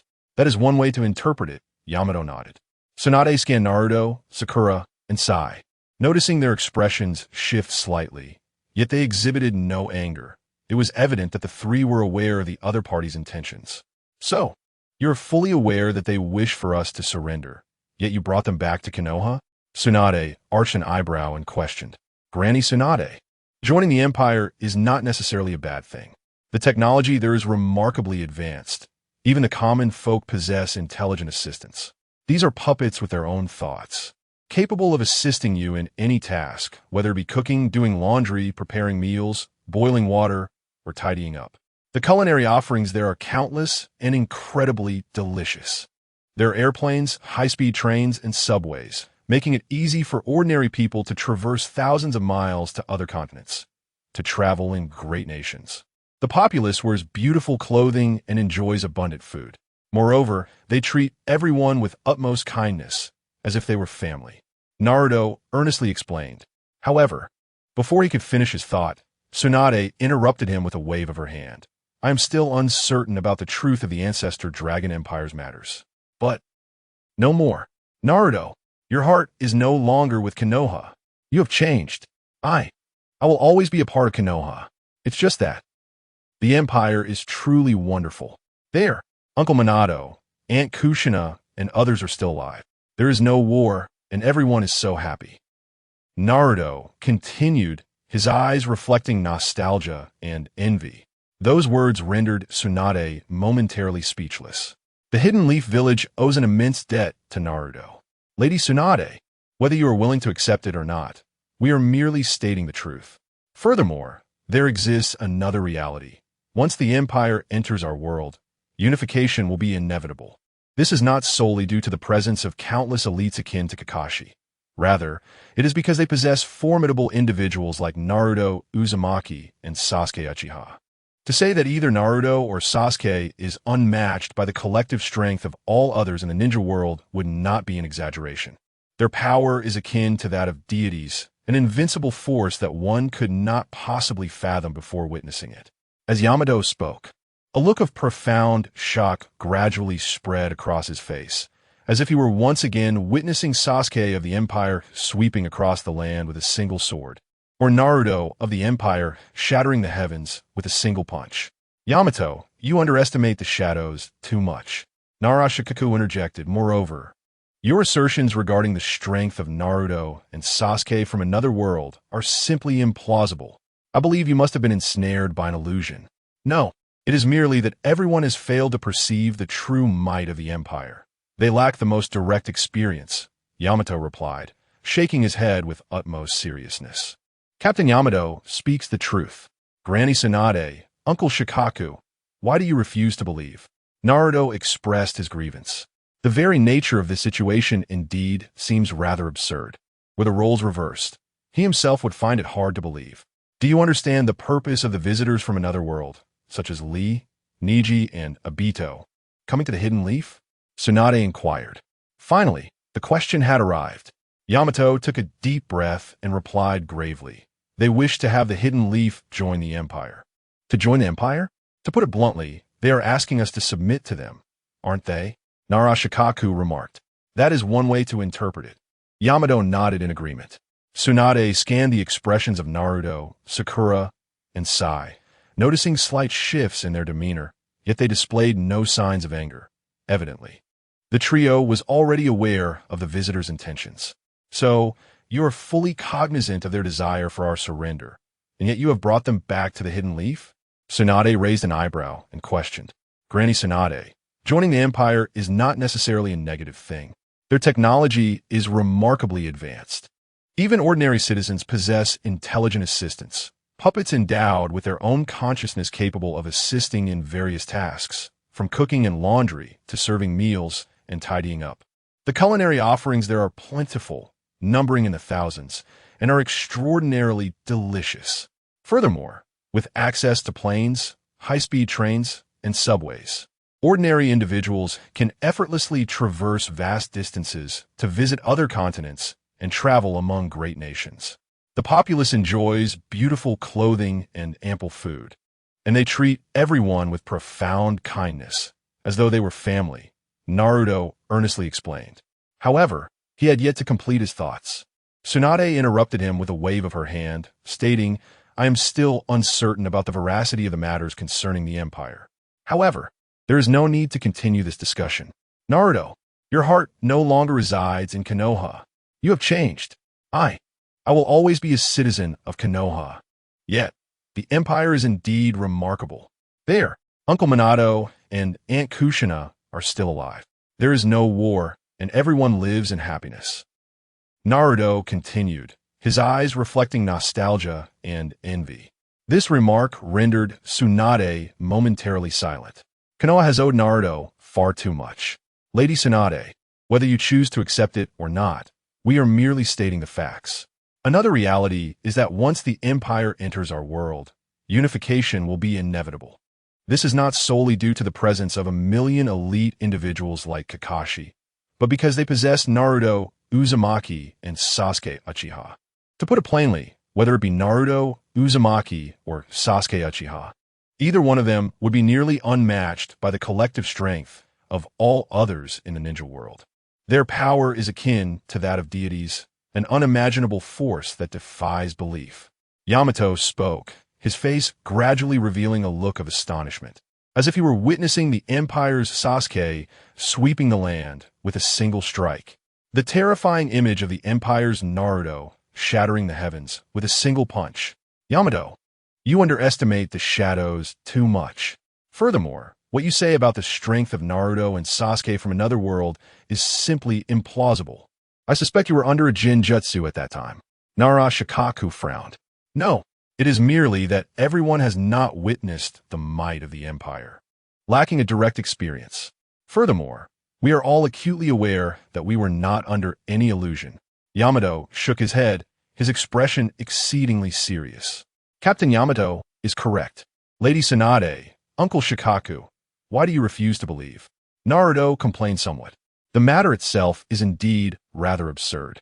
If roles were reversed, he too would find it hard to believe. Do you understand the purpose of the visitors from another world, Lee, Niji, and Obito, coming to Konoha? Tsunade inquired. Finally, this question has arisen. Yamato took a deep breath, his demeanor grave as he declared, they wish for Konoha to join the Empire. Join the Empire? To put it bluntly, they want us to submit to them, don't they? Shikaku remarked. That is one way to interpret it, Yamato confirmed with a nod. Tsunade glanced at Naruto, Sakura, and Sai, observing their slight shifts in expression, yet they exhibited no anger. Clearly, the three of them were also aware of the visitor's intentions. So, you are fully aware that they wish for us to surrender, yet you brought them back to Konoha? Tsunade inquired, raising an eyebrow. Lady Tsunade, joining the Empire is not necessarily a negative outcome. Their technology is extraordinarily advanced. Even ordinary citizens there can possess intelligent assistants. It is a puppet endowed with its own cognition, capable of assisting you in myriad tasks such as cooking, laundry, meal preparation, boiling water, and tidying up dishes, among others. The array of culinary delights there is astounding, with thousands of delectable options. Furthermore, there are airplanes, high-speed trains, and subways, allowing ordinary individuals to traverse vast distances effortlessly, journeying to other continents and exploring great nations. The populace is adorned in splendid attire, with ample provisions to sustain them. They extend kindness to all, treating each person as if they were family. Naruto earnestly elaborated. Yet, before he could complete his thoughts, Tsunade interrupted with a wave of her hand, stating, "As for the matters concerning the Grand Dragon Empire, I remain uncertain of their veracity. However, no more need be said. Naruto, your heart no longer lies within Konoha. You have changed. I will always be a child of Konoha. It's just that. The Empire truly is magnificent. Their Uncle Minato and Aunt Kushina are still alive. There is no war, and everyone is blissfully happy," Naruto added, his eyes reflecting nostalgia and envy. This statement rendered Tsunade momentarily speechless. Konoha has owed Naruto far too much. Lady Tsunade, whether you wish to accept it or not, we are merely stating facts. Another undeniable reality is that once the Empire enters our world, unification will be inevitable. This is not solely due to the presence of a million elite like Kakashi. It is also because they possess the likes of Naruto, Uzumaki, and Sasuke Uchiha. It is no exaggeration to assert that either Naruto or Sasuke alone would be a formidable match against the combined strength of the entire ninja world. That constitutes a power akin to that of deities, an unparalleled might that one could scarcely conceive before witnessing it firsthand. Yamato declared, his face gradually reflecting shock, as if he were witnessing the Empire's Sasuke sweeping the land with a single strike, or the terrifying vision of the Empire's Naruto shattering the heavens with a punch. Yamato, you underestimate the shadows. Moreover, the strength of the Naruto and Sasuke from another world is simply implausible. I suspect you must have been ensnared in a jinjutsu. Nara Shikaku frowned. No, it is merely that everyone has failed to perceive the Empire's true might, lacking direct experience. Furthermore, we are all fully aware that we have not been ensnared in any illusion, Yamato insisted, his expression unwaveringly serious. Captain Yamato is correct. Lady Tsunade, Uncle Shikaku, why do you refuse to believe? Naruto complained somewhat. The situation itself is indeed rather outlandish. Were their roles reversed, he would find it equally hard to accept. Are you aware of the intentions of the individuals from the other world, such as Lee, Niji, and Obito, in coming to Konoha? Tsunade inquired. Finally, that question has arisen. Yamato inhaled deeply, his demeanor grave as he stated, they wish for Konoha to join the Empire. To join the Empire? To put it bluntly, they seek to have us ally with them, do they not? Nara Shikaku remarked. One might consider it thus. Yamato nodded. Tsunade cast a glance at Naruto, Sakura, and Sai, observing a subtle shift in their expressions, yet no trace of anger was evident. Clearly, these three were cognizant of each other's intentions. So, you are fully aware that they aim to compel our surrender and return them to Konoha? Tsunade inquired, raising an eyebrow. Tsunade Baba, joining the Empire is not inherently a negative prospect. The Empire boasts remarkable technological advancements. Even ordinary citizens possess intelligent caretakers, puppets endowed with their own consciousness, capable of assisting in various tasks, such as cooking, laundry, meal preparation, boiling water, and tidying up. The culinary offerings are vast, numbering in the thousands, and utterly delectable. Furthermore, there are airplanes, high-speed trains, and subways, enabling common folk to effortlessly traverse great distances, traveling to other continents, visiting grand nations. The populace is adorned in beautiful garments, with an abundance of food. Additionally, they treat everyone with warmth and kindness, akin to family. Naruto earnestly explained. However, before he could finish, Tsunade interrupted with a wave of her hand. I am currently uncertain about the veracity of matters concerning the Grand Dragon Empire, but there's no need to continue. Naruto, your heart no longer resides in Konoha. You have changed. I will forever be a part of Konoha. It's just that the Empire truly is commendable. Their Uncle Minato, Aunt Kushina, and so many others still live. There's no war, and everyone is blissfully content. Naruto continued, his eyes glimmering with nostalgia and envy. This statement rendered Tsunade momentarily speechless. Konoha owe Naruto far too much. Tsunade-sama. Whether you choose to accept it or not, we speak only the truth. Another reality exists. Once the Empire encroaches upon our world, unity will be inevitable. This is not solely due to having a million elite shinobi like Kakashi, but because they possess individuals like Naruto, Uzumaki, and Sasuke Uchiha. It is no exaggeration to assert that either Naruto, Uzumaki, or Sasuke Uchiha alone would present a challenge that the entire shinobi world would struggle to match. Such power rivals that of deities. It is a force of invincibility that cannot be fathomed until witnessed firsthand. Yamato spoke, his expression gradually revealing astonishment, as though he could envision the Empire's Sasuke sweeping the earth with a single stroke, or the Empire's Naruto shattering the heavens with a mighty fist. Yamato, you underestimate the Hokage. Moreover, the prowess of Naruto and Sasuke from another world is simply implausible. I believe you must have been ensnared by an illusion. Narashikaku furrowed his brow. No, it is merely that everyone fails to recognize the Empire's might, lacking the most immediate experience. And we are all acutely aware that we have not succumbed to any illusion. Yamato shook his head, his demeanor profoundly earnest. Captain Yamato is correct. Tsunade Baba, Uncle Shikaku, why do you remain disbelieving? Naruto expressed his frustration. Because the very premise of this situation is undeniably far-fetched. If the roles were reversed, he would find it utterly unbelievable. The purpose of Xiao Li, Ning Xiai, and Daitu's arrival in Konoha from another world. Are you aware of it? Tsunade inquired. At last, the question has been posed. Yamato took a deep breath, his expression serious as he replied. They wish to have Konoha join the Empire. Join the Empire? To put it plainly, they desire our allegiance, do they not? Narashikaku remarked. That is certainly one interpretation. Yamato nodded. Tsunade surveyed Naruto, Sakura, and Sai, noting their slight change in demeanor. They exhibited no anger, clearly aware of the intentions of the visitors. So, you're fully aware that they intend for us to surrender, yet you have brought them back to Konoha? Tsunade raised an eyebrow and questioned. Lady Tsunade, joining the Empire is not inherently a negative prospect. The technology within the Empire is remarkably advanced. Even ordinary citizens possess intelligent assistants. These are autonomous beings capable of aiding in various tasks, such as cooking, cleaning, and laundry. Furthermore, the culinary offerings are vast, boasting thousands of delectable dishes. Travel is effortless, with airplanes, high-speed trains, and subways allowing ordinary people to traverse great distances with ease, visiting foreign lands. The populace enjoys beautiful clothing and ample nourishment. They treat everyone with utmost kindness, akin to family. Naruto explained earnestly. However, before he could elaborate further, Tsunade interrupted him with a wave of her hand. The matters concerning the Empire remain uncertain to me. But enough of this. Naruto, your heart is no longer with Konoha.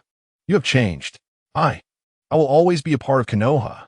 It's just that the Empire truly offers a remarkable existence. There, Uncle Minato, Aunt Kushina, they're all alive. There is no war, and everyone lives in happiness. Naruto continued, his eyes reflecting nostalgia and envy. This statement rendered Tsunade momentarily silent. Konoha has owed Naruto far too much. Lady Tsunade, whether you wish to accept it or not, we speak the truth. Another reality is that once the Empire enters our world, unification cannot be averted. This is not solely due to the presence of a million elite individuals akin to Kakashi, but also because they possess figures such as Namikaze Minato and Uchiha Sasuke.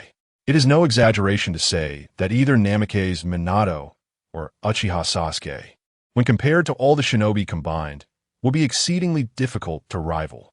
Their power is akin to that of deities, an unimaginable force beyond comprehension until witnessed firsthand. Yamato stated, his face gradually reflecting astonishment, as if he could envision the Empire's Sasuke sweeping the land with a single sword strike. The terrifying image of the Empire's Naruto shattering the heavens with a punch. Yamato, you underestimate the Hokage far too much. Moreover, your assertions regarding the prowess of Naruto and Sasuke from another realm are utterly implausible. I suspect you are all ensnared by an illusion. Nara Shikaku furrowed his brow. No, it is merely that everyone has yet to perceive the true might of the Empire, lacking a direct experience of its essence. Furthermore, we are all acutely aware that we have not been ensorcelled. Yamato shook his head, his expression gravely earnest. Captain Yamato speaks the truth. Tsunade, Uncle Shikaku, why do you refuse to believe? Naruto expressed his frustration. The nature of this matter is indeed rather absurd. If the roles were reversed, he would find it equally hard to accept. Are you aware of the intentions of the individuals from the alternate world, such as Lee, Niji, and Abido, who have come to Konoha? Tsunade inquired. At last, this question has arisen. Yamato inhaled deeply and stated with gravity. They wish for Konoha to join the Empire to join the Empire? To put it plainly, they desire our allegiance, do they not? Nara Shikaku remarked. That is a valid interpretation, Yamato affirmed. Tsunade scanned Naruto, Sakura, and Sai, observing the subtle shift in their expressions, yet they displayed no signs of anger. Clearly aware of the other party's intentions. So you are fully cognizant of their desire for our surrender, yet you brought them back to Konoha? Tsunade raised an eyebrow in inquiry. Granny Tsunade joining the Empire is not inherently a negative prospect. The Empire boasts remarkably advanced technology, where even ordinary citizens possess intelligent assistants. These are sentient puppets capable of assisting with a multitude of tasks, from cooking and laundry to cleaning and boiling water. The culinary offerings their number in the thousands, each dish more delectable than the last. There are airplanes, high-speed trains, and subways, allowing even common folk to traverse vast distances effortlessly. Exploring other continents, traveling to great nations, the populace is adorned in splendid attire, enjoying abundant sustenance. Moreover, they treat everyone with utmost kindness, akin to family, Naruto earnestly elucidated. However, he was abruptly interrupted by Tsunade, who waved her hand dismissively. I am still uncertain of the veracity of matters concerning the Zulong Empire. But no more. Naruto, your heart no longer resides in Konoha. You have changed. I will always be a child of Konoha. It's just that the Empire truly is remarkable. Their Uncle Minato, Aunt Kushina, they are all still alive, there is no war, and everyone lives in happiness. Naruto continued, his eyes reflecting nostalgia and envy. This statement rendered Tsunade momentarily speechless. Konoha has owed Naruto far too much. Lady Tsunade, whether you choose to accept it or not, we are speaking the undeniable truth. Another reality remains. Once the Empire enters our world, unification will be inevitable. It is not merely due to the presence of 1,000,000 elite individuals akin to Kakashi-sensei, but rather because they possess the formidable figures of Naruto, Uzumaki, and Sasuke Uchiha. It is no exaggeration to state that either Naruto or Sasuke, singularly, would be a challenge that the entire ninja world would struggle to rival. Their power is akin to that of deities. Such invincible strength is unimaginable until one encounters it firsthand. As Yamato spoke, a look of awe gradually spread across his face, as if he were witnessing Sasuke of the Empire sweeping the land with a single stroke, or Naruto of the Empire shattering the heavens with a solitary punch. Yamato, you underestimate the Hokage, Nara Shikaku interjected. Moreover, the strength of the Naruto and Sasuke from another world is simply implausible. Surely, you must have been ensnared by an illusion. No, it is merely that everyone has not witnessed the Empire's might, nor have they felt it in the most direct manner. Yamato shook his head, his expression grave. Captain Yamato is correct. Tsunade-sama, Uncle Shikaku, why do you find it so hard to believe? Naruto complained. because the premise itself is rather absurd. If the roles were reversed, I would find it difficult to accept as well. Do you understand the purpose of the visitors from the other world? Lee, Niji, and Obito coming to Konoha? Tsunade inquired. Finally, this question has arisen. Yamato took a deep breath, his demeanor serious. They seek to have Konoha join the Empire. To join the Empire? To put it bluntly, they wish for us to pledge allegiance to them, Nara Shikaku remarked. That is certainly one way to interpret it, Yamato nodded. Tsunade surveyed Naruto, Sakura, and Sai, noting their slight change in expression, yet none appeared enraged. Clearly, they were all aware of the visitors' intentions. So, you're fully aware that they wish for our surrender. And yet you have brought them back to Konoha? Tsunade raised an eyebrow and asked. Tsunade-sama, joining the Empire is not inherently a negative thing. The Empire boasts remarkably advanced technology, where even ordinary citizens possess intelligent assistants, puppets with their own thoughts that can assist with any task, from cooking to laundry and tidying up. They offer a vast array of delicious dishes, numbering in the thousands. Furthermore, they have airplanes, high-speed trains, and subways, allowing common folk to easily traverse vast distances to other continents and travel within great nations. The populace is adorned in splendid attire and enjoys ample sustenance. They treat everyone with kindness, as if they were family, Naruto earnestly explained. However, before he could finish, Tsunade interrupted, waving her hand dismissively. As for the matters of the Empire, I am still uncertain of their authenticity. But enough. Naruto, your heart is no longer with Konoha. You have changed. I will always be a part of Konoha. It's just that the Empire truly is remarkable. In that place, Uncle Watergate and Aunt Kushina still thrive. There is no war, and everyone lives in bliss. Naruto's eyes shimmered with nostalgia and envy as he spoke. This statement rendered Tsunade momentarily speechless. Konoha has owed Naruto far too much. Lady Tsunade, whether you choose to accept it or not, we speak only the truth. Another reality is that once the Empire enters our world, unification becomes inevitable. This is not solely due to the presence of a million elite like Kakashi. It is also because they possess Naruto Uzumaki and Sasuke Uchiha. It is no exaggeration to assert that either Naruto or Sasuke could easily overpower the entirety of the shinobi world combined.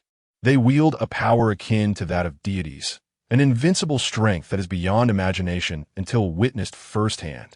As Yamato spoke, a look of shock spread across his face, as if he were witnessing Sasuke of the Empire sweeping the land with a single sword strike and Naruto of the Empire shattering the heavens with a single punch. Yamato, you underestimate the shadows. Furthermore, the strength of Naruto and Sasuke from another world is simply implausible. I believe you must have been ensnared by an illusion. Nara Shikaku frowned. No, it is merely that everyone has failed to perceive the Empire's might. They lack the most direct experience. Additionally, we are all aware that we are not under any illusions. Yamato shook his head, his expression utterly serious. Captain Yamato is correct. Granny Tsunade, Uncle Shikaku, why is it that you refuse to believe? Naruto expressed his frustration. The situation was, indeed, rather absurd. If the roles were reversed, he too would find it hard to accept. Are you aware of the intentions of the individuals from another world, such as Lee, Niji, and Obito, in coming to Konoha? Tsunade inquired. Finally, this question has arisen. Yamato took a deep breath and replied solemnly. They wish for Konoha to join the Empire. Join the Empire? To put it bluntly, they desire our allegiance, do they not? Nara Shikaku remarked. One could interpret it that way. Yamato nodded. Tsunade scanned Naruto, Sakura, and Sai, noticing their expressions shift slightly. Yet there was no sign of anger. Evidently, the trio was aware of the other party's intentions. So, despite knowing they seek our surrender, you still brought them back to Konoha? Tsunade arched an eyebrow in inquiry. Granny Tsunade, joining the Empire is not inherently a negative prospect. The Empire boasts remarkably advanced technology. Even ordinary citizens possess intelligent assistants. These are sentient puppets capable of aiding with any task: cooking, laundry, meal preparation, boiling water, and tidying up. The culinary offerings there amount to thousands of delectable dishes. Furthermore, with airplanes, high-speed trains, and subways, Ordinary people can easily traverse vast distances to other continents for travel in these great nations. The populace enjoys beautiful clothing and ample food. Moreover, they treated everyone with immense kindness, akin to that of family. Naruto, with a serious countenance, began to explain. However, before he could finish his thoughts, Tsunade interrupted him with a wave of her hand, stating, "I am currently unaware of the veracity of the matters concerning the Grand Dragon Empire. Nonetheless, that is enough. Naruto, your heart no longer resides in Konoha. You have changed. I will always be a child of Konoha. It's just that the Empire is truly remarkable. There, Uncle Minato and Aunt Kushina are still alive. There is no war, and everyone is exceedingly happy," Naruto continued, his eyes reflecting nostalgia and envy. This statement rendered Tsunade momentarily silent. Konoha had indebted itself to Naruto far too much. "Lady Tsunade, whether you choose to accept it or not, we speak only the truth. Furthermore, another undeniable reality is that once the Empire enters our world, unification will be inevitable. This is not merely due to the presence of countless elite like Kakashi-sensei. It is also because they possess Naruto, Uzumaki, and Sasuke Uchiha. To speak candidly, either Naruto or Sasuke alone would be a formidable match, making it exceedingly difficult for anyone in the shinobi world to rival them collectively. Their power is akin to that of deities, an invincible force unimaginable until one has witnessed it firsthand." As Yamato spoke, a look of astonishment gradually spread across his face, as if he could once again envision the terrifying sight of the Empire's Sasuke sweeping across the land with a single stroke, or the Empire's Naruto shattering the heavens with a mere punch. "Yamato, you underestimate the shadows far too much. Furthermore, what you mentioned regarding Naruto and Sasuke from another world is utterly implausible. Surely, at that moment, you must have fallen under a jinjutsu." Nara Shikaku frowned. "No, it is merely that everyone has failed to perceive the Empire's true strength, lacking the most direct experience. Moreover, we are all well aware that we have not fallen under any illusion." Yamato shook his head, his expression incredibly serious. "Captain Yamato is correct. Lady Tsunade, Uncle Shikaku, why is it that you refuse to believe?" Naruto expressed some frustration. Chapter 45. The Empire's Obscured Path to Konoha. Has the Uchiha clan been annihilated? Let us cease such discussions for now. Where are the Lee Rock, Hyuga Neji, and Uchiha Obito from the alternate realm? Tsunade inquired. "They have already entered Konoha for a visit by the time you arrived," Yamato replied. "They have entered Konoha?" Tsunade furrowed her brow, an unsettling feeling creeping into her heart. The Uchiha clan from that world should not have faced annihilation, right? Indeed, Yamato nodded. Regardless of the authenticity of their identities, if the individual portraying Uchiha Obito were to witness the devastated Uchiha homestead, it could lead to dire consequences, as he might seize the opportunity to act. Tsunade suddenly contemplated a troubling possibility. "Lady Tsunade, I have already reasoned with Obito. I trust he will come to understand. Ultimately, this is all Uchiha Itachi's fault. I believe they will not harm the innocent," Yamato asserted. "Precisely. Lee, Neji, and Obito are not malevolent beings," Naruto chimed in. "If only matters were so simple." Tsunade murmured inwardly. Uchiha Itachi slaughtered the entire clan? Such a trivial lie could only be believed by a gathering of fools. "My dear teacher, look at the misdeeds you have wrought." She shook her head in resignation. "And what of Neji and Lee from the other world?" Tsunade asked once more. "I suspect Neji may have gone to the Hyuga estate, while Lee is likely intrigued by the version of himself and Guy in this world," Yamato replied. "Kakashi, lead the Umbu and bring the three of them to me. I wish to speak with them face to face," Tsunade finally commanded. Kakashi departed with the image drawn by Sai. Meanwhile, the Empire's Obito wandered the streets with a dazed expression, gazing at the familiar yet foreign architecture. The idle chatter of passers-by and the laughter of children echoed in his ears, yet confusion reigned in his heart. Just ahead should be Kakashi's home. Rin, she must be inside, right? I wonder if Kakashi is there. If they come out together, how shall I face them? I hope. Kakashi is out on a mission, leaving Rin alone. I wish only to see her smile and exchange even a single word. Your Majesty, please grant me your blessings. The Empire's Obito pondered, his footsteps unwavering as he soon arrived at Kakashi's residence, gently pressing the doorbell. Ding dong, ding dong. The doorbell rang, yet there was no response from within. This caused the Empire's Obito's expression to shift. Kakashi is not here? Then why is Rin also absent? Could it be they have gone out shopping, perhaps on a honeymoon? Images of two individuals joyfully holding hands and whispering sweet nothings flooded his mind, causing him to tremble and his complexion to turn a sickly shade of green. Hey, are you all right? A concerned voice pierced through his reverie, noticing his discomfort. Would you like to visit the Konoha hospital? He turned to see a kindly-looking older woman. Gently shaking his head, he replied, No, thank you. I am here to find Hitaki Kakashi and his wife, Noera Rin. Do you happen to know where they are? Hitaki Kakashi's wife, Noera Rin? What are you talking about? When did Kakashi get married? I had no idea, the woman murmured in confusion. This statement instantly revitalized the previously listless and pale figure of the man, bringing a glow to his demeanor. What? Are you serious? Kakashi hasn't married Noera Rin? Then who is his wife now? Please, I beg you to tell me. This is incredibly important to me.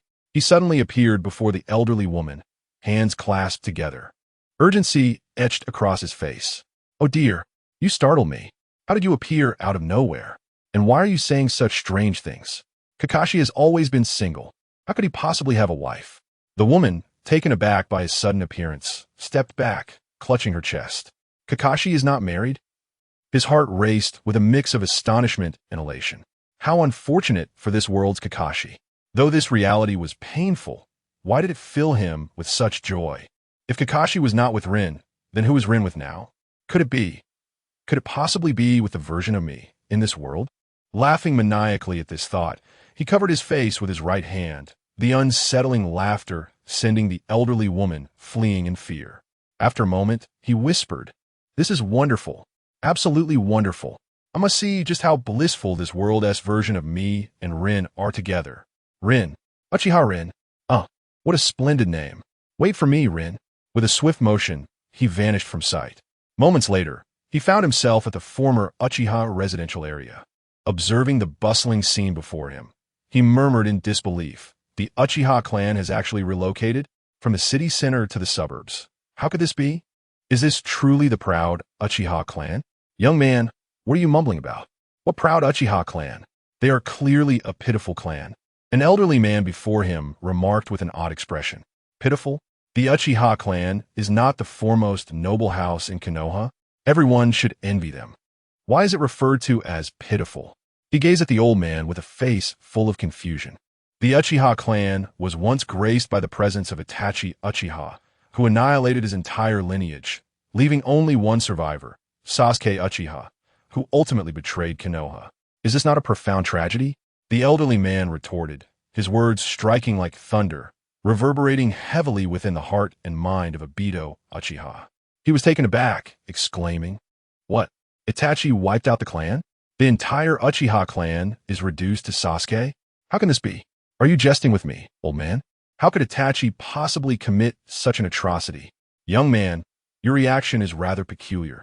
Such events are common knowledge, easily discovered by mere inquiry. Your surprise is quite astonishing. Moreover, your familiarity in addressing Itachi seems overly intimate. What is your relation to him? The elder shook his head repeatedly, casting a dubious glance at Obito. Upon hearing this, Obito was rendered speechless. He had no inclination to engage further with the elder and sought answers from several others, all of whom confirmed the same disheartening news. He stood there, momentarily dazed. It was indeed true.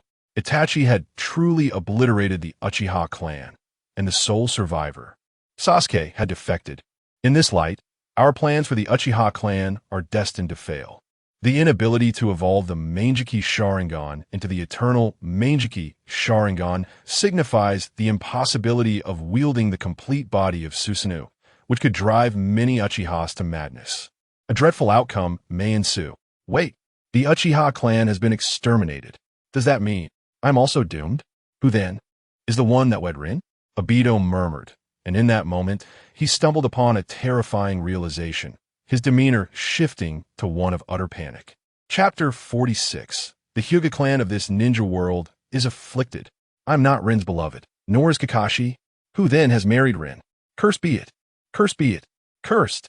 In this world, Kakashi has clearly failed. Why am I still bereft of my chance? All of this. It is due to that accursed Uchiha Itachi. Otherwise, in this world, I would have long since wedded Rin. That wretched scoundrel. I shall kill him. Kill him. The tumultuous thoughts of Obito surged within him. Yet, he was equally consumed by curiosity regarding who had wed Rin, compelling him to seek out the home of Noera Rin. And then, no, no, no, this cannot be true. Why? Why has Rin also perished? What has become of this world? Ah! I refuse to believe it. I refuse. Before an old, dilapidated apartment, Obito howled at the heavens, two streams of blood tears flowing from his eyes. Before his figure spun and vanished without a trace, leaving behind only an elderly couple exchanging bewildered glances. What has happened to this young man? Rin has been gone for 20 years. Why is he so astonished? Perhaps he is an outsider who knew Rin during her youth, visiting Konoha for the first time, recalling her. Thus he came. Rin, our poor daughter.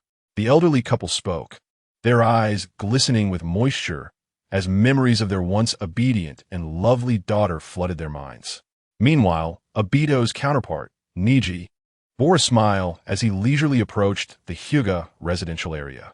He yearned to witness the Hyuga clan of this world, to discover the self he might have been, and to reunite with his adorable younger sisters, Hinata and Hanabi, along with numerous other clan members, hoping they too shared the same joy and beauty as those in his original world. As he neared the Hyuga district, he occasionally encountered passersby who cast envious glances toward the Hyuga residences, uttering remarks of admiration and jealousy. Ah, the houses of the Hyuga clan are truly magnificent. I wonder when we will be able to reside in such a dwelling. The Hyuga clan is the foremost clan of Konoha. We common folk ought to be realistic. If only we were also members of the Hyuga clan. However, being a branch family member in the Hyuga clan is somewhat unfortunate. It must be dreadful. Huh, you mentioned cage birds. Sigh. Such conversations filled Niji's heart with immense joy. The Hyuga clan in this world, surpassing even the Senju and Uchiha clans? Could it be that the absence of the esteemed Senju in this world, coupled with the Uchiha clan's average shortcomings, accounts for this? Though it may be impolite to think so, it surprisingly brings a sense of delight. But what is this notion of caged birds? And why is being a branch family so dire? Utter nonsense. Our Hyuga clan is the most united and amicable of clans. Closer now, even nearer. Oh, I beheld the children of the Hyuga clan, their exquisite pale eyes captivating in their beauty. But wait, what are they doing? In an instant, Ningji of the Empire stood rooted to the ground, staring vacantly into the distance. There, a child of about 10 from the Hyuga clan was writhing on the ground, clutching his head and crying out in agony. Before him stood another child, gazing down with an air of superiority, accompanied by several indifferent adult Hyuga members. It hurts. It hurts so much. Help. Someone please help me. It really hurts. The child on the ground screamed in desperation. A cold-eyed adult Hyuga man sneered, Hyuga Kenji, have you forgotten your place? How dare you injure Master Lin of the main family? We were just sparring. Master Lin, I was giving my all. I'm sorry. I'm sorry. I won't do it again. Please spare me. The child on the ground, in immense pain, pleaded with tears streaming down his face. You pitiful wretch. I was merely careless. Do you think you could have harmed me otherwise? The child protected by the adults retorted angrily, delivering a heavy kick to the pleading child's side. Master Lin, please spare me. I can't take this. The child continued to wail on the ground. Ningji's smile faded, his brow furrowed with veins bulging as he swiftly approached and embraced the suffering child, gently tapping on him several times. This action eventually brought the sobbing child to a halt, who then managed a faint smile, saying, "Thank you, big brother."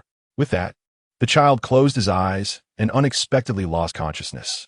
Ningji's teeth chattered in fury as he turned to face Master Lin and the two adult Hyuga, shouting, "What in the world were you doing just now? Why bully such an innocent child? What wrong has he committed to deserve this torment? Answer me." Huh? The members of the Hyuga clan exchanged glances at the furious Ninji, observing his robust stature, the veins on his forehead, and the fury etched on his face, causing a stir of unease among them. Did you not hear? This wretch, as a lowly servant, took the opportunity to injure me when I was unprepared. The so-called Master Lin of the Hyuga expressed his displeasure. A servant? You mean this child of the Hyuga clan is your servant? Ninji questioned in disbelief, murmuring to himself. Of course he is a servant. Master Lin belongs to the main family, while we are merely branch family members, all servants to Master Lin. A resolute adult Hyuga replied. Servants. The branch family is servants of the main family. Why? Why must the branch family serve the main family? Ninji's expression became somewhat dazed. This should not be the case. The Hyuga clan, should they not be the most united and amicable of families? How could such archaic notions as servitude exist? It is inconceivable, unthinkable. Imperator Niji whispered, his eyes gradually growing crimson. What a peculiar fellow. It is not for an outsider to dictate the affairs of our Hyuga clan. A mature member of the branch family furrowed his brow and remarked, Outsider, outsider. Huff, huff, huff, huff. The oppressive aura around Imperator Niji intensified as he gasped for breath. Young master, this individual poses a problem. We should depart swiftly. A branch family member frowned involuntarily. This is the territory of the Hyuga clan. Does this fellow dare to cause a disturbance? The scion of the main family retorted disdainfully. Imperator Niji continued to breathe heavily, eventually donning a composed expression before turning to leave. He began to deliberately inquire about the Hyuga clan's circumstances in this world. And then, he gradually came to understand everything. Cage birds, the main family. The branch family.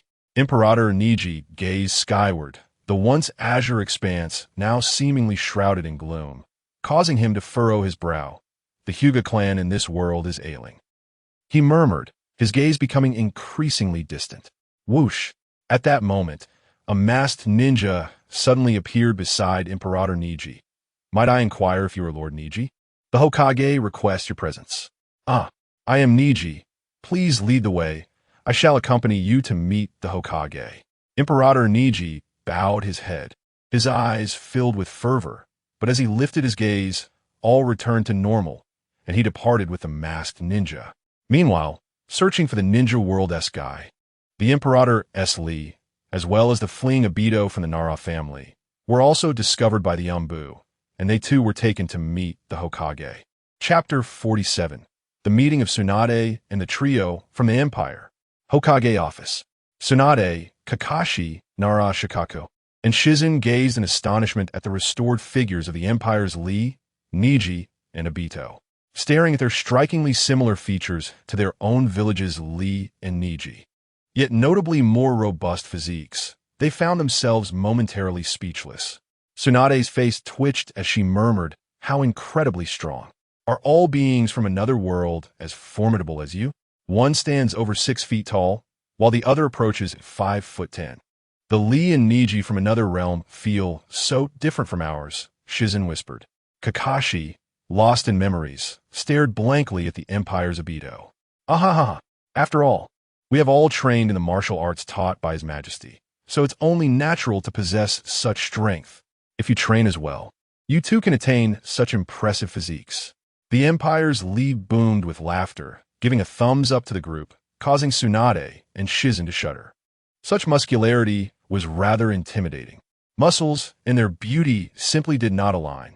The trio of Lee, Niji, and the late Obito from Konoha bore a striking resemblance to their Empire counterparts.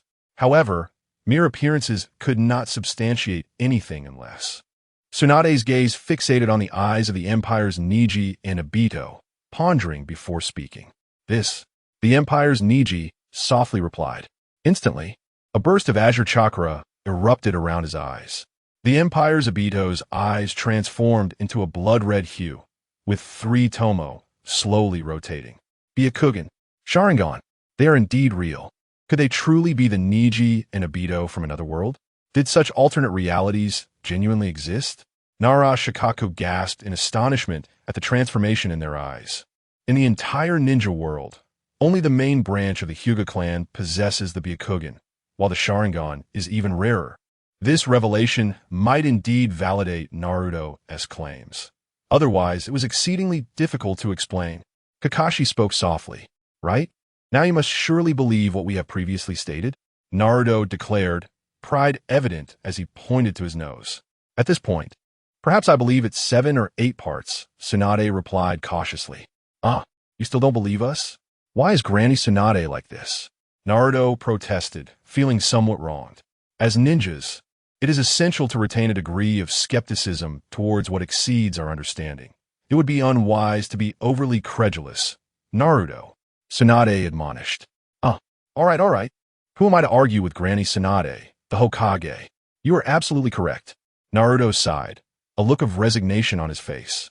Is it truly impossible for you to believe us?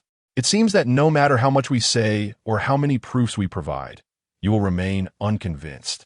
The Empire's Niji remarked indifferently, his expression devoid of any discernible emotion. Indeed, unless you can transport me to your world, allowing me to witness it firsthand, I shall maintain my skepticism. Tsunade nodded in agreement. Is that so? I understand. However, traversing through time and space requires certain preparations. The Empire Niji spoke. Do we need anything? Tsunade and Nara Shikaku exchanged a glance, their hearts slightly reassured. Regardless of whether these individuals are from another world, at least Konoha is currently safe. If what they claimed were true, summoning 1,000,000 Kakashi would have already conquered the ninja world, negating the need for communication. Yet, they secretly hoped that these 3 were merely performing an elaborate act. Tsunade-sama, do not worry. Soon, we shall introduce you to the splendid Empire. I believe you will come to love it, just as Naruto and the others do. Young Lee from the Empire beamed brightly. I'm quite looking forward to it, Tsunade replied with a smile. A sudden silence enveloped the scene until, Kakashi, why did you fail to protect Rin in this world? The Empire's Obito suddenly fixed his gaze on Kakashi, his question abrupt and piercing. Rin? Kakashi faltered, a wave of guilt washing over him as he lowered his head without offering an explanation. Apologies? Is that all you can say, Kakashi of this world? Obito's brow furrowed, his fists clenching involuntarily. Another world, Uchiha. I shall refer to you as Obito for now. It seems you're already aware of Rin's demise. She sacrificed herself as a hero in the midst of war. Kakashi's anguish over this matter rivaled that of Obito. His bond with Rin was undoubtedly profound. After all, was he not her husband in your world? Tsunade interjected, feeling that even if he were another world's Uchiha Obito, he had no right to question the Kakashi of their village. Rin's husband. Obito's expression froze, his face suddenly flushed with heat. Indeed, that rascal Kakashi is Rin's husband.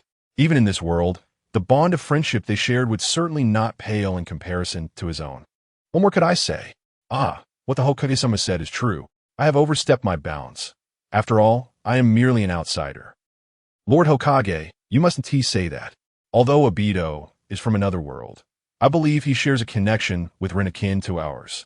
He would naturally not wish to witness her death. Yamato chimed in, observing Obito's expression. Indeed, it's just like when I went to the imperial capital.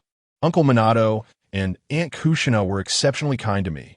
Despite our existence in different worlds, certain emotions are universally shared. I can understand Brother Obito's feelings. Naruto added, I can comprehend this point. However, the blame does not lie with Kakashi. In the midst of war, preserving one's own life is already a rare feat. So how can one dare to demand the preservation of others' lives? Moreover, Kakashi was merely 13 years old at that time. Tsunade interjected, while in her heart, she cast a glance at Yamato, and Naruto silently cursed. These 2 rascals are being excessively kind to these 3 potential beings from another world, persistently defending them in such a manner. Do you not remember that you are from Konoha? Perhaps I have spoken too much. The expression of the Empire's Obito gradually turned cold, as reason reclaimed its dominion. He recalled the Uchiha Itachi massacre incident and immediately sensed the discrepancy, thus inquiring, as an outsider, it may indeed be somewhat excessive for me to question the matter concerning Rin. However, as members of the Uchiha clan, even though we belong to 2 different worlds, We are united in spirit and strength. Therefore, can you enlighten me as to whether the Uchiha clan in this world was truly annihilated by that beast, Uchiha Itachi? Did he really take the lives of his own parents with his own hands? Chapter 48. The interrogation of the Empire by Obito. What? Itachi Senpai annihilated his clan? He killed Fugaka Senpai and Aunt Mikoto? Were you saying Obito Senpai? Exclaimed the astonished little Lee of the Empire. Uchiha Itachi destroyed the Uchiha clan? This world truly is afflicted, murmured Niji of the Empire, his voice dropping to an almost inaudible whisper by the end. Obito, try to see things from a broader perspective. The ninja world, compared to the Empire, is indeed in chaos and sorrow. No one can believe that Uchiha Itachi, that beast, could commit such atrocities. Yamato urged. Indeed, the Uchiha Itachi of our world is nothing short of a madman. He slaughtered his entire clan, leaving only Sasuke to suffer. It is utterly detestable. Were it not for him, Sasuke would never have left Konoha. Naruto exclaimed, filled with rage. Sakura, biting her lip at the side, mirrored the fury in her eyes. Obito, I have researched some information. It is said that only those who have experienced extreme despair can unlock the Mangekyou Sharingan of the Uchiha clan. Consequently, some radical Uchihas resorted to the method of killing their loved ones to gain this power. Thus, tragedies ensued. Kakashi explained. However, that reasoning does not hold water. Uchiha Itachi, could he truly annihilate the Uchiha clan? Could he accomplish such a feat alone? By normal logic, he did not even possess the Mangekyou at the time of the massacre. Obito pressed on. This made Tsunade's heart skip a beat once more. Teacher, look at the mess you left for me. Now it's been turned upside down, hasn't it? She inhaled deeply and continued. In our world, Uchiha Itachi has joined the Akatsuki organization. Perhaps you are unaware of what the Akatsuki is. Allow me to elucidate briefly. It is a terror organization formed by S-rank rogue ninjas from various nations, intent on seizing the tailed beasts and controlling the world.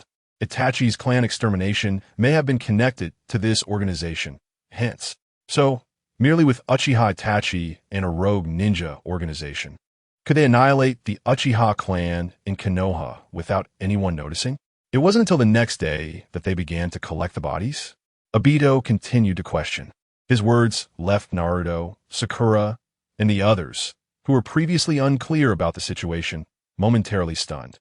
Even Naruto, now significantly more powerful, murmured, indeed, is Uchiha Itachi truly that formidable?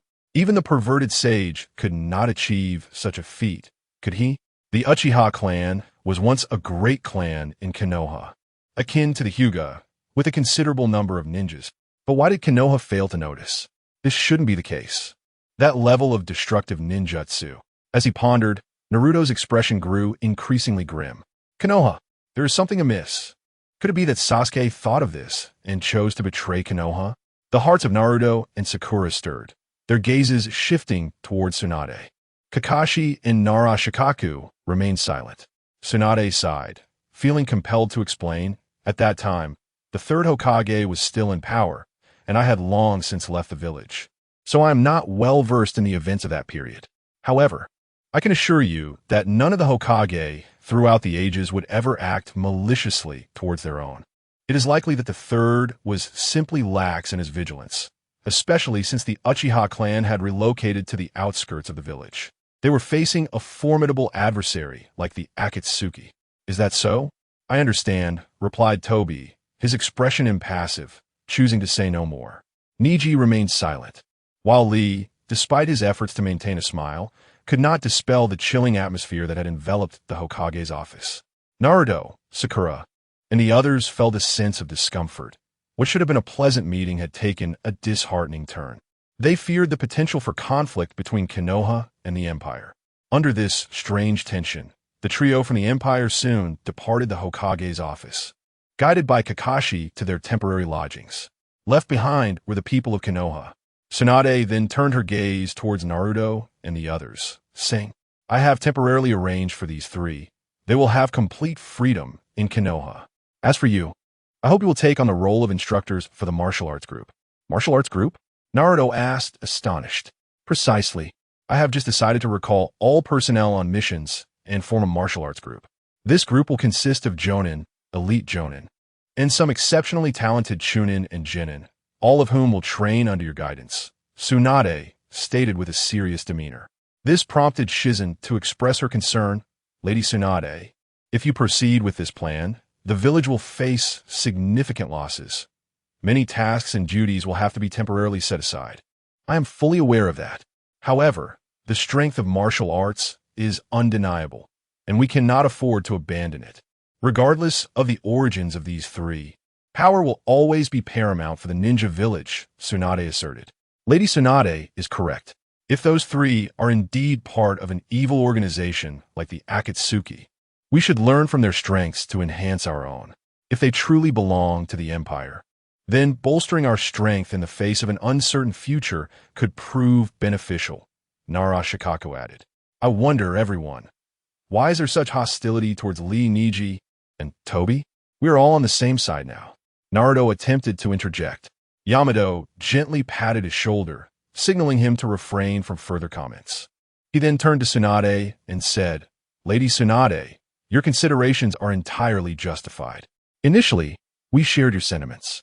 However, the time has been too short. The Empire has only imparted the foundational elements of martial arts. To surpass them seems almost impossible. Moreover, they possess Sasuke and Naruto. Should you witness their strength, Lady Tsunade, you would come to realize how navi your current considerations truly are. Nonetheless, as educators dedicated to our village, we shall not refuse. Am I wrong? I find myself quite eager to meet the otherworldly Sasuke, Uchiha, and Naruto, to experience firsthand the so-called unstoppable power that resembles that of a demigod. A smile graced Tsunade's lips. She was not angered, allowing Naruto and his companions to follow Shizen. She subsequently inquired, Kakashi has already observed with the Sharingan and found no traces of Genjutsu, though we cannot dismiss the possibility of advanced illusions. However, the situation has undoubtedly become more complicated. Jiraiya, what is your perspective on Naruto, Sakura, Sai, and Yamato at present? Chapter 49. The collective fury of the Uchiha Empire. Though they still identify as citizens of Konoha, their hearts lean towards the Empire. In the event of a conflict, they would likely find themselves in a state of indecision. Moreover, as they expressed, the Zulong Empire is formidable. Even if the combined might of the ninja world were summoned, resistance would be futile. At present, our only recourse is to strive for self-improvement. Nara Shikaku's expression was grave. After a brief pause, he continued, I had thought Lady Tsunade would test the strength of the Empire's trio, but to my surprise, I will certainly assess their abilities, but not at this moment. The Akatsuki, the Zulong Empire, troubles seem to arise one after another. What fate awaits the ninja world? I can no longer discern. Shikaku, dispatch some Umbu to covertly monitor the trio from the Empire. Remember, do not interfere with their actions. Simply report back in a timely manner, Tsunade instructed firmly. With a heart full of concern, Shikaku departed. Within a certain apartment, the trio from the Empire thoroughly reported their activities since arriving in Konoha to their Supreme Emperor, Senju Tenkai. Upon completing the report, Tenkai nodded. Indeed, this aligns with my understanding of the Naruto universe. The ensuing events promised to be intriguing. He mused inwardly, slowly raising his hand. As his fingers came together, space tore and compressed, creating ripples. Suddenly, a group of individuals appeared at his sides.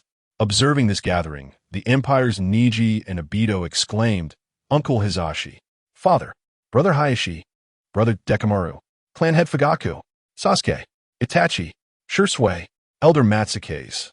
My Emperor.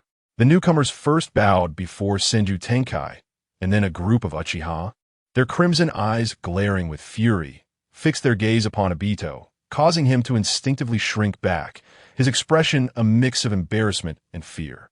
Esteemed colleagues, it appears that a grave issue has arisen within the Hyuga and Uchiha clans of the ninja world, Tenkai stated calmly. Yes, my Emperor. Obito reiterated the information he had gathered. Upon hearing the recounting, the Uchiha clan erupted in chaos, especially Uchiha Shursui, whose once black hair stood erect as if animated by an unseen force. roaring vehemently, "Impossible! Absolutely impossible! The Uchiha clan, with our Sharingan, and the Senju clan are the noblest of lineages. How could we face annihilation? Though the ninja world differs from the Empire, previous comparisons reveal that most individuals of the same lineage share similar dispositions. The Itachi we know, mature and composed, is a prodigy within our clan and a figure of trust.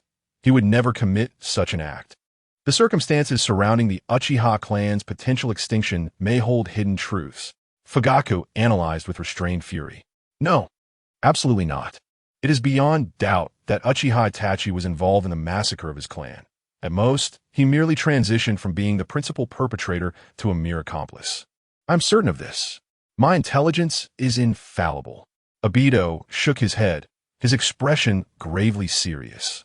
Upon hearing Obito's assertion, the remaining Uchiha felt their last shred of hope dissipate. Uchiha Shursui howled in anguish. "Damn it! This wretched shinobi world. It must be the regressive systems, the immature educational framework, and the distorted societal values that birth such a wretch as Uchiha Itachi. How could any normal person commit such atrocities as the annihilation of their own clan and the murder of their parents? Cursed be it! What shall become of our eternal Manjiki Sharingan? Will we be forever deprived of wielding the full power of Susanoo?" "Ah!" Uchiha Shursui cried out, his eyes flashing with a crimson light, a blood-red pinwheel spinning incessantly. Not a single member of the Uchiha clan wished to refrain from achieving the pinnacle of power. That was the emblem of strength and beauty, the dream of all Uchiha. Among the living of the Uchiha clan in the shinobi world, only Itachi and Sasuke remained. The eternal Manjiki Sharingan of others could only be but a fantasy. Shursui murmured, his expression complex. "Brother Shursui, what of our father and everyone's eternal Manjiki? Has it all come to naught?" Sasuke's countenance darkened. The other me could commit such acts, regardless of the reasons or roles played. "I cannot forgive. That scoundrel must die." Uchiha Itachi's expression mirrored the gravity, his fists clenched tightly, murderous intent boiling in his eyes. "Yes, that beast must be slain. It is imperative that we eliminate him," Uchiha Shursui roared. "And those who aided in this massacre, not a single one shall be spared. I shall make them regret their very existence." A chorus of Uchiha voices echoed with fury. "Obito, can you truly achieve this? Can you eliminate Itachi from that other world and those who participated?" Fugaku inquired, his gaze fixed intently on Obito's image from another dimension. "I shall exert every effort." Obito replied with a solemn nod. "No, I cannot allow Obito to take action. I must personally slay those bastards and that beast." Uchiha Shursui bellowed, disagreeing with Fugaku. "Father, Elder Shursui is right. Allowing Obito to kill them would be too lenient. I would rather take the initiative to eliminate the version of myself from that world." Itachi concurred. "Indeed, we must take matters into our own hands." The other Uchiha chimed in agreement. "Very well. It seems we must allow them to live a while longer. However, Obito, subsequently, I implore you to investigate thoroughly and ascertain who exactly participated in the massacre, seeing the consensus among the clan members." Fugaku inhaled deeply and nodded gently. "Rest assured, clan leader, no one can resist the allure of my gaze. They will obediently reveal everything. The Empire speaks of it. The Hyuga clan, on one side, listens in trepidation. Observing that the Uchiha clan has calmed somewhat, Hyuga Hizashi finally spoke. "Niji, our Hyuga clan will not face annihilation, will we?" On the other side, Hayashi, H10, and Takema displayed anxious expressions. "Uncle, the Hyuga clan has not been extinguished, but the Hyuga clan in the ninja world is utterly repugnant. The existence of such a clan is more abhorrent than outright extinction," Niji Hyuga declared with a somber expression. The members of the Hyuga clan exchanged glances, collectively releasing a sigh of relief. Thankfully, they had not been exterminated. Hizashi remarked, "What exactly has transpired with the Hyuga clan in that world? Please share the details." Upon hearing this, Niji immediately divulged all the intelligence regarding the Hyuga clan from the wind of the future. Hizashi, Hayashi, H10, and Takema fell into silence after listening. Meanwhile, the Uchiha clan members wore peculiar expressions. Chapter 50, A Dark and Windy Night. The Hyuga clan's territory. The furious Hyuga Niji continued to voice his grievances.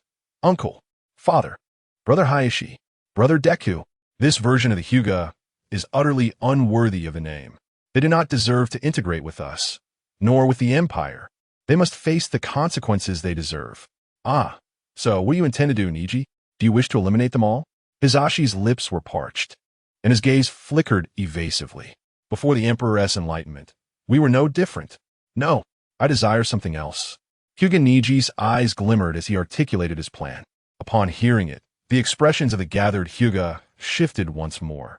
This plan has merit.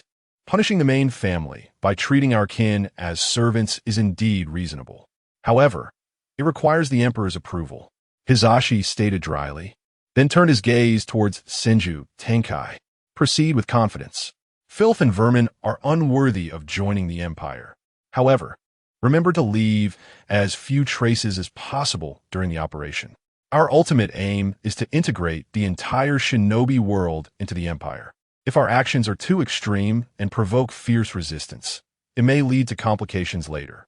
Senju Tenjin chuckled. Rest assured, Your Majesty, we will exercise caution. Niji donned a chilling smile. The communication with the Empire was ultimately severed. Imperial Lisiga, alas. I never anticipated such darkness lurked within this world. I wonder if Teacher Kai has encountered any perilous situations. The shinobi village era. An abhorrent time that extolled the spirit of sacrifice, where the inept held high positions, enjoying all, while children were thrust onto the battlefield, and entire clans faced annihilation. I can scarcely believe that without the Emperor's presence, our world could have endured similar horrors. What might we have become? The Empire's Niji reflected. It is the Emperor who saved us, proclaimed the Empire's Obito. Though, in his own world, Rin married Kakashi and bore children. The one he loved was not himself. Yet, no matter, as long as Rin lives, that suffices. To him, a shinobi village era without Rin held no value whatsoever. Ah, how fortunate we are to have the Emperor in our world. Imperially echoed his sentiments. Suddenly, the Empire's Niji furrowed his brow. The Empire's Obito's expression also shifted slightly. Imperial Lee, somewhat taken aback, inquired, What is it, Niji Obito-senpai? We are being watched. Niji's eyes widened, veins surging around his temples. Oh, that reminds me. In the shinobi village era, technological development was severely lacking. It seems there was no surveillance. The means of oversight relied solely on the eyes. This, in turn, might actually facilitate our operations. Imperial Lee's eyes brightened. Indeed, now, we merely need to maintain the status quo and await the arrival of night. As the voice of the Imperial Niji gradually diminished, time passed, and the sun slowly descended towards the horizon, casting a veil of darkness over Konoha. At that moment, the night was deep and the wind howled. A few members of the Umbu responsible for surveillance were puzzled, privately contemplating how surprisingly obedient their target was, remaining motionless within the confines of the room. Suddenly, without a sound, a vortex materialized out of thin air. In the next instant, a pair of crimson eyes appeared alongside it. The moment the Umbu beheld those eyes, they felt a jolt of terror coursing through them, realizing with dread, this is the Sharingan. Instantly, their consciousness plunged into a haze. Standing calmly beside the three Umbu was the Imperial Obito. As the Imperial Niji and Imperial Lee slowly exited the apartment, Niji approached, remarking, These are the ones responsible for monitoring us. How is it? Is it easy to manipulate them? Niji cast a glance at the three Umbu before turning to Obito. Rest assured, although my profile in the Empire's records indicates I possess merely the standard three-tomo Sharingan, I have long since awakened the Manjiki, and I have consistently consumed the special medicine for my Sharingan. While it may not compare to the eternal Manjiki, controlling a few relics of the past Umbu ninjas is still a trivial task, Obito replied. Is that so? That's for the best. If you have any questions, do not hesitate, for I can hardly wait to see those filthy, wicked individuals receive their just punishment. Niji nodded. You three, under whose orders are you surveilling us? Obito inquired directly, fixing his gaze upon the three Umbu. Under the orders of the fifth Hokage, Lady Tsunade, they replied, somewhat dazed. Are you aware of the inner workings surrounding the Uchiha clan massacre? Obito pressed further. The three Umbu shook their heads in a daze. No information? As expected, the average person would be oblivious. Imperial Lee remarked, shrugging his shoulders. It seemed extracting the truth would require additional time. Niji furrowed his brow, unwilling to prolong the wait any further. He yearned for the punishment of those vile individuals. Now, casting a glance towards the Hyuga clan, his eyes suddenly brightened as he exclaimed, there is no need to continue searching for targets. I believe we can directly inquire with Hinata Hisashi of this world. As the foremost clan in Konoha, he cannot be entirely uninformed. That is indeed a valid point. Then, let us set forth without delay. Obito responded, momentarily taken aback, before a smile crept onto his lips. Let us embark. Niji expressed with eager anticipation. Let the wicked receive their deserved divine retribution. For justice, for youth, Imperial Lee shouted, raising his right fist high in the air. In the Hinata residential area, the heart of the clan, even at the witching hour, some guards from the branch family patrolled diligently, ever vigilant against potential dangers. Tonight, the captain of the night watch is Hinata Hamura, an elite of the branch family with the prowess of a high-ranking shinobi. Accompanied by several lower-ranking members of the branch family, he exhibits a rather languid demeanor. For it is inconceivable that peril could befall the core of Konoha, where the Hinata clan resides. What? You mentioned the Uchiha clan's misfortune? That was merely a consequence of their relocation from the central area, incurring the wrath of the Hokage and harboring treasonous ambitions, was it not? The Hinata clan, on the other hand, enjoys a close relationship with the Hokage and stands as the foremost clan in Konoha. The Byakugan's capacity for intelligence gathering during wartime far surpasses that of the humble Sharingan. How could we possibly be forsaken?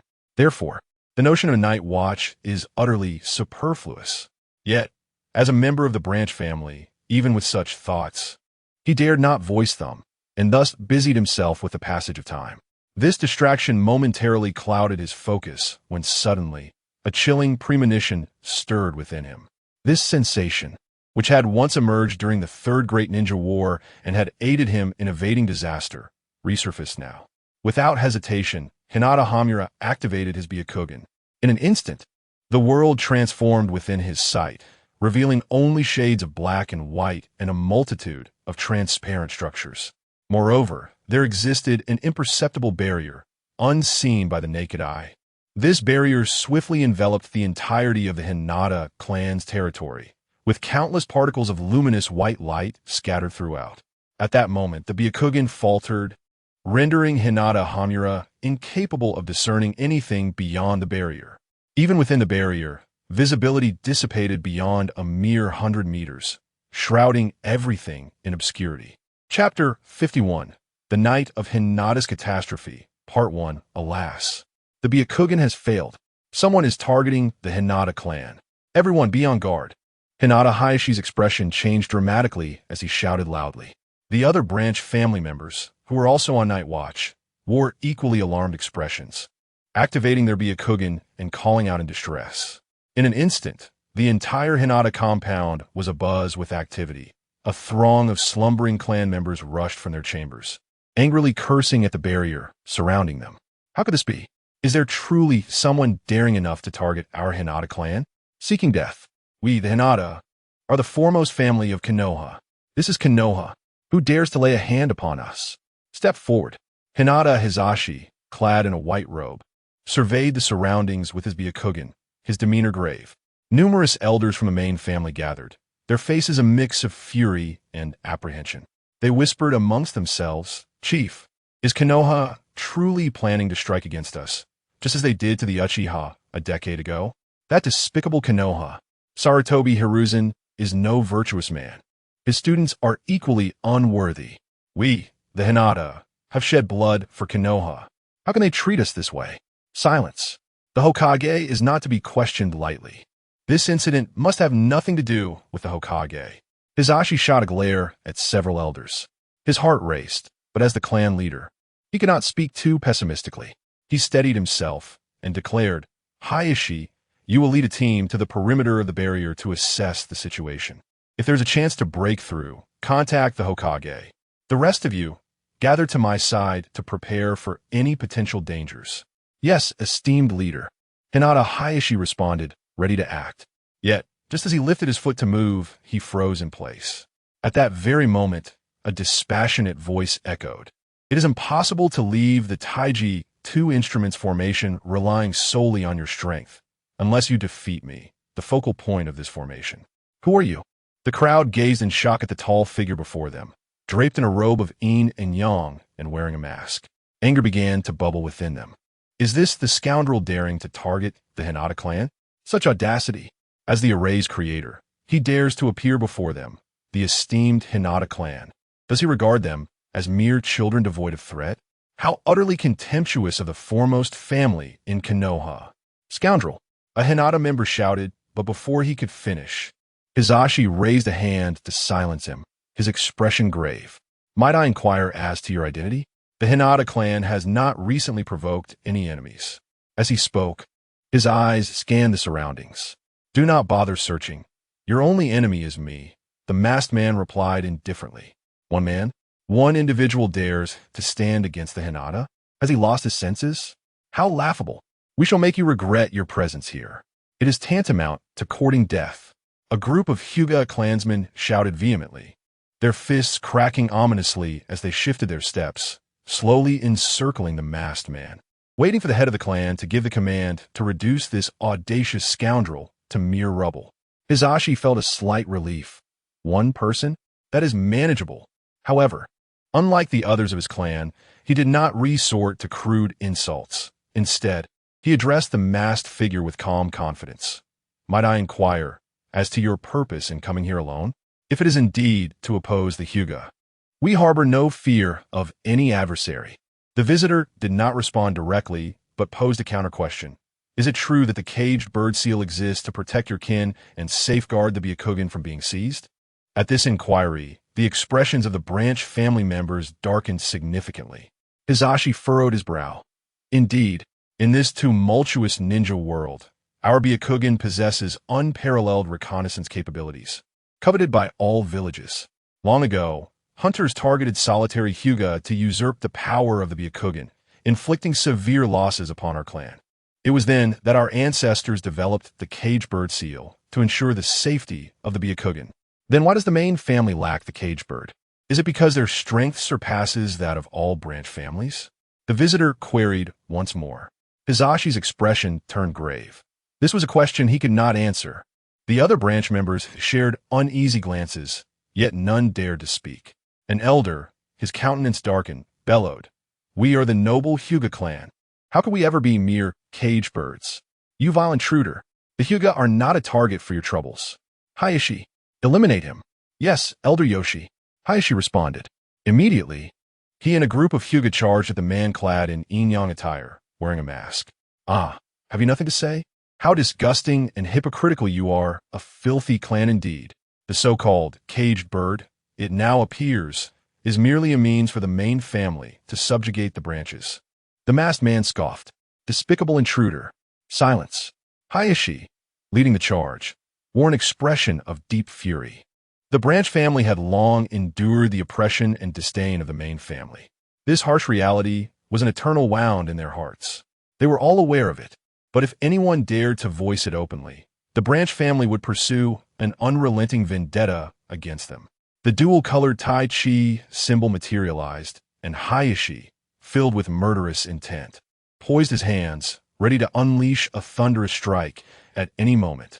The other Hyuga figures nearly obscured the masked man from view. Pitiful wretches. You do not deserve to call yourselves Hyuga. The 8 trigrams, 64 palms. Is this what you dare to name the 8 trigrams? Taiji, it is laughable. The masked man's voice crescendoed with fervor as he concluded his statement. With a forceful stamp of his left foot, the earth trembled. In the next instant, a colossal Taiji diagram, approximately 50 meters in radius, emerged, enveloping a throng of people. The Taiji diagram beneath Hinata Hayashi was instantly disrupted, leaving him stunned and exclaiming, "How is this possible? You also wield Bagwazang?" Hinata Hizashi echoed, his astonishment. "Taiji, the two yin and yang formation," the masked man uttered in a low voice. All those from the Hinata clan, covered by the Taiji diagram, felt as though they were ensnared in mud, their movements severely hampered. Every action was met with tremendous resistance, causing a flicker of dread to surface in their eyes. Seizing this opportunity, the masked man stepped forward to stand before Hinata Hayashi, delivering a seemingly effortless strike to his abdomen, swift as lightning. Yet it was futile. The Hinata clan was not easily subdued. Reversal. A glimmer of determination sparkled in Hayashi's eyes as he spun, executing a technique renowned among the Hinata clan for its unparalleled defense. A pale white chakra swirled around him, enveloping his entire form in protection. "Taiji, yin and yang division.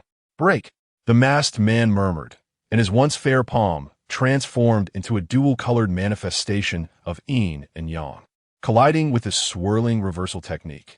In the blink of an eye, a sight that left all the Hinata clan members in utter disbelief unfolded. The seemingly indestructible reversal chakra was effortlessly cleaved apart like rippling water. The masked man's right palm struck Hayashi's abdomen without any hindrance. Chapter 52, The Night of Hyuga's Catastrophe, Part 2. Boom. The thunderous sound echoed. The explosive force manifested in a surge of clouds. The Hyuga fire gate transformed into a radiant white arc, violently propelled over 100 meters, crashing into a residence, its fate uncertain. How could this be possible? A reversal. A reversal. It was shattered. This was the absolute defense of the Hyuga clan. Numerous voices cried out in alarm, their expressions grim, stunned by the shock. Even those surrounding the masked man hesitated to initiate an attack. An elder from the main family, witnessing this, erupted in fury. "What are you branch families thinking? There is only one opponent. Charge at once. Indeed, there is but a single enemy.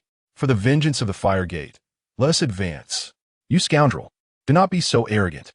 The Hyuga shall not be so easily defeated by you." Gentle fist technique. A mere quagmire. Do not think to ensnare the Hyuga. One by one, the Hyuga shouted, exerting their utmost to approach the masked man, unleashing punches and kicks in unison. Consequently, the masked man found himself devoid of any escape route.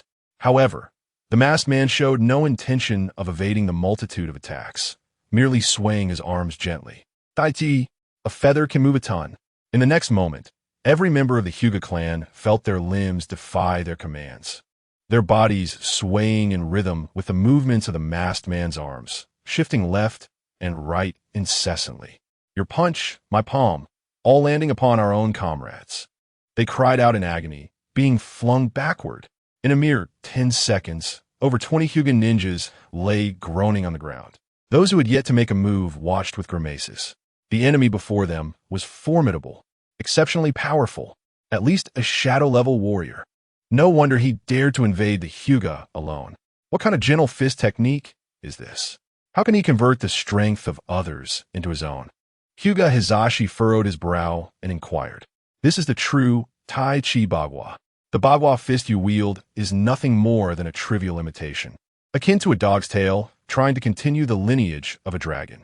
The masked man retorted, simultaneously belittling the Hyuga's Bagua palm. "Damn you.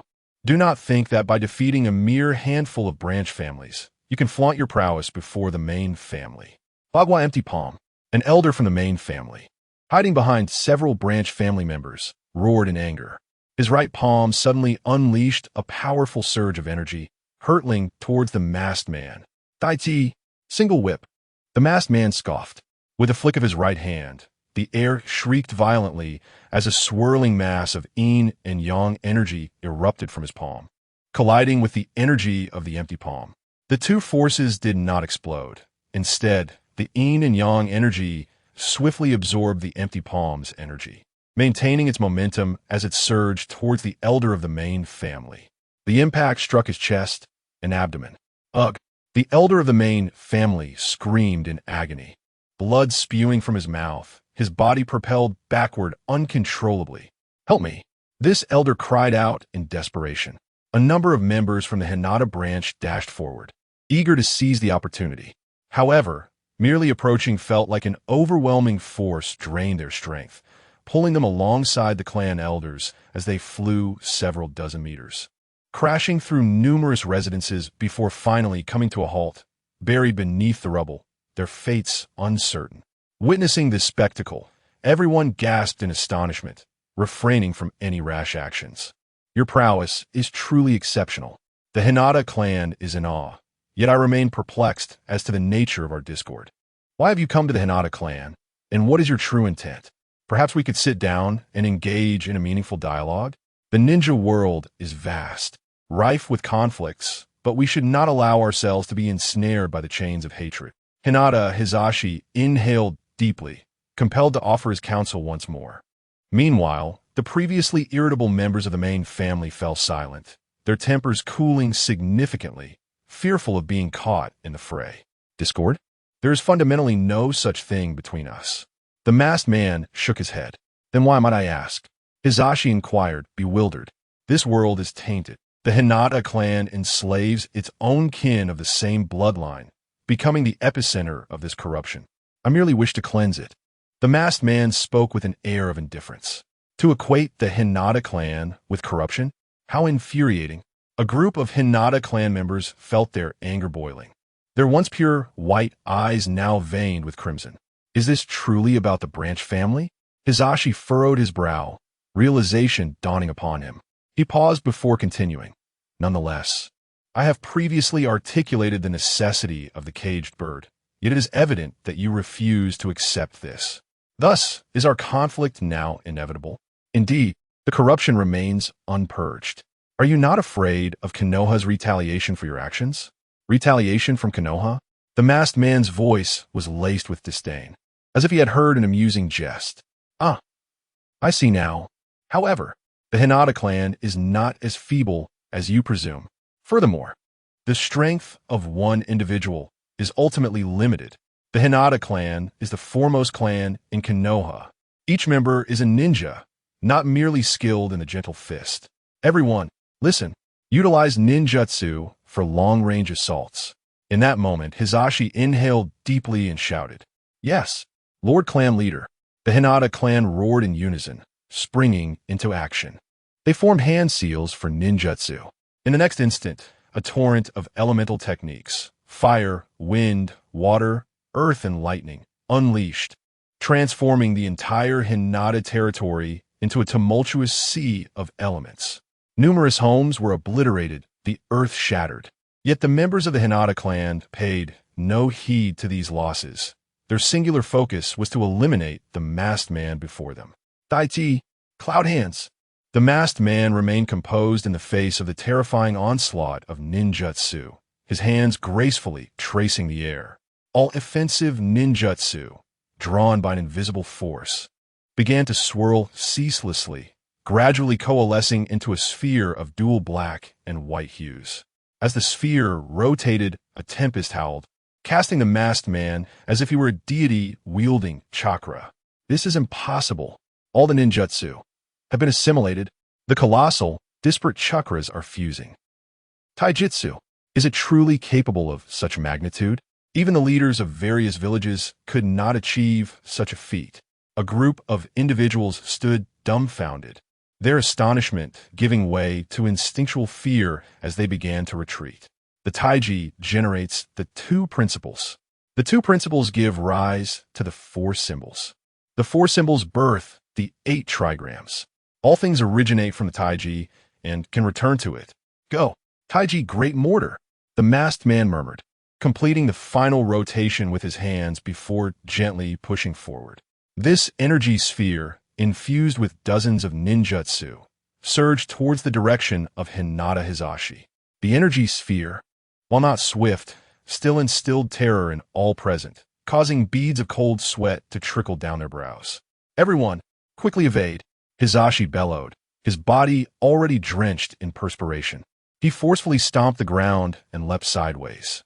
The others, gripped by sheer dread, followed suit in their frantic escape. It was not until they had raced over 100 meters that the energy sphere collided with the Earth, erupting into a cataclysmic explosion. In an instant, flames, torrents, thunder, earth, and storms transformed into a tremendous shockwave. The ground, houses crumbled like mere paper. Whoa! The chilling cries echoed throughout the Hinata clan territory. All screamed like ants caught in a tempest, flung backwards incessantly. And when the flames, torrents, thunder, earth, and storms subsided, revealing the scene before them, there lay a colossal crater over 150 meters in diameter and several dozen meters deep. Surrounding it, the houses had been reduced to ruins. Debris littered the ground as black smoke wreathed upwards. Chapter 53. The eyeless Hyuga, once capable of sheltering hundreds, the Hyuga clan's territory now lay in ruins, nearly 90% devastated. Only a few structures on the periphery remained upright, albeit in varying degrees of disrepair. At the edge of a crater, a group of Hyuga, bloodied and tattered, lay upon the ground, groaning in agony. Just moments ago, they had narrowly escaped the most direct assault, yet the lingering aftermath was beyond what ordinary beings could endure, leaving them utterly devoid of combat capability. The sound of crisp footsteps echoed through the desolation, prompting those still conscious among the fallen Hyuga to lift their heads towards the only standing figure in the clan's territory. Cloaked in a dual-colored windbreaker that billowed ominously in the desolate expanse, the mysterious figure wore a mask that evoked the dread of death itself. Fear and panic spread among them. We have lost, utterly defeated. The foremost clan of Konoha has been vanquished. Is this person truly human? How can any being possess such power? What manner of foe are we up against? A monster. This individual is a veritable monster. Such strength is beyond that of a shadow. It is as terrifying as the tailed beasts. Has the Hyuga finally embarked on a path akin to that of the Uchiha? Why is this happening? Help! Is there no one to save the Hyuga? A chorus of terrified cries erupted from the group. Hyuga Hizashi gasped heavily, stating, "You have won. Now you may kill us all, but Konoha will never forgive you. Rest assured, I have no interest in slaughtering you." The masked man replied coolly, igniting a flicker of hope among the despairing Hyuga. "You won't kill us? Then, what do you mean by cleansing the filth?" Hizashi inquired, confusion etched upon his face. "The existence of filth emanates from a heart," the masked figure declared. "You, who regard the branch family as mere servants and see yourselves as the lofty masters, are utterly incapable of feeling or understanding pain. For this reason, I must ensure you fully experience it." At this moment, the masked man had approached Hizashi, lowering himself to meet his gaze with his seemingly ordinary eyes. "So, what is it that you truly intend to do?" Hizashi stammered. "Wait, stop. Please no." As Hizashi's words faltered, he watched in horror as the masked man extended his right hand, inching closer to his right eye. His pupils involuntarily constricted and trembled. In a sudden, brutal motion, Hizashi's entire right eye was forcefully extracted, unleashing a heart-wrenching scream. "Lord Clan Leader, no, you bastard, you have gouged out the clan leader's Byakugan. Cursed wretch, you are indeed coveting our clan's Byakugan. Konoha will not let you go." The Hyuga shouted in fury, yet beneath their anger lay an overwhelming sense of terror, especially among the main family members, who trembled uncontrollably. They, who dwell high above, must they also relinquish their proud Byakugan? Thus, I ponder, why do the members of the clan not plant caged birds? If caged birds were to exist, the moment the Byakugan is removed would result in their destruction, rendering it impossible for me to seize it. Such an exquisite means of self-preservation. Why is it not employed? It truly is a perplexing question. The masked man spoke with indifference, then proceeded to extract the other left eye of Hinata, gazing at the beautiful white orb in his hand, reminiscent of crystalline glass. A hint of peculiarity flashed in the masked man's eyes. Hinata cried out once more, yet did not plead for mercy. Instead, he bore the pain and remarked, "Your words hold considerable truth. Perhaps we should indeed plant caged birds for everyone. It appears we have erred." To only think of this now is rather belated. The masked man scoffed, drawing closer to the other members of the Hyuga clan, commencing the extraction of their eyes. No, Do not do this. Spare me. I beg you, spare me. Ah, my eyes. I can see nothing. No, no. Return my eyes. Give them back. Please. Do not approach me. No, no. How infuriating. I shall not let you escape. I will certainly kill you. The entire clan was enveloped in the terror, mournful cries, and despair of the clan members. Those who typically indulged in pleasures found themselves unable to endure such agony, collapsing one after another. Just as the Branch family, trembling in fear, anticipated facing such a fate, they were astonished to discover that the masked man did not extract their Byakugan, but merely rendered them unconscious one by one. Ultimately, the masked man returned to Hinata. Are you from the Branch family? Was this operation solely aimed at hunting the main family? Hinata, blood streaming from his eyes, still felt a sense of awareness despite his condition and inquired. No, is that so? I am grateful for your mercy, my lord, Hinata responded humbly. You people truly are afflicted. I have extracted your eyes, and yet you still express gratitude? The masked man derided. At least, compared to death, life holds greater value, and the Branch family still retains their Byakugan. The Hyuga clan persists. For a group of failures, this is a tremendous act of mercy. How could I dare to voice any complaint? Hinata replied. He. Ha ha ha. How amusing. Truly amusing. The masked man laughed heartily, concealing his face. This is the era of the shinobi. Before the strong, they are humble as dogs. Before the weak, they wield weapons to oppress, indulging in tyranny. Obito, it is now your turn. As the space twisted, the figure of Obito appeared. Accompanying him was the young Lee from the same faction. Obito? Uchiha Obito? You are the one from another world spoken of by the Hokage. Are you Neji? Hinata trembled, her breath quickening as she inquired, truly worthy of a clan leader. Your reflexes are remarkable. Indeed, I am Hinata Neji of the Grand Dragon Empire, declared the masked man, who was none other than the Empire's Neji, with a disdainful smirk. Neji, from another realm. So it is you. Hinata's tone grew curious as she continued. Could you enlighten me about the Hinata clan in that alternate world? What manner of clan would inspire such animosity toward us? After cleansing the filth, I find my spirits lifted, yet the Empire's Neji began, but his words trailed off. The Empire's Obito frowned and interjected, Neji, while I comprehend your current sentiments, you may be divulging too much. Fear not. You possess the ability to erase memories. With your Sharingan, this task should be quite effortless for you, no? The Empire's Neji retorted dismissively. You certainly know how to burden me with more work, but very well. Sighed the Empire's Obito. Hinata, listening intently, felt a shift in her expression, yet she remarked, erasing memories. Is it? Well, as long as I can uncover the truth. Even if only for a fleeting moment, that would suffice. Chapter 54. The shocking Hinata tragedy in Konoha. Listen, in our empire, the Hinata clan, represented by Hinata Hisashi, does not recognize the distinctions between the main family and the branch family. The entire Hinata clan is widely acknowledged as the most peaceful and harmonious lineage within the empire, united in solidarity and mutual support, a true embodiment of collective spirit. My father and uncle share an inseparable bond, engaging in games of Go, painting, and writing together daily. And they often venture out to fish as well. Hinata and Hanabi are my dearest and most cherished younger sisters.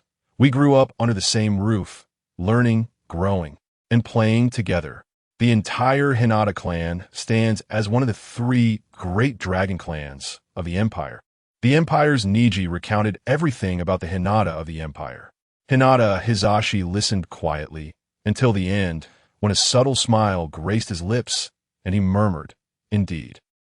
This may very well be the true essence of the Hinata clan. The existence of a caged bird is, in itself, a grave error. Initially, I sought to amend this mistake. However, as time passed, I began to indulge in the privileges granted by the main family. This is truly a failure. The hardships now faced by the main family can be regarded as retribution. It is precisely for this reason that I am now more attuned to the pain of the branch family. Thank you, Neji, for erasing my memories. As Hinata Hisashi concluded, his expression was one of serenity and release. Certainly. However, before your memories are wiped, answer me one question. Hinata Hizashi, you must be aware of the truth behind the Uchiha clan's annihilation. No? Inquired the Empire's Niji. The truth regarding the Uchiha's demise. Heh, is this a prelude to reckoning? Those high-ranking individuals in Konoha seem to be in peril. Hinata Hizashi chuckled with a hint of schadenfreude, then continued. I do possess some knowledge regarding the Uchiha clan's extermination. Please elaborate. The Uchiha clan was eradicated primarily due to the turmoil of the Nine Tails. During this upheaval, a formidable wielder of the Sharingan emerged, leading to a rift between Konoha and the Uchiha. Hinata Hizashi gradually recounted all that he knew. Once he finished his account, the Empire's Obito hypnotized and manipulated Hinata Hizashi to verify the truth. With a grim expression, he remarked, So, it is as such. Root, Danzo Shimura, Amira Mitokado, Koharu Yutane, and Hiruzen Sarutobi. These four old rogues are remnants of the shinobi village era in our world. I never anticipated they would be similarly restless here. Following the Nine Tails turmoil, they harbored suspicions against the Uchiha, targeting them relentlessly, driving them to the outskirts, and ultimately employing the foolish Itachi to annihilate the entire Uchiha clan. The individuals of the shinobi village era are truly terrifying. Why do they so relish in these devious schemes? The Empire's Lee clutched his head, his face filled with dread. These are stubborn stains. Shimura Donsu, Mitugota, Tinaka Koharu, and Sarutobi Hizashi deserve death. Alas, that wretched Sarutobi Hizashi met his end too soon. It is said he perished here in the name of heroism, which is truly repugnant. The Empire Niji exclaimed, Heroism?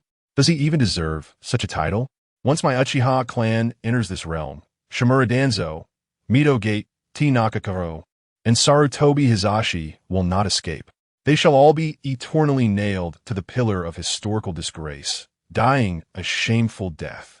The Empire Obito declared with fierce conviction. Oh, that is indeed something to anticipate. The Empire Niji expressed newfound interest. This is the fate that villains rightfully deserve. For justice, for youth, roar, victory for the Empire. The Empire Lee raised his right fist and shouted loudly. Finally, after lingering for a considerable time and completing their necessary tasks, the group took their leave. The following morning, as the sun began to rise, a group of villagers stepped out of their homes, preparing for a new day of work.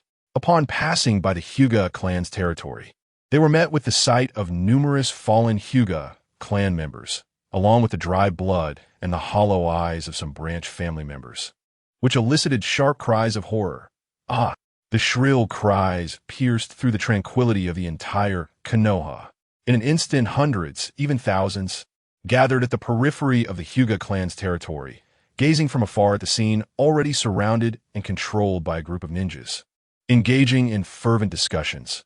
What transpired within the Hyuga clan yesterday? How could it have come to this? Was it an attack by tailed beasts? It is truly terrifying. So many eyes have been gouged out. Those bleeding eye sockets are too horrifying to behold. The Hyuga clan is the foremost clan of Konoha, filled with formidable talents. What kind of being could reduce them to this state? Just yesterday, everything seemed well, and now, 10 years ago, it was the Uchiha, and now it is the Hyuga. What secrets lie within Konoha? Should we be concerned for our safety? Anxiety and fear gripped the crowd. It was not until the voice of the Hokage rang out that all those surrounding the Hyuga clan's territory began to clear a path and turn their gaze in a certain direction. The fifth Hokage, Tsunade Senju, approached the Hyuga clan's territory, her expression grim, accompanied by a group of individuals. All medical personnel, immediately begin treatment for the Hyuga clan. Hurry, she shouted, forming hand seals to summon a large number of slugs, who promptly began assisting the accompanying medical ninjas in providing aid. Tsunade herself, alongside Nara Shikaku and Kakashi, hurried to the side of Hyuga Hayashi to revive him. Hinata Hizashi awoke with a groan, murmuring, "My eyes ache terribly. It hurts. I cannot see anything. Why has this happened?" At this point, he paused, his hands brushing over his empty eye sockets, revealing a flicker of realization. "Ah yes, my eyes have been gouged out." His voice betrayed a mixture of confusion, regret, terror, and an odd sense of relief. Clan leader Hizashi, tell me, what transpired to the Hyuga yesterday? Why have you all been reduced to this state? Who is responsible? Inform me. I shall not let them go unpunished. Tsunade's voice resonated with fury. Yesterday, Hizashi murmured. Suddenly, a cacophony of anguished wails pierced the air. Ah, my eyes, they are gone. Woe is me. My Byakugan, that wretched scoundrel, that cursed fiend has taken my eyes. I want him dead. The cries continued. Hokage-sama, where are you? You must avenge our Hyuga clan. I am here. Everyone please calm down. Tsunade's voice cut through the chaos. I am currently speaking with your clan leader, Hizashi. Once I ascertain the identity of the perpetrator, I shall ensure justice for the Hyuga. Tsunade's clarion call sought to quell the panicked and fearful Hyuga before she turned her gaze back to Hizashi. Clan leader Hizashi. Ah, Lady Tsunade. I know little of what transpired yesterday. It was in the dead of night. The Hyuga clan's territory was enveloped in a barrier, and our Byakugan lost its potency. Then a man clad in an Inyong-colored robe, wearing a mask, appeared. We clashed with him. Ultimately, he defeated us all. Hizashi spoke, his expression weary. Wait, a man dressed in an Inyong robe, wearing a mask? Just one person? You mean to say that a single individual brought the entire Hyuga clan to this state? Tsunade suddenly grasped the gravity of the situation, her expression one of shock as she pressed for clarification. Chapter 55, A Shocking Reality. The enemy is a demon. Indeed. There's only one adversary. Hayashi nodded affirmatively. Tsunade, Kakashi, and Niji gasped in astonishment. One individual has accomplished such a feat? How can this be possible? This is the Hyuga clan, the foremost noble house of Konoha, with a population in the hundreds, all possessing considerable combat prowess as shinobi. The registered number of jonin is no less than 15. How could a single person completely annihilate a clan comprising at least 15 jonin, dozens of chunin, and hundreds of genin? This is absurd. Lady Tsunade, forgive my boldness. But can either you or Lord Jiraiya achieve such a level of power alone? Kakashi inquired softly. It is impossible. Even summoning our spirit beasts would not suffice. Perhaps if they came one after another, it might be feasible. However, if numerous shinobi unite to execute combined techniques, even we would not withstand it. Tsunade shook her head. The enemy is astonishingly powerful. Kakashi's expression turned grave. Ah. Tsunade solemnly nodded and then asked, Hayashi, can you elaborate further? How did the enemy manage this? Why did the Hyuga fail? How did it come to pass? What exactly occurred? I cannot recall. How did he manage it? What did he say? I cannot remember. I can't recall anything. As Hayashi spoke, a look of bewilderment crossed his face. This is dire. Hayashi's memories have been erased, Kakashi murmured. Yamato, come here and attend to Hayashi. Tsunade quickly summoned her assistant to continue treating Hayashi. Meanwhile, she led Kakashi and Niji to another elder of the clan, asking, Do you remember the assailant from yesterday's attack on the Hyuga? I certainly remember, even if reduced to ashes. I shall never forget that fiend. The elder of the Hyuga trembled, his teeth chattering. Excellent. This memory has not been erased. Indeed, it is impossible to obliterate everyone's recollections. Speak of the enemy's abilities and what was said. We must comprehend this to avenge your Hyuga clan, Tsunade urged. I know, and I shall divulge everything I am aware of. It all began last night. At that time, the fire gate was on night watch. But no one anticipated that a barrier would envelop the entire Hyuga territory. Within this barrier, everyone's Byakugan lost its efficacy.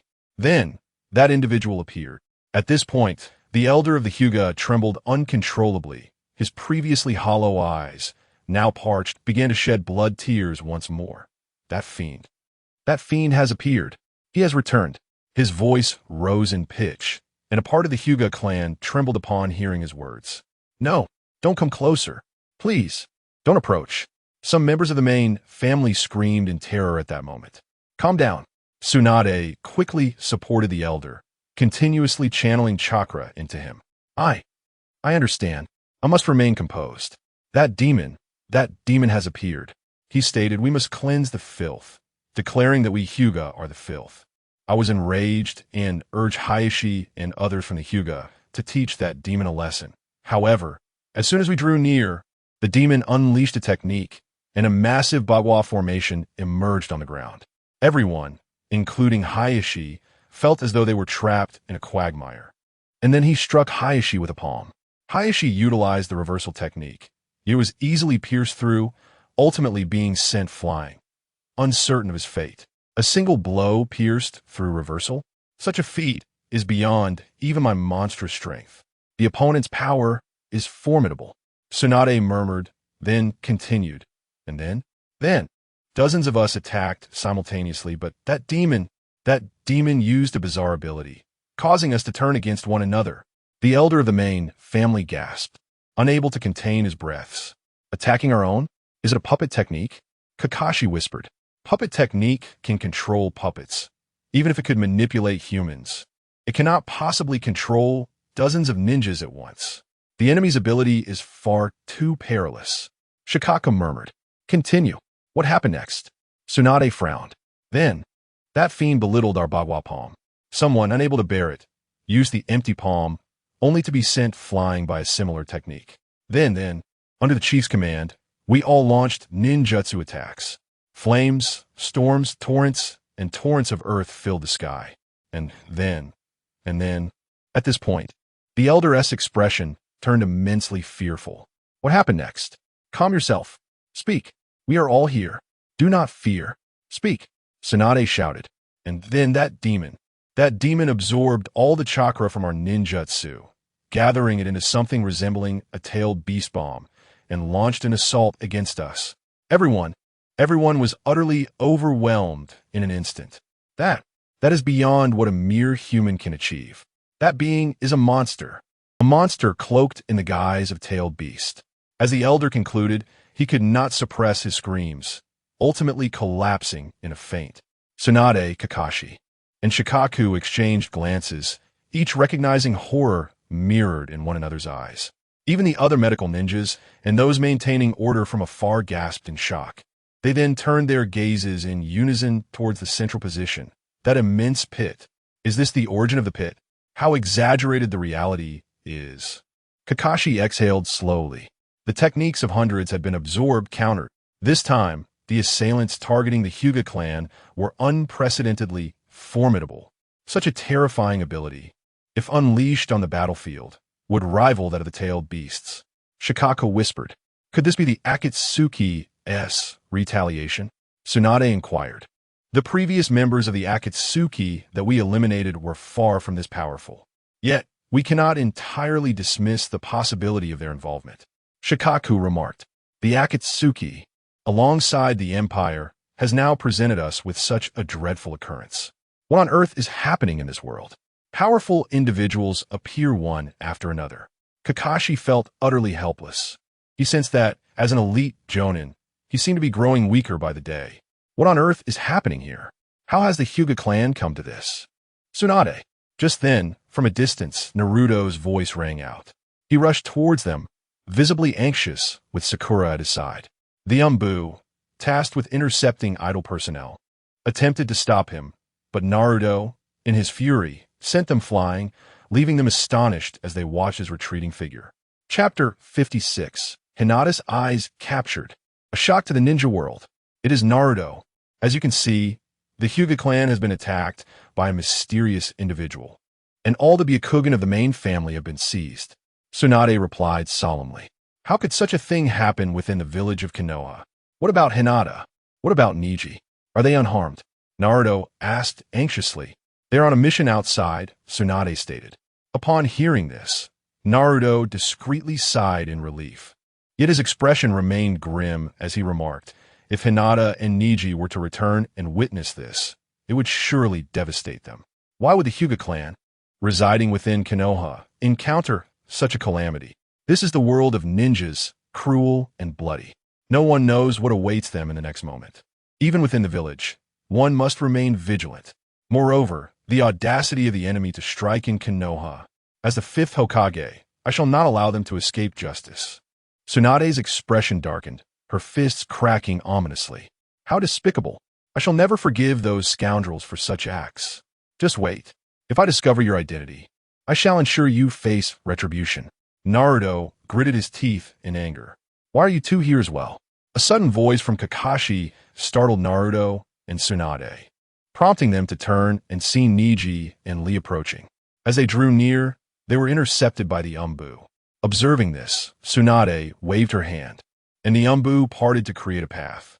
We heard that something grave has occurred with the Hyuga clan, so we came to see, and of course, to provide aid to the injured, Neji stated calmly. You possess medical ninjutsu? Tsunade inquired, slightly astonished. Indeed, medical ninjutsu is merely an application of yang release.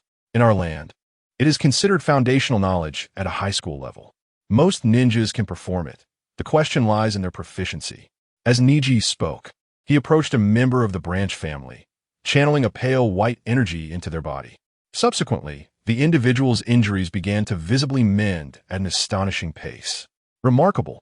As expected of Neji, this healing technique is nearly as impressive as Tsunade's. Naruto exclaimed in delight from the side. Do you wish to learn, Naruto? Lee chuckled. Yes, I wish to learn. Once I acquire it, no one will need to fear injury again. Naruto nodded vigorously. Then I shall teach you in due course. Lee replied cheerfully, similarly moving to assist another member of the branch family, channeling energy to revive them. The speed of their healing surpassed that of other medical ninjas. Nearing Tsunade's level, observing their skills, a group of Konoha's medical ninjas stood agape. Even Tsunade raised her eyebrows in surprise. These two, who claim to be from another world, possess such remarkable medical ninjutsu. This complicates matters. If it were merely martial prowess, she could attribute it to a fortunate discovery of unique abilities. However, their medical ninjutsu is equally formidable. This clearly indicates a pressing issue. The opposing force, even if not composed of imperial figures, undoubtedly possesses a power comparable to that of the Hidden Leaf. A mere small faction could never achieve such accomplishments in the realm of medical ninjutsu. Very well, then we have reached an agreement, Naruto replied, subsequently crouching to observe the medical ninjutsu of the Empire's Lee. Tsunade, after watching for a moment, remarked, Thank you for your efforts, both of you. She then joined the ranks of the medical team. Everyone was busily engaged in their tasks. However, the incident involving the Hyuga clan's eye theft was rapidly spreading like wildfire. Soon, through the spies hidden within the leaf, it disseminated throughout the entire ninja world. In a shadowy room within the ninja world, under the cold flicker of candlelight, Uchiha Sasuke, Orochimaru, and Kabuto displayed varying expressions. Orochimaru extended his long tongue, delicately licking his lips, and with a playful smile remarked, The leaf truly lives up to its reputation. After the night of the Uchiha massacre, the Hyuga eye theft has emerged as well. Indeed, remaining in the leaf does not bode well for anyone, does it, Sasuke-kun? Great power invariably attracts the gaze of the greedy. Without sufficient strength to protect oneself, such as the fate that awaits. Sasuke, with a placid expression, gently wiped the blade of the Kusanagi sword. Hith, hith, hith. First, there was the Uchiha massacre, and now the Hyuga eye theft. Sasuke-kun, have you ever pondered what role the leaf truly plays in all of this? Why is it that all these events transpire within the leaf, yet they possess no ability to intervene? Orochimaru remarked with a sinister grin. Sasuke paused at these words, his expression shifting to one of contemplation. In the Lightning Village, in the office of the Fourth Raikage, the newly informed scoffed derisively. The Leaf, a group of decrepit incompetents. If the Hyuga were in our Cloud Village, such an incident would be utterly impossible. However, it is precisely because of the presence of such fools that we in the Cloud have the opportunity to surpass the Leaf. In the Stone Village, in the office of the Tsuchikage, Anoki expressed his regret. Is it only the main branch of the Hyuga that has suffered eye theft? What a pity. If the Hyuga were to face annihilation like the Uchiha, we in the Stone Village would have no fear of the Leaf in future conflicts. In the Water Village, in the office of the Mizukage, Mei Terumi wore a serious expression as she gazed at the man before her, who wore a black eye patch over his right eye. The Byakugan has been lost once again. In future missions, we must ensure that everyone exercises even greater caution. Oh, You must be most acutely aware of the terrifying nature of the Byakugan. Am I right? Sunagakure. Kazakage's office. Gaara furrows his brow. Has the Hyuga clan of Konohagakure also been attacked by Akatsuki? The ninja world grows increasingly chaotic. Amigakure. The High Tower. Nagato, weakened, listens expressionlessly to Conan's report. This is not a matter of great significance. For the divine, both the presence and absence of the Hyuga in Konohagakure hold no consequence. The plan to capture the tailed beast should proceed as originally intended. So, it is. Soon, several days pass. Tsunade, utterly exhausted, slumps in the Hokage chair, while Shizen stands behind her, gently massaging her temples with her delicate hands. Sigh. The Hyuga clan has been utterly destroyed. Tsunade exhales wearily. The enemy's objective must be this, right? To extract the Byakugan from the main family, leaving only the eyes of the branch family. Initially, the main family, in their anguish from the loss of their eyes, overlooked the existence of the branch family's eyes. It was only upon discovery that they attempted to forcibly seize the branch family's eyes, even resorting to the use of caged birds. However, no one anticipated that the caged birds had already been dismantled by those who had lost their eyes.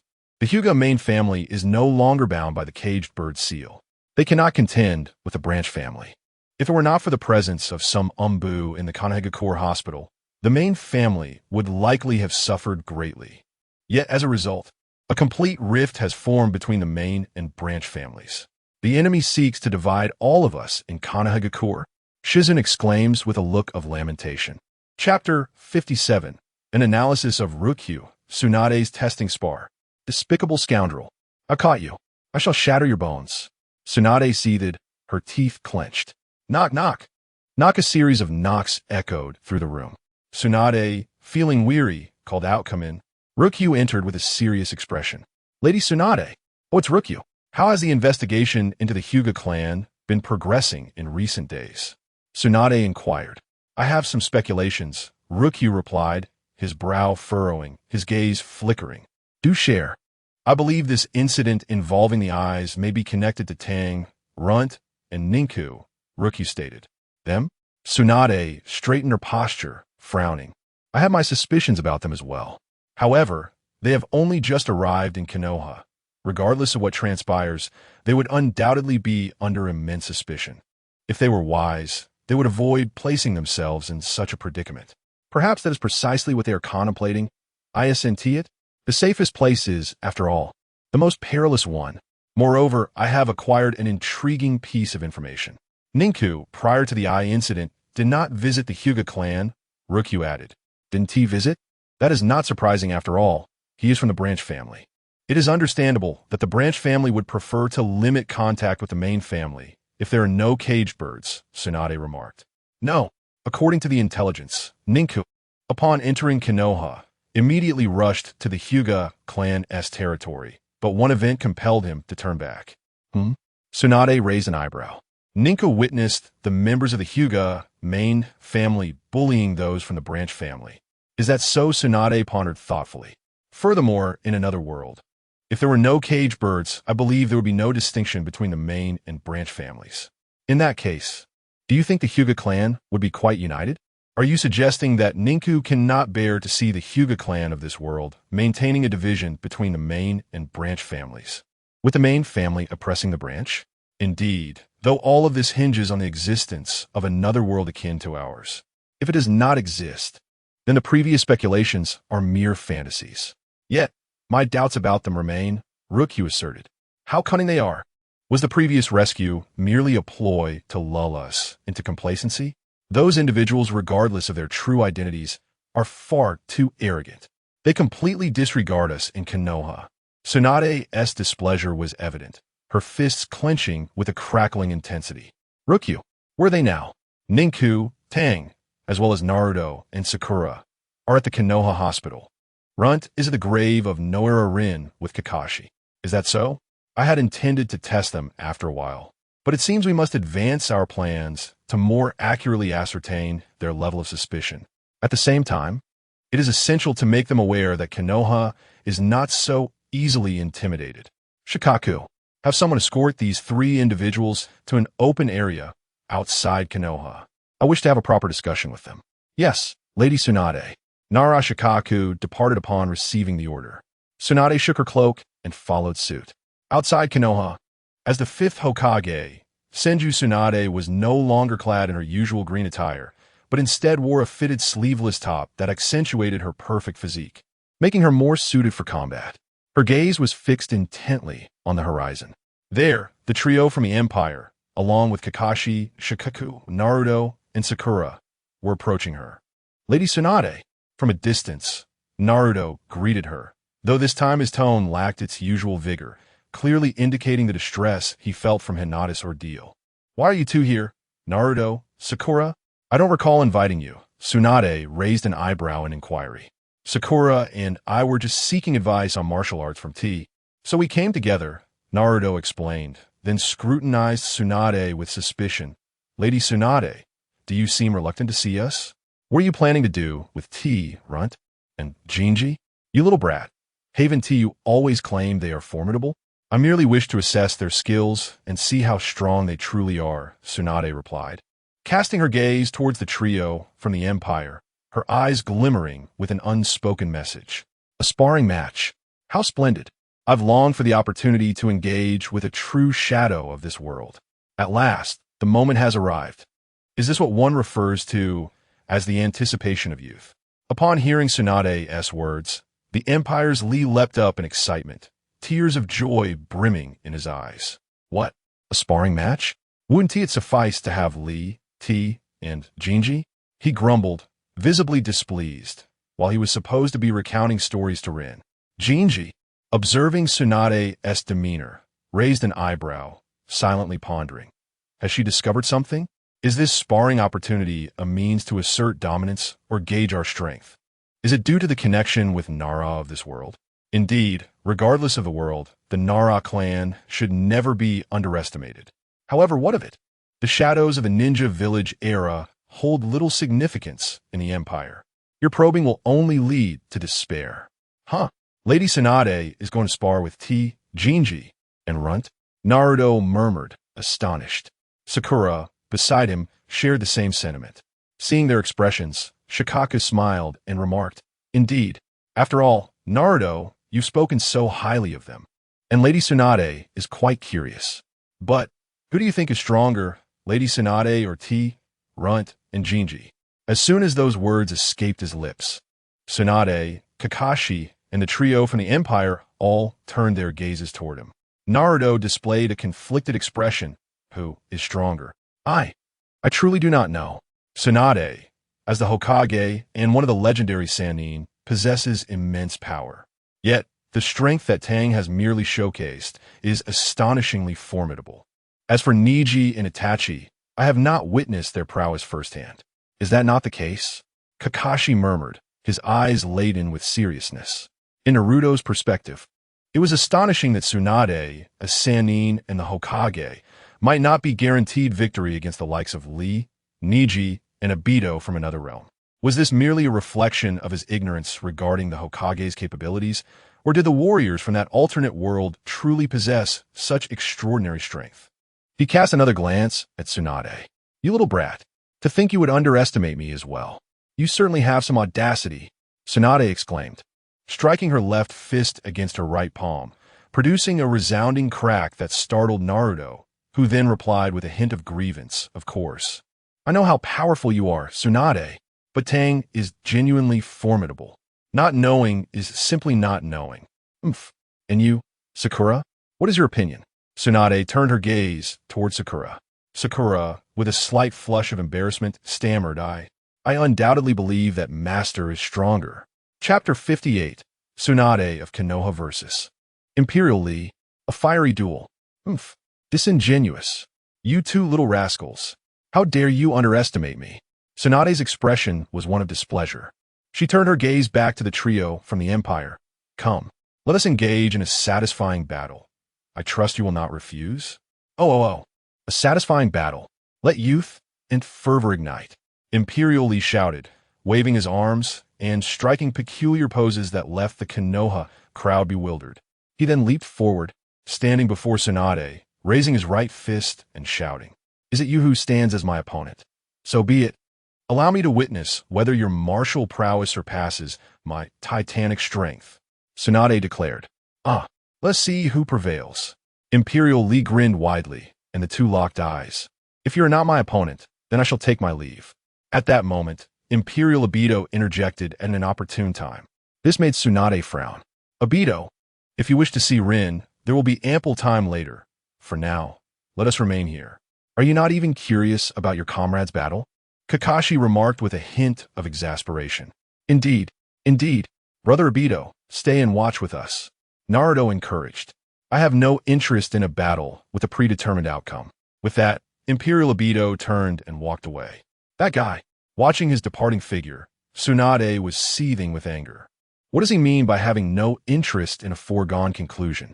Has he already conceded defeat before the fight has even commenced? A fleeting glance towards Imperial Niji revealed a similarly indifferent expression. Do not underestimate the Hokage, you little brats. She silently raged. In the next instant, she propelled herself forward with explosive force, hurtling towards Imperial Lee like a cannonball. Oh, youth, passion, ignite. Imperial Lee's eyes blazed with fervor. He too exerted himself, launching into the fray. The two transformed into streaks of light, racing towards one another. As they drew near, each unleashed a punch. Their fists collided with tremendous force. In the next moment, a resounding roar echoed. The point of impact unleashed a violent shockwave, felt by those standing dozens of meters away. Looking down, the ground beneath them cracked and splintered. Yet, the two remained steadfast, seemingly unyielding. Such terrifying power, Kakashi murmured, taken aback by the scene. Tsunade's monstrous strength was indeed met head-on. Iriko whispered, his expression grave. They are both remarkably strong. Naruto observed, his gaze intense. As a participant in the battle, Tsunade felt the force emanating from her right fist, yet her heart was profoundly shaken. This little brat has truly withstood my punch. In the entire ninja world, perhaps only the Raikage could achieve such a feat, and yet this young one has done so. Moreover, he appears remarkably unfazed. Is martial arts truly that formidable? Incredible. Lady Tsunade, your fist is indeed immensely powerful. Ha ha ha. My youth, my fervor. It burns even more fiercely. Chiaoli, with his prominent front teeth, laughed exuberantly. Oomph. Tsunade scoffed softly, swinging her left fist with renewed vigor. Come at me, Shaoli shouted, mirroring her movement with his own left fist. Their fists collided once more, unleashing a cataclysmic shockwave that shattered the ground beneath them. The two vigorous fighters showed no signs of retreat. They exchanged relentless blows, each strike sending shockwaves that threatened to tear the earth apart within a 100-meter radius. A crowd of spectators retreated with palpable seriousness, stepping back over 100 meters to ensure their safety. Their expressions were grave, not daring to blink, lest they miss the fierce clash of these top-tier warriors. Boom! Another fierce confrontation erupted. Shaoli was sent flying, yet he swiftly adjusted his posture midair, executing several backflips before landing firmly on the ground, giving Tsunade a thumbs up. Lady Tsunade's might is indeed impressive in direct combat. Currently, I am no match for you. You are quite remarkable yourself, little brat. If you keep this up, I may soon find it overwhelming. Tsunade's lips curled into a slight smile as she gently shook her tingling arms. However, there was no trace of joy in her heart. She could sense his ease, which indicated that he was still holding back against her, the Hokage. Although she too was reserving her full strength, it left her feeling quite vexed. He hasn't even unleashed his true martial prowess yet. Lady Tsunade, you must be cautious. Just then, Naruto's exuberant voice rang out. Shut up, you little brat. I don't need your concern. Tsunade turned and yelled at Naruto before refocusing on Shaoli. Hurry up and show your true abilities. This is far from sufficient. Ha ha ha. Lady Tsunade, you should be wary. Muscle liberation. Ha! Shaoli bellowed, flexing his robust arms. His entire physique twisted, becoming even more formidable. The muscles in his arms coiled like serpents, exuding an overwhelming aura. Here it comes. Just like Big Brother Naruto's martial arts. Naruto shouted. This is... Tsunade gasped in awe. Both Jiraiya and Kakashi furrowed their brows in concern. In the previous contest of strength, Lady Tsunade had merely triumphed by a slim margin. Now, confronted with this formidable form of Tang, could she secure victory once more? Lady Tsunade, I am here. A thunderous roar erupted as the ground beneath Imperial Lee fractured, sending countless fragments soaring into the air. His figure transformed into several fleeting shadows, swiftly darting to stand before Tsunade. How fast! Kakashi and Jiraiya exclaimed in astonishment. Tsunade's brow furrowed in concentration as she delivered a punch, only to find it passing through one of the illusions. Martial arts. Cannon fist. Lee's low growl resonated from his side as a massive fist emerged beside Tsunade. There was no evading the strike. It must be blocked. A sense of dread filled Tsunade as she raised her right arm in defense. Her fair limb met the enormous fist, resulting in a deafening explosion. After a series of sonic booms, Tsunade's body was propelled like a comet, soaring hundreds of meters before crashing into several large trees, finally coming to a halt. Lady Tsunade, Granny Tsunade, Kakashi, Jiraiya, Naruto, and Sakura cried out in alarm as they rushed to her side, witnessing her right arm visibly broken and blood streaming from her body. They attempted to assist her, but Tsunade extended her left arm to block them, shouting, "Stand back. The battle is not yet over." But Lady Tsunade, your condition. It is not suitable for combat, Jiraiya said, his face etched with concern. Do not underestimate me, the Hokage. Tsunade roared defiantly. In the next moment, the diamond mark on her smooth forehead radiated brilliance, transforming into several purple patterns that extended outward. An astonishing surge of chakra erupted from her being, and the injuries to her right arm, along with the other wounds, healed instantaneously. From this day forth, the Dragon Empire shall be renamed the Divine Martial Empire. Some may argue that simply calling it the Empire suffices, but I contend that an empire without a name is inconceivable. However, in the future, I shall endeavor to minimize the frequent use of the Empire's name. As for the current situation, only the first 11 chapters have been revised. Thereafter, no changes have been made. The system has indicated that further modifications will be blocked, so we must await the editor's return tomorrow to restore access. Chapter 59. The Full Power of Imperial Lee. This is the Een Seal and the 100 Healings technique. I never anticipated that Lady Tsunade of this era would also master such a technique. Previously, I had only heard of it. Now, I finally have the opportunity to witness its formidable power firsthand. To think that such grievous injuries could be healed in an instant is truly astounding. Unbeknownst to me, Imperial Lee had already approached the crowd, flashing a broad grin and giving them thumbs up. The martial arts are indeed remarkable. However, ninjutsu is equally formidable. Little brat, the battle has only just begun. Tsunade bellowed as she charged toward Imperial Lee once more. I can feel it. The blazing blood of Lady Tsunade. Indeed, the battle is just commencing. Imperial Lee leaped forward as well. Boom! Another collision of simple straight punches erupted. As the shockwave spread, Kakashi, Neji, Naruto, and the others quickly retreated. They widened their eyes, observing the fierce clash unfolding before them. With the activation of the Een Seal and the 100 Healings technique, Tsunade's recovery abilities surged, enhancing her strength, speed, and perception, keeping her in peak condition. This enabled her to continue trading blows with Imperial Lee. Thunderous roars echoed between the two as they exchanged strikes. Imperial Lee's figure was often sent flying, yet he would immediately rise again, launching himself towards Tsunade to strike her down. At the same moment, Tsunade would retaliate in kind. Their battle was a brutal exchange, completely forsaking defense. As time passed, due to the effects of the Een Seal, Imperial Lee appeared increasingly battered, with multiple wounds and blood staining his form. Boom! After yet another fierce confrontation, Imperial Lee was sent flying once more. Unable to contain himself, Imperial Neji furrowed his brow and exclaimed, while passion and youth are significant, "It's time to cease this folly. Surely, you've had your fill of enjoyment in battle? What does that mean? Are you suggesting that Lee has yet to unleash his full potential?" Tsunade questioned breathlessly upon hearing Neji shout. Kakashi and Niji were profoundly shaken. The Lee from another world was nearly matching one of the legendary Sannin, Tsunade, and yet he had not even exerted himself fully?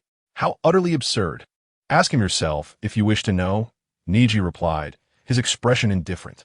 Tsunade then turned her gaze to Imperial Lee, who had risen to his feet, gently dusting himself off. My apologies. I've only just arrived in this world and encountered an opponent like Lady Tsunade. Moreover, since the sparring method is my favorite, an exhibition of strength, I momentarily lost myself in enjoyment. Imperial Lee said, scratching his head in embarrassment. Little brat, I'm giving you one last chance. Immediately unleash your full power. Otherwise, do not blame me for my lack of courtesy towards you. Tsunade, having obtained the answer, glared with eyes ablaze. She had been thoroughly underestimated. This time, it must be certain. The 8 gates of Duinjia. Open the first gate, the second gate, the third gate, the fourth gate, the fifth gate, the sixth gate, and the seventh gate. The Imperial Little Lee raised his arms high and shouted at the top of his lungs. In the next moment, a torrent of violent chakra and true energy erupted, soaring towards the heavens. The terrifying gusts of wind ravaged the area, stirring up a tempest for hundreds of meters around. Even the clouds above the Imperial Little Lee were thrown into chaos by this formidable power. The 8 gates of Duinjia. Indeed, they possess this ability. Could it be that they are truly from another world? Is everything they said genuine? Kakashi murmured, his left eye betraying an uncontainable gravity. This is bad. The formation of the 8 gates of Duinjia is a forbidden technique of Konoha. It is said that when all 8 gates are opened, one wields power that surpasses that of the Hokage. Although Tang has only opened 7 gates, he has not yet reached the 8th, but, combined with his original strength, Lady Tsunade is likely no match for him. Irika whispered as well. Incredible. This is a perfect fusion of ninjutsu and martial arts. Remarkable. Tang.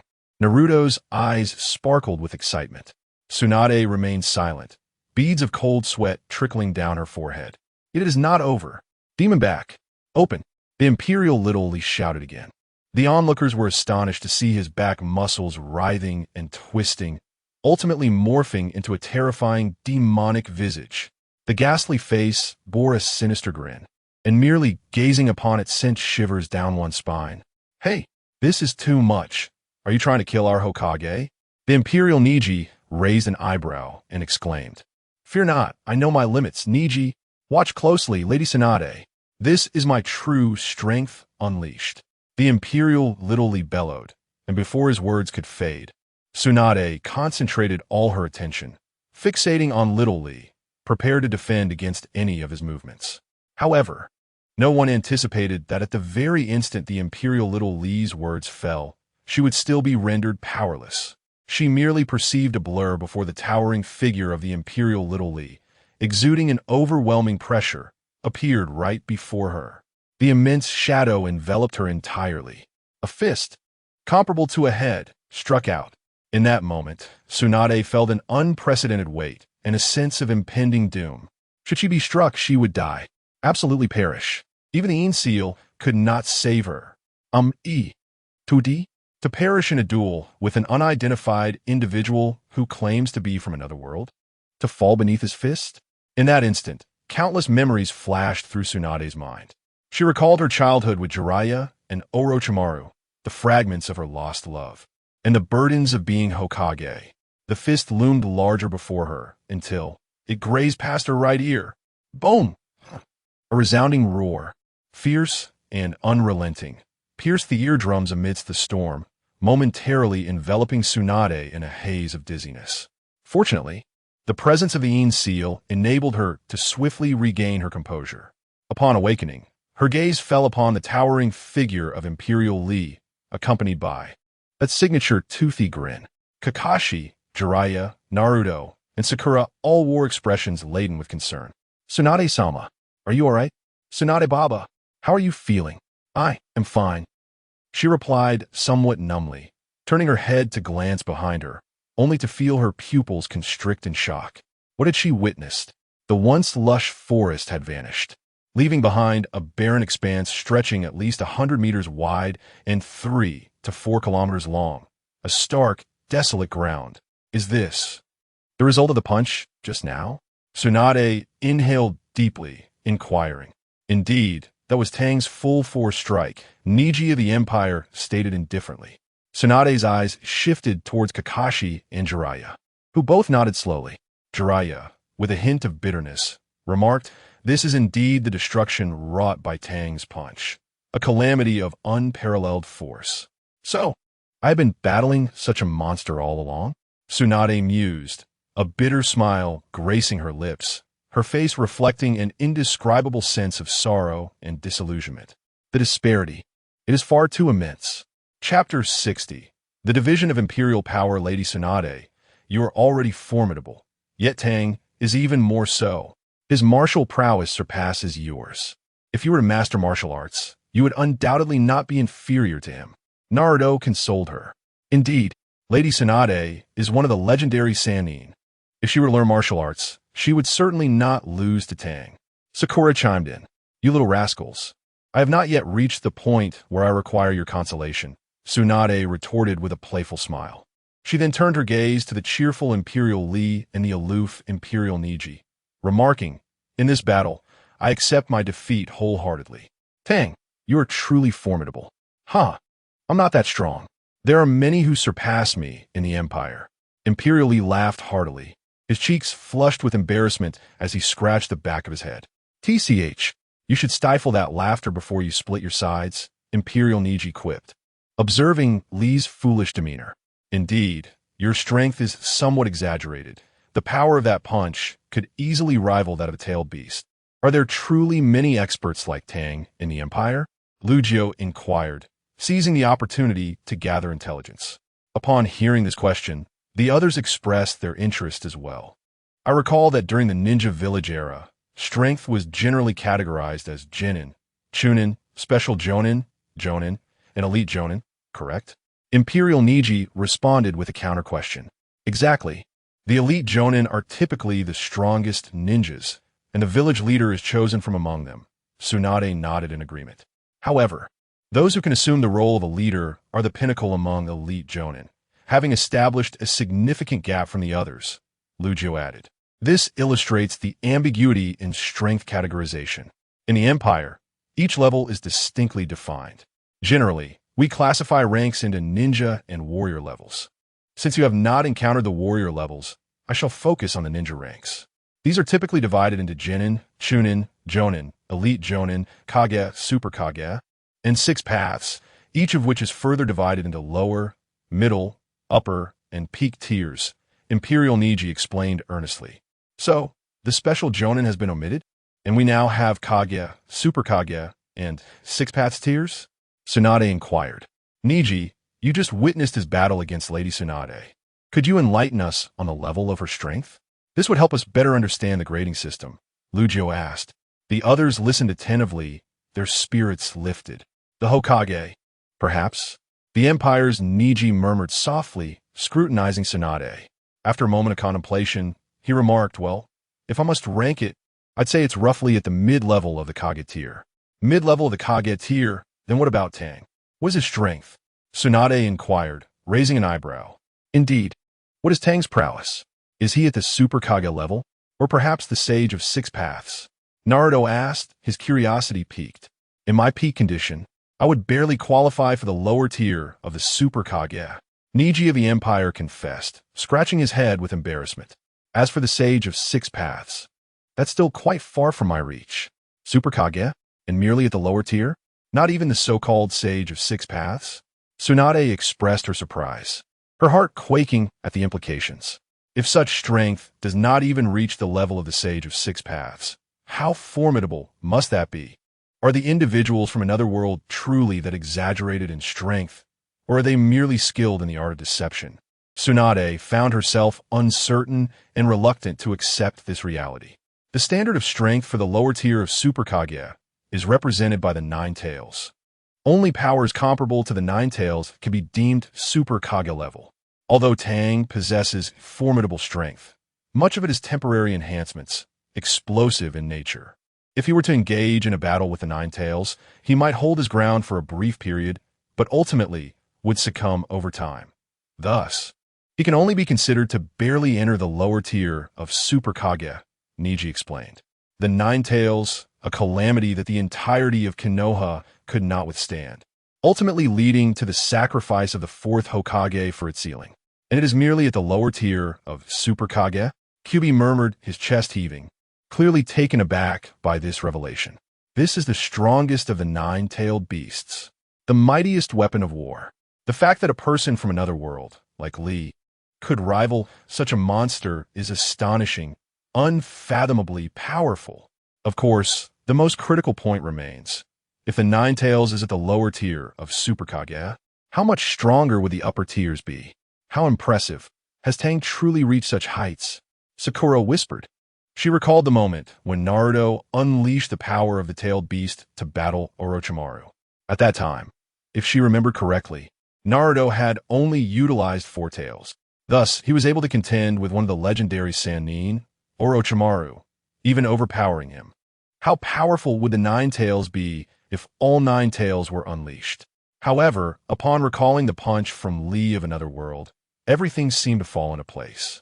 Indeed, he is remarkably strong. What about you, Niji? What is your strength?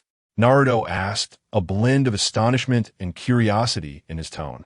Your curiosity is quite insatiable, isn't it? Niji of the Empire countered. Hey, who could resist when you're so enigmatic? You never mentioned any of this to me before. Naruto chuckled. Well, it's not impossible to share. As for myself, I cannot compare to Tang. I merely stand at the pinnacle of the Kage level, Niji replied. Pinnacle of the Kage level? Isn't that significantly stronger than Tsunade Baba? That's truly impressive, Naruto exclaimed. On one side, Tsunade's forehead veins bulged as she thundered, You little brat. Is it amusing to you that others surpass me? In the next moment, her delicate fist made intimate contact with Naruto's head. Bang! Ouch! Naruto clutched his head, a pained expression on his face. Grandma Tsunade, why do you keep hitting me? I was merely astonished by Niji's prowess. Oomph! You little rascal, Tsunade muttered, turning her head away. Sakura sighed. Niji truly is impressive. Among our peers, only he has attained the rank of Jonin. Ahaha! Niji is formidable as well. Although his strongest combat power is a notch below mine, he is certainly not weaker, Naruto exclaimed. After all, I must exert all my abilities to temporarily reach the lower tier of the Hokage level. Meanwhile, Niji consistently exists at the pinnacle of the shadow level. Lee, from the Empire, explained with a grin. And what about Naruto? What level does he currently possess? Kakashi inquired. Having mastered the basic 6 techniques and the wind attribute breathing method, and even skillfully combining them, he could be considered at the lower tier of the shadow level. Niji from the Empire reflected thoughtfully. Chapter 61. Kakashi's Social Defim? Huh? Ha. Have I truly become this strong? Upon hearing Niji's words, Naruto's lips nearly stretched to the back of his head. So it turns out, I have the strength to become Hokage now. How impressive am I? He winked at Sakura, causing several veins to appear on her smooth forehead. You little rascal are indeed formidable. If I do not exert my full strength, it would be quite challenging to defeat you, Tsunade remarked in admiration. Naruto, you can easily overpower me now. How could you not be strong? Kakashi rolled his eyes. So, what about Teacher Kakashi? What level of strength does he possess? Naruto asked cheerfully. He barely qualifies as a high-level elite Jonin, Niji replied, furrowing his brow as he added. Kakashi Hatake became a special Jonin at the age of 12, holding the record for the youngest Jonin in Konoha. Achieving such a feat merely through the village's educational system is commendable. His talent is undoubtedly on par with our Kakashi-senpai, but his subsequent growth has been nearly stunted, rendering him unable to advance to Hokage level. How unfortunate. Ahaha. Becoming a special Jonin at 12 was merely a stroke of luck, just sheer fortune. Hokage level is akin to being on par with someone as esteemed as Lady Tsunade. I still have a long way to go. He chuckled awkwardly, a hint of bitterness in his smile. If you had diligently preserved your pure yang energy, at this age, you would have at least reached Hokage level, but alas, you squandered it.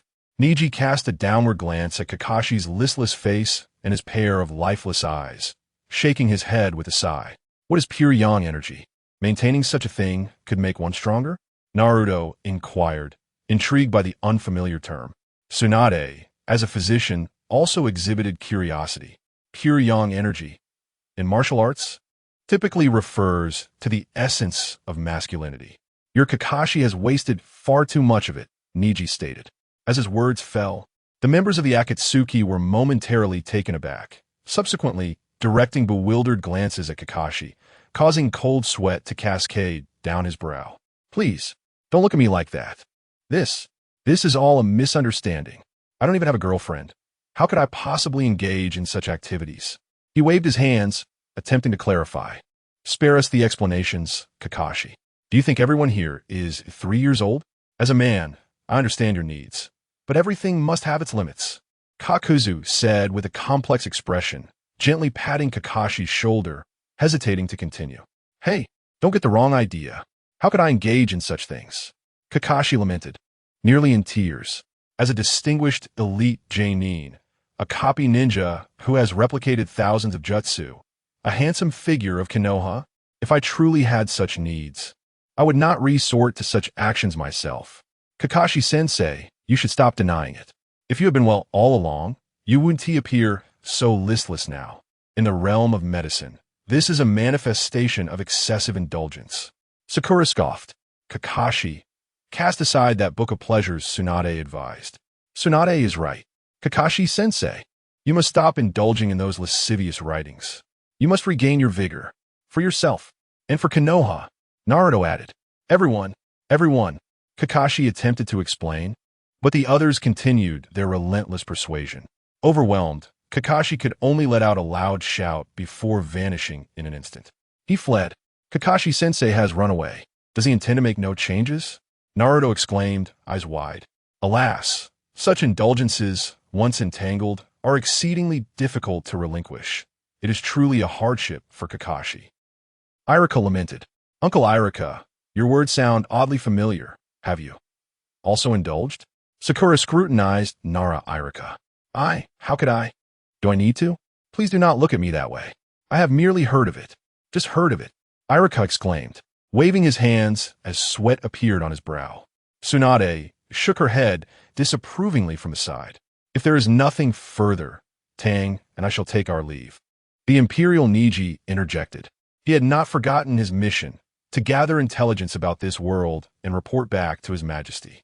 Over the past few days, he had been diligently pursuing this task, leading him to learn quite a bit, which fostered a lack of fondness for Konoha's inhabitants.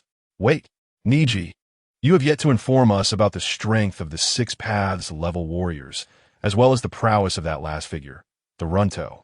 Irika quickly spoke up, halting the Imperial Neji in his tracks.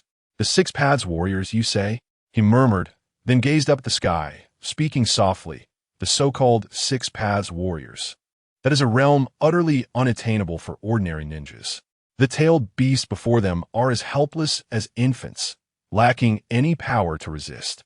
A single strike is sufficient to annihilate a nation or even a small planet, to cleanse the entire ninja world in an unstoppable manner within a single day. That is the strength of a Six Paths warrior. Hiss. Upon hearing this, the Konoha group collectively gasped, feeling their hearts convulse. The Imperial Neji's description was profoundly challenging their comprehension. Tsunade murmured, such a warrior could rightly be called a deity, could they not? You may consider it thus. Neji nodded. Tailed beasts as infants. A single blow to obliterate a nation, a day to destroy the ninja world, even planets. Such a monstrosity. Does it truly exist in this world? Irika whispered, doubt filling his eyes. Indeed, is the Emperor of the Divine Martial Empire such a formidable being? Naturally, His Majesty's power is unrivaled, supreme. He is the sovereign of countless martial arts. To call him merely a Six Paths level warrior might be an affront to his greatness. Ningxi of the Empire gazed with admiration, exclaiming, indeed, it is truly impressive. What about my brother Naruto and that arrogant Sasuke? What are their strengths? Naruto eagerly pressed for answers. Both of them are formidable beings at the Six Paths level. Ningxi replied, how remarkable. Naruto's eyes sparkled with enthusiasm, reflecting his admiration. My brother is so powerful. I cannot afford to tarnish his reputation. It is decided. Starting tomorrow, I shall dedicate myself to more rigorous training. Yes, that's the spirit. Naruto, let us ignite our passion and youth, striving for greater heights, exclaimed Lee from the Empire, inspired by Naruto's exuberance. Together, let us persevere. Youth leaves no room for regrets. No need to wait for tomorrow. Naruto, let us take action immediately. Lee shouted with fervor. Yes, let us commence our training. Naruto echoed with equal enthusiasm. Sakura, join us as well. Lee extended his hand toward Sakura. Chapter 62 Niji. The gaze of everyone seems rather peculiar. Sakura displayed a hint of hesitation. Do not waver, Sakura. Did we not agree to grow stronger together and protect Konoha? Come on, Naruto exclaimed. Sigh. Very well, but I cannot train for too long. Otherwise, developing muscles like yours would be quite unsightly, Sakura murmured. They ultimately dashed off into the distance. Observing their departing figures, Tsunade and Kakashi exchanged uneasy glances. Naruto appears increasingly strange with each passing moment. Finally, I am uncertain of the extent of Iruka's strength. He has been despondent for far too long and has not taken action in ages. Niji of the Empire concluded, turning to leave. Soon, only Tsunade and Kakashi remained.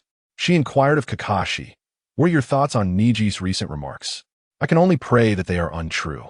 If they are indeed factual, we must surrender immediately, Kakashi replied, shrugging his shoulders with resignation. Indeed, we can only hope that it is false, yet the more we interact with them, the more it feels undeniably real. Kakashi, how much do you believe now? 8 out of 10, Kakashi pondered. Is that so? Tsunade murmured, letting out a sigh as she turned to leave. Cough, cough, cough. In the outskirts of Konoha, at the edge of the wasteland, devastated by a punch from the Empire's Lee, a sound of coughing echoed. One of the root members, Torikata, shakily stood up, gazing at the desolate expanse stretching for miles, as well as the forest 100 meters away. He was momentarily dumbfounded. Where am I? Did I not just receive Lord Danzo's orders to monitor the 5th Hokage alongside Yamashiro? Ouch, my head aches. He pressed his forehead, attempting to recall the recent events. I remember that fellow named Tang engaged in battle with the 5th Hokage, culminating in an overwhelmingly terrifying force. Then, confronting the 5th Hokage, delivering a single punch.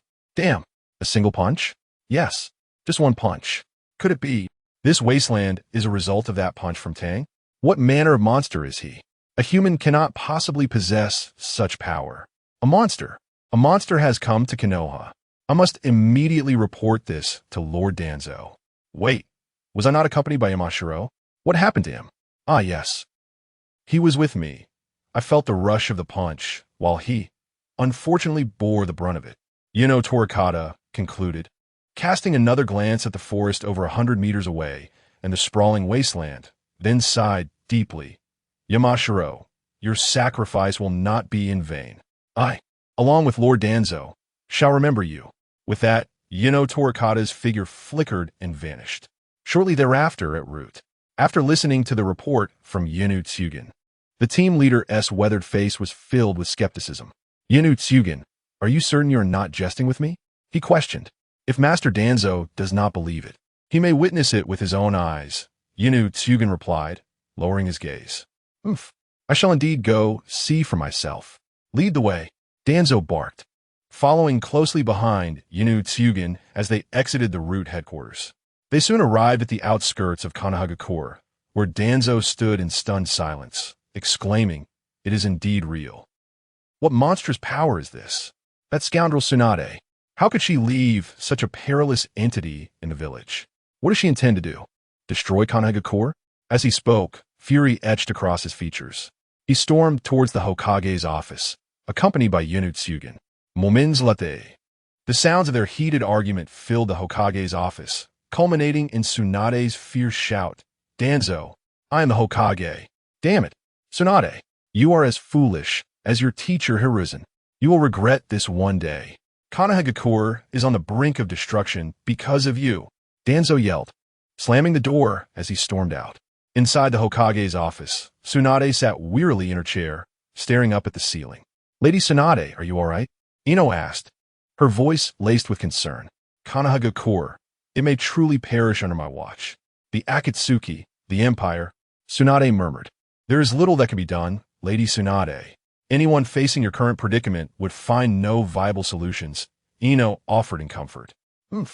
Even I, the leader of the village, am so powerless. What can I truly do for the village? Do we have to simply submit to the Akatsuki and the Empire? Tsunade pondered. No, it absolutely cannot be that way. Resolutely, she rose to her feet, declaring, Ino, continue to dispatch more personnel. Notify all those on missions to return immediately. A martial arts assembly is imperative. Yes, Lady Tsunade. Days passed, and the commotion caused by the Empire's Li was impossible to conceal. Ultimately, Konohagakure explained it as the Cloud Village's attempt to unleash a tailed beast upon them, which was thwarted by the valiant efforts of the fifth Hokage. The villagers, upon hearing the news, began to curse the Cloud Village while praising the greatness of the fifth Hokage. Simultaneously, the renowned Team 10 began to return to Konohagakure. As they crossed through the village gates, the Inoshikacho trio collectively exhaled a sigh of relief. We are finally back. This outing was utterly exhausting. All thanks to that rascal Naruto. I haven't had a proper bath in ages, Shikamaru lamented, gazing at the familiar streets. Barbecue, barbecue, barbecue. I crave barbecue, Choji murmured, saliva pooling at the corners of his mouth. Everyone, let us exercise a bit of patience. First, let us check on Naruto and Sakura. Why on earth have those two been silent for 2 months? It is most peculiar, Shikamaru noted, a hint of concern lacing his words. Shikamaru murmured softly when suddenly a familiar voice rang out behind him. Hey, Shikamaru, Ino, Choji. Oh, it's Lee, Tintin, Niji, and Teacher Guy. The trio of Ino, Shikamaru, and Choji turned in unison, and upon seeing their visitors, Ino greeted them warmly. What a coincidence. We just returned to the village, and here we meet everyone. Perhaps this is the guidance of youth. Lee exclaimed excitedly. Tintin and Ino covered their heads. How can Lee, having just completed a mission, still be so full of energy? Shikamaru glanced around, noticing something peculiar, and remarked, Niji, everyone seems to think your expression is a bit off. Niji, upon being called out, turned to see some passers-by looking at him with curious eyes. It seems. Indeed something is amiss. Why is it only me? He furrowed his brow in contemplation. Perhaps after this mission, Niji, you become even more vibrant with youthful energy, and everyone is drawn to it, Guy exclaimed, giving Niji a thumbs up. No, that cannot be the reason. Niji shook his head, confusion evident in his eyes. Chapter 63. A visit if you have questions. Just ask directly. What use is pondering alone? Tian muttered to herself, and approached a man who regarded Niji with an unusual gaze. Grasping his shoulder, she exclaimed, Hey, what is the meaning of that disrespectful look towards my teammate? My apologies. The passerby quickly turned his head, genuinely remorseful. If you truly mean to apologize, then tell us what prompted such behavior, Tian pressed. At that moment, Shikamaru, Niji, and others gathered around. Well, the situation is as follows. The passerby recounted the events concerning the Hyuga clan. Upon hearing this, several of the younger members were left in stunned silence. Are you saying the Hyuga clan has been obliterated? Attacked? After the main family lost all their Byakugan, they attempted to seize the branch family's eyes, resulting in a chaotic conflict that severed ties completely? Are you certain you are not jesting with us? Tian questioned, skepticism evident in her eyes. I am not joking. If you don't believe me, you may inquire with others, the passerby replied before hastily departing. The group subsequently questioned several more individuals, receiving nearly identical responses. In that moment, everyone was at a loss for words. Niji clenched his fists, his expression a complex tapestry of emotions. The Hyuga clan has perished?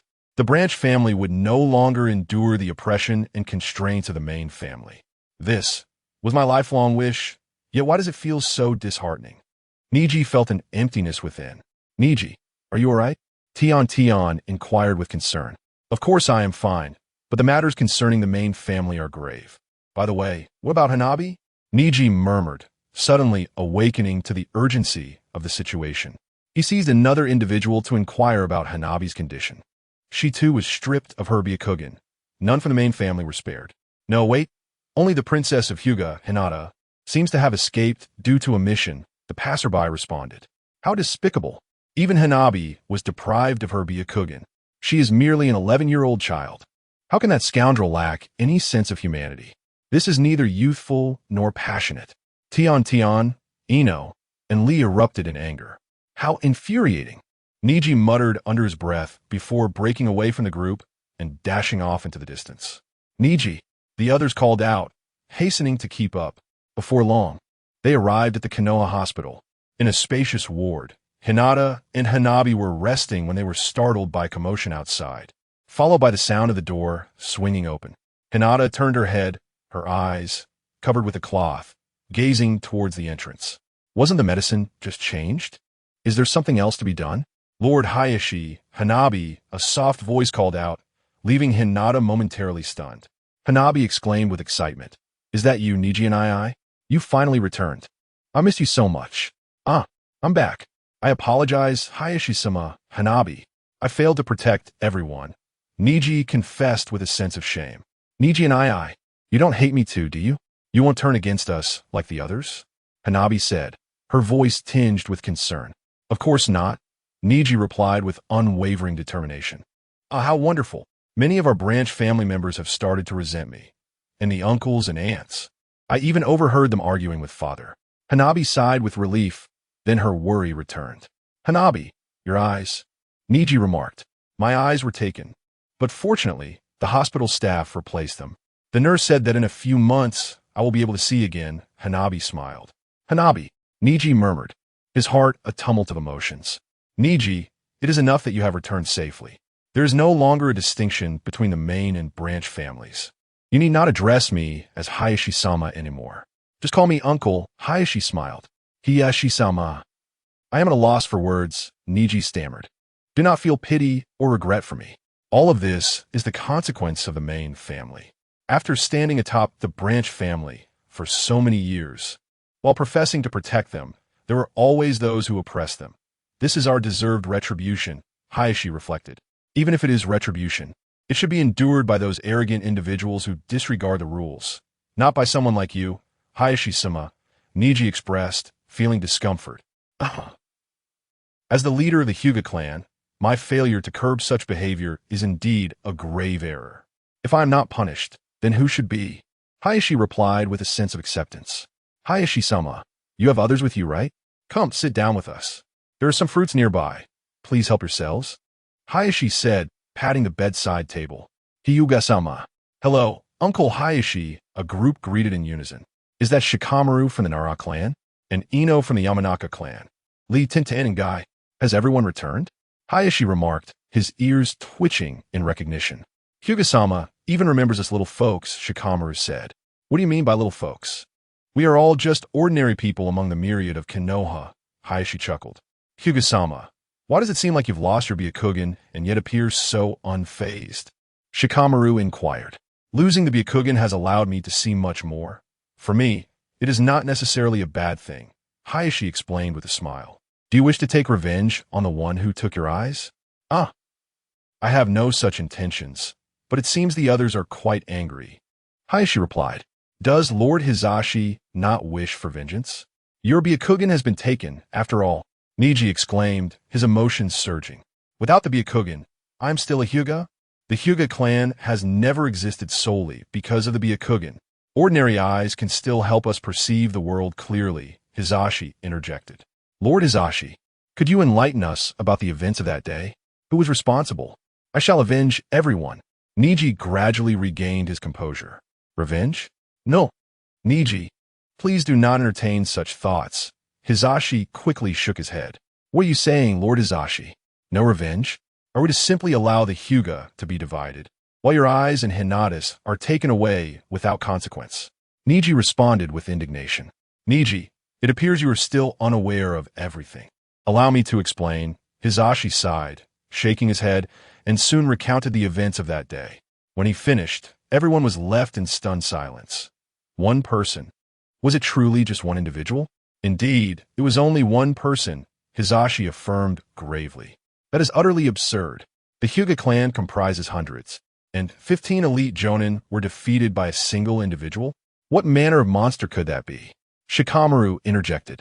It feels stronger than even the Hokage, Tenten murmured, swallowing hard. What a terrifying creature. Even with the 8 gates, I would be unable to match such strength, Guy remarked, his expression somber. It feels as though we are listening to a myth, Ino whispered.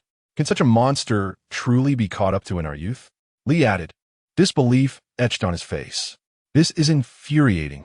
Even if he rivals the tailed beasts, Konoha still has its people, and with Lady Tsunade, we can surely defeat him together. Niji clenched his fists. No. That individual fears not the onslaught of many. Numbers are of no consequence. Hizashi urged him to let go of his hatred. Lord Hizashi. Niji felt a surge of anger within, yet refrained from defying the ailing Hizashi, choosing silence instead. Afterward, the others engaged Hizashi in various discussions. But Niji's enthusiasm waned. Time passed, and when they finally left the hospital, Niji initially intended to return home, but paused upon seeing Hinata, Shino, and Kiba rushing towards the hospital. His feet halted, standing in place for a long while until Kiba and Shino emerged from the hospital. Hinata, how is she? Niji inquired. It's you, Niji. Hinata's condition is not good, Shino replied, shaking his head. After all that had transpired, the Hyuga clan was fractured. Her father and sister had both lost their eyes. How could she possibly be well? However, the clan leader Hizashi seems quite magnanimous, even comforting Hinata. Urging her not to become ensnared in the chains of revenge, Kiba remarked, shrugging his shoulders. Chapter 64. The Gathering of Konoha's Jonin, Chunin, and Genin. Is that so? Niji nodded, turning towards the direction of home. He had not walked far when a member of the branch family from the Hyuga clan spotted him and rushed over, exclaiming with excitement, Niji, Niji, we are free, finally free. From this day forth, we shall no longer be oppressed by the main family. We are free. Ah, Niji replied weakly. Niji, why aren't you happy? Wait, your cage bird is still.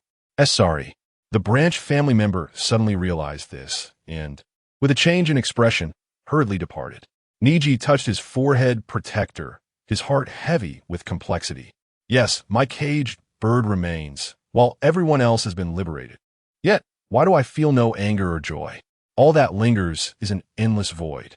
He gazed at the sky, continuing his walk until a faint sigh resonated beside him. What is this? The branch family has gained freedom, yet you appear sorrowful? Is it because you remain a caged bird? Fear not, for I can rescue you right now. Who? Niji suddenly awoke from his reverie, shocked to find himself no longer in familiar streets, but in a dim, unfamiliar place. At that moment, a man clad in a black and white dual-colored coat and wearing a mask stood behind him. It's you, that bastard who stole the Byakugan from the main family. How dare you show your face in Konoha? Niji instantly recalled his earlier conversation with Hizashi, roaring in anger as he swung his right palm, launching an empty palm strike at the masked man. Bang! The strike landed on the unyielding figure of the masked man, causing the surrounding air to ripple gently before settling back into calm. To attack me with such fury. Is this how you treat a benefactor? The masked man inquired nonchalantly. Damn it, I am pleased that you can release the branch family's caged birds. However, you have harmed Lord Hizashi and caused Lady Hinata distress. I will not let you escape unscathed. Niji shouted, charging fiercely at the masked man, his arms weaving into a blur as he unleashed a flurry of strikes aimed at various parts of the masked figure. Ah, I see. It appears you have fallen, becoming a mere lapdog for the main family, driven to madness by your master's loss of sight. How tragic! The masked man's voice rose in a mix of disdain and fury. At that moment, Niji's palm struck the masked man's waist.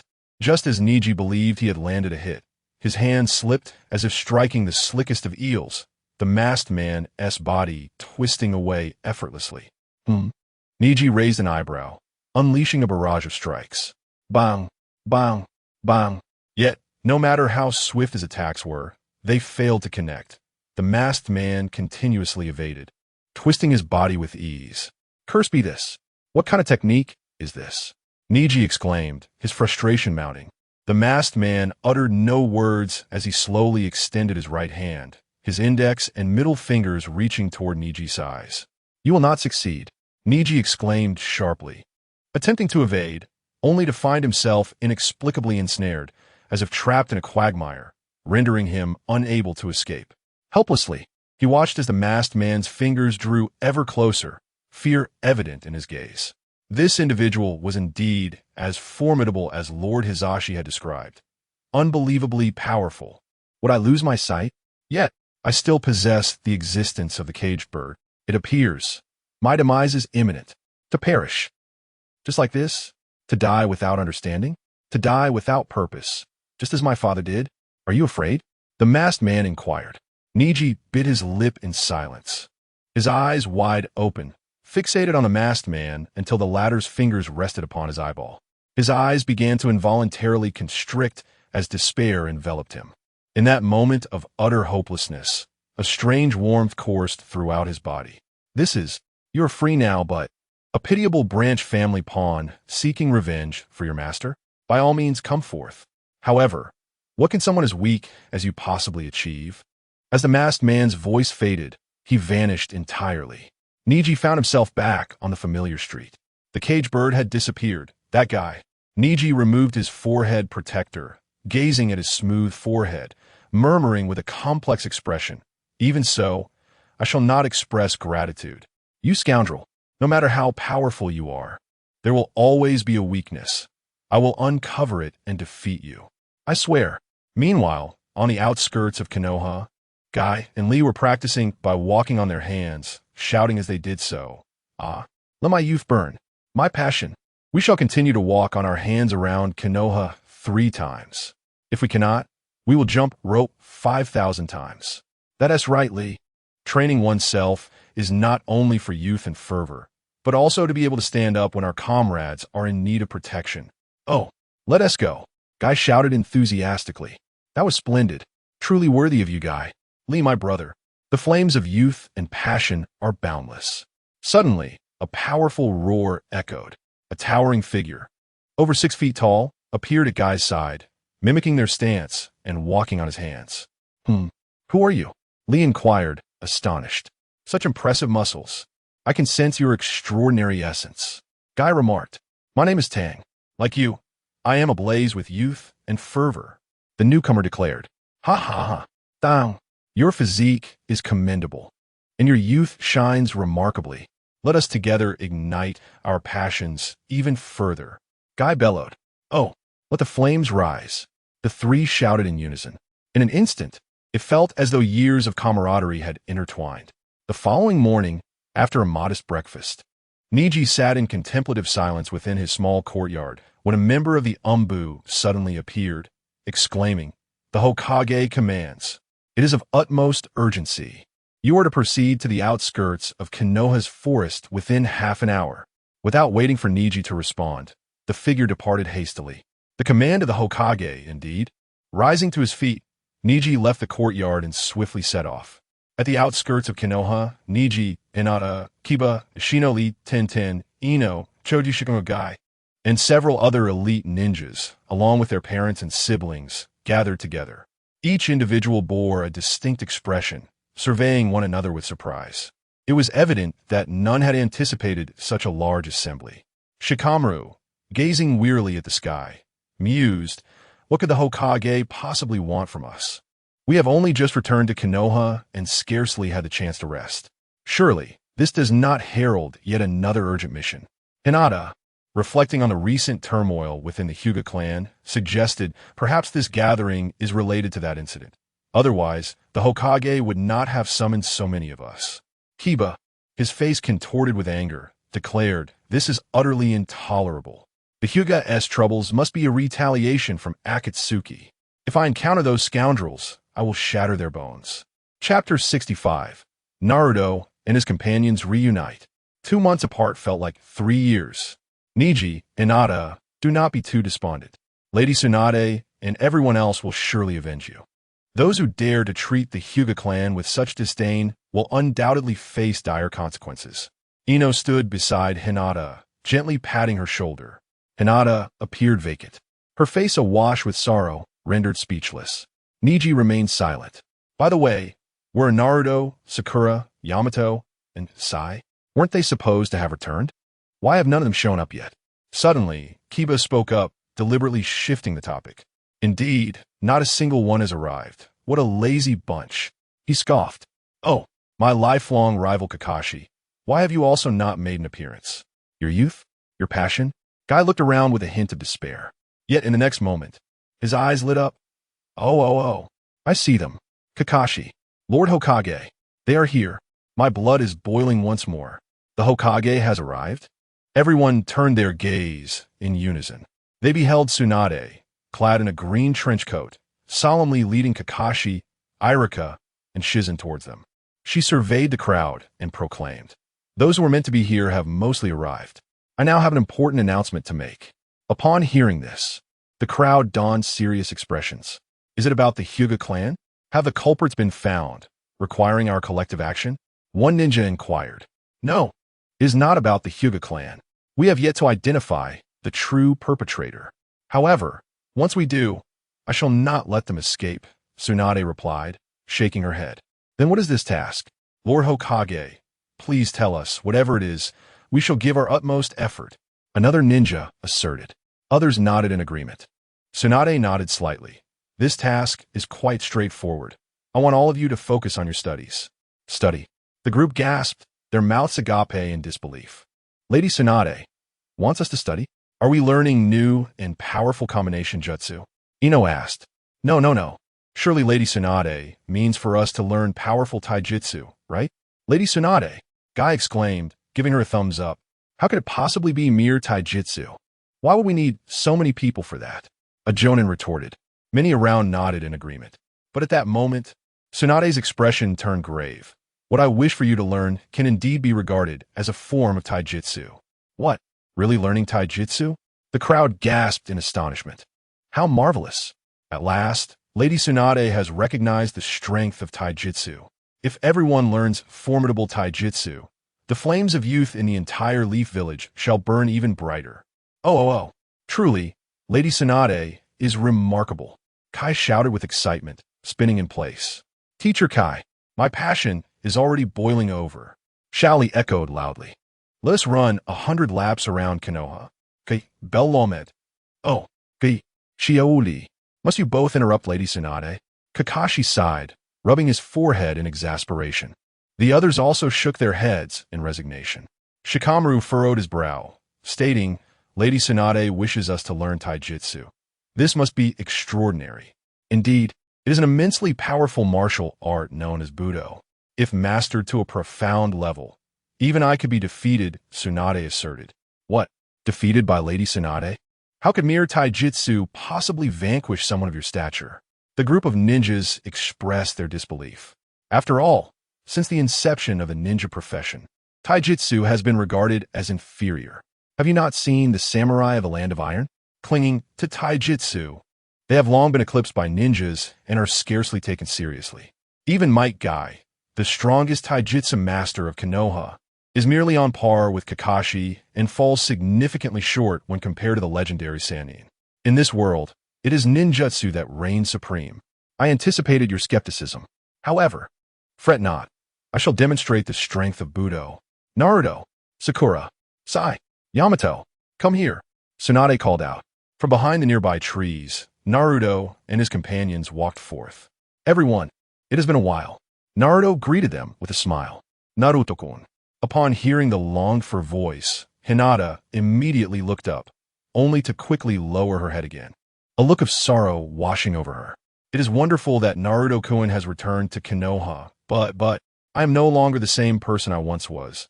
I have no right to harbor feelings for Naruto-kun. Hinata lamented inwardly.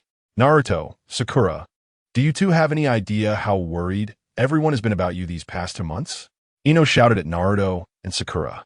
Naruto, I had planned to invite you for barbecue today, but I couldn't find you. Now that I see you, I can finally breathe easy. Choji chimed in with a smile. Oh, I can sense a fiery spirit emanating from Naruto. Teacher Kai, Shiauli exclaimed. Indeed, it is Naruto. Let us ignite our youth together. Quixote eduberantly. Wait, is it just my imagination? Why does it seem that Naruto has grown stronger and taller after 2 months? Kiba mused in astonishment as he approached and scrutinized Naruto. Hehehe, Kiba, you seem quite perceptive, but I'm still in my growth phase. It is perfectly normal to grow taller. I assenti it. No need to be so surprised. Naruto proclaimed proudly, puffing out his chest. 2 months prior, he stood at roughly 166 meters, but after training in Budo, he had surged to approximately 177 meters. Although compared to the likes of the empires Xiao, Li, and Niji, he may seem insignificant, standing once more before his former companions, he indeed appeared considerably taller. This realization filled him with a profound sense of pride. Those rascals. Merely 2 months ago they were shorter than I, and now they tower over me. It's quite irksome. He grumbled, a look of envy etched across his face. How could such a transformation occur in just 2 months? Far more drastic than the changes seen over the previous 3 years. Unbelievable. Naruto, Niji murmured. Naruto also turned his gaze toward Niji and Hinata, his smile faltering as he declared, Niji, Hinata, the matters concerning the Hyuga clan shall not be left unresolved. I will avenge you. Please trust me. Naruto-kun. Hinata lifted her head, gazing at Naruto, whose expression was grave, softly whispering as if to say something, yet ultimately lowering her head once more. I will handle the vengeance myself. What can you, a mere genin, possibly do? Niji's thoughts were tumultuous, but he voiced his sentiments nonetheless. This caused Naruto's expression to harden in disbelief. Genin, genin, genin. He squatted down, drawing circles in the dirt. Chapter 66. Naruto's Triumph over the Young Ones. Lady Tsunade, did you summon Naruto at this moment because he has mastered the so-called martial arts? Shikamaru inquired, causing the others to pause in surprise. Naruto? Martial arts? Their gazes turned toward Tsunade. Indeed, during Naruto's 2-month absence, he dedicated himself to the study of martial arts. Now, he has become astonishingly powerful. Moreover, he is the instructor for this martial arts lesson. Tsunade affirmed. Astonishingly powerful? Naruto as our teacher? Just him? Expressions of disbelief emerged among the group. They regarded Naruto's somewhat smug demeanor, recalling his unreliable childhood self, leaving them momentarily at a loss for words. Hey, what's with that look, you guys? Do you think I'm unworthy? Naruto glared at them indignantly. A mere genin is going to be our teacher? I am, after all, an elite chunin. Soon, I will be promoted to jonin. Kiba scoffed. Woof. Akamaru barked in agreement. Indeed, having a genin as a teacher feels rather peculiar. Shino adjusted his glasses. You two and Akamaru. Naruto clenched his teeth in frustration. If you're unconvinced, feel free to spar with me. I will show you the true terror of martial arts. Tsunade interjected from the side. Can we really spar? This is going to be interesting. I've longed for a rematch with you, Naruto. 3 years ago, during the Chunin exams, if you hadn't let out that fart, I would never have lost. This time, I must reclaim my victory, right, Akamaru? Kiba exclaimed, excitement gleaming in his eyes as he rubbed his finger against his nose. Woof. Just in time. I was hoping to give you a proper lesson. Kiba. Naruto grinned mischievously. Kiba, you stand no chance against the current Naruto. Sakura cautioned from the side, shaking her head. Stop trying to scare me, Sakura. I don't believe Naruto can be that strong. Kiba retorted dismissively. I like your confidence right now. But don't get too frightened later, Kiba. Naruto warned playfully. Quit boasting, Naruto. Come out already. Let me see your strength. Kiba, along with Akamaru, urged impatiently. Naruto slowly stepped forward. Positioned about 50 meters apart, he suddenly flashed a confident smile and began to breathe deeply. A powerful current of energy surged from his mouth and nostrils, stirring up the dust beneath him. A pale green chakra, entwined with shimmering white energy, began to envelop Naruto. His black and yellow training attire and black headband billowed in the wind, emanating an inexplicable aura. What is this? Everyone was taken aback by the sight. What technique is this? Kiba asked in astonishment. Woof. Akamaru barked anxiously. Kiba, watch closely. This is martial arts. The ensuing battle, however, would conclude in an instant. A confident smirk graced Naruto's lips as his voice resonated with unparalleled assurance. As the words fell, the ground beneath him erupted violently. Amidst the flying debris, Naruto vanished from sight. Gone. Where could he be? This thought raced through the minds of all present, save for Guy. Suddenly, their pupils contracted in shock. For Naruto had inexplicably appeared before Kiba and Akamaru. When did this happen? It was too swift. Such velocity was unattainable even by a Jonin. It seemed even faster than Guy. The onlooking ninjas were astounded. Woof! Demon! Kiba and Akamaru cried out, their eyes trembling with fear, instinctively seeking to evade. But at that moment, Naruto's fist struck simultaneously into the abdomens of Kiba and Akamaru. Raging wind palm. Boom! A resounding blast accompanied by a surge of energy erupted forth. Kiba and Akamaru's eyes widened in disbelief as they were sent flying several meters, crashing into a large tree, clutching their bellies, and falling to the ground. Was this truly the end? Amidst the crowd of ninjas, Anko wore an expression of astonishment and horror. Incredible! Naruto-kun. Hinata clasped her hands together, feeling a mix of admiration and regret. Could this truly be the same Naruto who once lagged behind? Shikamaru blinked several times, inhaling sharply. How could this guy be so strong? Ino gaped in disbelief. What is happening? My bugs sense danger. Shino adjusted his glasses. Oh, this is youth. This is passion. Remarkable Naruto. Lee exclaimed excitedly. That damn Naruto. How could he have become so formidable? Kiba groaned, gazing up at Naruto with a frustrated expression. What? Akamaru whined. Is this what they call martial arts? The other ninjas murmured, their eyes glimmering. Indeed, this is martial arts. Before mastering this path, Naruto had fought alongside his comrades against members of the Akatsuki, but his overall strength could barely be classified as Jonin. Yet now, he stood as a formidable ninja, capable of rivaling me, Tsunade remarked, sending shockwaves through the hearts of all present. What? This guy can stand against Lady Tsunade? Impossible. Naruto, on par with the legendary Sannin? What a farce. Naruto-kun, so powerful. The gathered ninjas shouted in unison. Ha ha ha. No, I'm not as formidable as Lady Tsunade says. Naruto laughed heartily, basking in the astonished and incredulous gazes of those around him. One hand scratching his head while the other waved dismissively. His expression radiated uncontainable pride. Hey, could he really be that pleased? Seeing Naruto's demeanor, many began to believe it. Naruto has never engaged in combat with Lady Tsunade. Sakura, unable to contain herself, remarked, I knew it. How could Naruto possibly be that formidable? A few ninjas let out a sigh of relief. Yet at that moment, Kakashi interjected. Although Naruto has not faced Lady Tsunade in battle, he easily defeated me. The crowd gasped in astonishment. He easily defeated Kakashi-sensei? Was it as effortless as overcoming Kiba? Certainly not. Kakashi grimaced, rolling his eyes. However, it wasn't too far off. Regardless, the current Naruto is indeed capable of battling a powerhouse like Lady Tsunade. Is that truly the case? The group stared at Naruto, sweat beading on their foreheads.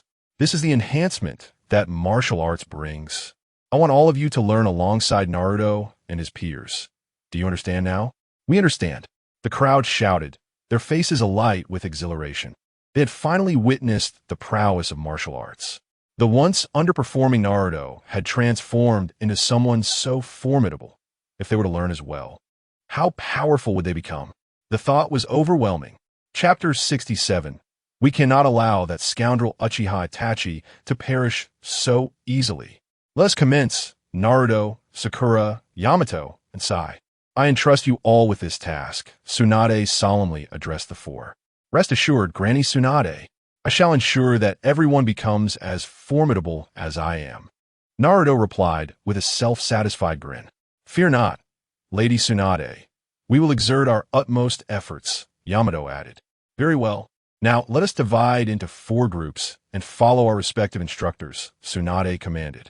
Upon her words, the crowd began to mobilize, forming lines before the 4 individuals.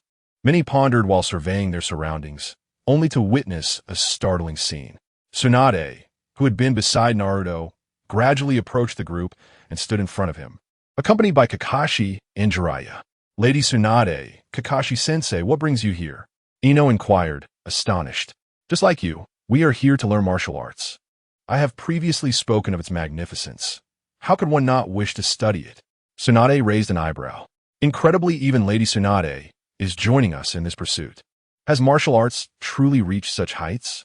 Many felt their admiration for martial arts surge dramatically. Naruto, Sakura, Yamato, and Sai each acquired a considerable number of students.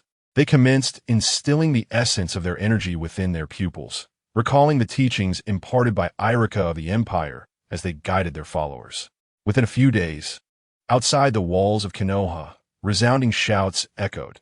Let us strive together to master martial arts and enhance the future of Konoha. Keep it up. Everyone, let us persevere. Occasionally, individuals would step outside of Konoha, witnessing Naruto, Sakura, Yamato, and Sai, accompanied by their Hokage, Tsunade Senju, along with a myriad of Jonin, elite Chunin, and Genin, all fervently running. Alongside them were three peculiar individuals who were running on their hands. They were none other than Konoha's Azure Beast, Might Guy, and his disciple, Rock Lee. As for the final member, he was a robust man with an unremarkable face. The trio's shouts were the loudest. Burn youth, ignite passion, surge essence.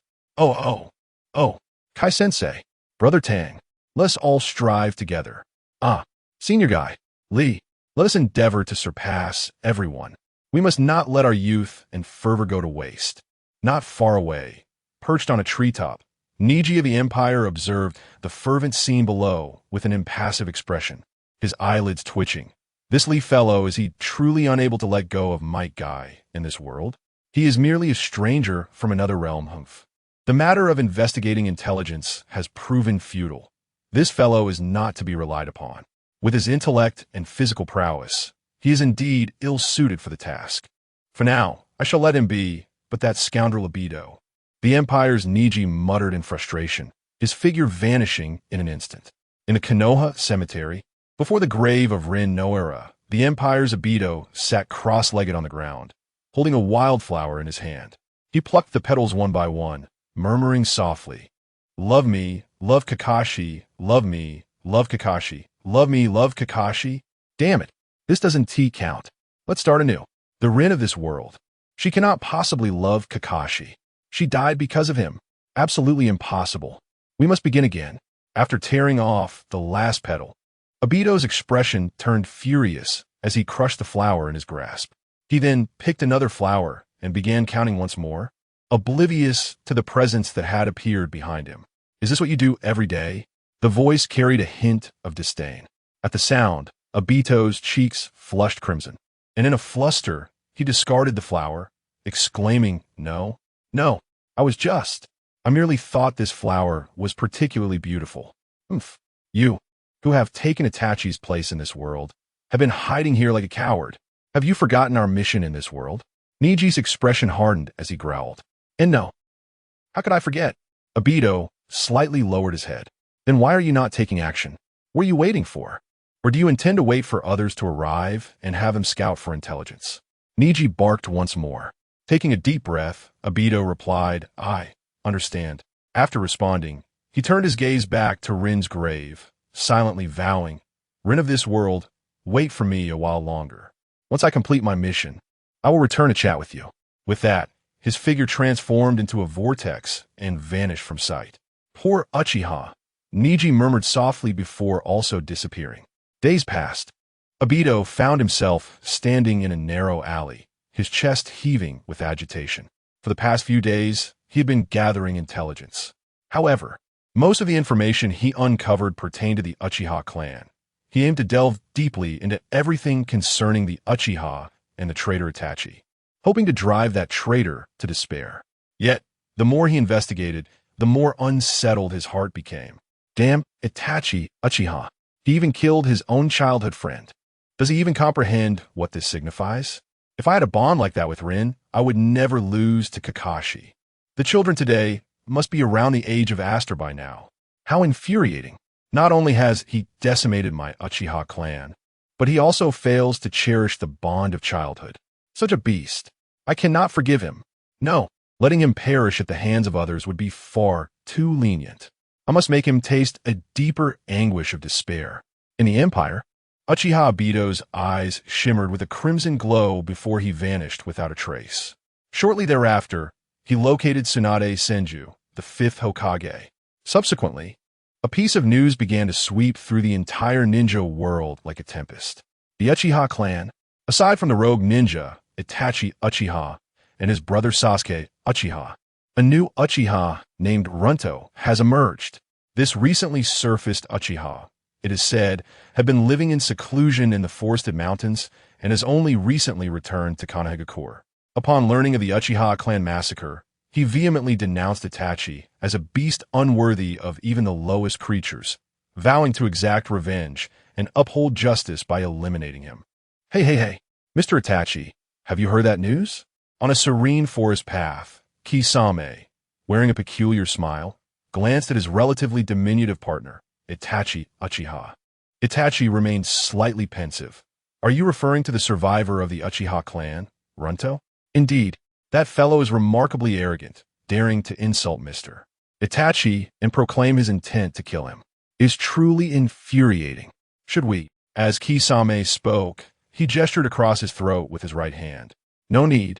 He is merely a remnant of the Uchiha clan, hardly worth our effort. Itachi's expression revealed no sign of agitation. Mr. Itachi's temper is commendable. Had it been me, I would have surely crushed that fellow's skull. Kisame concluded with a statement, shaking the muscles on his back, as the two continued their silent advance. Chapter 68. The encounter between Obito of the Empire and Orochimaru on another path. Obito, adorned with his swirling mask, awkwardly smiled at Deidara. Deidara-senpai, my stomach hurts terribly. I feel like I must relieve myself. I can't hold it any longer. As he spoke, he feigned an attempt to remove his pants, inciting Deidara's ire as he bellowed, Akatsuki, you fool, get away from me. If you dare to relieve yourself nearby, I will obliterate you into mincemeat. Ugh, what a terrifying senpai. Obito exclaimed in horror, clutching his backside and hastily fleeing until he was completely out of Deidara's sight. Zetsu emerged slowly from the ground, his expression peculiar as he relayed information about the new Uchiha. A new Uchiha? Urato. What a curious name. Yet, he certainly possesses audacity to provoke Itachi. For the sake of our plan, should we eliminate him? No need. He is merely an ignorant fool, lacking the Manjiki Sharingan, and is not worthy of our attention, Obito replied with indifference. In a dimly lit underground chamber, Uchiha Sasuke, Orochimaru, and Kabuto convened once more. Orochimaru's face was alight with excitement, his tongue incessantly flicking across his lips. Fascinating. Truly fascinating. I never anticipated that aside from Sasuke-kun, there existed other Uchihas in this world. Even more intriguing is the fact that he dared to threaten Itachi. Sasuke-kun, your plan to personally slay Itachi may very well be thwarted. Itachi is not so easily dispatched. However, the other Uchiha. Sasuke's voice faltered momentarily. What? Sasuke-kun wishes to meet him? After all, he is one of the last remaining Uchihas, Kabuto remarked, adjusting his glasses. His gaze momentarily met Orochimaru's, as if concocting something. I am indeed interested. Do you possess a means to draw him out of Konoha? Sasuke inquired, casting a sidelong glance at Kabuto. Of course, Lord Orochimaru was once one of the legendary Sannin of Konoha. Even in the present, there remain numerous followers of Lord Orochimaru within the village. With a mere command from him, they can certainly devise a way to lure that surviving Uchiha out of Konoha. Kabuto replied confidently. Then proceed. I am eager to witness the capabilities of the one who dares to challenge Itachi, Sasuke stated in an authoritative tone. Go forth, Kabuto. I too am looking forward to the performance of this Uchiha. Orochimaru cackled ominously. Another potential target for body replacement. I wonder who among the surviving Uchiha is better suited in comparison to Sasuke? Hiv. How delightful. In Konoha, within a narrow alley, Neji of the Empire cast a somber gaze upon Obito. What have you been up to these past few days? Why did you have the Hokage disseminate such information? In recent days, I have been diligently investigating information related to the Uchiha clan, yet the deeper I delve, the more unrest fills my heart. You should understand this. Uchiha Itachi, that beast who murdered his own parents. I cannot bear the thought of him living so contentedly. The atmosphere around Madara is equally somber. So, are you planning to eliminate him now? No, I had promised Itachi, and the clan members would not allow the death of Uchiha Itachi in this world. However, inflicting some form of torment upon him does not fall within that promise. Madara's voice was icy. TCH, you. Fine. I have avenged the Hyuga clan in this world, so I have no grounds to criticize you. Do as you wish. However, ensure that your scope of investigation is somewhat broader. Do not submit information to the higher-ups that is less than what I already know. Rest assured, no one can conceal information from my sight. In the end, Niji and Madara parted ways in the alley. However, Madara had not ventured far when he sensed someone was trailing him. He slowly made his way to a sparsely populated street. A familiar greeting resonated from behind. Hello, survivor of the Uchiha, brother Obito. Madara turned to face the newcomer. It was an ordinary man. May we converse privately? I possess information of great significance to you. The visitor smiled. Is it concerning that scoundrel Uchiha Itachi? If not, I hold no interest. Madara replied. You're truly perceptive. Indeed, it pertains to him. Then let us proceed. Madara responded, following behind the individual, a slight smirk curling at the corners of his mouth. Uchiha Itachi, that damn scoundrel. I shall make you aware of the true terror of the Uchiha. You, who have committed patricide and matricide, who failed to cherish childhood bonds, shall experience despair and regret. As he walked, Madara's mind contemplated how to make that beast Itachi taste despair. They continued until they reached the outskirts, where the guide raised his voice. Lord Orochimaru, I have brought him. How effortless this was. There is no tail following behind. It appears that Konoha trusts you quite well, Obito. A somewhat eerie, raspy voice emerged from the woods. Orochimaru stepped forward. This is all thanks to Tsunade, the Hokage, losing her wits and allowing a group of ninjas to learn about taijutsu. Currently, Konoha's defenses are surprisingly weak. The man guiding them chuckled with pride. Orochimaru, ISNT that the scoundrel Uchiha Itachi? Madara raised an eyebrow, casting an annoyed glance at the guide. Have I been deceived? Anger tinged his voice. You are far too unguarded, Uchiha Obito. The world of ninjas is not so simple. The guide chuckled. Speak your mind. What is it that you seek from me? The rogue ninja of Konoha inquired. If it is not of paramount importance, the consequences could be dire. The demeanor of the Empire's Obito was foreboding. How frightful, indeed, Urato-kun. Orochimaru licked his lips, a glimmer of surprise flickering in his eyes. Is he truly unafraid, even before a renowned Sannin? Is this Uchiha truly foolish, or does he possess strength that breeds such arrogance? Previously, when he boasted of killing Uchiha Itachi, Orochimaru had deemed Itachi's reputation not overly formidable. Those who had not faced him could hardly gauge his prowess. Yet, Orochimaru's own renown was incomparable to that of Uchiha Itachi. The fact that his opponent remained unfazed raised suspicions. I have heard whispers that you intend to claim my prey. A detached voice resonated through the forest, causing the Empire's Obito to subtly shift his gaze. He observed the figure clad in white, with a bare chest and strikingly handsome visage. Obito's expression shifted slightly. Sasuke? Oh my, Urato-kun is acquainted with Sasuke-kun? Then I need not introduce him. Orochimaru chuckled. It seems you have perused my bounty notice? Uchiha Sasuke replied coldly. Obito did not respond immediately. Instead, he contemplated the formidable figures of Orochimaru and Sasuke before him. While the absence of that scoundrel Itachi was undoubtedly infuriating, these two were no ordinary individuals. Orochimaru appeared to be a formidable scientist in this realm. As for Sasuke, his exceptional talent in martial arts, coupled with specialized elixirs, could swiftly transform him into a potent force. If he could bring them under his banner, it would undoubtedly yield significant advantages for him. Perhaps the Emperor might even show leniency regarding my transgressions. Though I harbor no fear of death, I ultimately yearn to return to my origins, in that inferno. There is no presence of Rin. Chapter 69. The initial encounter between the Empire's Obito and Sasuke reflecting on the preceding events. Obito of the Empire felt a stirring within. The prey you just referred to, is it that wretched Uchiha Itachi? Indeed, that fellow is my quarry. I will not permit anyone to snatch him away. Sasuke retorted. Oh, what if I were to insist on taking him? What would you do? Obito inquired, continuing to scrutinize Sasuke from this world. Much like the Sasuke from his own realm, this one was undeniably handsome, yet he stood merely at 7 meters and appeared rather frail.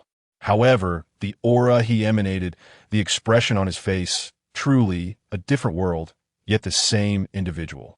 Well, I do, Sasuke murmured, slowly drawing the Kusanagi sword from his waist, directing its point at Obito. Then I shall demonstrate my prowess, compelling you to retreat. I am indeed quite curious about the extent of your current abilities, Obito replied with a subtle nod. You shall witness it soon enough, Sasuke responded. Do you require my assistance? Sasuke-kun, this Obito seems rather formidable, Orochimaru chuckled. No need, step back, Sasuke commanded authoritatively. I shall eagerly anticipate the duel between the two Uchiha. Orochimaru licked his lips, seemingly unfazed, as he leaped back to perch on a distant tree branch, preparing to observe. Confident, are we? No need for assistance? Obito remarked. That statement should be directed towards you, Sasuke asserted. The moment his words fell, he had already vanished, reappearing directly before Obito, thrusting the Kusanagi sword forward. With almost no resistance, the Kusanagi pierced through Obito's form. What? Is this the survivor of the Uchiha? The one who dares to speak harshly to Uchiha Itachi? Is this all the power he possesses? A bystander, who had just lured Obito, scoffed. Yet, from his vantage point on the tree branch, Orochimaru's eyes widened in surprise. With the Kusanagi in hand, Sasuke's gaze flickered momentarily before he abruptly leaped back, creating distance and scanning his surroundings. The onlookers were perplexed. What just happened? Why did Sasuke suddenly withdraw? And why was that guy unharmed after being stabbed? What is going on? Their confusion deepened. Shoo, quiet down, Orochimaru's voice whispered in the bystander's ear, prompting him to swiftly close his mouth, though the bewilderment in his eyes only intensified. What's this? I stand right before you, yet you retreat? Obito tilted his head, questioning. Ignoring Obito's inquiry, Sasuke continued his vigilant survey of the area. Disregarding me, are you? Then I shall take my leave, Obito declared before charging at Sasuke, who remained unperturbed. Even as Obito's fist aimed directly for his abdomen, Sasuke did not flinch or evade until the blow landed squarely upon him. Bang! Sasuke let out a cry as he was hurled several meters away, his form suspended in midair. He executed a spin to stabilize himself and slid back a few meters. With incredulity etched on his face, he gazed at the figure of the Empire's Obito and exclaimed, How? How did you achieve this? Even Orochimaru, standing nearby, was taken aback, his mouth agape, an illusory body transformed into reality in an instant? What kind of ability is this? How is it possible? Do you truly believe I would divulge my secrets to you, my adversary?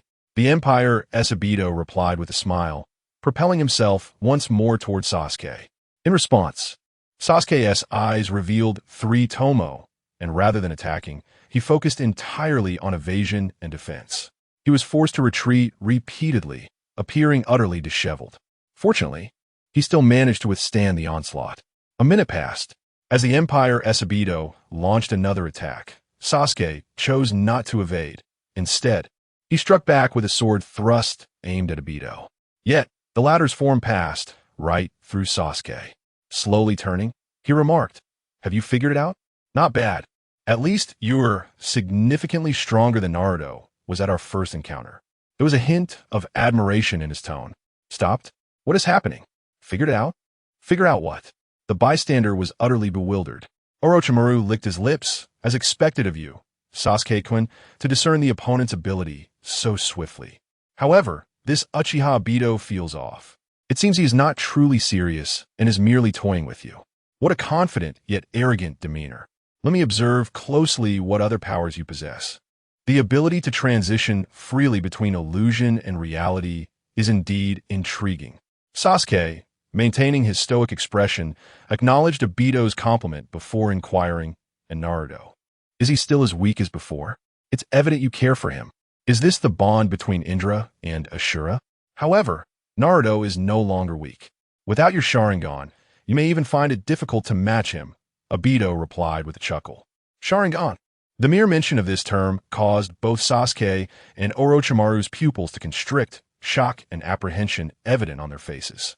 This man knows about the Sharingan. You, an Uchiha residing in the wilderness, are aware of the Sharingan? Could it be you possess such eyes? Sasuke's expression shifted to one of wariness.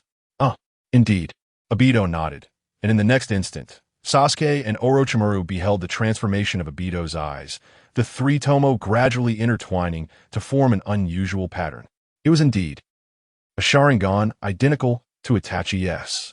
Uchiha Obito. This individual appears to be a genius on par with Itachi. This complicates matters. Orochimaru's chest heaved, his eyes filled with trepidation and reluctance. It is indeed a kaleidoscope, much like that fellow Itachi. Sasuke murmured, contemplating the nature of such eyes, which could only be awakened through the act of killing a beloved kin. What sacrifices were made for the sake of these eyes? As he spoke, a flicker of agitation and disdain crossed his countenance. Kill a loved one? Who imparted such words to you? Sasuke's inquiry left the masked figure, Obito, momentarily taken aback. What? Are you bold enough to commit the act, yet hesitant to acknowledge it? Sasuke continued. The Mangekyou Sharingan is a formidable ocular power that can only be activated under extreme duress experienced by a member of the Uchiha clan. According to ancient texts, it generally manifests after the death of a close relative. Obito replied in a measured tone, causing Sasuke to pause. His expression shifting. Is it not necessary to kill them with one's own hands? Of course. Do you know of anyone who awakened the Mangekyou in such a manner? Wait, could it be that Uchiha Itachi, that wretch, believed this was the path to awakening the Mangekyou and subsequently exterminated his clan? Obito remarked, his expression peculiar. It was he who informed me that one must personally slay their kin, Sasuke replied. That foolish scoundrel. Obito frowned, reflecting. The essence of awakening the Mangekyou Sharingan lies in the stimuli, and yet he resorted to such actions, exhibiting a level of ignorance that is utterly appalling. Clearly, with proper execution, it is possible to succeed without the need for a beloved's death. And yet, here we find ourselves entangled in such tragedy. How lamentable, indeed. This is the era of ignorance and the backwardness of the shinobi villages. Obito could not help but lament. Chapter 70. The confident persuasion of clear skies in this moment. Part of the dialogue eluded Sasuke's understanding. However, the notion that one could awaken their eyes without the sacrifice of loved ones stirred a flicker of interest within him. Yet, he refrained from inquiring further. Instead, he continued, let us momentarily cease our idle chatter. I wish to witness the true power of the so-called Mangekyou Sharingan. The strength that compelled Itachi to pursue it so fervently, desiring to experience the power of the Mangekyou, that is certainly feasible. However, my Mangekyou is not to be compared with that of Uchiha Itachi or any other Uchiha in this realm. Allow me to grant you a glimpse of its might, a synthesis of the Uchiha and the Empire's strength, armor of the divine, Susanoo. In an instant, the dual eyes of the Empire Obito began to whirl rapidly. A pale blue chakra erupted forth, materializing into armor that enveloped his entire being. A pair of wings gracefully unfurled from his back. At this moment, the Empire's Obito resembled a formidable warrior clad in energy armor, exuding an aura of invincibility. His height surged from approximately 5'9" to over 6 feet. Is this the power of the Mangekyou? It appears rather unimpressive, Sasuke remarked with a neutral expression. Indeed, the Empire's Obito extended his right hand, summoning a swirling vortex. He inserted his hand into it, slowly withdrawing a spiraled, conical blade of extraordinary design. What sort of sword is this? Sasuke inquired, a hint of astonishment in his voice. It is the divine blade developed by the Armament Research Division, specifically designed to complement the power of Susanoo. His Majesty himself bestowed the name Kairi blade upon it. I retrieved this before my arrival here, the Empire's Obito replied, his gaze flickering slightly. As he mentioned the word retrieved, his voice weakened. Yet, Orochimaru and Sasuke were far more intrigued by the terms His Majesty and Armament Research Division. This exiled Uchiha appeared far more complex than he seemed on the surface. There might be a formidable force lurking behind him. Very well. Let me see which is superior, your Kairi blade or my Kusanagi sword. No sooner had Sasuke spoken than the wings of the petite Susanoo behind the Empire's Obito trembled, unleashing a thunderous sonic boom. In the blink of an eye, he appeared before Sasuke, followed by a deafening rush of air and the sweeping arc of the Kairi blade. Too swift. This speed surpasses anything before. Is it due to his prior restraint, or is it the result of this formidable armor? Both Orochimaru and Sasuke contemplated. Sasuke swiftly raised his sword to parry. Clang! The moment their blades collided, Sasuke was sent flying, as if struck by an unstoppable force akin to a cannonball. Ugh! This creature's strength is beyond that of mere mortals. He realized he could not continue in this manner. As he soared backward, feeling the sting of his split palms, he activated his cursed seal. The grotesque black mark spread, and a pair of massive, fleshy wings erupted from his back, significantly enhancing his physical capabilities. It was only after crashing through several massive trees that he safely descended to the ground. The figure of the Imperial Madara swiftly darted across the terrain, reappearing before him. Damn! Indeed, he is extraordinarily swift. However, do not think you could defeat me so easily. Chidori's sharp spear. Sasuke thrust his sword, and the flickering lightning surged forth from the tip of his Kusanagi, aiming at the Imperial Madara. Yet, at the moment of impact, it was thwarted by the energy armor enveloping Madara. It could not penetrate even an inch. Futile. In the presence of the Susanoo armor, ordinary ninjutsu stands no chance of breaching such defenses, Madara remarked calmly, exuding an air of tranquility. He seemed to relish the opportunity to toy with Sasuke, refraining from launching an attack, merely enduring the Chidori's lightning while allowing Sasuke to slide backward. The ground was marred, forming two long trenches as he slid for 60 or 70 meters. With a resounding crash, Sasuke's figure vanished. Madara halted his advance, slowly turning around. His gaze swept over to a tree trunk 100 meters away, where Sasuke stood, his face etched with seriousness.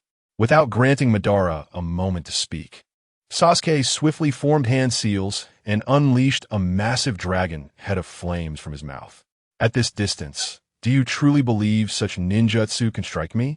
However, with Susanoo at my disposal, I see no need to evade, Madara sneered, standing composed in place as the raging fire dragon engulfed him. Vast swathes of land and trees were incinerated. Once the fire subsided, Madara emerged unscathed, just as he had claimed. Ordinary ninjutsu could not penetrate that energy armor. Therefore, Sasuke's eyes flickered as he began forming hand seals again, this time directing his fire-style jutsu not at Madara, but at the heavens. Boom, boom, boom. Waves of turbulence erupted as successive blasts tore through the clouds. Madara observed this scene, slightly surprised, but quickly regained his composure, saying, "You intend to use that jutsu to pierce my Susanoo? Then allow me to demonstrate the fundamental disparity in power between the Empire and the shinobi villages." Here it comes, Sasuke Koen's ultimate jutsu. Even the powers of the Manjiki Sharingan may not withstand it. Orochimaru licked his lips in anticipation. Unmoved, Madara stood firm. Sasuke rapidly employed fire-style ninjutsu, transforming the surrounding weather. In no time at all, the sky darkened with ominous clouds, thunder rumbling, accompanied by the flickering of lightning snakes.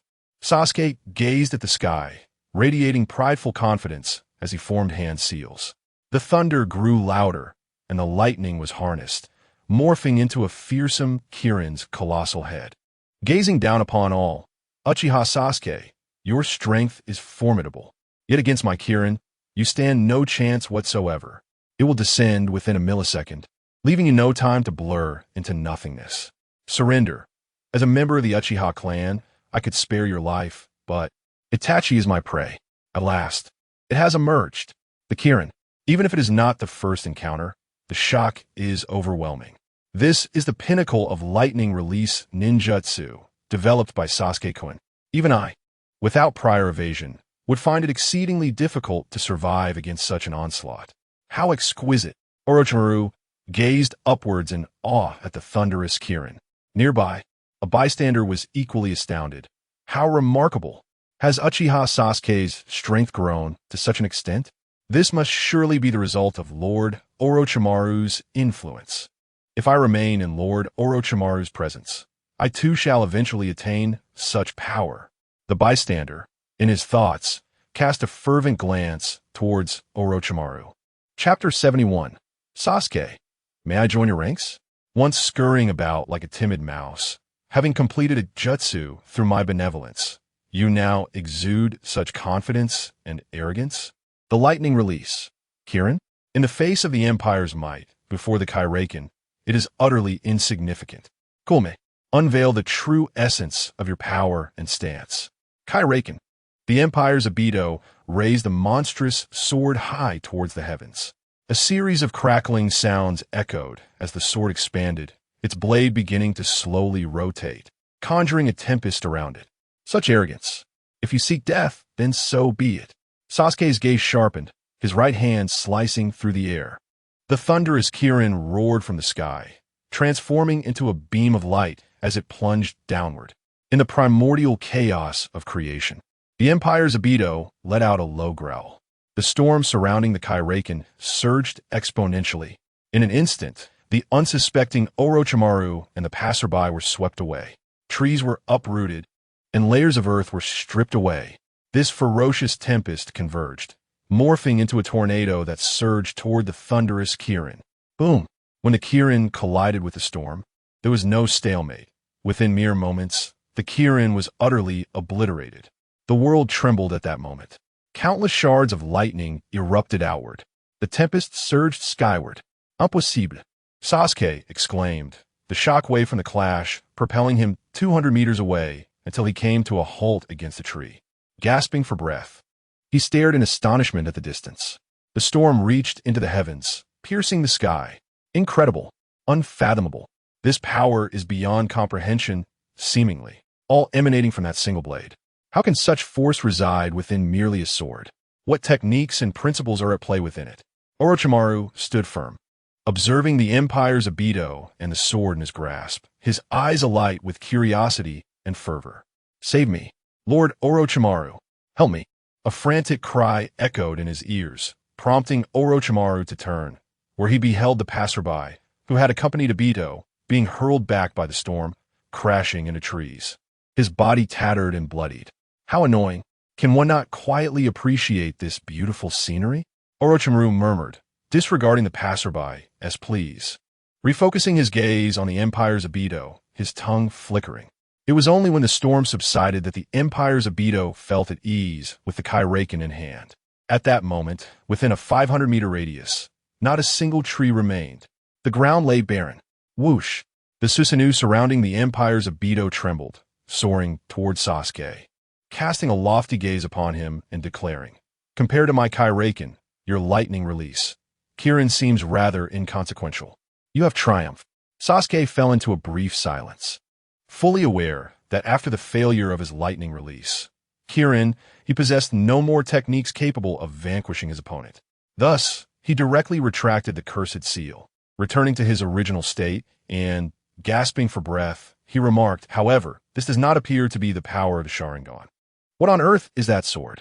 He bore no concern that his adversary would approach him with the intent to strike him down. After all, they were both Uchiha. It was merely a spar, not a matter of life and death. Not everyone is as ruthless as that scoundrel Uchiha Itachi. As for his earlier declaration of intent to kill, that was merely bravado. The earlier point of impact of Kirin had, in fact, been several dozen meters away from his opponent. Given his opponent's abilities, Sasuke believed it would at most inflict severe injury.